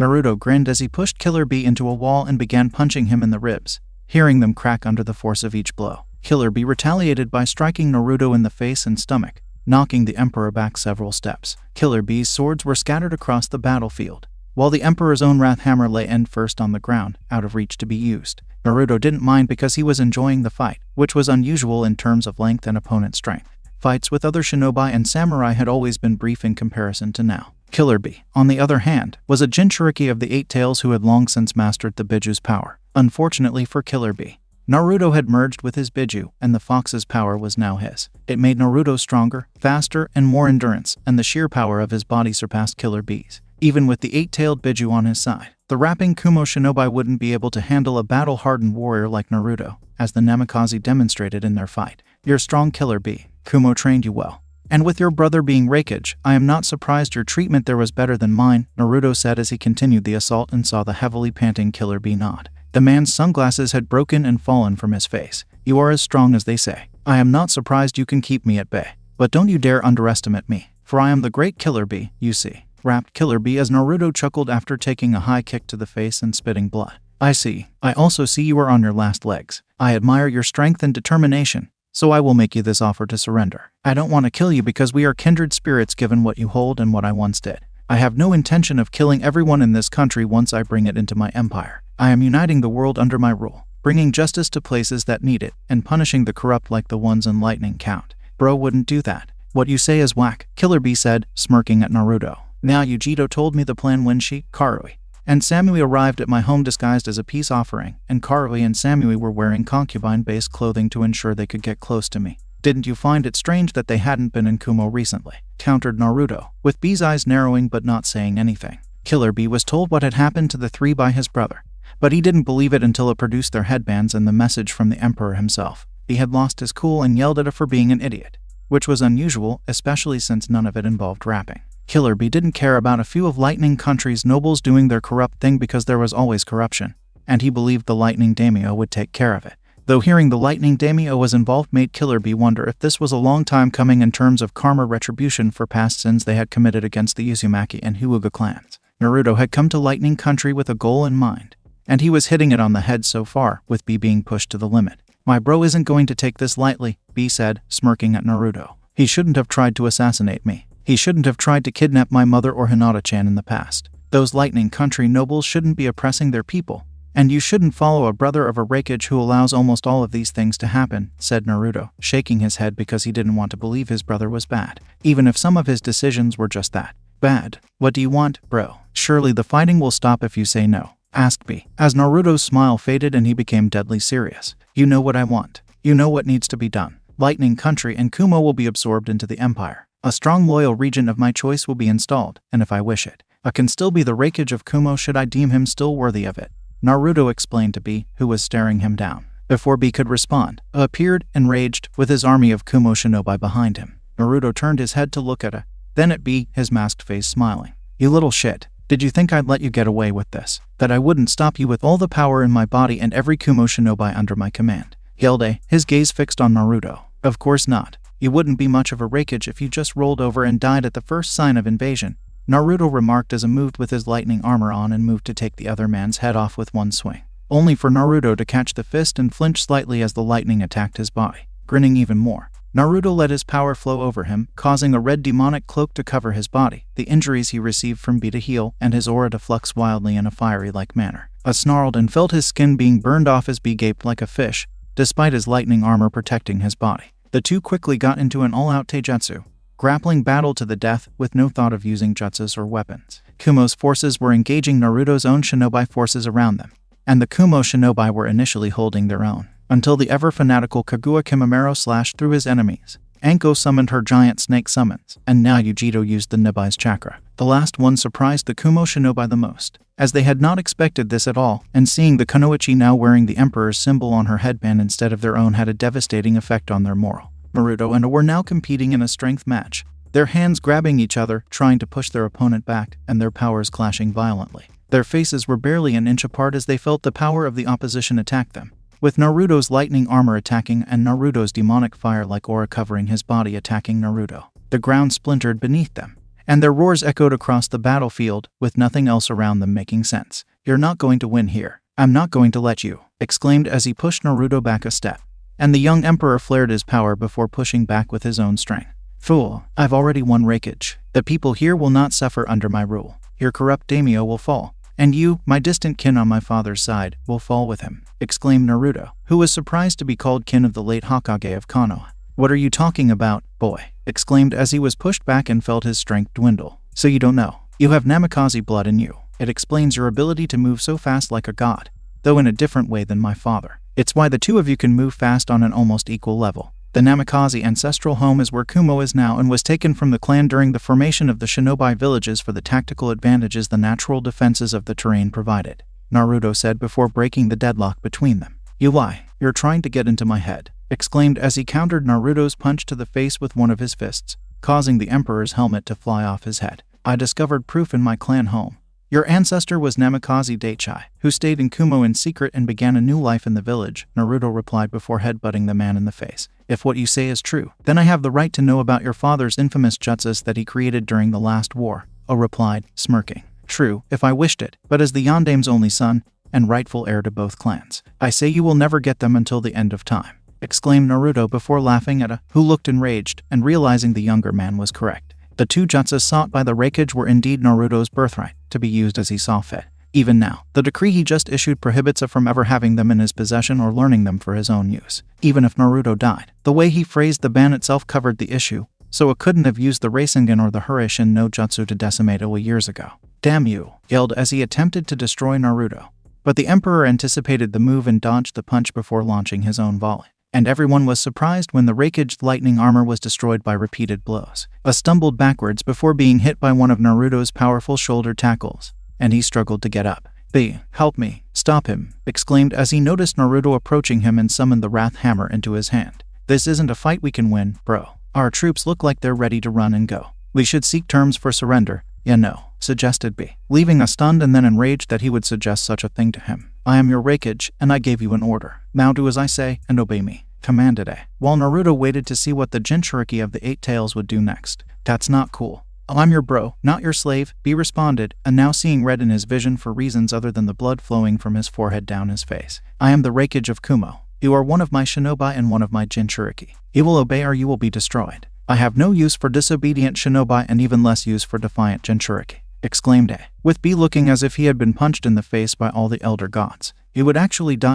kill me, bro? B asked, as A struggled to get back up. And it was clear the Raikage rage was getting the best of him. It's bad enough that Yujito spends her days whoring herself out to this man like a common slut. But for you to even question me and consider Kumo surrendering to this monster is ... is unforgivable, exclaimed A, while his mind was already assuming that B had betrayed him for greener pastures and siding with Naruto. And the Raikage suspected that the Emperor had even B incentive with a high-level position. Don't talk about Yujito like that, bro. She's strong and smart and knows when to follow her heart wherever it says to go. B countered, surprised when A moved towards him and punched the would-be rapper in the face with a Jinchuriki. Shut up. Shut your damn mouth. I will not have you backtalk me any longer with your pointless and useless rapping, exclaimed A, whose mind had clearly devolved into insanity, and his temper only exacerbated the situation. Anything else he wanted to say was cut short when Naruto swung his hammer at A's head, sending him flying and bouncing hard on the ground. Disgusting piece of filth, yelled Naruto angrily before approaching B and helping him up. Damn, bro has really lost his mind. He needs to get his head out of his behind, B exclaimed, smirking at Naruto. Ungrateful, you ungrateful brat. I embraced you as my brother. I protected you from those who despised you in Kumo. And this is how you repay me, siding with that monster, yelled A, as B shook his head. You have to stop, bro. Your mind is going whack and needs to be reset, B said, with a furious at being labeled insane. Shut up. I see now that it was foolish of me to even protect you or show you any kind of support on my end. To think I listened to the Yondaime Hokage about how Jinchuriki should be loved. Jinchuriki are just weapons. They should not be loved. They should all be controlled, restricted, and know their place in the world is at the feet of their cage, said A, while B closed his eyes in pain and anger at hearing that. To think you are of my blood on my father's side of the family makes me wonder why Daichai stayed in Kumo. No doubt he was a traitor to his family then, as you are to be now, Naruto said as he walked toward A, an angry expression on his face. What do you know? You're just some Tobe emperor with dreams of global conquest, countered A, with Naruto moving faster than his eyes could see and closelining the Raikage right into the ground. And the world you know is better. Its people are weak, divided, filled with corrupt power-hungry bakas for leaders. Leaders who let their people suffer and die so they can live a little bit better than everyone else, or that of their supposed rivals. I will not allow such a world to exist any longer. My dawn as the ruler of this world is fast approaching. And you Raikage of Kumo are not going to stop me from unifying the world. Monsters. All of you are monsters. And those who follow you are monster lovers. Love has no place in the shinobi world, exclaimed A, glaring up at Naruto's helmetless face. Only in your version of the shinobi world. Goodbye, Raikage of Kumo. May your soul find understanding while in the Netherrealm. Naruto replied before smashing A's skull with his wrath hammer. Sorry, my bro went crazy. All the stress made his mind go hazy, B said, with Naruto not saying anything for a moment and the battles around them having ceased when the sight of A being killed was seen by all. There is no need to apologize, B. As you are now the strongest Kumo shinobi here, I'm placing you in charge of Kumo and its shinobi for a time, Naruto declared as his power rescinded into his body, and let out a tired sigh, while B let out a pain-filled chuckle. You've heard my bro. Move your ass and go, B said, with the Kumo shinobi surrounding him and Naruto nodding as they returned to Kumo to lick their wounds. Are you okay, Naruto-sama? Kimimaro inquired as Naruto walked sluggishly to his helmet and put it on. Yes, Kimimaro. I'm fine. A little drained, but nothing a meal and rest can't fix. Have our forces form a defensive position here for now and send some scouts out to ensure no potential threats linger, Naruto replied, leaving Kimimaro to carry out his orders while Yujito walked up to him and wrapped her arms around his body. It hurt you to kill him, Yujito said, nodding, because killing family of any kind made him feel as morally bankrupt as the Uchiha.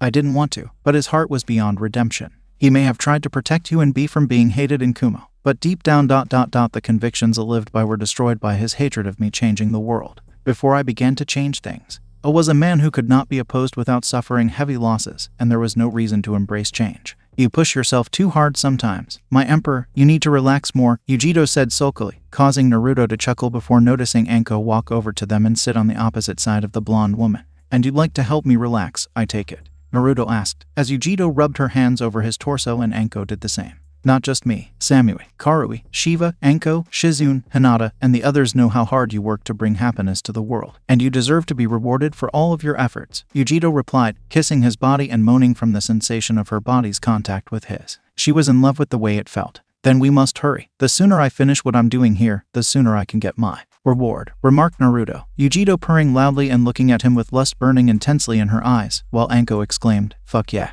They were also looking forward to giving him his prize.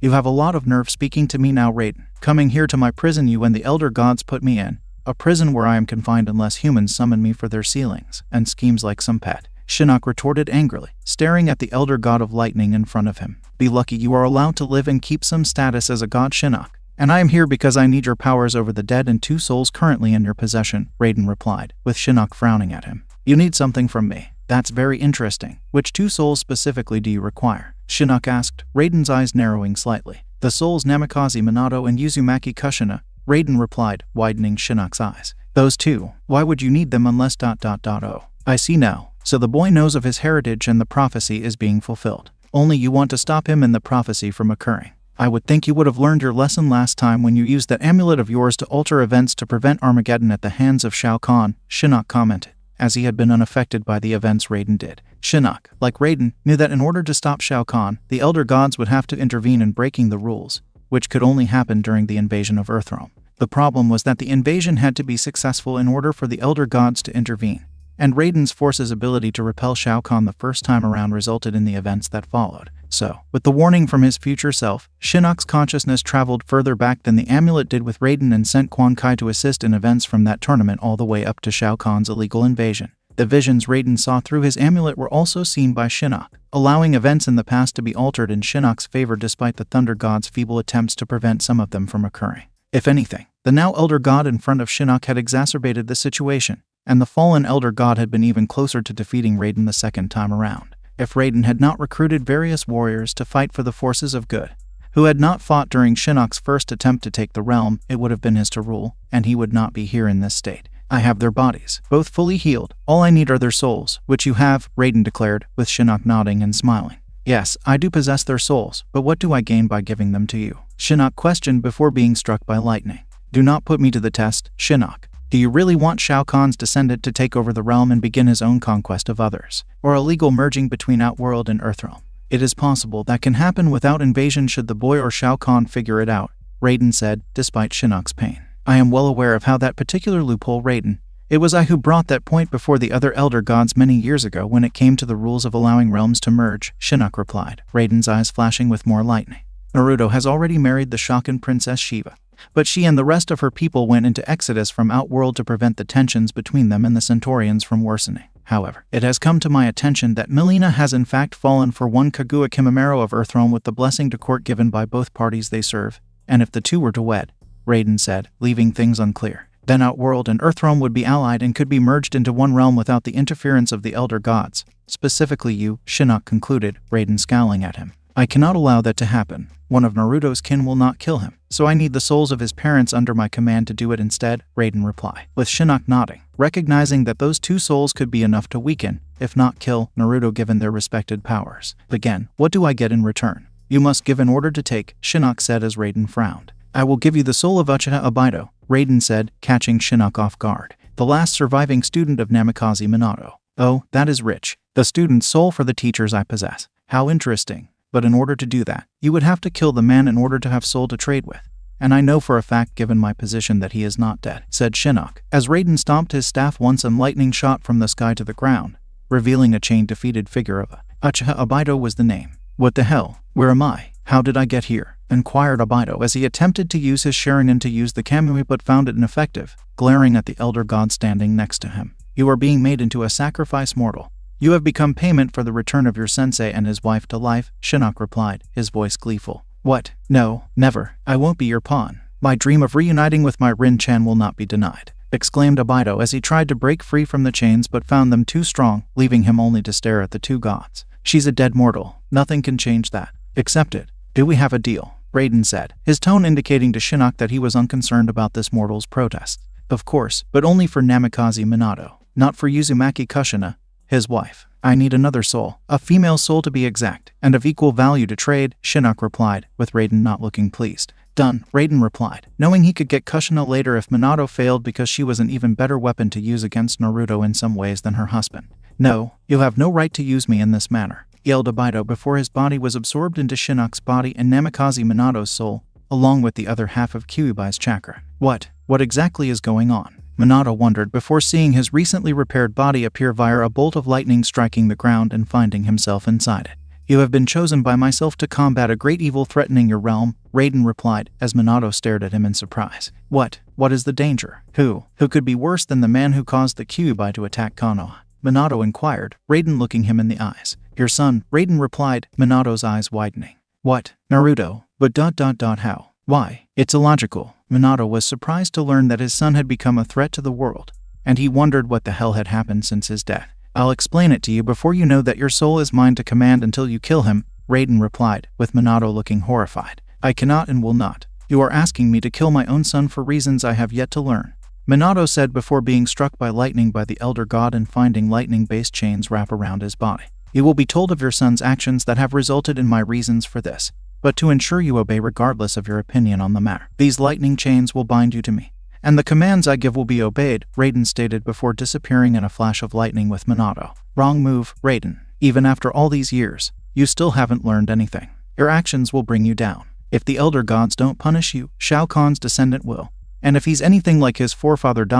you'll wish Armageddon had happened sooner, Shinnok said before laughing cruelly wickedly from within his confined prison. The sand-named Tsuchikage Onoki had outlived many previous cages across the elemental countries, from Konoha to Kiri. He was the oldest cage in the elemental countries and was regarded as the wisest due to his fence-sitting ways. He was a man who believed in waiting to see how things unfolded so that he could make the best decision about whether to take a side or not in a conflict. It enabled the man to make wise decisions when he became Tsuchikage of Iwa and led the village to prosperity. Of course, the man was able to make the necessary smart moves in his later years because he had been rather impulsive at times and still is on occasion. His back was now suffering as well. All of our guards have been doubled at the walls. Tsuchikage-sama will know if the Emperor attacks, one Iwa NBU captain said, nodding to Tsuchikage. Earth Country is the last country left, just as Iwa is the last shinobi village not under this Emperor's control.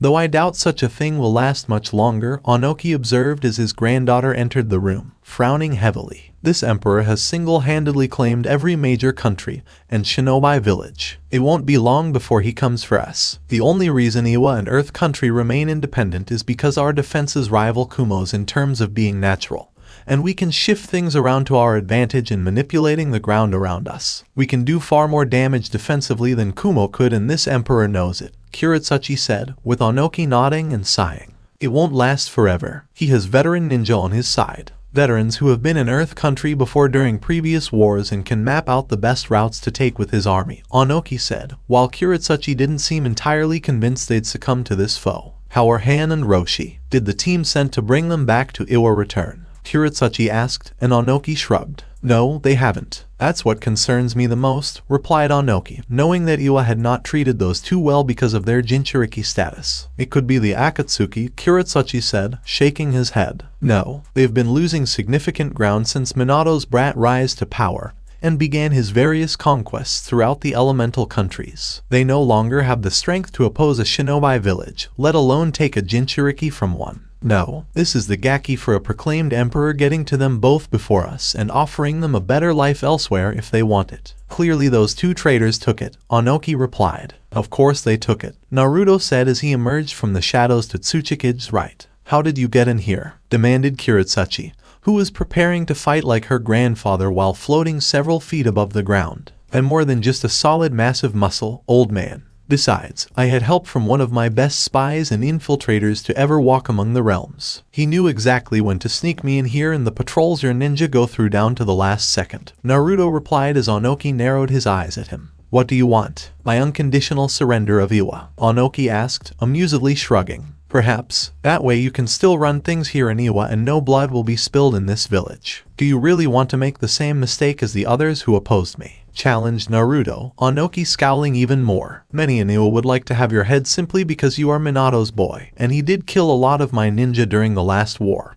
Onoki said, his helmeted face smirking. Yes, I know, but I am not my father. My father is dead. He died saving his village. He died for Konoha, a village that had forsaken his own child regardless if they knew I was his offspring or not. Doesn't that information ease your vengeful heart, knowing that the very village my father died protecting turned on his own son? Questioned Naruto, with Onoki remaining silent for a moment because he had heard the rumors about a little, but I am just one old man. The other ninja and people of Iwa will not be so understanding. Many lost brothers, fathers, cousins, uncles, and more because of your father. They will not be so willing to submit to you as their new overall master, even with me as the Tsuchikage," Onoki remarked, his hatred for the yellow flash and his offspring running deep. Before Naruto could continue, multiple explosions echoed outside the Tsuchikage tower, making Naruto frown because he had not ordered an attack on the village. Tsuchikage and his granddaughter tensed, convinced that the emperor had launched a surprise attack, and braced themselves for a fight with him. They were surprised to see the young warrior looking out the window with his back to them and a frown behind his helmet-covered face. It wasn't until Naruto smashed the window and leapt out into the village instead of fighting them that they realized this was not part of the young conqueror's plans for Iwa. They were surprised to see Naruto staring down at the one person they did not expect to see among the living.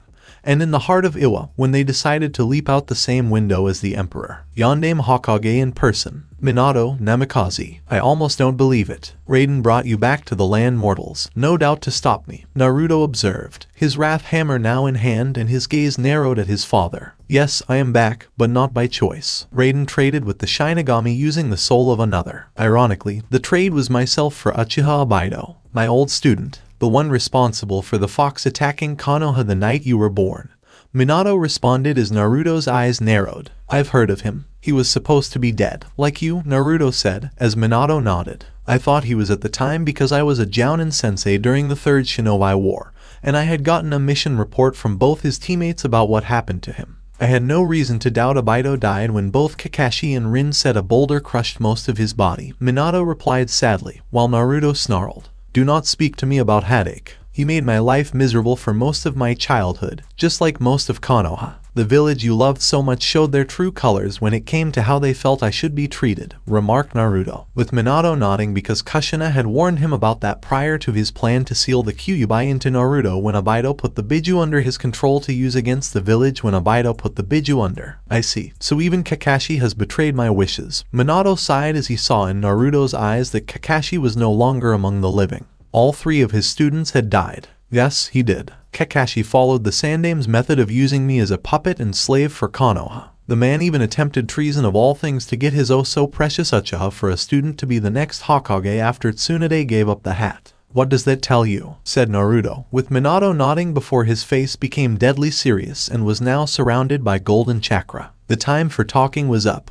I'm sorry you've suffered all these years, Naruto, but Lord Raiden has commanded that I kill you in his name to stop your potential future threat to the realms, Minato said, as Naruto's eyes narrowed at the sight of the Yondaime Hokage in this form. You're using the other half of Kurama sealed inside your body, which is impressive, but then mine is far more natural, exclaimed Naruto as his own crimson flame consumed him and let out a demonic laugh. I see. No wonder Lord Raiden fears you. Your power is truly awesome, Minato remarked, mostly to himself. Enough talk. Fight, exclaimed Naruto before charging at his father and delivering a shoulder tackle to the slightly surprised man. Minato flipped back, landing on his feet, skidding violently when he channeled chakra to his feet, and calculatingly looking at his son. Minato moved as quickly as Naruto and punched him in the stomach after a few seconds. Naruto exclaimed in surprise as he felt pain from the blow, which was followed by an uppercut from Minato and a spin kick to the face. Naruto gave his father a wicked grin. For years, Naruto had fantasized about facing the Yondaime Hokage.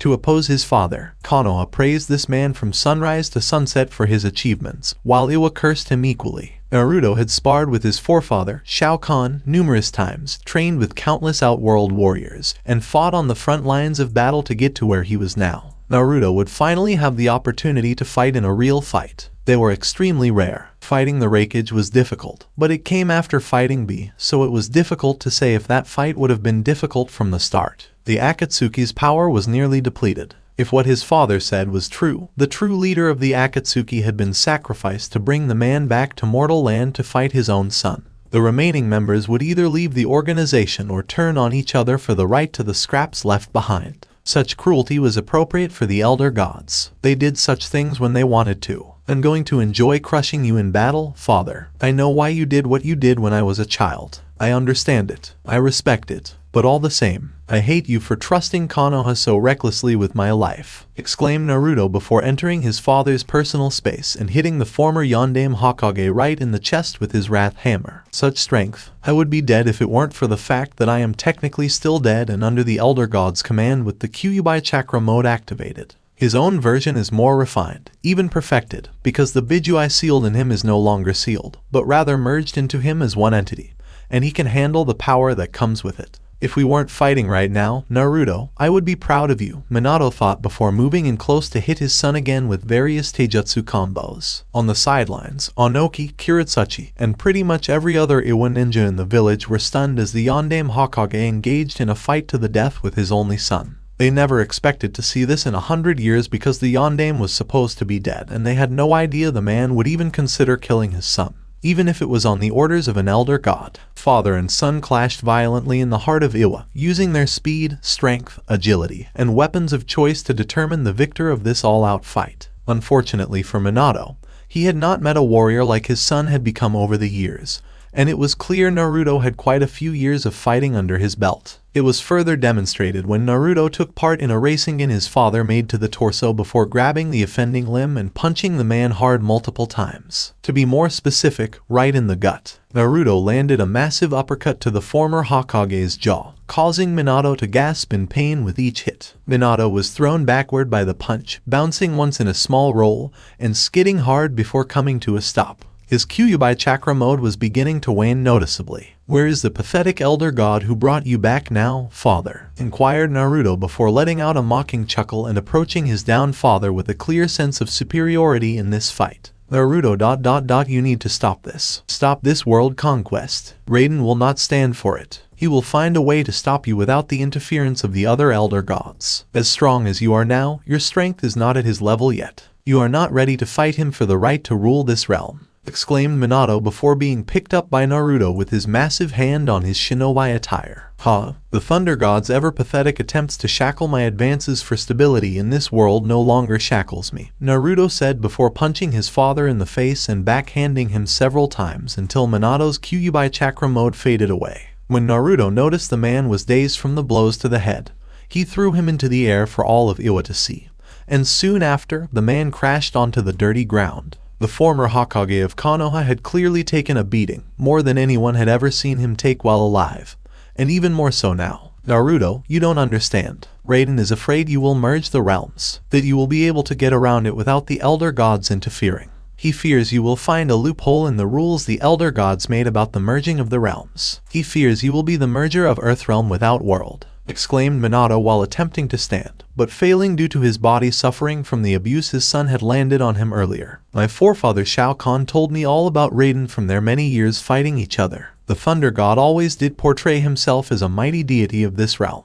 A little lightning here, words of wisdom there, but in fact Raiden did not have the might, or even the right to dictate policy. He is and always was in truth a toothless worm," Naruto replied as he walked over to the downed Minato, stomping on his chest and, "Even if what you say is true, his power is still greater than yours. You need something more," Minato said in pain, and his son chuckled. "I know, and, ironically, Raiden has given it to me, through you," Naruto replied before picking up the barely conscious man and pressing his hand into the seal on Minato's body. Exclaimed Minato, feeling the Biju's other half, which had been sealed inside his body for years, leave him. "Your time, like Raiden's, has passed. This realm now belongs to me," Naruto said as he finished taking Kurama's other half and merging it with himself to eventually make him stronger. Naruto threw his father's body yet again, amused by his father's struggle to rise despite his new injury. The Emperor would grant him that much determination. However, all good things must come to an end. "You are truly surprising, Naruto, without a doubt," Minato said to himself. Raiden spent all this time putting up foolish resistance. Wave after wave of enemies have come and gone, fallen by my hands. You know as well as I do, father, that deep down, I have won, Naruto said as he walked toward his father with the wrath hammer in his hands and turned to face the man still on his knees on the ground. "Yes, you have won. Against me, and soon, against Raiden himself," Minato replied, admitting to himself that his son was the stronger warrior and would win this fight. "Goodbye, father. Your world as you and Raiden know it is about to come to an end," Naruto said before letting out a war cry and raising his wrath hammer over his head to strike his own father. "Goodbye, son, and know that despite everything, I still love you, Minato said quietly as he looked up at his son and saw the Wrath Hammer fall. After that, everything went dark for Konoha's former Hokage. All Naruto could see at the time was the crimson color that was red. He saw it on the ground, on the buildings, and on himself since his father was struck by his Wrath Hammer. The giant of a man turned to face the Tsuchikage, who had landed in front of him with his granddaughter, and a platoon of Iwa, his power slowly fading. Is that enough to gain your allegiance to my growing empire? Will the people of Iwa join me now, Sandaime Tsuchikage? Asked Naruto, knowing that many Iwa ninja wanted to kill the Yondaime Hokage for what he did in the war, and had just witnessed the man's demise, not to mention at the hands of his own son. Tsuchikage, for his part, was once again calculating the odds of fighting this man in front of him, and winning against the impressive beast Naruto truly was at heart. Sure, Onoki had his granddaughter, his Anbu, and pretty much the entire Iwa army ready to fight Naruto. A man who had been fighting his father and was undoubtedly weakened to the point where he couldn't take on all of Iwa. Right? But the Tsuchikage did not become the Tsuchikage by acting rashly, as some of the other Kages did, such as the Raikage of Kumo, who died not long ago, according to what his spies told him. No, Onoki knew that the man in front of them was the leader of an empire, and that his army was no doubt nearby, ready to fight Iwa until they were killed or beaten into submission, with the survivors joining or becoming missing nin. Even if they were successful in defeating the young emperor, the army the man commanded would finish them off, and the Tsuchikage suspected the two Jinchuriki Iwa once possessed would help lead the charge. I think we can work something out for Iwa accepting you ... my emperor. Tsuchikage replied with a slight bow, followed by the others, including Kuretsuchi. Was it Naruto's imagination, or was she blushing? Who knew seeing Iwa's most despised foe die at the hands of his offspring would get the woman all worked up? Good to hear. Contrary to popular belief, I don't want to fight anyone unless absolutely necessary. I also know that having Iwa, along with the rest of Earth Country, absorb fully into my empire is preferable to fighting it and reducing everything about Iwa to a fraction of its former self. Please inform your daimyo that you are supporting me from now on, and as long as he does the same, I won't have to find his replacement, Naruto replied before walking out. And an elder and thunder god of the realm it guarded, standing on a high mountain top near Iwa, felt a cold chill run up his spine. What did you say, Shadow Priest? Shao Khan asked, leaning forward and staring at the robed figure who, like all Shadow Priests under his command, was a master of sorcery. I have figured out a way for you to merge Earthrealm and Outworld without provoking the Elder God's wrath, said the Shadow Priest Tao before Shao Khan. Explain, Shao Khan demanded as he and his other generals listened intently to this information. As you know, the Elder Gods have forbidden the merging of realms through conquest, and even mortal combat tournaments. As such, any attempt by trying either of these methods would violate the Elder Gods' rules, and bring their power down on the one who broke their rules. However, there is one other way to merge two realms together that does not violate the rules, and is completely within your power to do, Tao replied while Shao K. What must I do to secure Earthrealm? Shao Khan inquired, surprised by the Shadow Priest's hesitation. Respectfully, my emperor, the only way to set things in motion is for you to die, replied Tao, who soon found himself surrounded by Tarkatan demons, forced to his knees, and blades poised to run him through. Only Shao Kahn's massive hand rising quickly to stop them made the Outworld's demon warriors obey. I will trust that your words were not a hint of treason against me, Shadow Priest, Shao Khan said, with Tao nodding, despite the Tarkatan demon's refusal to release him. Melina growled at Tao and had her sighs ready to spill the Shadow Priest's blood next to Shao Kahn's massive throne. My words are not of treason, my emperor. I am not stupid enough to speak in such a way to promote treason and expect to walk out of here with my life. I am merely stating your death is part of a process to merge the realms together, Tao explained, while Shao Khan didn't like the idea of dying, but was equally curious about how his death would allow the realms to merge without the Elder Gods unleashing their fury. What is the overall process? Shao Khan inquired, keeping an eye out for any signs of deception or lying from Tao. As you are aware, Melina is the current proclaimed heir to the throne of Outworld, while your bloodline descendant in Earthrealm is increasing his own power, and has made himself an emperor to rule over the lands. Tao began, with Shao Khan nodding and grinning at how his legacy in Earthrealm was carving out his own empire. Of course, Naruto visits me on many occasions seeking guidance and wisdom from my years of ruling Outworld, and he was even able to provide my daughter with someone worthy of courting, Shao Khan remarked, while Melina swooned at the mere mention of Kimimaro. Alas, because Melina is not of your blood, she cannot sit on your throne, Tao added, causing Shao Kahn's eyes to narrow and Melina to move to kill him. I'll enjoy presenting your robed head to my lover, Milena said sinisterly to Tao, size in hand. Milena, yells Shao Khan, the woman holding back from striking the shadow priest for the time being. While this shocking news is disheartening and no doubt upsetting to hear, my emperor, Tao said, it is nonetheless part of a process to merge the realms, not just Outworld and Earthrealm, but also Edenia, which was separated from Outworld ages ago for reasons we all know. Explain yourself, Shadow Priest. I have yet to see the connection, Shao Khan said, urging Tao to get to the point. Yes, my emperor. One of the rare ways known for joining two realms together would be through marriage between sides who are by blood the ones with the right to rule over their chosen realm. As Milena is Princess Katana's twin sister, she is also by blood, able to have a say in what fate should befall Edenia. I see, but how does my death help merge Outworld and Earthrealm? Inquired Shao Khan, his patience wearing thin. Upon our death, your bloodline descendant in Earthrealm would need to take the throne here to prevent a possible war of unrest. If the young man, who is of your blood, does this, he can effectively merge the realms together to rule over both as one realm. The Elder Gods cannot forbid this in any shape or form as it does not violate the rules since Naruto would be the one to rule Outworld by right of succession, Tao replied, while Shao Khan thought, I think I understand now. Because Milena is with Kimimaro from Earthrealm, my legacy there can absorb Edenia, and upon my death, my true successor to the throne by blood would get Outworld as well, Shao Khan speculated while Milena looked like she had been punched by her father. But what will become of me, father? Milena wondered as she noticed the man's gaze on her. My child, you have nothing to fear from Naruto. Naruto has always admired you and will not put your happiness with young Kimimaro at risk. In fact, I believe your position within my ranks will be strengthened by this marriage with Naruto's most loyal warrior, and both will protect you from any potential threats, said Shao Khan, while Milena nodded because she had talked with Naruto on several occasions and had formed a sort of family bond with him.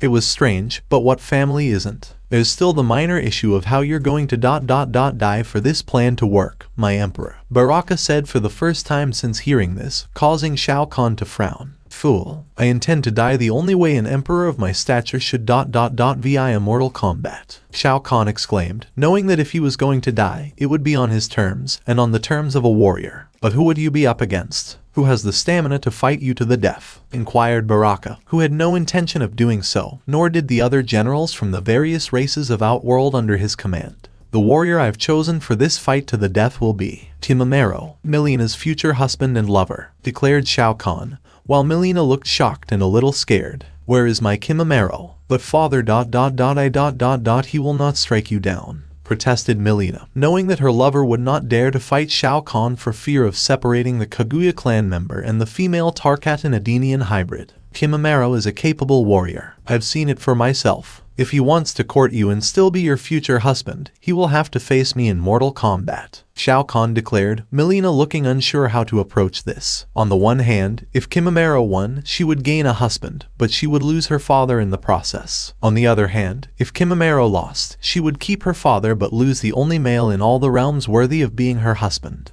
It wasn't right. I'll go tell him, father. It's only fair that I tell him as his woman, Milena said, with Shao Khan nodding. Please notify Naruto of this situation as well. He must be aware of what his future holds for him here in Outworld, as well as the merging of our realms, Shao Khan said as he watched Milena bow, and soon enter a portal that would take her to her intended destination in Earthrealm.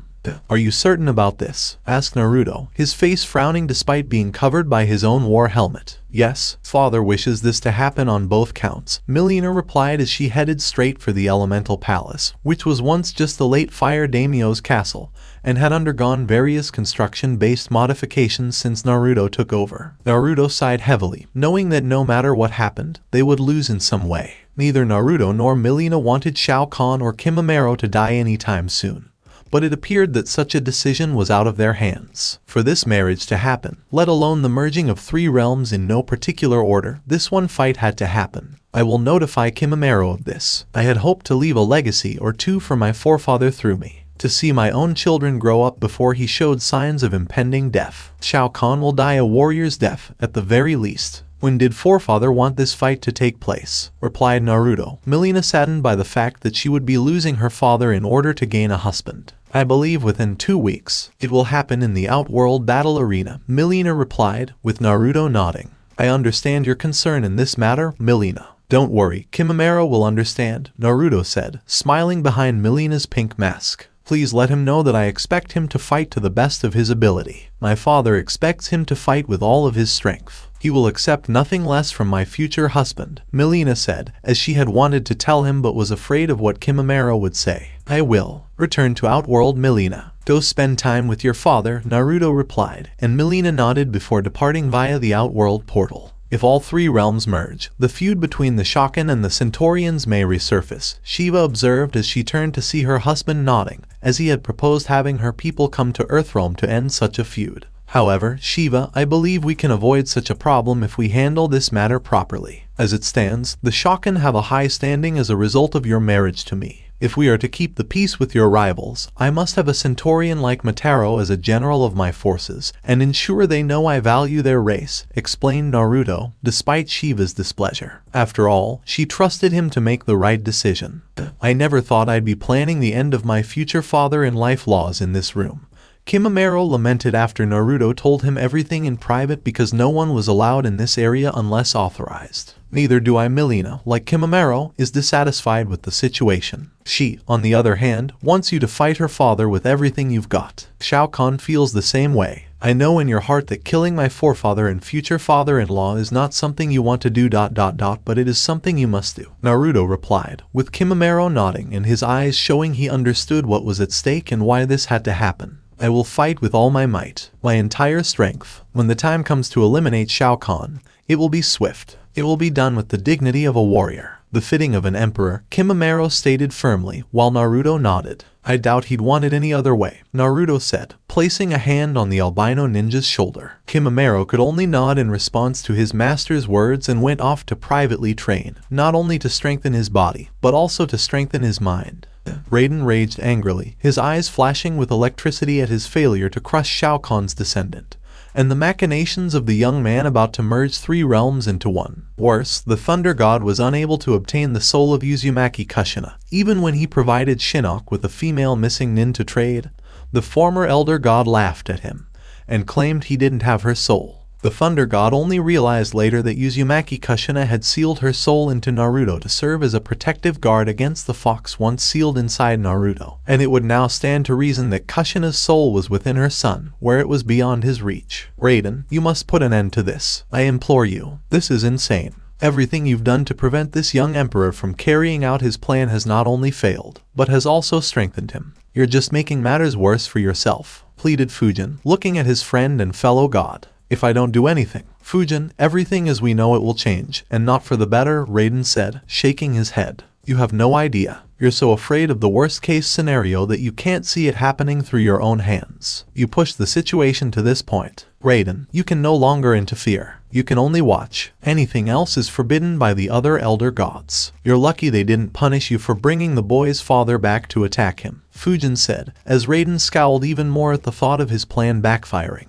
And the end result had strengthened Naruto even more. I need to provoke Naruto into fighting me in Mortal Kombat. Only then will I be free to kill him without interference from the other elder gods, Raiden thought, but knew it would be difficult and needed to provoke the Emperor into a fight. Raiden considered his options and realized that he could still go after one more Uzumaki who was not under Naruto's command. Nagato Uzumaki, also known as Pain of the Akatsuki. Crush him and the Akatsuki as a whole, and the kidnapping of several people would force Shao Kahn's descendant to fight him.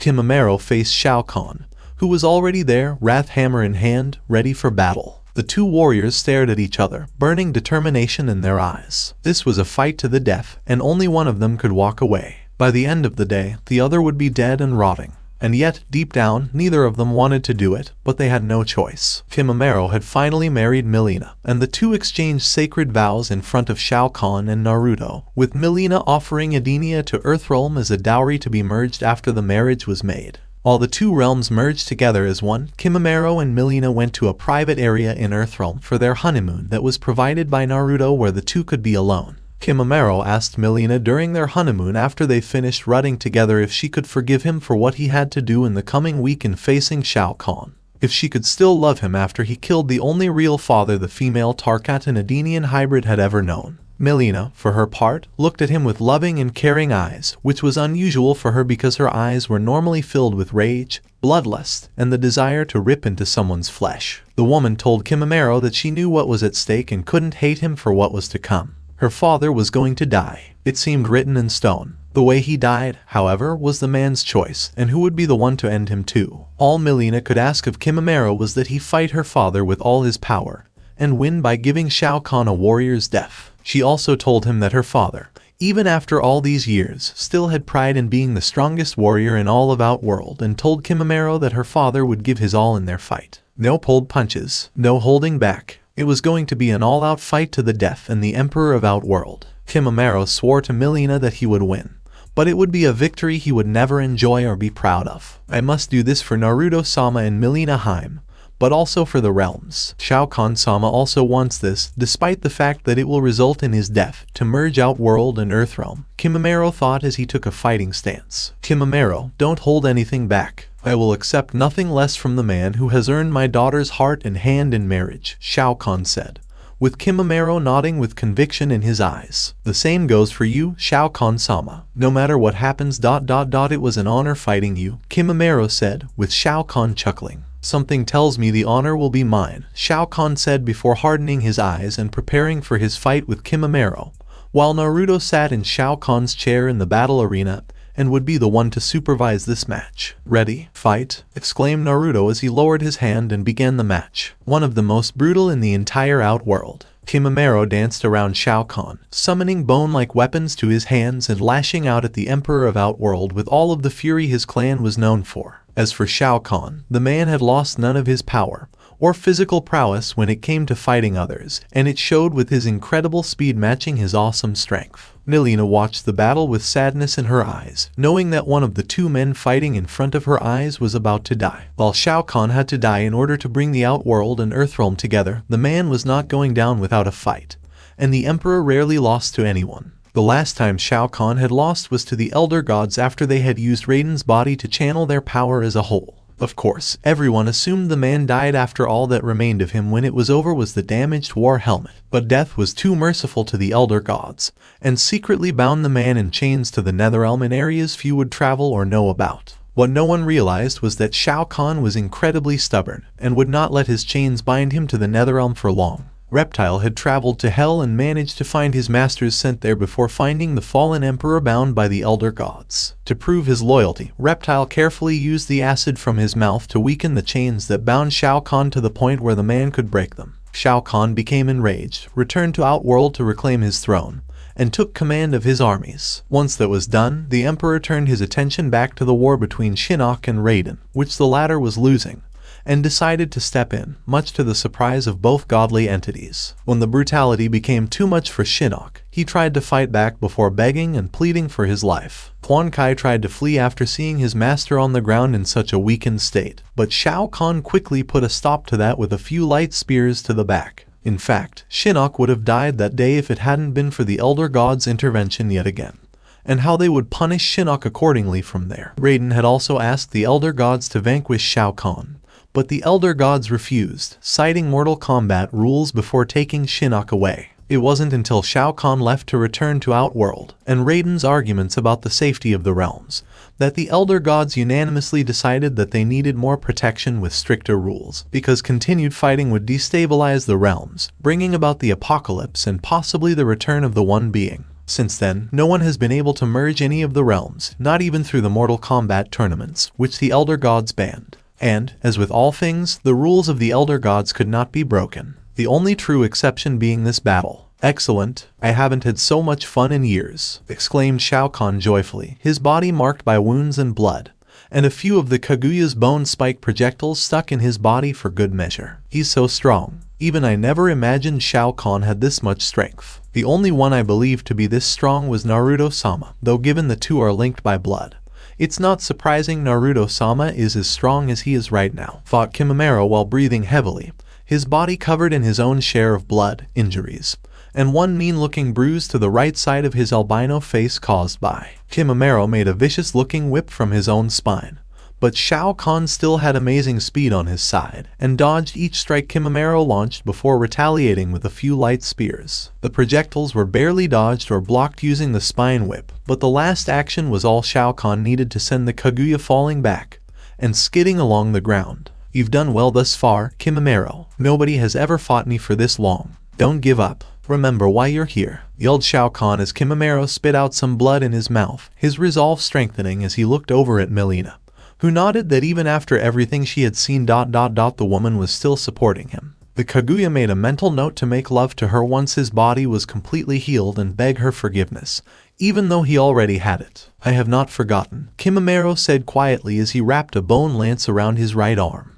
It was time to make the kill. Well, then, what are you waiting for? Get up. Take a seat. Get up and fight me, yelled Shao Khan, as his power encircled him and beckoned Kimimaro forward to attack. Kimimaro knew this was the moment when the two of them would clash and only one of them would walk away. Kimimaro moved forward, his bone lace for an arm cocked back, ready to thrust forward and pierce the Emperor's body. As for Shao Khan, he saw the attack coming easily enough and rushed toward with the intent to meet it halfway, his wrath hammer in hand, ready to swing it and send Kimimaro's head clean right off his shoulders. The wrath hammer was barely an inch from his nose, and any closer would have taken his nose and a good chunk of his face clean off. Shao Khan moved to bring his wrath hammer down on Kimimaro vertically this time, while the Kaguya leaped over the giant man, spun around the moment his feet hit the ground, and rushed forward. Kimimaro took full advantage of this and pierced Shao Kahn's torso right through the middle, the Emperor's blood staining the bone lance while his mind struggled to not only stay alive, but to comprehend the simple fact that someone had actually killed him. Off to the side, Naruto watched his forefather's weapon of choice slip from his grasp and life leave the man's crimson eyes.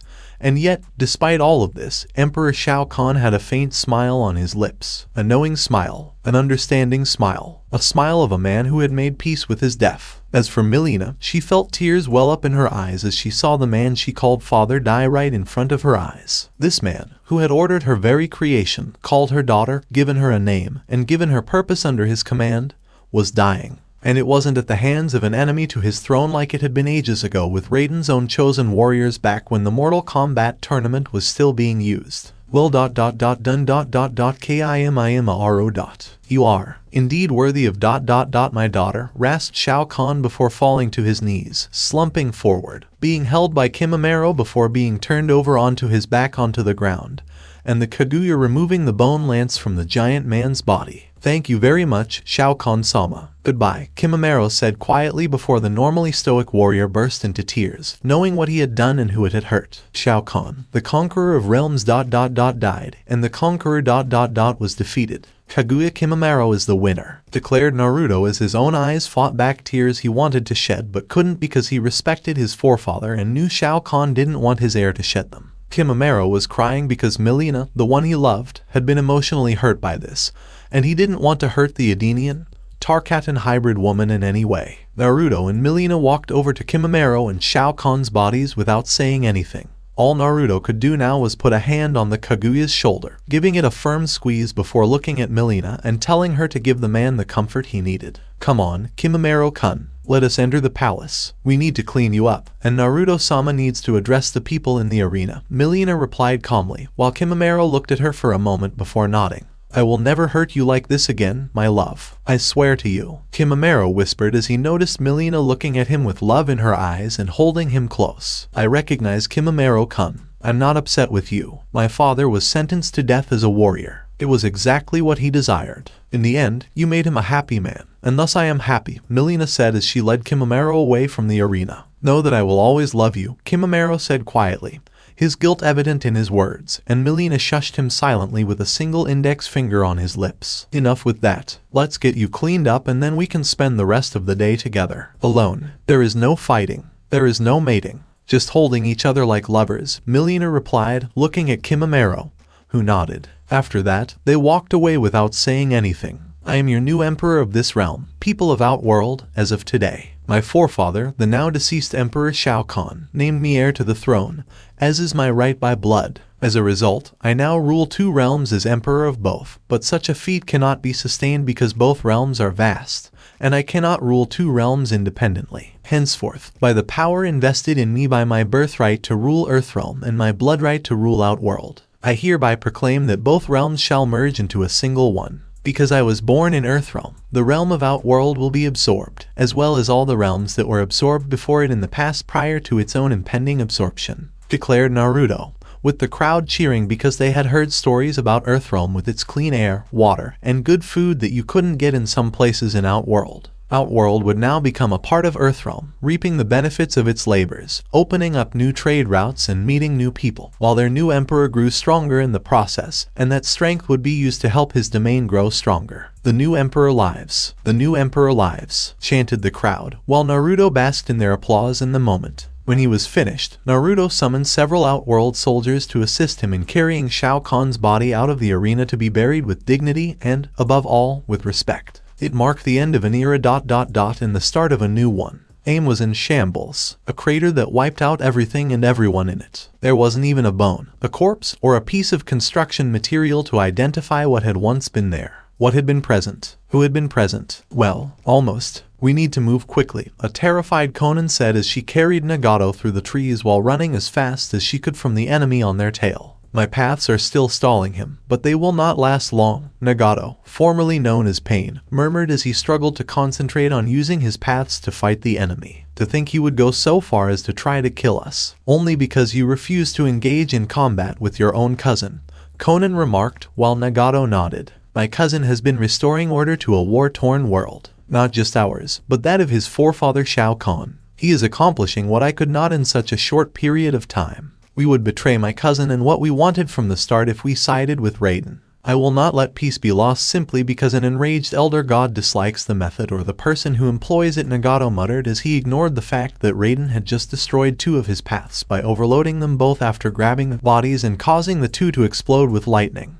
The angry form of Raiden had appeared on the Akatsuki's doorsteps after the realms of Outworld, Edenia, and Earthrealm had merged. The remaining members had no idea the Elder God had kidnapped the true, but hidden, leader of the organization in order to bring back the Yondaime Hokage to fight the new emperor of the merged realms. Raiden had demanded Pain's response to his offer, but the Akatsuki's official leader had said no, and that he would not jeopardize his cousin's path to peace. Raiden had threatened to crush Pain, Konan, and the rest of the Akatsuki if he refused the offer to kill Naruto at this point. The Akatsuki reacted angrily to the threat, arming themselves for battle in the belief that, Elder God or not, they could defeat Raiden if they worked together successfully. They should have known better than to challenge an angry deity capable of unleashing a bolt of lightning powerful enough to turn the mad bomber of Iwa green with envy. Konan barely escaped and grabbed Nagato while the Uzumaki used his paths to lead them out of AIM before it was violently destroyed. When Raiden realized both remaining members were still alive,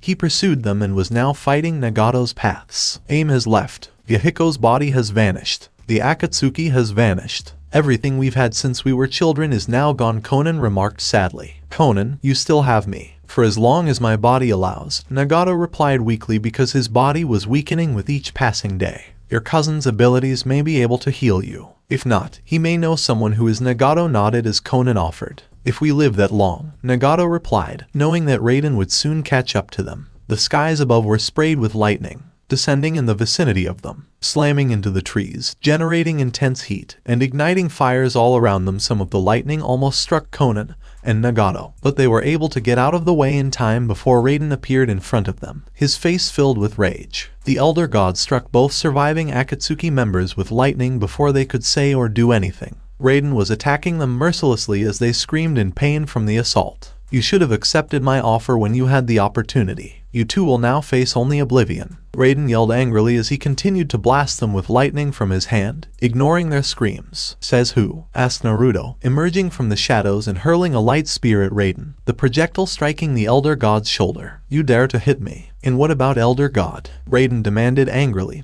turning his full attention to Naruto. Naruto gave him a sly grin. He certainly dared. It didn't take long to figure out who had the power to bring his father back to fight him. It didn't hurt that Jiraiya's spies had informed him that the Akatsuki were missing a member around that time. Meaning Raiden approached the Akatsuki to stop him, but they refused for whatever reason. They chose to avoid such a confrontation. Nonetheless, the lightning used by Raiden to destroy their HQ in AIM could be seen from Konoha, and Naruto was already on his way to AIM to finish consolidating his power. The only official threat to his rule remained the Akatsuki, with the Elder God now in front of him acting as an unofficial threat. Not only was Shao Kahn's legacy in the form of his bloodline alive and thriving despite Raiden's previous attempts, but Naruto was able to get around some of the Elder God's rules without violating them, and was stronger than ever. Granted, Raiden was involved as well, but by this point, the two powerhouses were nearly equal in that regard. When Naruto ripped the other half of the Kyuubi from his father into his body, it multiplied his power several times over, and the merging of 3 realms into one only added to it, much like Shao Khan would have if he had been alive in his place. You may be an elder god, but your time as one has seriously harmed your judgment when it comes to protecting the realm I now rule, Raiden. Do you honestly believe your actions will be tolerated after this? Questioned Naruto while holding his wrath hammer and keeping a close eye on Raiden, and ensuring that his stealthy operative reptile had successfully taken both of Raiden's lightning attack victims out of the Elder God's line of sight. My actions, both past and present, are what keep Earthrealm safe from the likes of you and your bloodline. Raiden raged. Really? Is this why you secretly helped my clan fall when they were attacked during the Second Shinobi War? Do you think I'm unaware of that? That I had no idea you did? All because, when compared to the Senju and Uchiha clans, who are also descended from Shao Khan, my side of the family was the strongest and brought out his power, countered Naruto, while Raiden frowned because the Elder God had done the same. Raiden had instigated the downfall of the Uzumaki clan during the Second Shinobi War because he saw the threat the clan posed if allowed to flourish. Originally, he thought the Uchiha clan would be a problem because of Uchiha Madara and his clan's problems. That changed when the Senju clan persuaded them to help form Konoha and bring peace to the warring clans. Later, Hashirama defeated Madara, putting an end to Raiden's belief that he was the heir to Shao Kahn's throne should it become truly vacant. That changed when the Uzumaki clan revealed itself to him and Mito sealed the Kyuubi within her body. Following that event, Raiden focused on the Uzumaki clan's ancestry, and was shocked to learn that they were a cousin clan to the other two. Like the Uchiha and Senju clans, they are related to Shao Kahn's bloodline. The Uzumaki clan stood out from the other two because they were wild, uncontrollable, and walking powerhouses, much like Shao Kahn himself. When he first invaded, he nearly brought Earthrealm to its knees, and it took the entire might of the Elder Gods empowering Raiden to stop him from advancing further in his conquest of the realms. The Emperor of Outworld would be unstoppable if he discovered he had a small army of bloodline descendants and claimed them as his own. Even the rules established by the Elder Gods and their overall might would not be enough to defeat them. So Raiden did what was necessary. He didn't need to be concerned about the Senju clan. They embraced a peaceful nature while remaining ready to fight and were not aggressive in their desires. The Uchiha clan remained a minor annoyance, but without Madara to lead them, the clan was weak and no longer regarded as a true threat, even if Shao Kahn learned of them. Shao Kahn would have killed the Senju clan for being the polar opposite of his beliefs, and the Uchiha clan for being too weak and on the decline since Madara was presumed dead after his fight with Hashirama. The Uzumaki clan, on the other hand, embodied everything Shao Kahn would want to have serving him: chaos, strength, power, and endurance. Even more so if he discovered they were of his bloodline, with a potential heir among them to call his own. And, indeed, Raiden was correct when Shao Kahn named Uzumaki Naruto as his heir to the throne, despite Mileena's original claim. Of course, now that Naruto was ruling and she was on good terms with him, Mileena didn't mind the change at all. Not only that, but she was currently in love with Kimimaro and had no real ambitions to rule over the realm when being a well-connected family member seemed so much more appealing at the time. She could one day rule if there was no heir to Naruto's throne by blood, and given her own royal connection to Edenia's throne, she could make it legitimate if Mileena tried should such an event occur. With Kimimaro and the Tarkatans by her side, the woman would have the right to challenge any potential heirs to the throne. But, as previously stated, this was only if Naruto did not have any children with the numerous women he was currently seeing. Your clan was becoming undeniably powerful. I had no choice but to act, Raiden replied as the lightning around him flared. You should have just left us alone. You had no right to take away my family. Who knows what my life would have been like had they lived. You took a lot from me. Now I'm going to enjoy taking your life, Naruto darkly countered before hitting Raiden with a spiked shoulder tackle and sending the Elder God through some trees. I see. So you're challenging me, I guess. What about Mortal Kombat? Raiden was questioned, and Naruto nodded. I am. I challenge you to a game of Mortal Kombat. If I win, the Elder Gods will return the Uzumaki clan to Mortal Land and bring them back to life. Naruto knew he needed to be more specific in his terms because the Elder Gods have a habit of granting requests, but only through their interpretation of it. And if I win this contest, Earthrealm, Outworld, and Edenia will be split up again, with Outworld no longer being allowed to claim either for any reason. Raiden replied as Naruto nodded. Agreed, Naruto said before lightning and thunder echoed above, though it wasn't caused by Raiden's power. It had to be the Elder Gods. The terms have been agreed upon, and both parties will uphold them. It's a battle to the death. This match can only have one winner. Let Mortal Kombat begin. The Elder Gods were declared to be one. I'm going to do what should have been done long ago on the night of your birth, Uzumaki Naruto, Raiden said, lightning flashing from his hand. And what is that? Naruto inquired. To kill you, Uzumaki Naruto, Raiden replied coldly, while Naruto laughed. As if you were capable. And now it's Khan Naruto. In memory of my grandfather, remarked Naruto as he prepared for a fight. The two titans clashed violently with each other. Raiden uses his bow staff to counter Naruto's wrath hammer. Fists on the ground. Blowing for blow, shoulder tackle to electrical attack in the air. Each gave as much as the other received. The ground around them had reduced the amount of ash and destruction. Raiden was hit by light spears when his lightning attacks missed Naruto, each one slamming into the other, leaving no room to breathe or recover. It wasn't just about winning a Mortal Kombat match for them. It was about surviving for their own respectful futures and believing in their own choices. You are powerful, even more powerful than Shao Khan,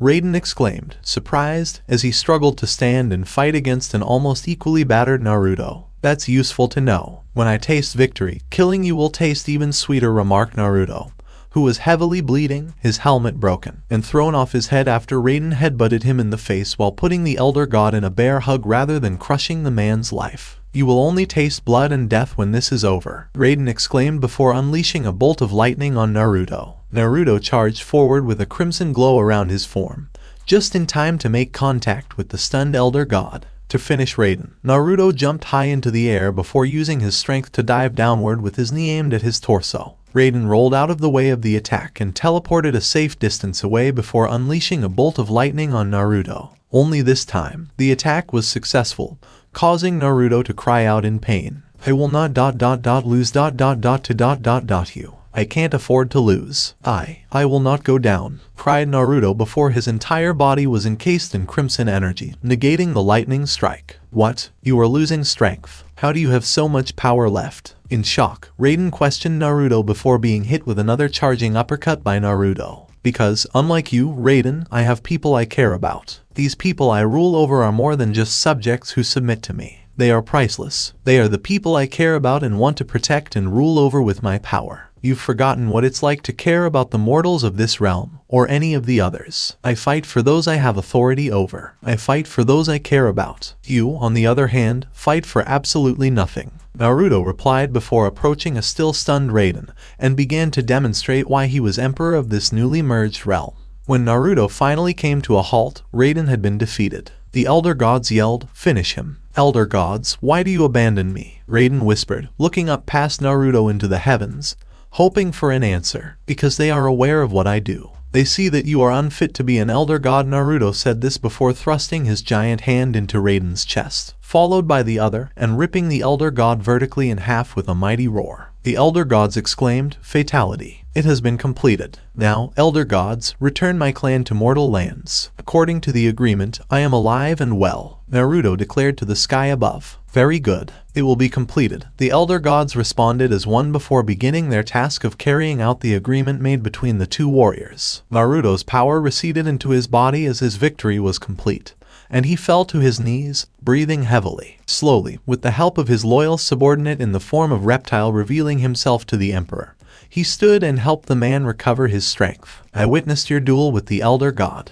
It was extremely impressive, my Emperor. Your abilities are unparalleled. Naruto chuckled as Reptile commented. Perhaps, but I will not allow myself to be ignorant or arrogant in believing that about my abilities. Furthermore, it would be unfit for an emperor to become fat and lazy while sitting on his throne. Reptile nodded in agreement as Naruto replied. Shall I summon Senjutsu Tsunade from Konoha to provide medical treatment when we return to the capital? Reptile asked, and Naruto nodded. Yes, I need her to treat not only my injuries, but also those of my cousin and the woman he was with. Raiden's lightning attack is extremely powerful regardless of who it hits, Naruto replied while struggling to move. Indeed, Reptile said, having been among the many who had previously had the cruel privilege of being blasted by such power from the Elder God. It was never enjoyable.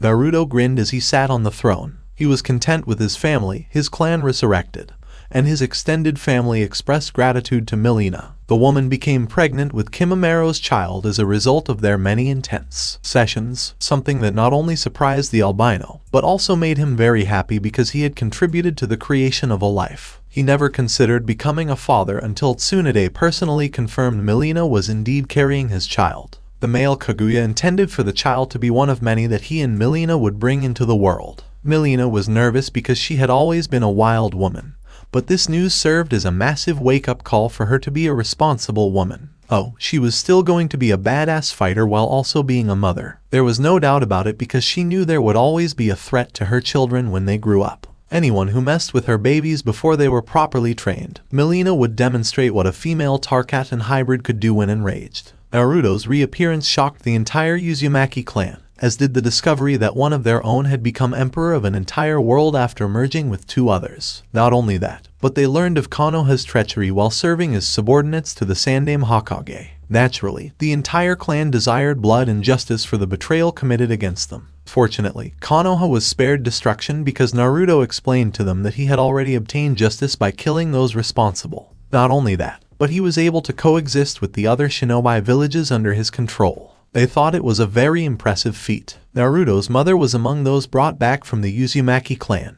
Kushina was astounded not only to be brought back, but also to see that her son had accomplished so much and was now emperor. She embarrassed herself by dancing around and doing her own little jig while rubbing in the fact that her son was now an actual emperor. It was even funnier when Kushina discovered her son had an abundance of females acting as both his wives and concubines. Many of them were warriors or skilled in some other way appropriate to their station, and they were not there for show, eye candy, or to be a bed warmer for him. The poor redhead woman's eyes nearly popped out of their sockets when she saw Shiva and realized she was one of his many wives. Kushina fainted upon hearing that the female Shao-Khan had been informed that she was pregnant with his child and that the Uzumaki woman would become a grandmother. Speaking of the Shao-Khan, they were having problems with the Centurions once again as a result of the realms being merged.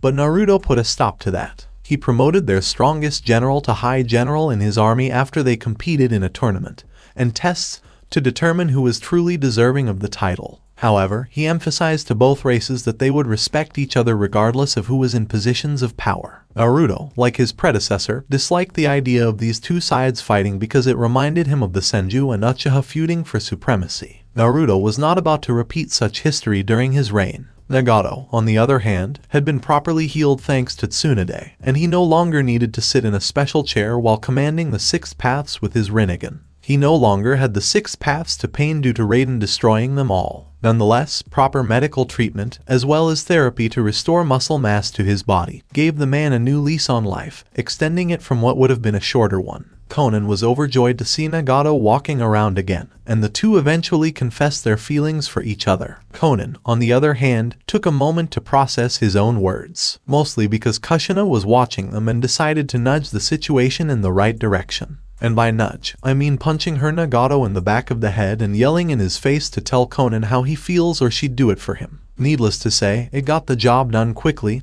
In any case, the two married and settled in the newly restored Uzu, where Nagato was welcomed by other members of the Uzumaki clan. It had made the burden of his past pains much lighter, especially when Conan was pregnant with their child. They planned to name the child Yahiko if it was a boy and Kushina if it was a girl. It had nothing to do with the fact that Kushina had given the couple an angry look if they didn't name the girl after her when they were discussing baby names. Honest, Raiden was never seen by Naruto again. While he was aware that the man had died during their Mortal Kombat match, he was also aware that someone like him could always return given enough time. Only later did the wind god Fujin appear before him and explain that Raiden had been punished by the elder gods for his transgressions. They felt his actions at AIM were in violation of their decisions, and their defeat in the fight with Naruto provided the justification. As a result, Raiden was stripped of his elder god status and, like Shinnok, was imprisoned for his crimes against the elemental god. As a result, Fujin went on to explain to Naruto that the Elder Gods had appointed the Wind God himself to replace Raiden,